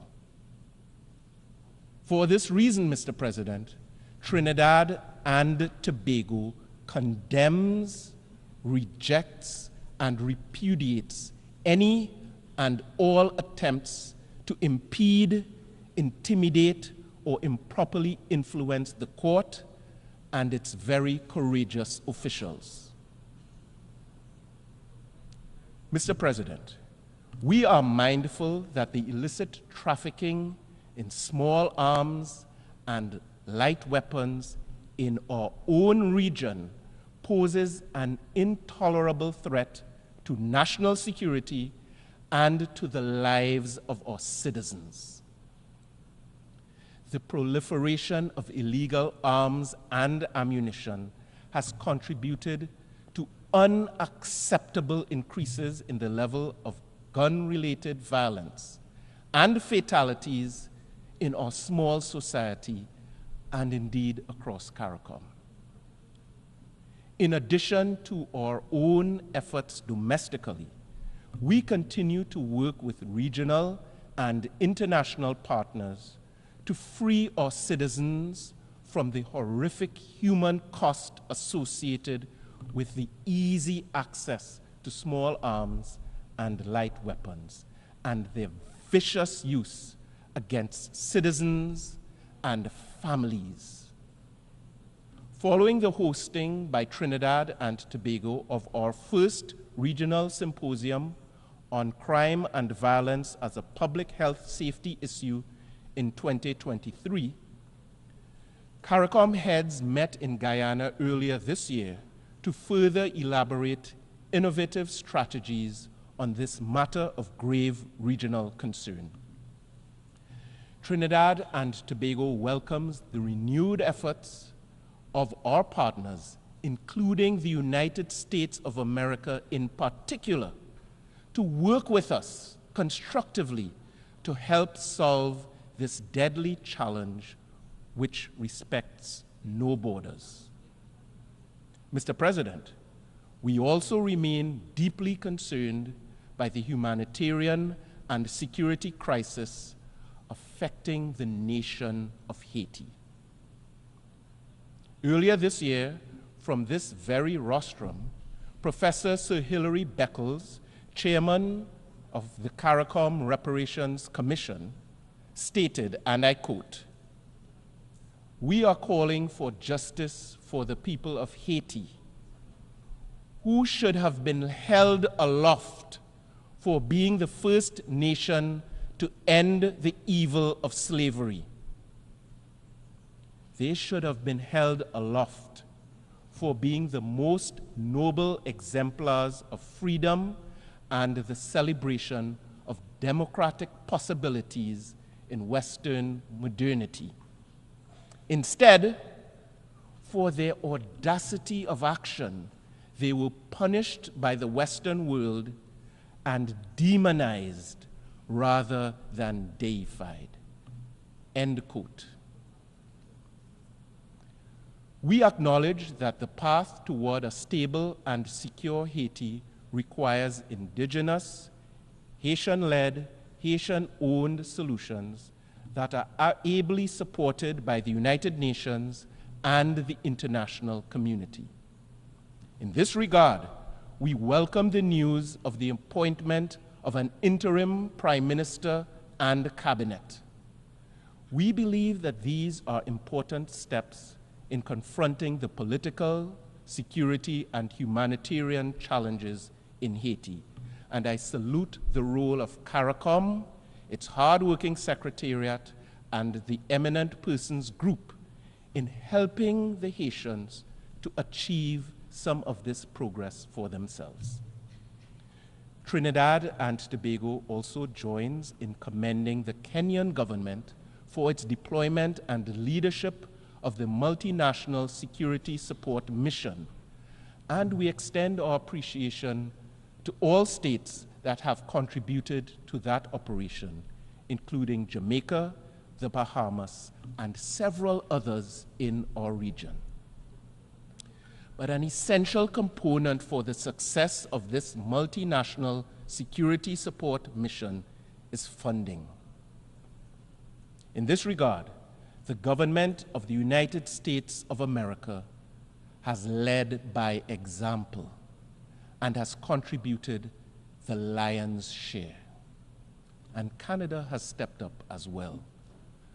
But some relatively wealthy countries have either contributed drips and drabs or nothing at all. We appeal to the international community to contribute the necessary funding to support this crucially important venture. Mr. President, our quest to achieve human dignity within the context of sustainable development cannot be divorced from the legitimate calls for reparatory justice for the history of chattel slavery and native genocide in the Caribbean and elsewhere. The brutality of our colonial experience, the trauma of which still affects us to this day, has contributed significantly to underdevelopment. Our foreparents were rooted out and dehumanized, and their blood and sweat and tears and labor were extracted to build empires and beautiful castles and bridges and treasures, which some of us pay money today to visit and photograph and admire. Mr. President, we have been leveraging our collective voice to call for restitution for the historical evil injustices and crimes against humanity committed against our foreparents, crimes which still affect us today. In reaffirming our commitment to this regional campaign, the government of Trinidad and Tobago appointed last year a reconstituted National Committee on Reparations to provide additional energy and support to the CARICOM Reparations Commission and its work with the African Union and other like-minded bodies. And on a related note, we wish to join with those who are committed to and would welcome the proclamation of a second international decade for people of African descent. Mr. President, it is indeed troubling that as we approach the 30th anniversary of the Beijing Platform of Action, women and girls in some parts of this world are still being denied basic human rights and freedoms. And in some quarters, there have been erosions of gains previously made. Trinidad and Tobago continues to be a strong advocate for the meaningful participation of women and girls in all aspects of society, as we recognize and value their critical role in the promotion and protection of human rights and the building of peaceful and sustainable societies. This is important to us, and as we have done biennially since the year 2010, Trinidad and Tobago will table in the first committee this year our resolution on women, disarmament, non-proliferation, and arms control, and we encourage member states to support this forward-looking resolution. Mr. President, the 4th International Conference on Small Island Developing States was held in Antigua earlier this year and underscored the critical nature of the next decade for SIDS. We are very proud of what our fellow CARICOM member state achieved in successfully hosting that impactful conference. Trinidad and Tobago anticipates that the robust implementation of the Antigua and Barbuda agenda for SIDS will bring us closer to sustainable development with the necessary means of support from the international community. Mr. President, we all acknowledge the adverse effects of climate change. We anticipate decisive outcomes regarding the new collective quantified goal at the upcoming COP29 in Baku, Azerbaijan, which should catalyze much-needed reform of the international financial architecture. Effective climate finance mechanisms are essential for the provision of accessible, adequate, and predictable funding, and this requires the operationalization and capitalization of the Loss and Damage Fund. Climate finance goes well beyond project funding. It is an investment in the resilience and sustainability of the most vulnerable nations. The future beckons, a future in which SIDS have the capacity and resources to build infrastructure that can withstand severe climate events.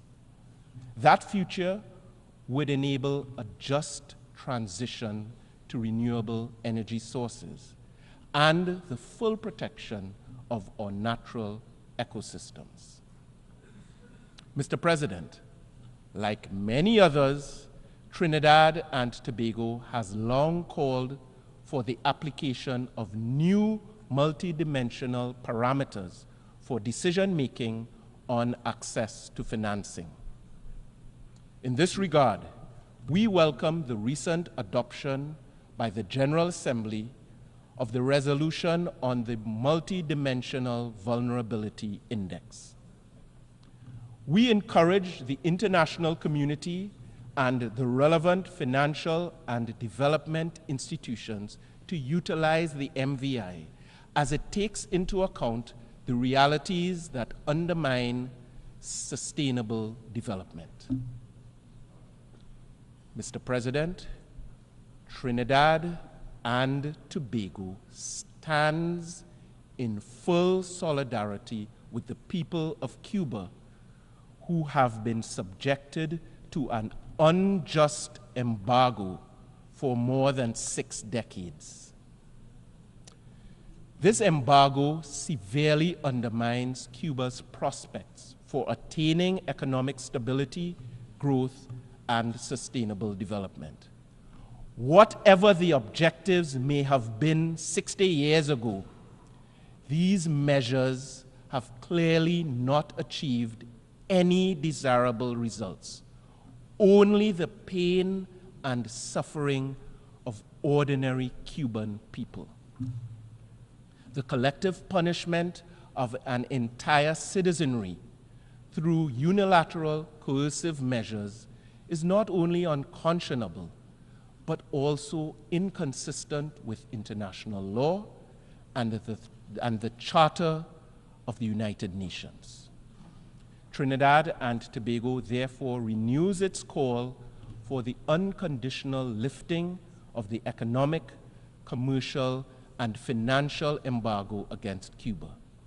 Additionally, we have seen no justification for the designation of Cuba as a state sponsor of terrorism.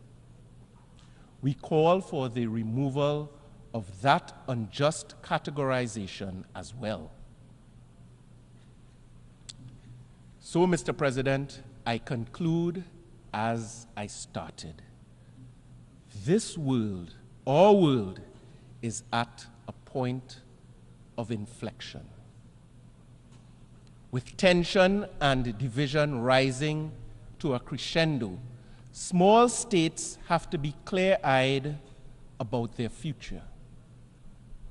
Trinidad and Tobago is small, but we are proud of that which makes us unique and special.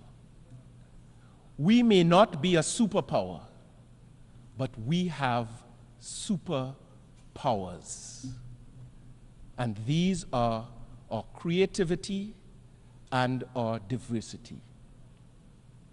Our cultural milieu is indescribably vibrant as our people are drawn from the first peoples of our hemisphere, as well as the best of India, the best of Africa, the best of China, and yes, the best of Europe too. we are blessed beyond measure. Some of you had a taste of it at the reception when we introduced our president of the last session, and you enjoyed some of our delicacies, including our delicious doubles and bacon shark, and you were delighted by performances on our national musical instrument, the steel pan, and by the magical rhythms of our tassa drums. We have proven that we can be great leaders, including leaders of this very assembly, and we will continue to give more value to this world than we extract from it. We are strong, proud, staunch advocates of the UN system and multilateralism. In the end, unity and togetherness is the key for these United Nations as well as for my own society. Om Shanti, Shanti, Shanti. Assalamu alaikum. Shalom alaikum. And may God richly bless you and your families. Mr. President, I thank you.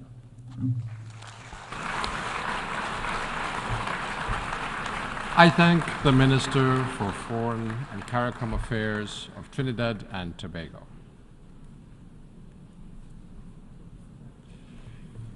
I now give the floor to His Excellency Francis Fonseca, Minister for Foreign Affairs and Foreign Trade of Belize.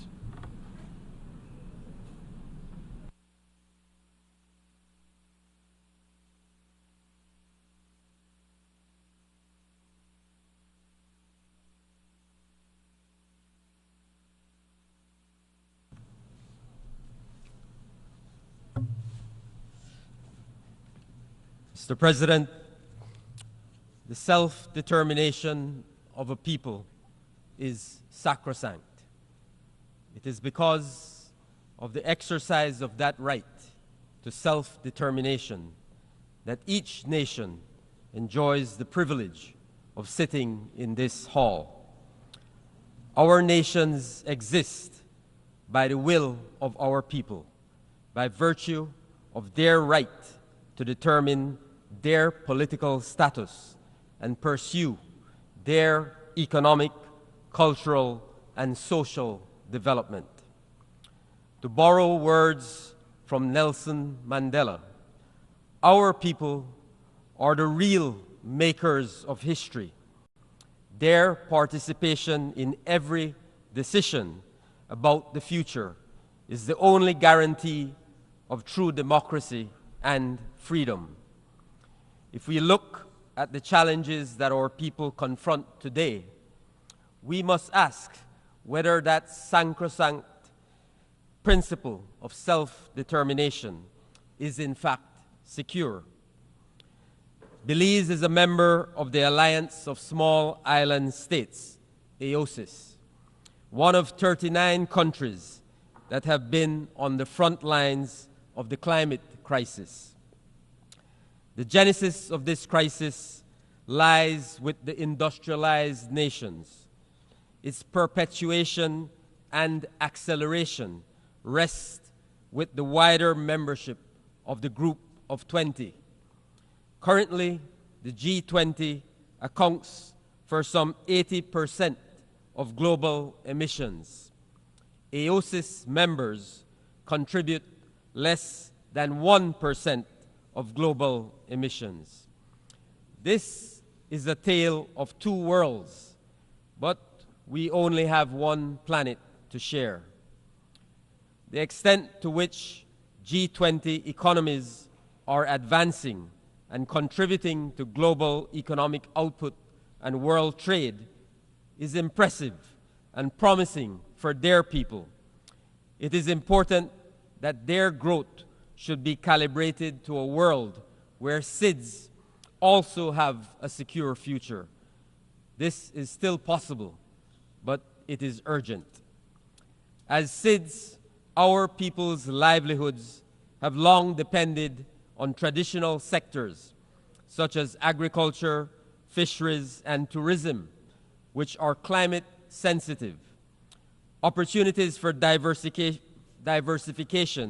have been limited given our size, population, and location.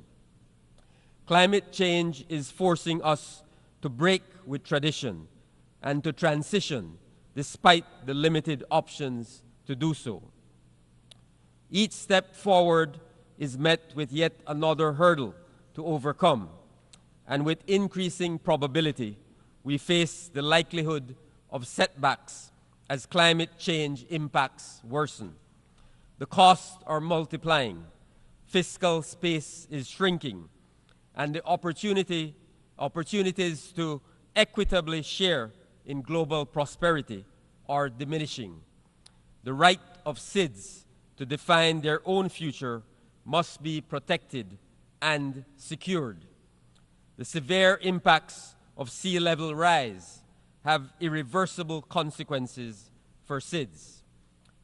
Our people have gone beyond their duty to protect and preserve our environment, yet some are being forced to relocate from their homelands. To this, we reiterate that no matter the physical changes that climate change may bring to our territory, our sovereignty and our right to self-determination remain intact. Mr. President, the perpetual suffering of a people can never just be a matter of national concern. The United Nations rose up from the ashes of war to restore faith in fundamental human rights, in the dignity and worth of the human person, in the equal rights of men and women, and of nations large or small, and to establish conditions under which justice and respect for the obligations arising from treaties and other sources of international law can be maintained, and to promote social progress and better standards of life in larger freedom. All members of the United Nations have a duty to give effect to these words. Conflicts should not be allowed to fester. The war in Ukraine is now 2 years running, and we are concerned that the end is still not near. Haiti has seized our attention once again. For Belize, the international response must be enduring for long-lasting peace and security of our sister country. We are working through the Caribbean community to reinforce and strengthen Haiti, and we commend the Haitian people in their resolve to define their own pathway forward.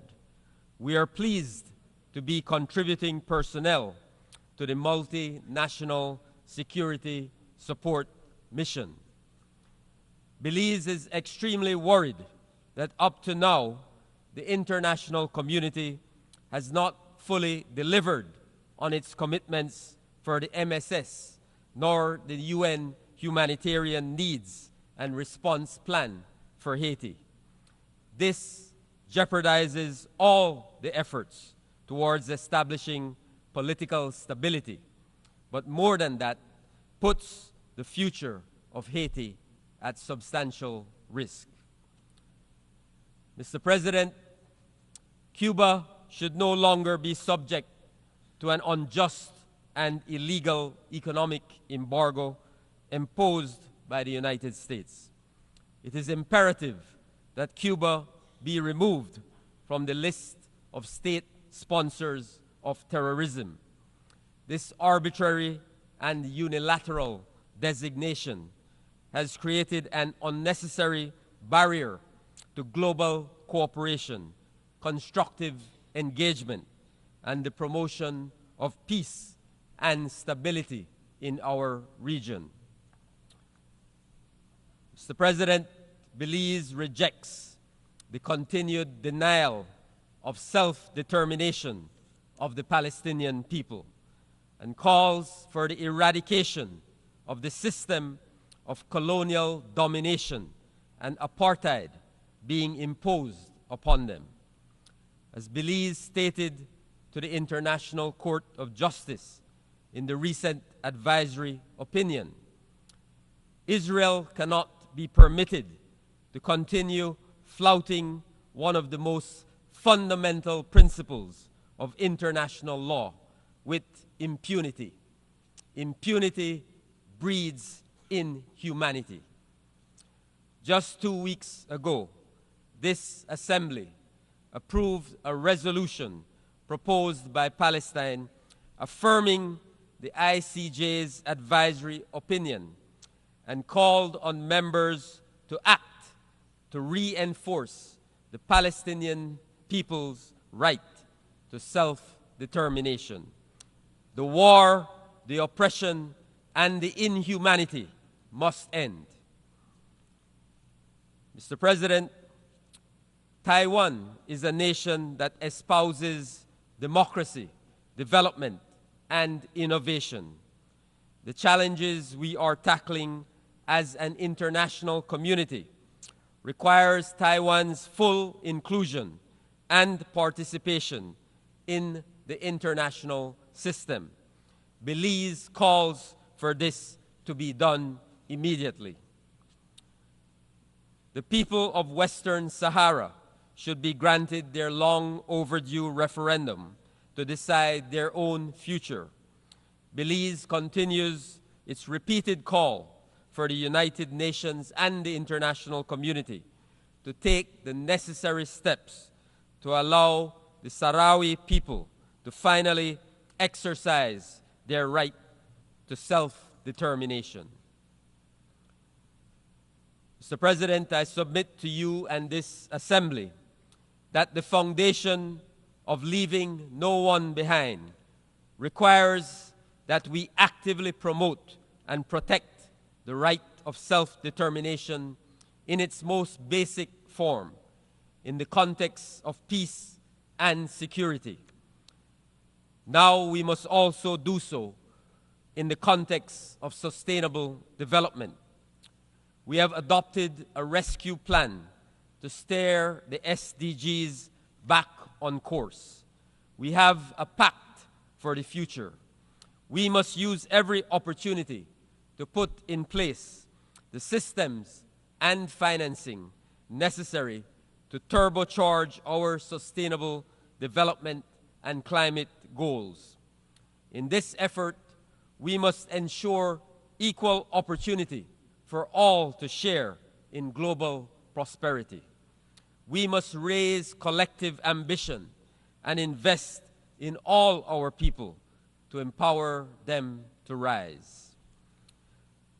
Mr. President, the Declaration on Sea Level Rise and Statehood, adopted by the leaders of the Alliance of Small Island States on 23rd September, affirms that the sovereignty or statehood of small island developing states cannot be challenged under any circumstances of climate change-related sea level rise. We invite all UN member states to support the implementation of this declaration and to use it as the basis of international cooperation. To further guarantee that SIDS will be spared the gravest climate threats, global warming must be limited to well below 1.5 degrees Celsius. Belize urges the G20 to enhance their emission reduction targets to achieve this temperature limit. For SIDS, adaptation is imperative, and loss and damage associated with climate change is inevitable.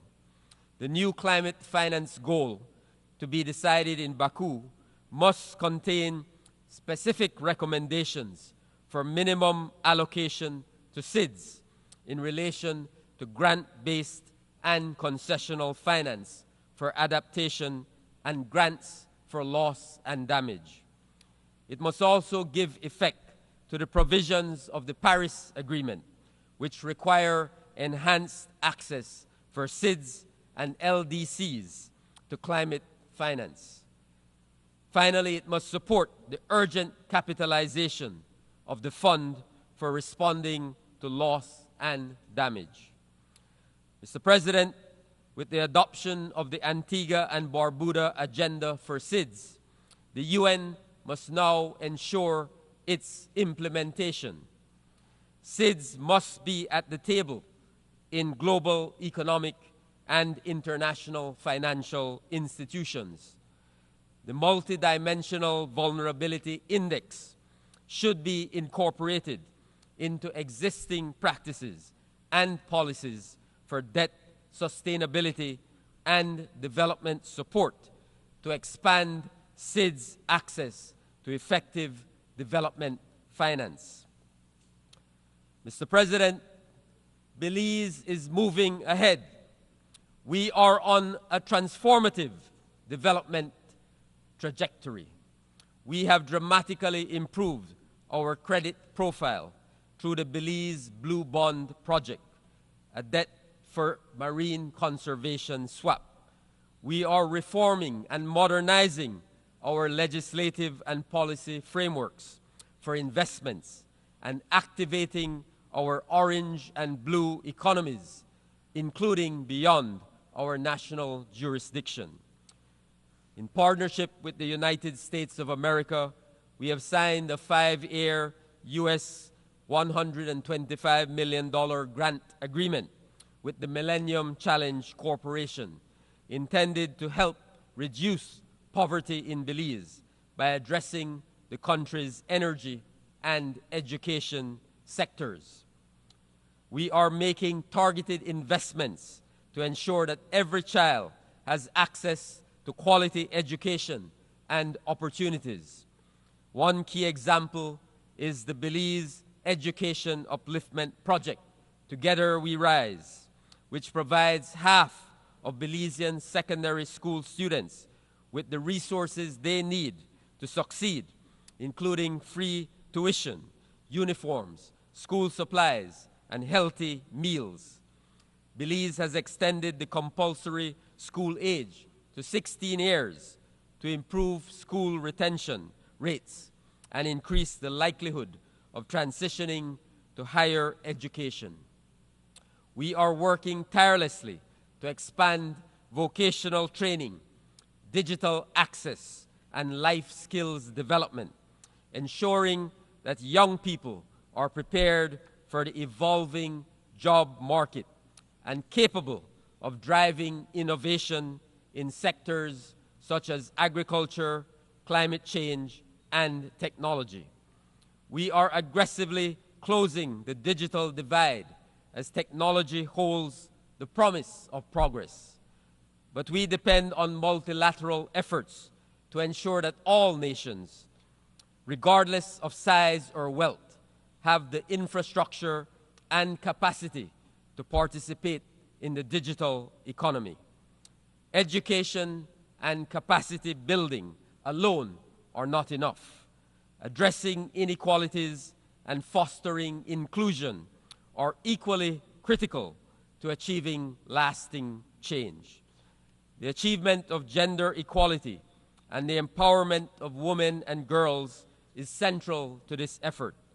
Belize has made important progress in this area, marked by the recent launch of its revised National Gender Policy 2024-2030, which aims to end discrimination and violence against women while promoting their full participation in all aspects of society, social, economic, and political. Belize continues its work to ensure that every Belizean has access to high-quality, affordable, and efficient health care services. By January 2025, we will achieve full national health insurance coverage. We are also strengthening our mental health support systems with the goal of improving and expanding access to quality care, addressing the stigma surrounding mental health, and enhancing outreach programs, particularly in rural and underserved areas. Mr. President, Belize is committed to the final settlement of Guatemala's territorial, insular, and maritime claim. We welcome Guatemala's stated commitment to respecting and abiding by the ruling of the International Court of Justice. At the political level, we are actively engaged with Guatemala to strengthen our bilateral relationship.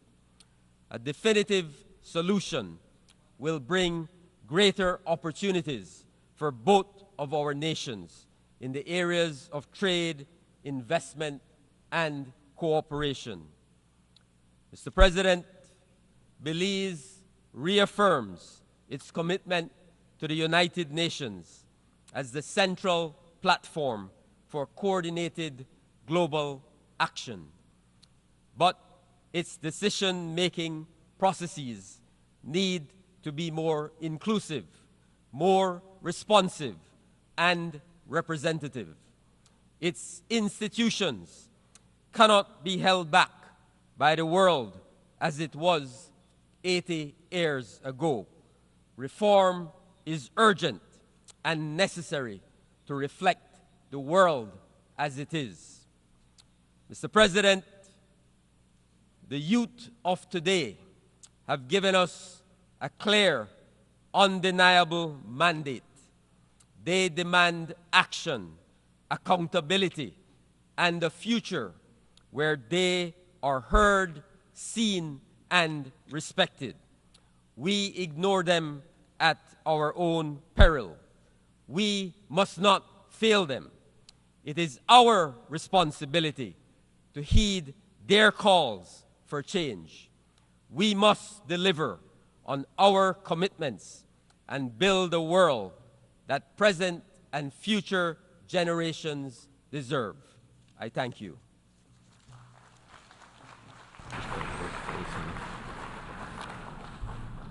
I thank the Minister for Foreign Affairs and Foreign Trade of Belize.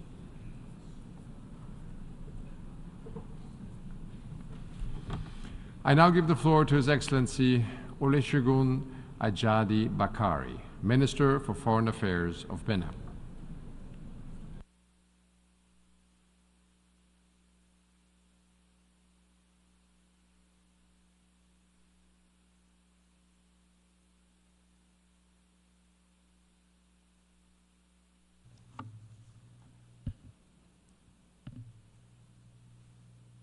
Monsieur le Président, Mr. President, ladies and gentlemen, heads of state and government and heads of delegations, ladies and gentlemen, it is a great honor for me to speak to you today from this iconic rostrum of the United Nations on behalf of His Excellency, President Patrice Talon, President of the Republic of Benin.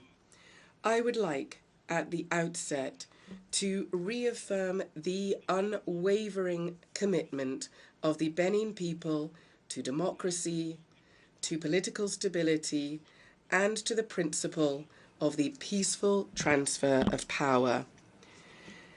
Since the historic national conference involving all stakeholders in February 1990, Benin has chosen the path of democracy. Under the successive leadership of our successive presidents and President Patrice Talon, we have been able to preserve and strengthen our institutions. Our defense and security forces, courageously and upholding the values of our republic, continue to protect our territory and our institutions each day. Any attempt at destabilization, be they from within or without, will be overcome. Our journey towards development is now irreversible. Ladies and gentlemen, Mr. President, ladies and gentlemen, today the world is confronted with growing tensions, and uncertainty becomes an everyday feature of our times. Each day we can see an increase in polarization, with crises that undermine social cohesion everywhere and mortgage off the future of our humanity, be this in the Sahel, in Sudan, in Ukraine, in the South China Sea, or in the Middle East. Conflicts which crop up undermine peace and global stability. These tensions bring but suffering and despair, causing waves of poverty that affect the most fragile economies and exacerbate people's vulnerability. Although Africa is often far from the source of these crises, it nonetheless remains deeply affected by them. The Sahel region in particular is today the theatre of increasing tensions, exacerbated by tensions taken without the consent of African countries. This instability seriously compromises our sustainable development. Even more worrisome, some external forces are seeking to bring in their geopolitical rivalries into our region. Benin firmly condemns all attempts to make the Sahel into a new epicenter of geopolitical struggle. This type of interference provides fertile ground for terrorism. Terrorism is an abomination that we unreservedly condemn, be this in Africa or elsewhere. Terrorism is unacceptable. No cause can justify terror, suffering, and the destruction that it causes. Today, we reaffirm our commitment to African unity, more particularly in our region, West Africa. We have the historic responsibility to preserve the centuries-old fraternal ties that link our people. Benin is ready to play its role in this fight against terrorism and in favour of development. Our unity of action is crucial, irrespective of which organisations we decide to belong to. This is also an opportunity for us to reaffirm our commitment to non-violence. And it's because of this attachment and commitment to non-violence that we condemn the war in Ukraine. It is because of this commitment to non-violence that we have condemned the terrorist attacks of the 7th of October and also the escalating violence that ensued in the Middle East. And in the same way, we condemn all forms of violence that each day plunge into mourning our brother and sister countries in the Sahel. We call on the international community to step up efforts to bring stability through dialogue, be this in the Middle East, where the two-state solution is the only viable option, or in Ukraine, in the Great Lakes region, in Sudan, in Libya, or in our sisterly Republic of Haiti. Mr. President, ladies and gentlemen, despite these hotbeds of tension, we must never lose sight of another major challenge that threatens the future of our world: poverty in all its forms. 5 years from the deadline of 2030, it is painfully clear that we will not achieve the Sustainable Development Goals. But we must not give up the fight. The fight against poverty is one of the major challenges of our time. Without this, there will be neither real peace or lasting stability. Africa, ladies and gentlemen, is the future of the world. In just a few decades, our continent will be home to a quarter of humanity, our young people who are incredibly creative, and our natural resources are an indispensable asset for the future of our planet. But for this potential to be truly tapped into, we need to eradicate poverty in our continent.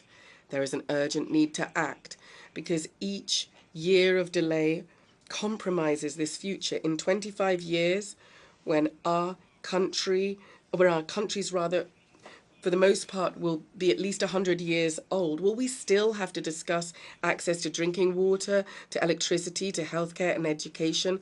Or will we finally have turned the page which will enable each African to live in dignity? These are the essential questions that we need to respond to. The time for action is now. Since 2016, Benin has opted for progress under the leadership of President Patrice Talon. We have taken our destiny into our own hands. We've initiated major reforms, be this in the area of education, healthcare, or infrastructure. Today, we are focused on transformation and development.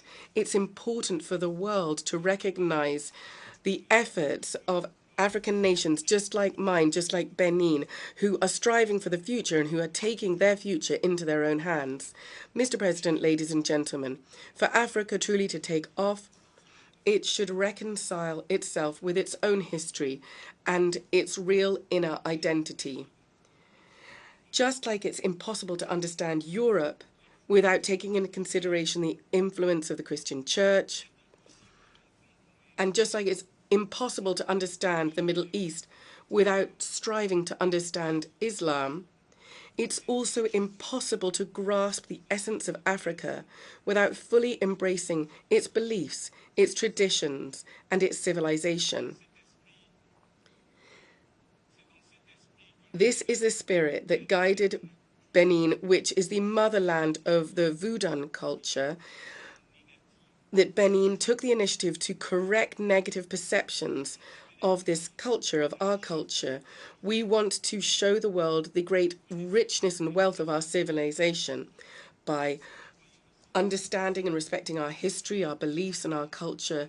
The world will be able to understand who we are and why Africa is crucial for global balance and development. However, respect for Africa does not just stop at recognizing its past. It also involves modern Pan-Africanism, focused on action. Pan-Africanism engaged in poverty reduction, in building a prosperous continent. A Pan-Africanism that goes over and beyond words and moves into action. This Pan-Africanism must be reflected by specific action. How can we promote African unity when it's easier for a European to travel throughout Africa than it is for an African, him or herself, to do so? Benin has made a bold, courageous Pan-African choice by abolishing visas for all African citizens. This gesture is not simply symbolic. It also reflects our resolve to build an Africa where each African can feel at home throughout the entire continent.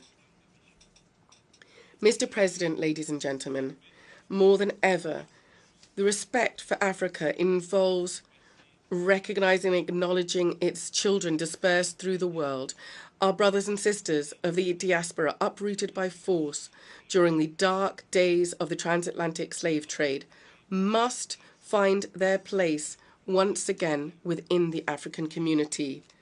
It is high time to heal these wounds, to rebuild this sacred link with those who, albeit physically far away, carry Africa in their hearts. People of African descent are not just distant relatives of our family. They are our children, they are our brothers, they are our sisters. They incarnate an essential essence of our collective identity. By recognizing their right to return, we say to them, you have never ceased belonging to this land. Africa is your home, and we are waiting for you with open arms. 2024 marks the end of the first international decade of people of African descent. On this occasion, Benin has taken a historic measure by adopting unanimously at the National Assembly a law which grants the Benin nationality to all persons of African descent who so wish. This is more than just a simple symbolic gesture. It is an invitation to a joint future, a vibrant call for unity and for solidarity. Together, Africans and people of African descent from the continent and the diaspora, we will meet the challenges of tomorrow. Together, we will build a strong, prosperous, and respected Africa. Mr. President, ladies and gentlemen, Benin is ready to pave the way for a unified Africa, dynamic and open to the world, an Africa which takes itself into its own hand, engaged in addressing its own future. The century of Africa is within reach. It depends on our ability to seize this opportunity to build an Africa where each citizen, be he or she born on the continent or not, or part of the diaspora, plays a key role in our common rebirth. We stand ready. Thank you.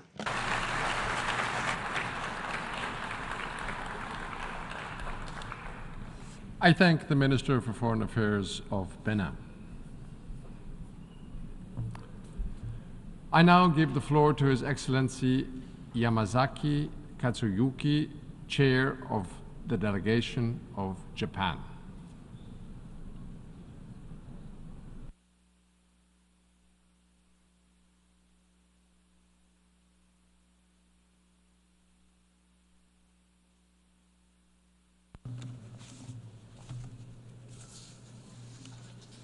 Mr. President, allow me to deliver this statement on behalf of the Prime Minister of Japan, Mr. Kishida Fumio.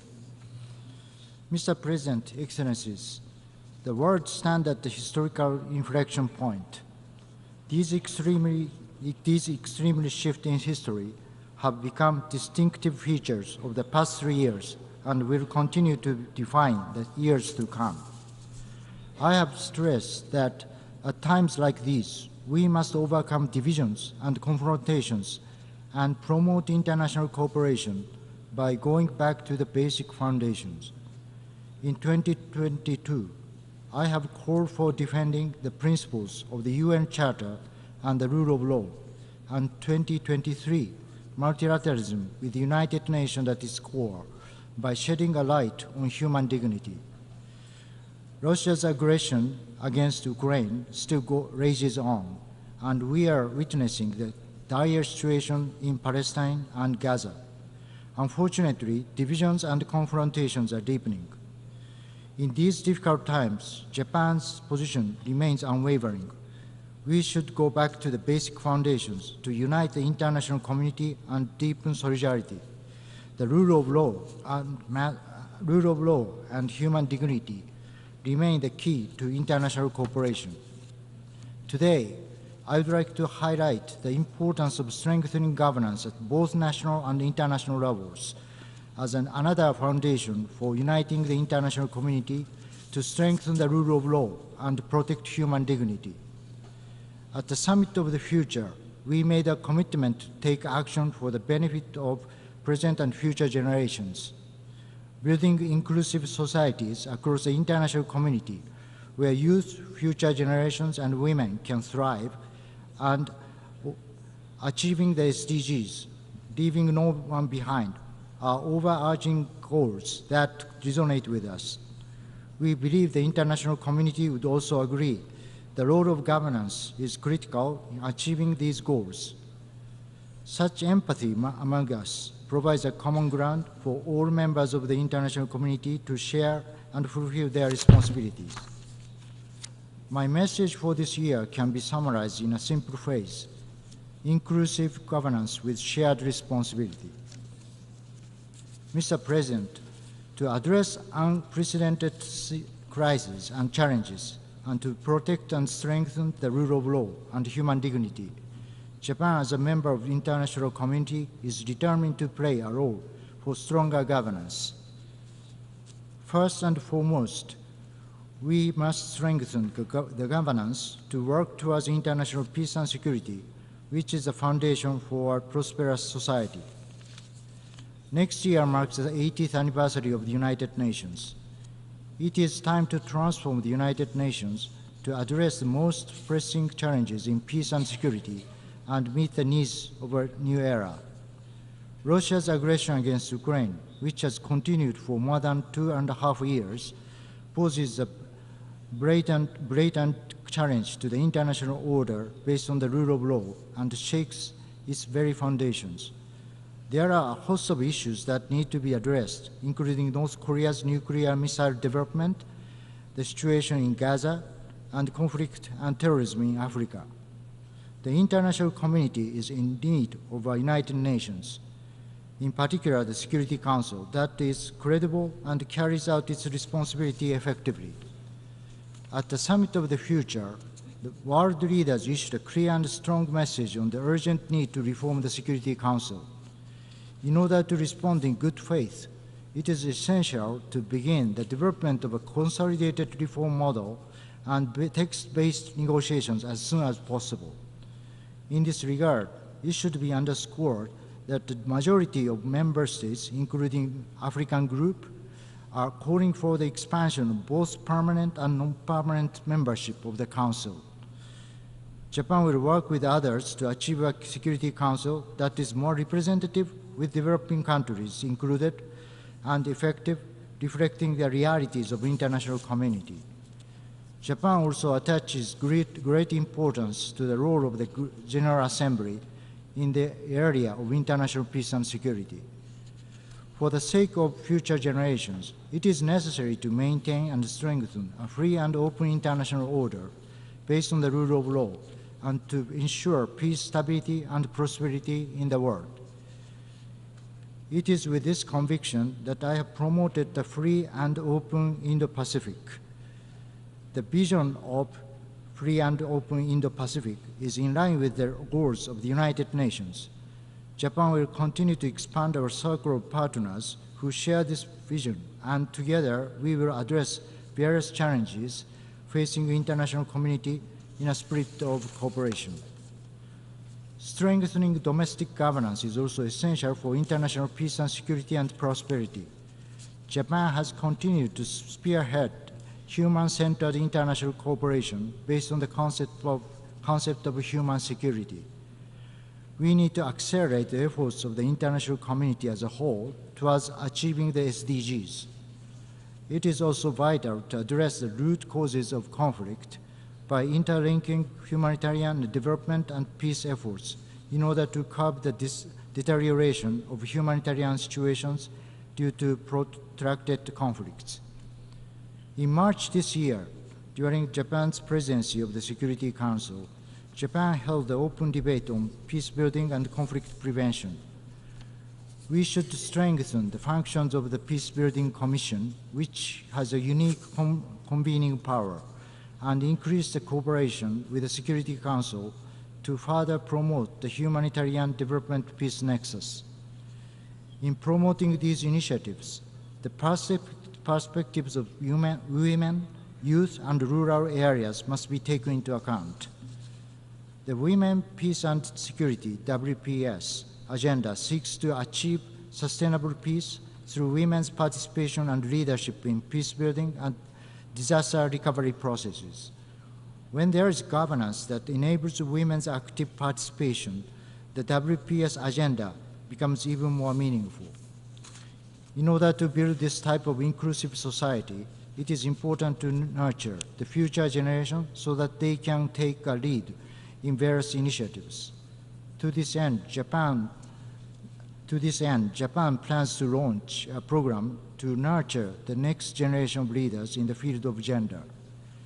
In order to achieve flexible, resilient future society that is rich in diversity and able to respond to new challenges, Japan will work on promoting youth, supporting research, and building networks for young researchers, and holding the forum for the next generation.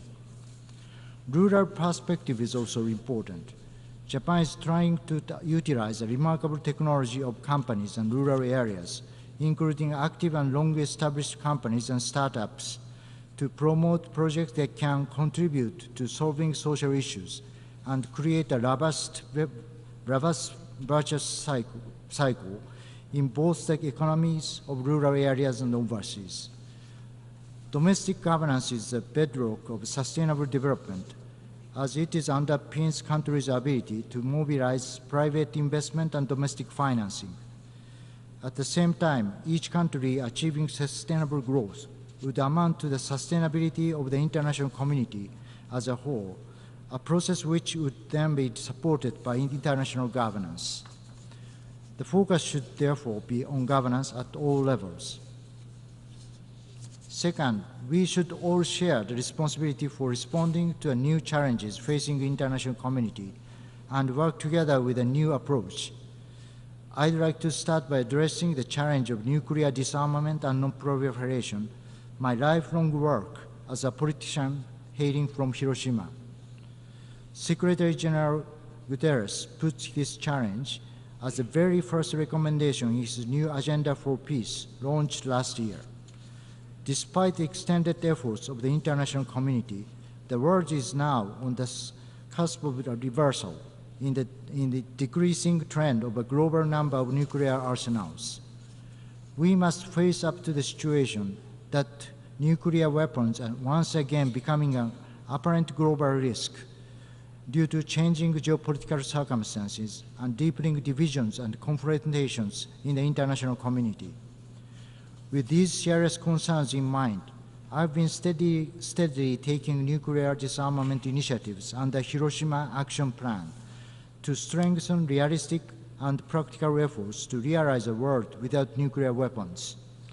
In March this year, as the President of the Security Council, Japan chairs the ministerial meeting of the Security Council on nuclear disarmament and non-proliferation. Following this effort, on the 23rd of this month, I hosted a high-level meeting to launch the Friends of FMCT here in New York. Next year marks 80 years since the atomic bombings of Hiroshima and Nagasaki.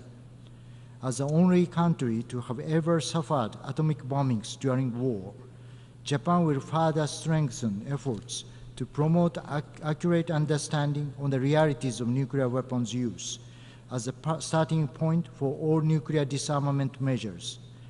Japan will also act to further advance nuclear disarmament as we head toward the 2026 NPT Review Conference. Japan will also work even more closely with the international community towards the denuclearization of North Korea, including full implementation of relevant UN security resolutions. Japan will continue to seek to normalize its relationship with North Korea in accordance with the Japan DPRK Pyongyang Declaration, through comprehensively resolving outstanding issues of concern, such as abductions, nuclear and missile issues, as well as settlement of the unfortunate past. The rapid development of emerging technologies is bringing new challenges to disarmament and non-proliferation efforts. Focusing on the further development of emerging technologies, Japan intends to actively and constructively participate in international rulemaking on lethal autonomous weapon systems through balanced discussions, taking into account humanitarian security perspectives so that a common understanding can be reached among the international community, including stakeholder states. In discussing new challenges, we must also include aspects of digital technologies, especially considering the Global Digital Compact was just adopted at the Summit of the Future. Digital technologies have the power to transform the future of the world, thereby making digital cooperation an essential part of protecting and enhancing human dignity. Among such digital technologies, there is an urgent need to establish international governance on artificial intelligence in order to maximize the opportunities brought by AI while mitigating its risks. Japan has been working through the Hiroshima AI process to achieve safe, secure, and trustworthy AI. We will continue to actively contribute to the discussions of AI at the United Nations. In tackling global issues, the evolution of multilateral development banks has emerged as a new issue. Japan will continue to further progress in the MDB evolution in a way that reflects the specificities of each institution and the discussions of their boards. Increasing lending capacity to developing countries through utilizing existing capital and private capital mobilization and addressing debt restructuring faced by those countries are also pressing issues. Transparent and fair development finance in line with international rules and standards is needed now more than ever. Climate change is a common challenge to all humankind and a critical issue that the international community collectively needs to address. Japan has identified climate change as the greatest challenge that needs to be overcome by bringing about a new form of capitalism. We are steadily taking actions and are on track to achieve net zero emissions by 2050. It is important that all countries come together to achieve the common goal of net zero through various pathways that are compatible with economic growth and energy security.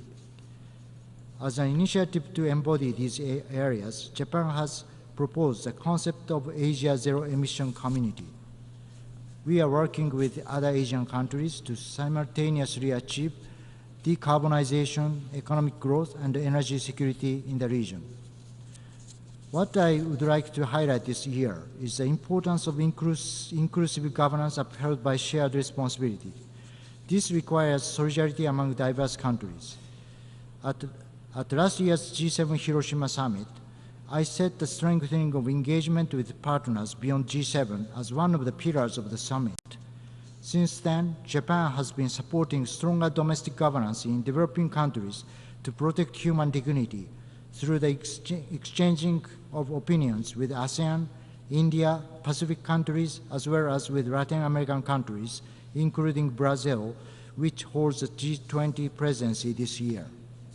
Africa is a region that is experiencing dynamic growth, supported by a young generation population, and the fruits of its efforts to strengthen their inclusive governance. At the same time, Africa continues to face challenges related to human dignity, such as poverty, job creation, and fragile economic and social infrastructures, as well as challenges related to peace and stability, such as conflict, terrorism, and refugees and displaced persons. Strengthening governance is important as a lever for change to achieve peace, stability, and sustainable development. Investing in human resources and mobilizing domestic and international resources for this purpose are essential for economic transformation that leads to growth. As a long-standing partner of Africa, Japan has been supporting the strengthening of ecosystems and governance conducive to domestic and international resource mobilization, including through assistance for fiscal management and trade facilitation. Japan has also supported the elections to consolidate and strengthen democracy and assisted in the capacity building of administrative and judicial personnel. Furthermore, we have promoted the international community dialogue to foster a shared future encouraged by participation of students, including youth and women, in the political and construction process, and supported the strengthening their livelihoods. Next year, we will host TICAD 9 in Yokohama. Together with our African friends and the United Nations, we will find innovative solutions to Africa's and global challenges. As a part of these efforts, Japan will consider further preferential measures in light of the WTO decision so that the least developed countries can achieve smooth and sustainable development and their graduation from the LDC category. Mr. President, at this year's UN General Assembly, let us all look towards the same vision for our future and join forces to strengthen governance across the international community. Let us work together for inclusive society where the rule of law and human dignity are upheld. The United Nations has an important role to play, and the international community is counting on it to fulfill its mandate. As a member state of the United Nations, Japan will also contribute to this progress. Thank you for your attention.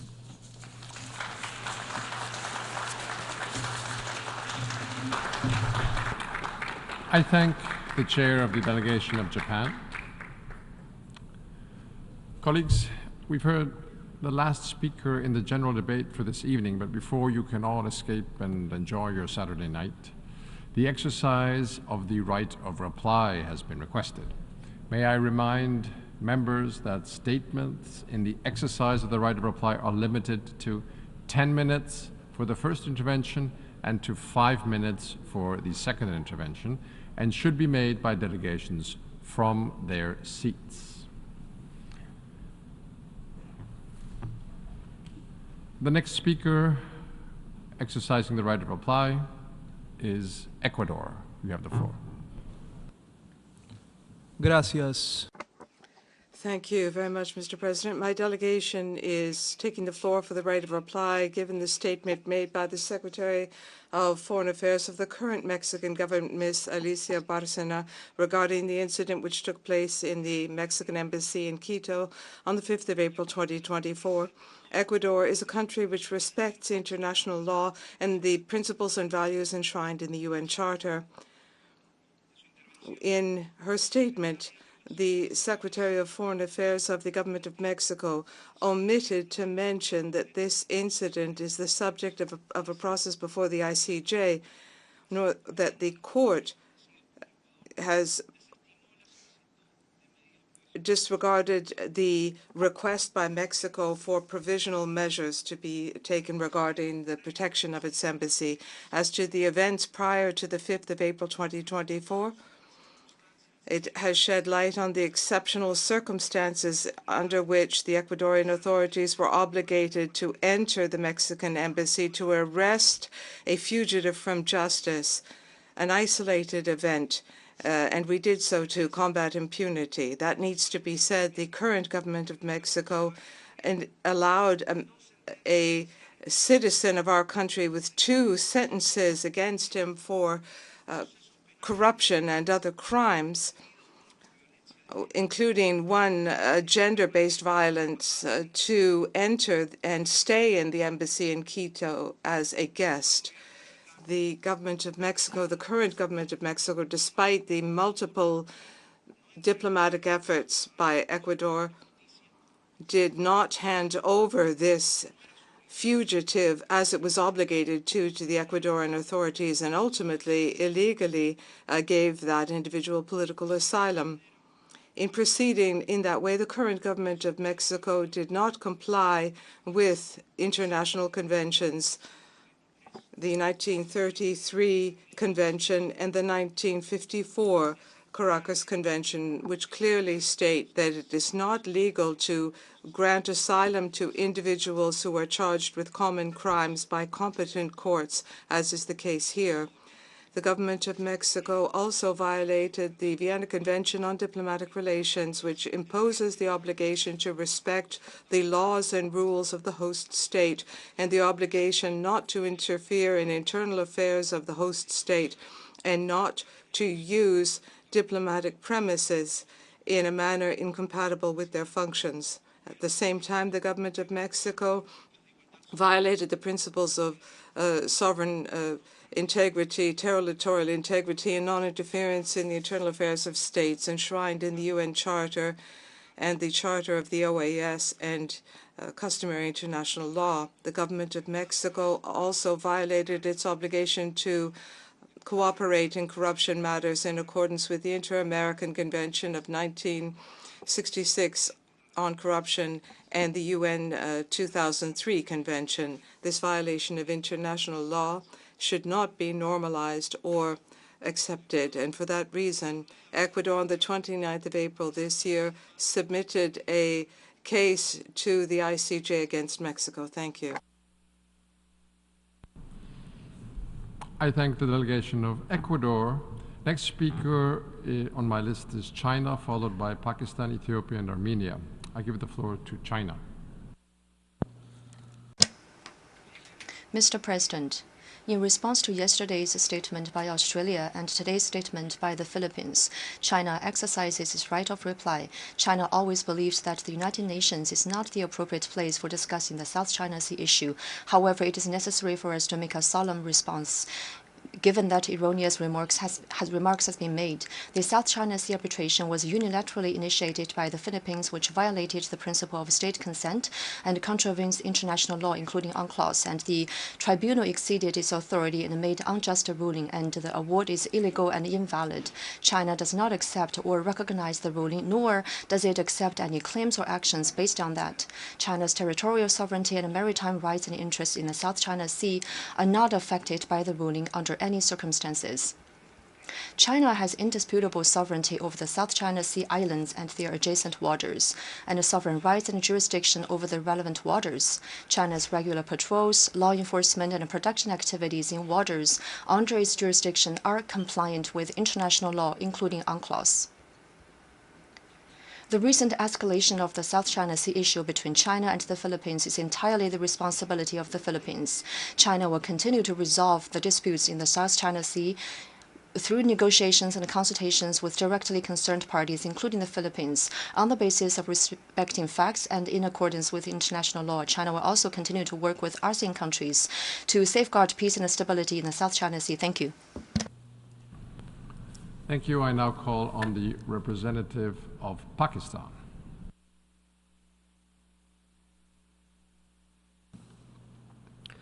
Mr. President, I am taking the floor to respond to the remarks delivered by the Minister for External Affairs of India earlier today. It is most ironic that India, which is committing the worst form of state terrorism in occupied Jammu and Kashmir, while also actively engaging in sponsoring terrorism abroad, is portraying itself as the victim. It is a familiar ploy of all occupiers and colonizers to paint legitimate struggles for freedom and liberation as terrorism. India is failing to grasp the enormity of the indigenous Kashmiri resistance against its strange hold and wrongly blaming it on cross-border terrorism. It must introspect and reflect and immediately implement the Security Council resolutions which provide for the Kashmiris to exercise their right to self-determination. It is India which supports and finances terrorism against Pakistan using its proxies.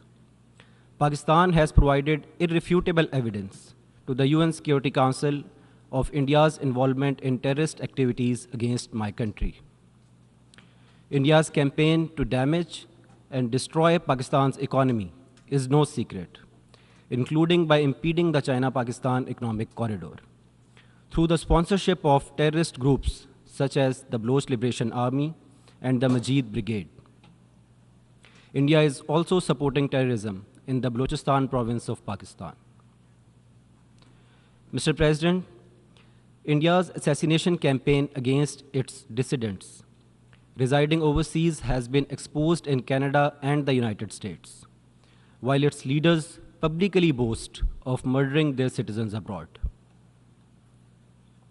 It is India which seeks expansion of territory through unilateral measures to consolidate its occupation of Jammu and Kashmir in gross violation of international law and crass threats to cross the line of control to take over the liberated territory of Azad Jammu and Kashmir. India's military buildup in nuclear, conventional, new and destabilizing weapons are mainly deployed against Pakistan. India is pursuing highly dangerous war-fighting doctrines to engage in a conventional military confrontation with Pakistan under the nuclear overhang. This, despite the humiliation suffered by India during its last ill-advised military adventurism against Pakistan in February 2019, with 2 fighter jets lost and a captured pilot, who was released by Pakistan after Indian pleas. Mr. President, India's quest for regional hegemony is not limited to posturing against Pakistan only, but is also evident by its meddling in the internal affairs of Bangladesh, Sri Lanka, and Maldives. The hubris and the grandiose perception being harbored by India, coupled with its fast-growing aggressive military capabilities, are a clear and present danger for international and regional peace and security. India needs to be reined in before it's too late. India must be held accountable for its violations of international law in occupied Jammu and Kashmir, for state terrorism in the occupied territory, and for sponsoring terrorism against Pakistan. I thank you. Thank you. I now call on the representative of Ethiopia.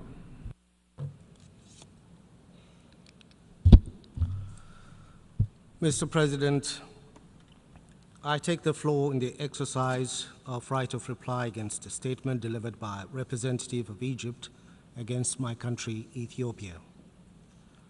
The extensive statement by Egypt's representative can be summarized in short as categorically rejection of our efforts to ensure dignified life to our people. While we share no border, Ethiopia is linked with Egypt through the Nile. We believe Nile is a solemn nexus between our countries that ought to create shared peace and prosperity to the people of our sisterly countries. It's never Ethiopia's intention or conduct to create tension and hostility towards Egypt. The Speaker, as stated from his statement, had made it clear to this Assembly Egypt's position against the universally accepted principle of permanent sovereignty of states over their natural resource and their right to use it for the benefit of their people. The people of Ethiopia, using their own finances, built the Grand Ethiopian Renaissance Dam. The dam is built over the river Abai, which, as correctly explained by the representative of Egypt, is a tributary to the river Nile. It is bringing light to millions of Ethiopians deprived of such basic necessity. It is bringing integration to our region through energy, trade, and connectivity. The river Abai traverses 2/3 of Ethiopia's territory and makes up 70% of Ethiopia's water resource. While having the resource, the people of Ethiopia continue to live in food and energy insecurity. More than half of our 120 million population needs access to clean water and electricity. Ethiopia will not be told to hold its effort to alleviate this unacceptable circumstance. We will not be told our people do not deserve a dignified life.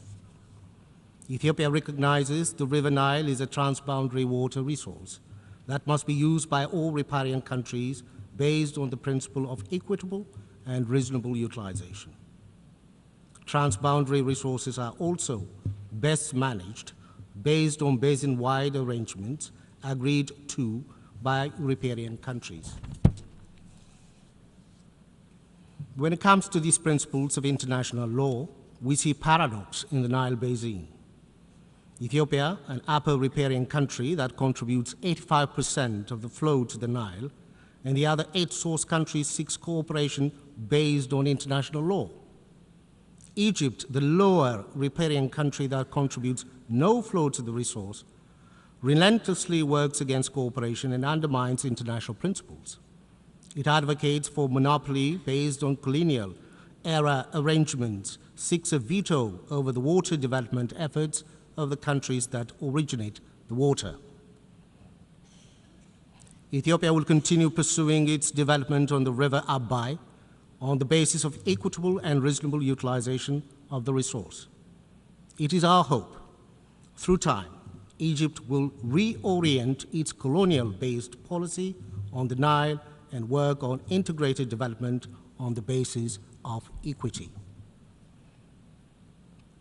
Time will also come for Egypt to realize its best interest is intertwined with and best served by cooperation with riparian countries of the basin. More importantly, the old playbook that seeks to secure unfettered flow of the Nile by preoccupying the source countries with conflict and insurgencies will not work.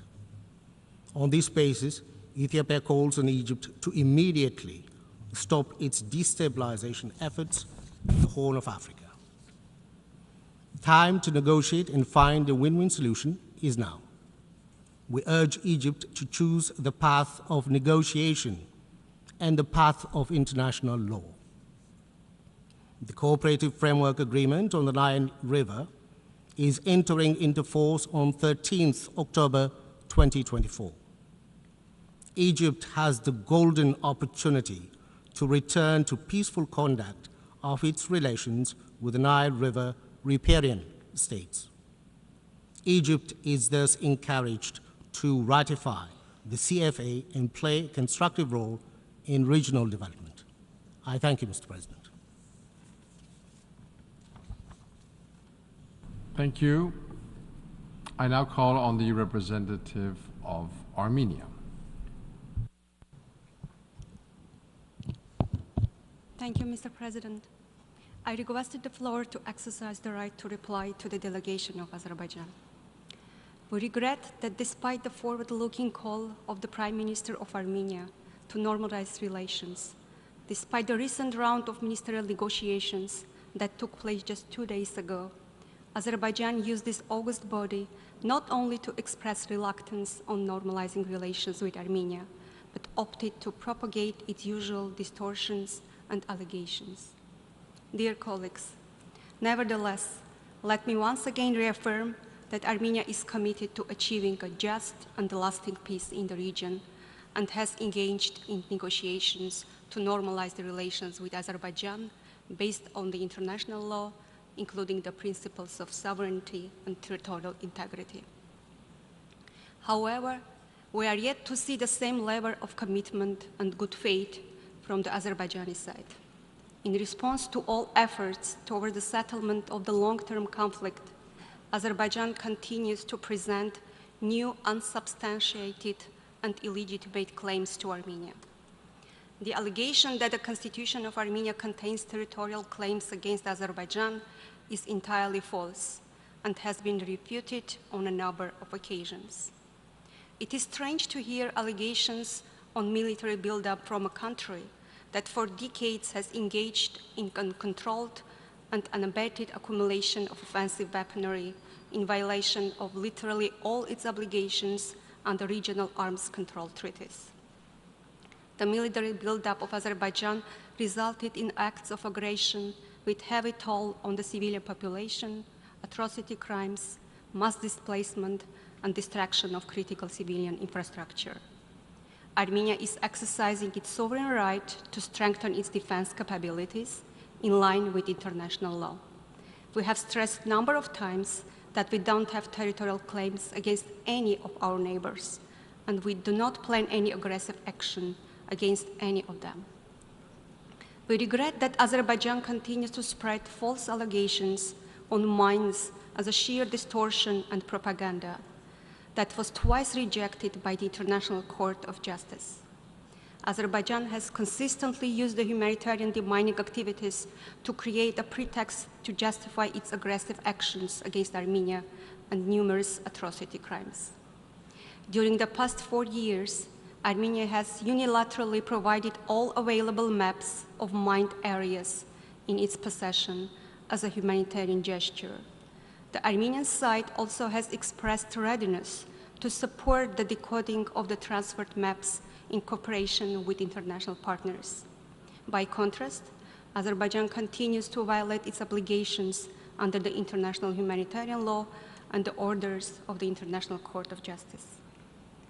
The international community should be cognizant of the fact that the country hosting the COP29 is yet to release the Armenian hostages held for more than 1 year in captivity and address the remaining humanitarian issues.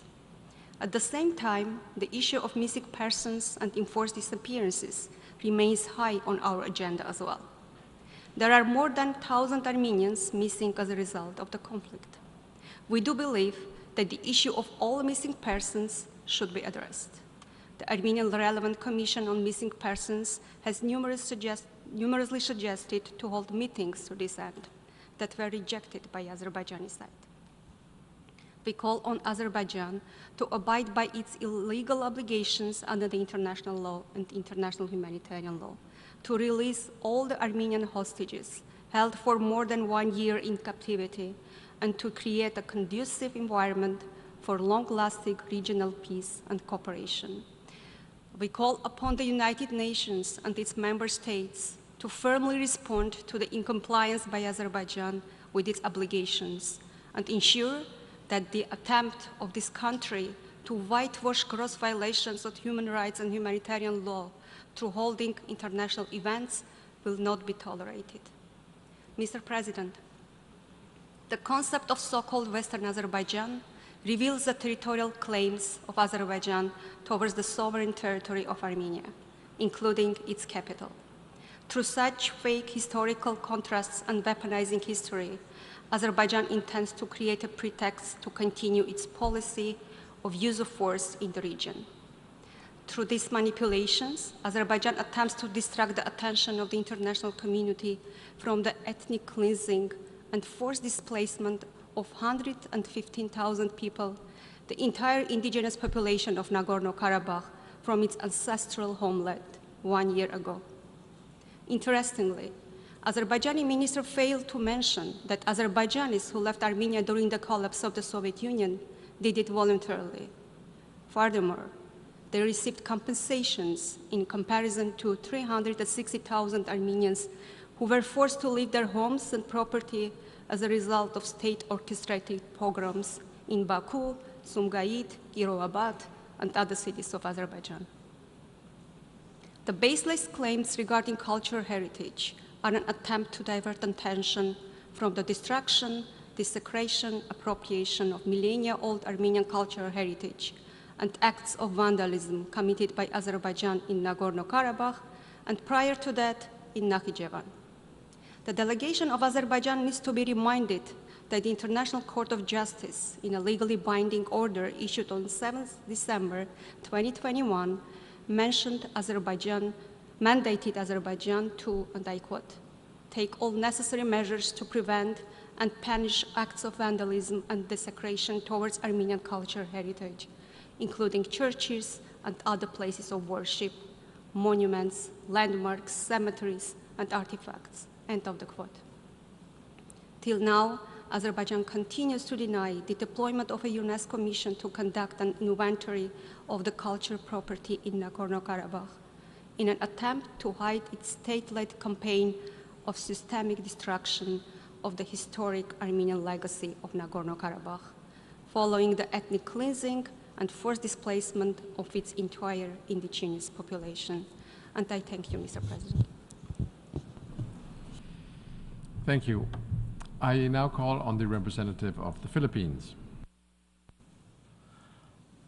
Thank you, Mr. President. I wish to refer to the statement of a delegation referring to the South China Sea arbitration. We recall July 12, 2016, as the day that affirmed to the community of nations that the rule of law prevails and that stability, peace, and progress can only be attained when founded on a rules-based legal order on the oceans, as it should be everywhere else. The award and the United Nations Convention on the Law of the Sea, or UNCLOS, are the twin anchors of the Philippines' policy and actions on the West Philippine Sea. UNCLOS sets out the legal framework within which all activities in the oceans and seas must be carried out. There is no recourse to general international law on matters comprehensively covered by the UNCLOS. Compliance with UNCLOS, which represents a delicate balance of the rights and obligations of all states parties, in its entirety is key to ensuring global and regional peace and the fair and sustainable use of the oceans. The award and affirmation of UNCLOS dispute resolution mechanisms not only sets reason and right in the South China Sea, but is an inspiration for how matters should be considered through reason and right by states facing similarly challenging circumstances. It authoritatively ruled that the claim of historic rights to resources within the sea areas falling within the 9-dash line had no basis in law and is without legal effect. It upheld the Philippines' sovereign rights and jurisdiction in its exclusive economic zone. It affirmed that certain actions within the Philippines EEZ violated the Philippines' sovereign rights and were thus unlawful, that large-scale reclamation and construction of artificial islands caused severe environmental harm in violation of international conventions, that the large-scale harvesting of endangered marine species damaged the marine ecosystem, and that actions taken since the commencement of the arbitration had aggravated the disputes. These findings are no longer within the reach of denial and rebuttal, and are conclusive, and they are indisputable. Mr. President, the award is final. We firmly reject attempts to undermine it, nay, even erase it from law, history, and our collective memories. At the same time, we welcome the support of countries for the award. The award benefits the world across the board. We do not see it as directed at any other country, near or far. We see it as it should be seen, as favoring all which are similarly situated by clarifying definitively a legal situation beyond the reach of arms to change. It puts this aspect of international law beyond the limit of prescription. And so we say once again, the present that we need and the future that we want is a peaceful South China Sea. The Philippines is committed to do this for as long as it exists. Thank you, Mr. President. Thank you. I call on the representative of Azerbaijan. Thank you, Mr. Chairman. In its speech at this general debate, the delegation of Armenia pointed out that the principle of mutual recognition by their country and Azerbaijan of territorial integrity and inviolability of borders is a fundamental factor for establishing peace. However, we have heard no apology from Armenia for its persistent denial of this very principle for 30 years, as a result of which tens of thousands of people lost their lives. The genocide in Khojaly and numerous other atrocities were committed against the Azerbaijani civilians. More than 1 million Azerbaijanis were expelled from their homes and deprived of their property. And thousands of cities, towns, and villages in my country, not in Armenia, were plundered and razed to the ground. Indeed, it is ironic to hear accusations from Armenia, which violated every norm and principle of international law, and whose agenda throughout the past conflict was to rid the formerly occupied territories of their Azerbaijani inhabitants by force, to prevent their return and to replace them with ethnic Armenians, thereby seeking to colonize these territories by changing their demography and character. The international community condemned these actions, qualifying them as amounting to ethnic cleansing and a scorched earth policy. The counter-offensive operation and the local counter-terrorism measures carried out by Azerbaijan in the fall of 2020 and in September last year, respectively, put an end to the unlawful occupation of its territories and ensured the restoration of my country's sovereignty and territorial integrity. Azerbaijan fought not against a fictitious entity of civilian residents, as Armenia falsely claims, but against the regular armed forces of Armenia, as well as terrorist and mercenary groups under its command and control, deployed in the then occupied territories of Azerbaijan. The common in all actions that Azerbaijan was compelled to take in response to Armenia's repeated unlawful use of force was their compliance with international law, the UN Charter, and the relevant resolutions of the Security Council. As to the residents who decided to migrate to Armenia or other countries, it was their choice, although Azerbaijan, by all available means, encouraged them to stay. If Armenia is genuinely interested in finding out the reasons of this, then it should look for the roots in its notorious doctrine of ethnic incompatibility, which it sought to impose as a model for our peoples to live next to each other, but not together. Set against the claims made by the representative of Armenia, the United Nations interagency mission that visited the region refuted the allegations that the local residents and their property were targeted during the security measures or thereafter. Another false assertion is that Azerbaijan holds Armenian hostages. There are no Armenian hostages in Azerbaijan, while those held accountable for war crimes, terrorist activity, and other serious offenses committed during the conflict do not enjoy such status by definition.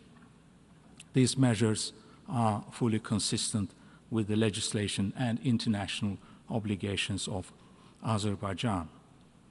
Armenia's feigned concern for cultural property is easily exposed by numerous facts of destruction, desecration, and appropriation of Azerbaijani cultural heritage, both in Armenia itself and in the territories of Azerbaijan when they were under occupation.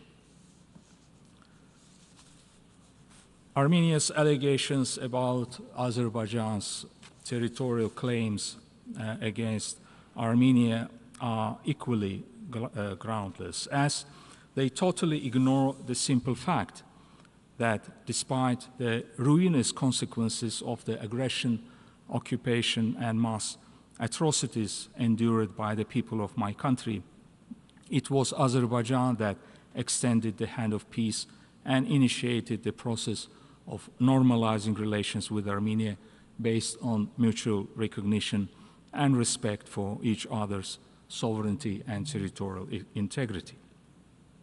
It is due to Azerbaijan's determined and consistent efforts that significant progress has been made in the bilateral negotiations on the draft peace agreement and the delimitation of the border between the two states over the past 4 years. The return of Azerbaijanis to their historical homeland in Armenia is a human right, not territorial claim. Mr. Chairman, with the end of the conflict, the historical opportunity has indeed emerged for a long-awaited peace in our region. However, the challenges remain. During this high-level week, we have once again witnessed Armenia's refusal to take practical steps at the national level to root out territorial claims from a number of its legal and political acts, and especially from its constitution, which laid the basis for the sustained denial of the principle of the inviolability of borders and ultimately underpinned the aggression against Azerbaijan in the past, and which constitute the main obstacle to the normalization of interstate relations today. While the delegation of Armenia is of the view that there are no territorial claims against Azerbaijan in their constitution, the same constitution, however, proclaims that the declaration of independence of Armenia, which is based on the earlier act of annexation of part of the territory of Azerbaijan, enshrines the fundamental principles of the Armenian statehood and the nation-wide objectives. If this is not a territorial claim, then what is it? Consequently, what Armenia is required to do as the main prerequisite for signing a viable and sustainable peace agreement is to bring its rhetoric about territorial integrity and inviolability of borders in conformity with genuine respect for these principles in its policies, practice, and laws, including, in the first place, by prior modification of its constitution. The unacceptable comments just made by the representative of Armenia, along with the ongoing anti-Azerbaijan smear campaign, including through some third countries, pseudo-experts, lobbyists, diaspora, and NGOs aligned with shared xenophobic aspirations, clearly contradict Armenia's statements about its interests in creating an environment conducive to moving the peace process forward. Therefore, Armenia must demonstrate not only in words, but mainly in real deeds, that it is genuinely committed to international law and the peace agenda. Peace is indeed within reach. However, for this to happen, there is a pressing need to address the remaining issues responsibly and to legally ensure that a return to the past of irredentism and aggression is excluded forever. I thank you. Thank you. I give now the floor to the representative of China for a second intervention. Thank you, Mr. President. In response to the statement made by the delegate of the Philippines, China is compelled to make another response. China does not accept or recognize the so-called South China Sea arbitration. This is precisely for the preservation of the rule of law, of the international maritime rule of law. UNCLOS does not represent the entirety of international maritime law. The arbitration initiated by the Philippines boils down to the issue of territorial claims, which are not subject to a regulation by the UNCLOS. The so-called arbitration award contains many grave fallacies with regard to issues such as historical rights, the outlying archipelago of continental states, as well as the regime of islands. For example, according to the ruling, the biggest island in Nansha Qundao, the Taiping Dao, has been characterized as a rock. Such a fallacious ruling seriously undermines the credibility of the dispute resolution mechanism under the UNCLOS. If this argument, as contained in the ruling, has been accepted, then many countries' islands will become rocks and therefore are not entitled to full maritime rights. China's position is based on the maintenance of China's territorial rights and maritime interests and rights. It is also driven by the conviction that it is necessary to maintain the integrity and authority of the UNCLOS, prevent the UNCLOS from being abused, and prevent the international law being undermined. Thank you, Mr. President. Thank you. I now call on the representative of the Philippines for the second intervention. Thank you, Mr. President. With respect to the earlier intervention made, allow me to reaffirm. The 2016 South China Sea arbitration is a testament to the Philippines' unwavering commitment to the rule of law and the peaceful settlement of disputes. Over the years, the Philippines has continued to demonstrate this commitment to peace even in the face of the unlawful actions which have caused serious incidents in the South China Sea without ever diminishing our resolve to protect and promote our people's interests and the full and responsible enjoyment of our legally settled maritime entitlements and its accompanying rights and jurisdictions. This determination has only been strengthened by the broadening affirmation of the legal value of the award as a positive and legitimate source of international law. We are encouraged by the expressions of support made by other states that confirm the final and binding status of the award, including the G7's consistent reaffirmation that it is a significant milestone and a useful basis for the peaceful management of and resolution of differences at sea. Thank you, Mr. President. Thank you, colleagues. That was the last statement in the exercise of the right of reply. We will continue the general debate on Monday, 30th of September at 9 a.m. in this hall. Have a good evening. This meeting is adjourned.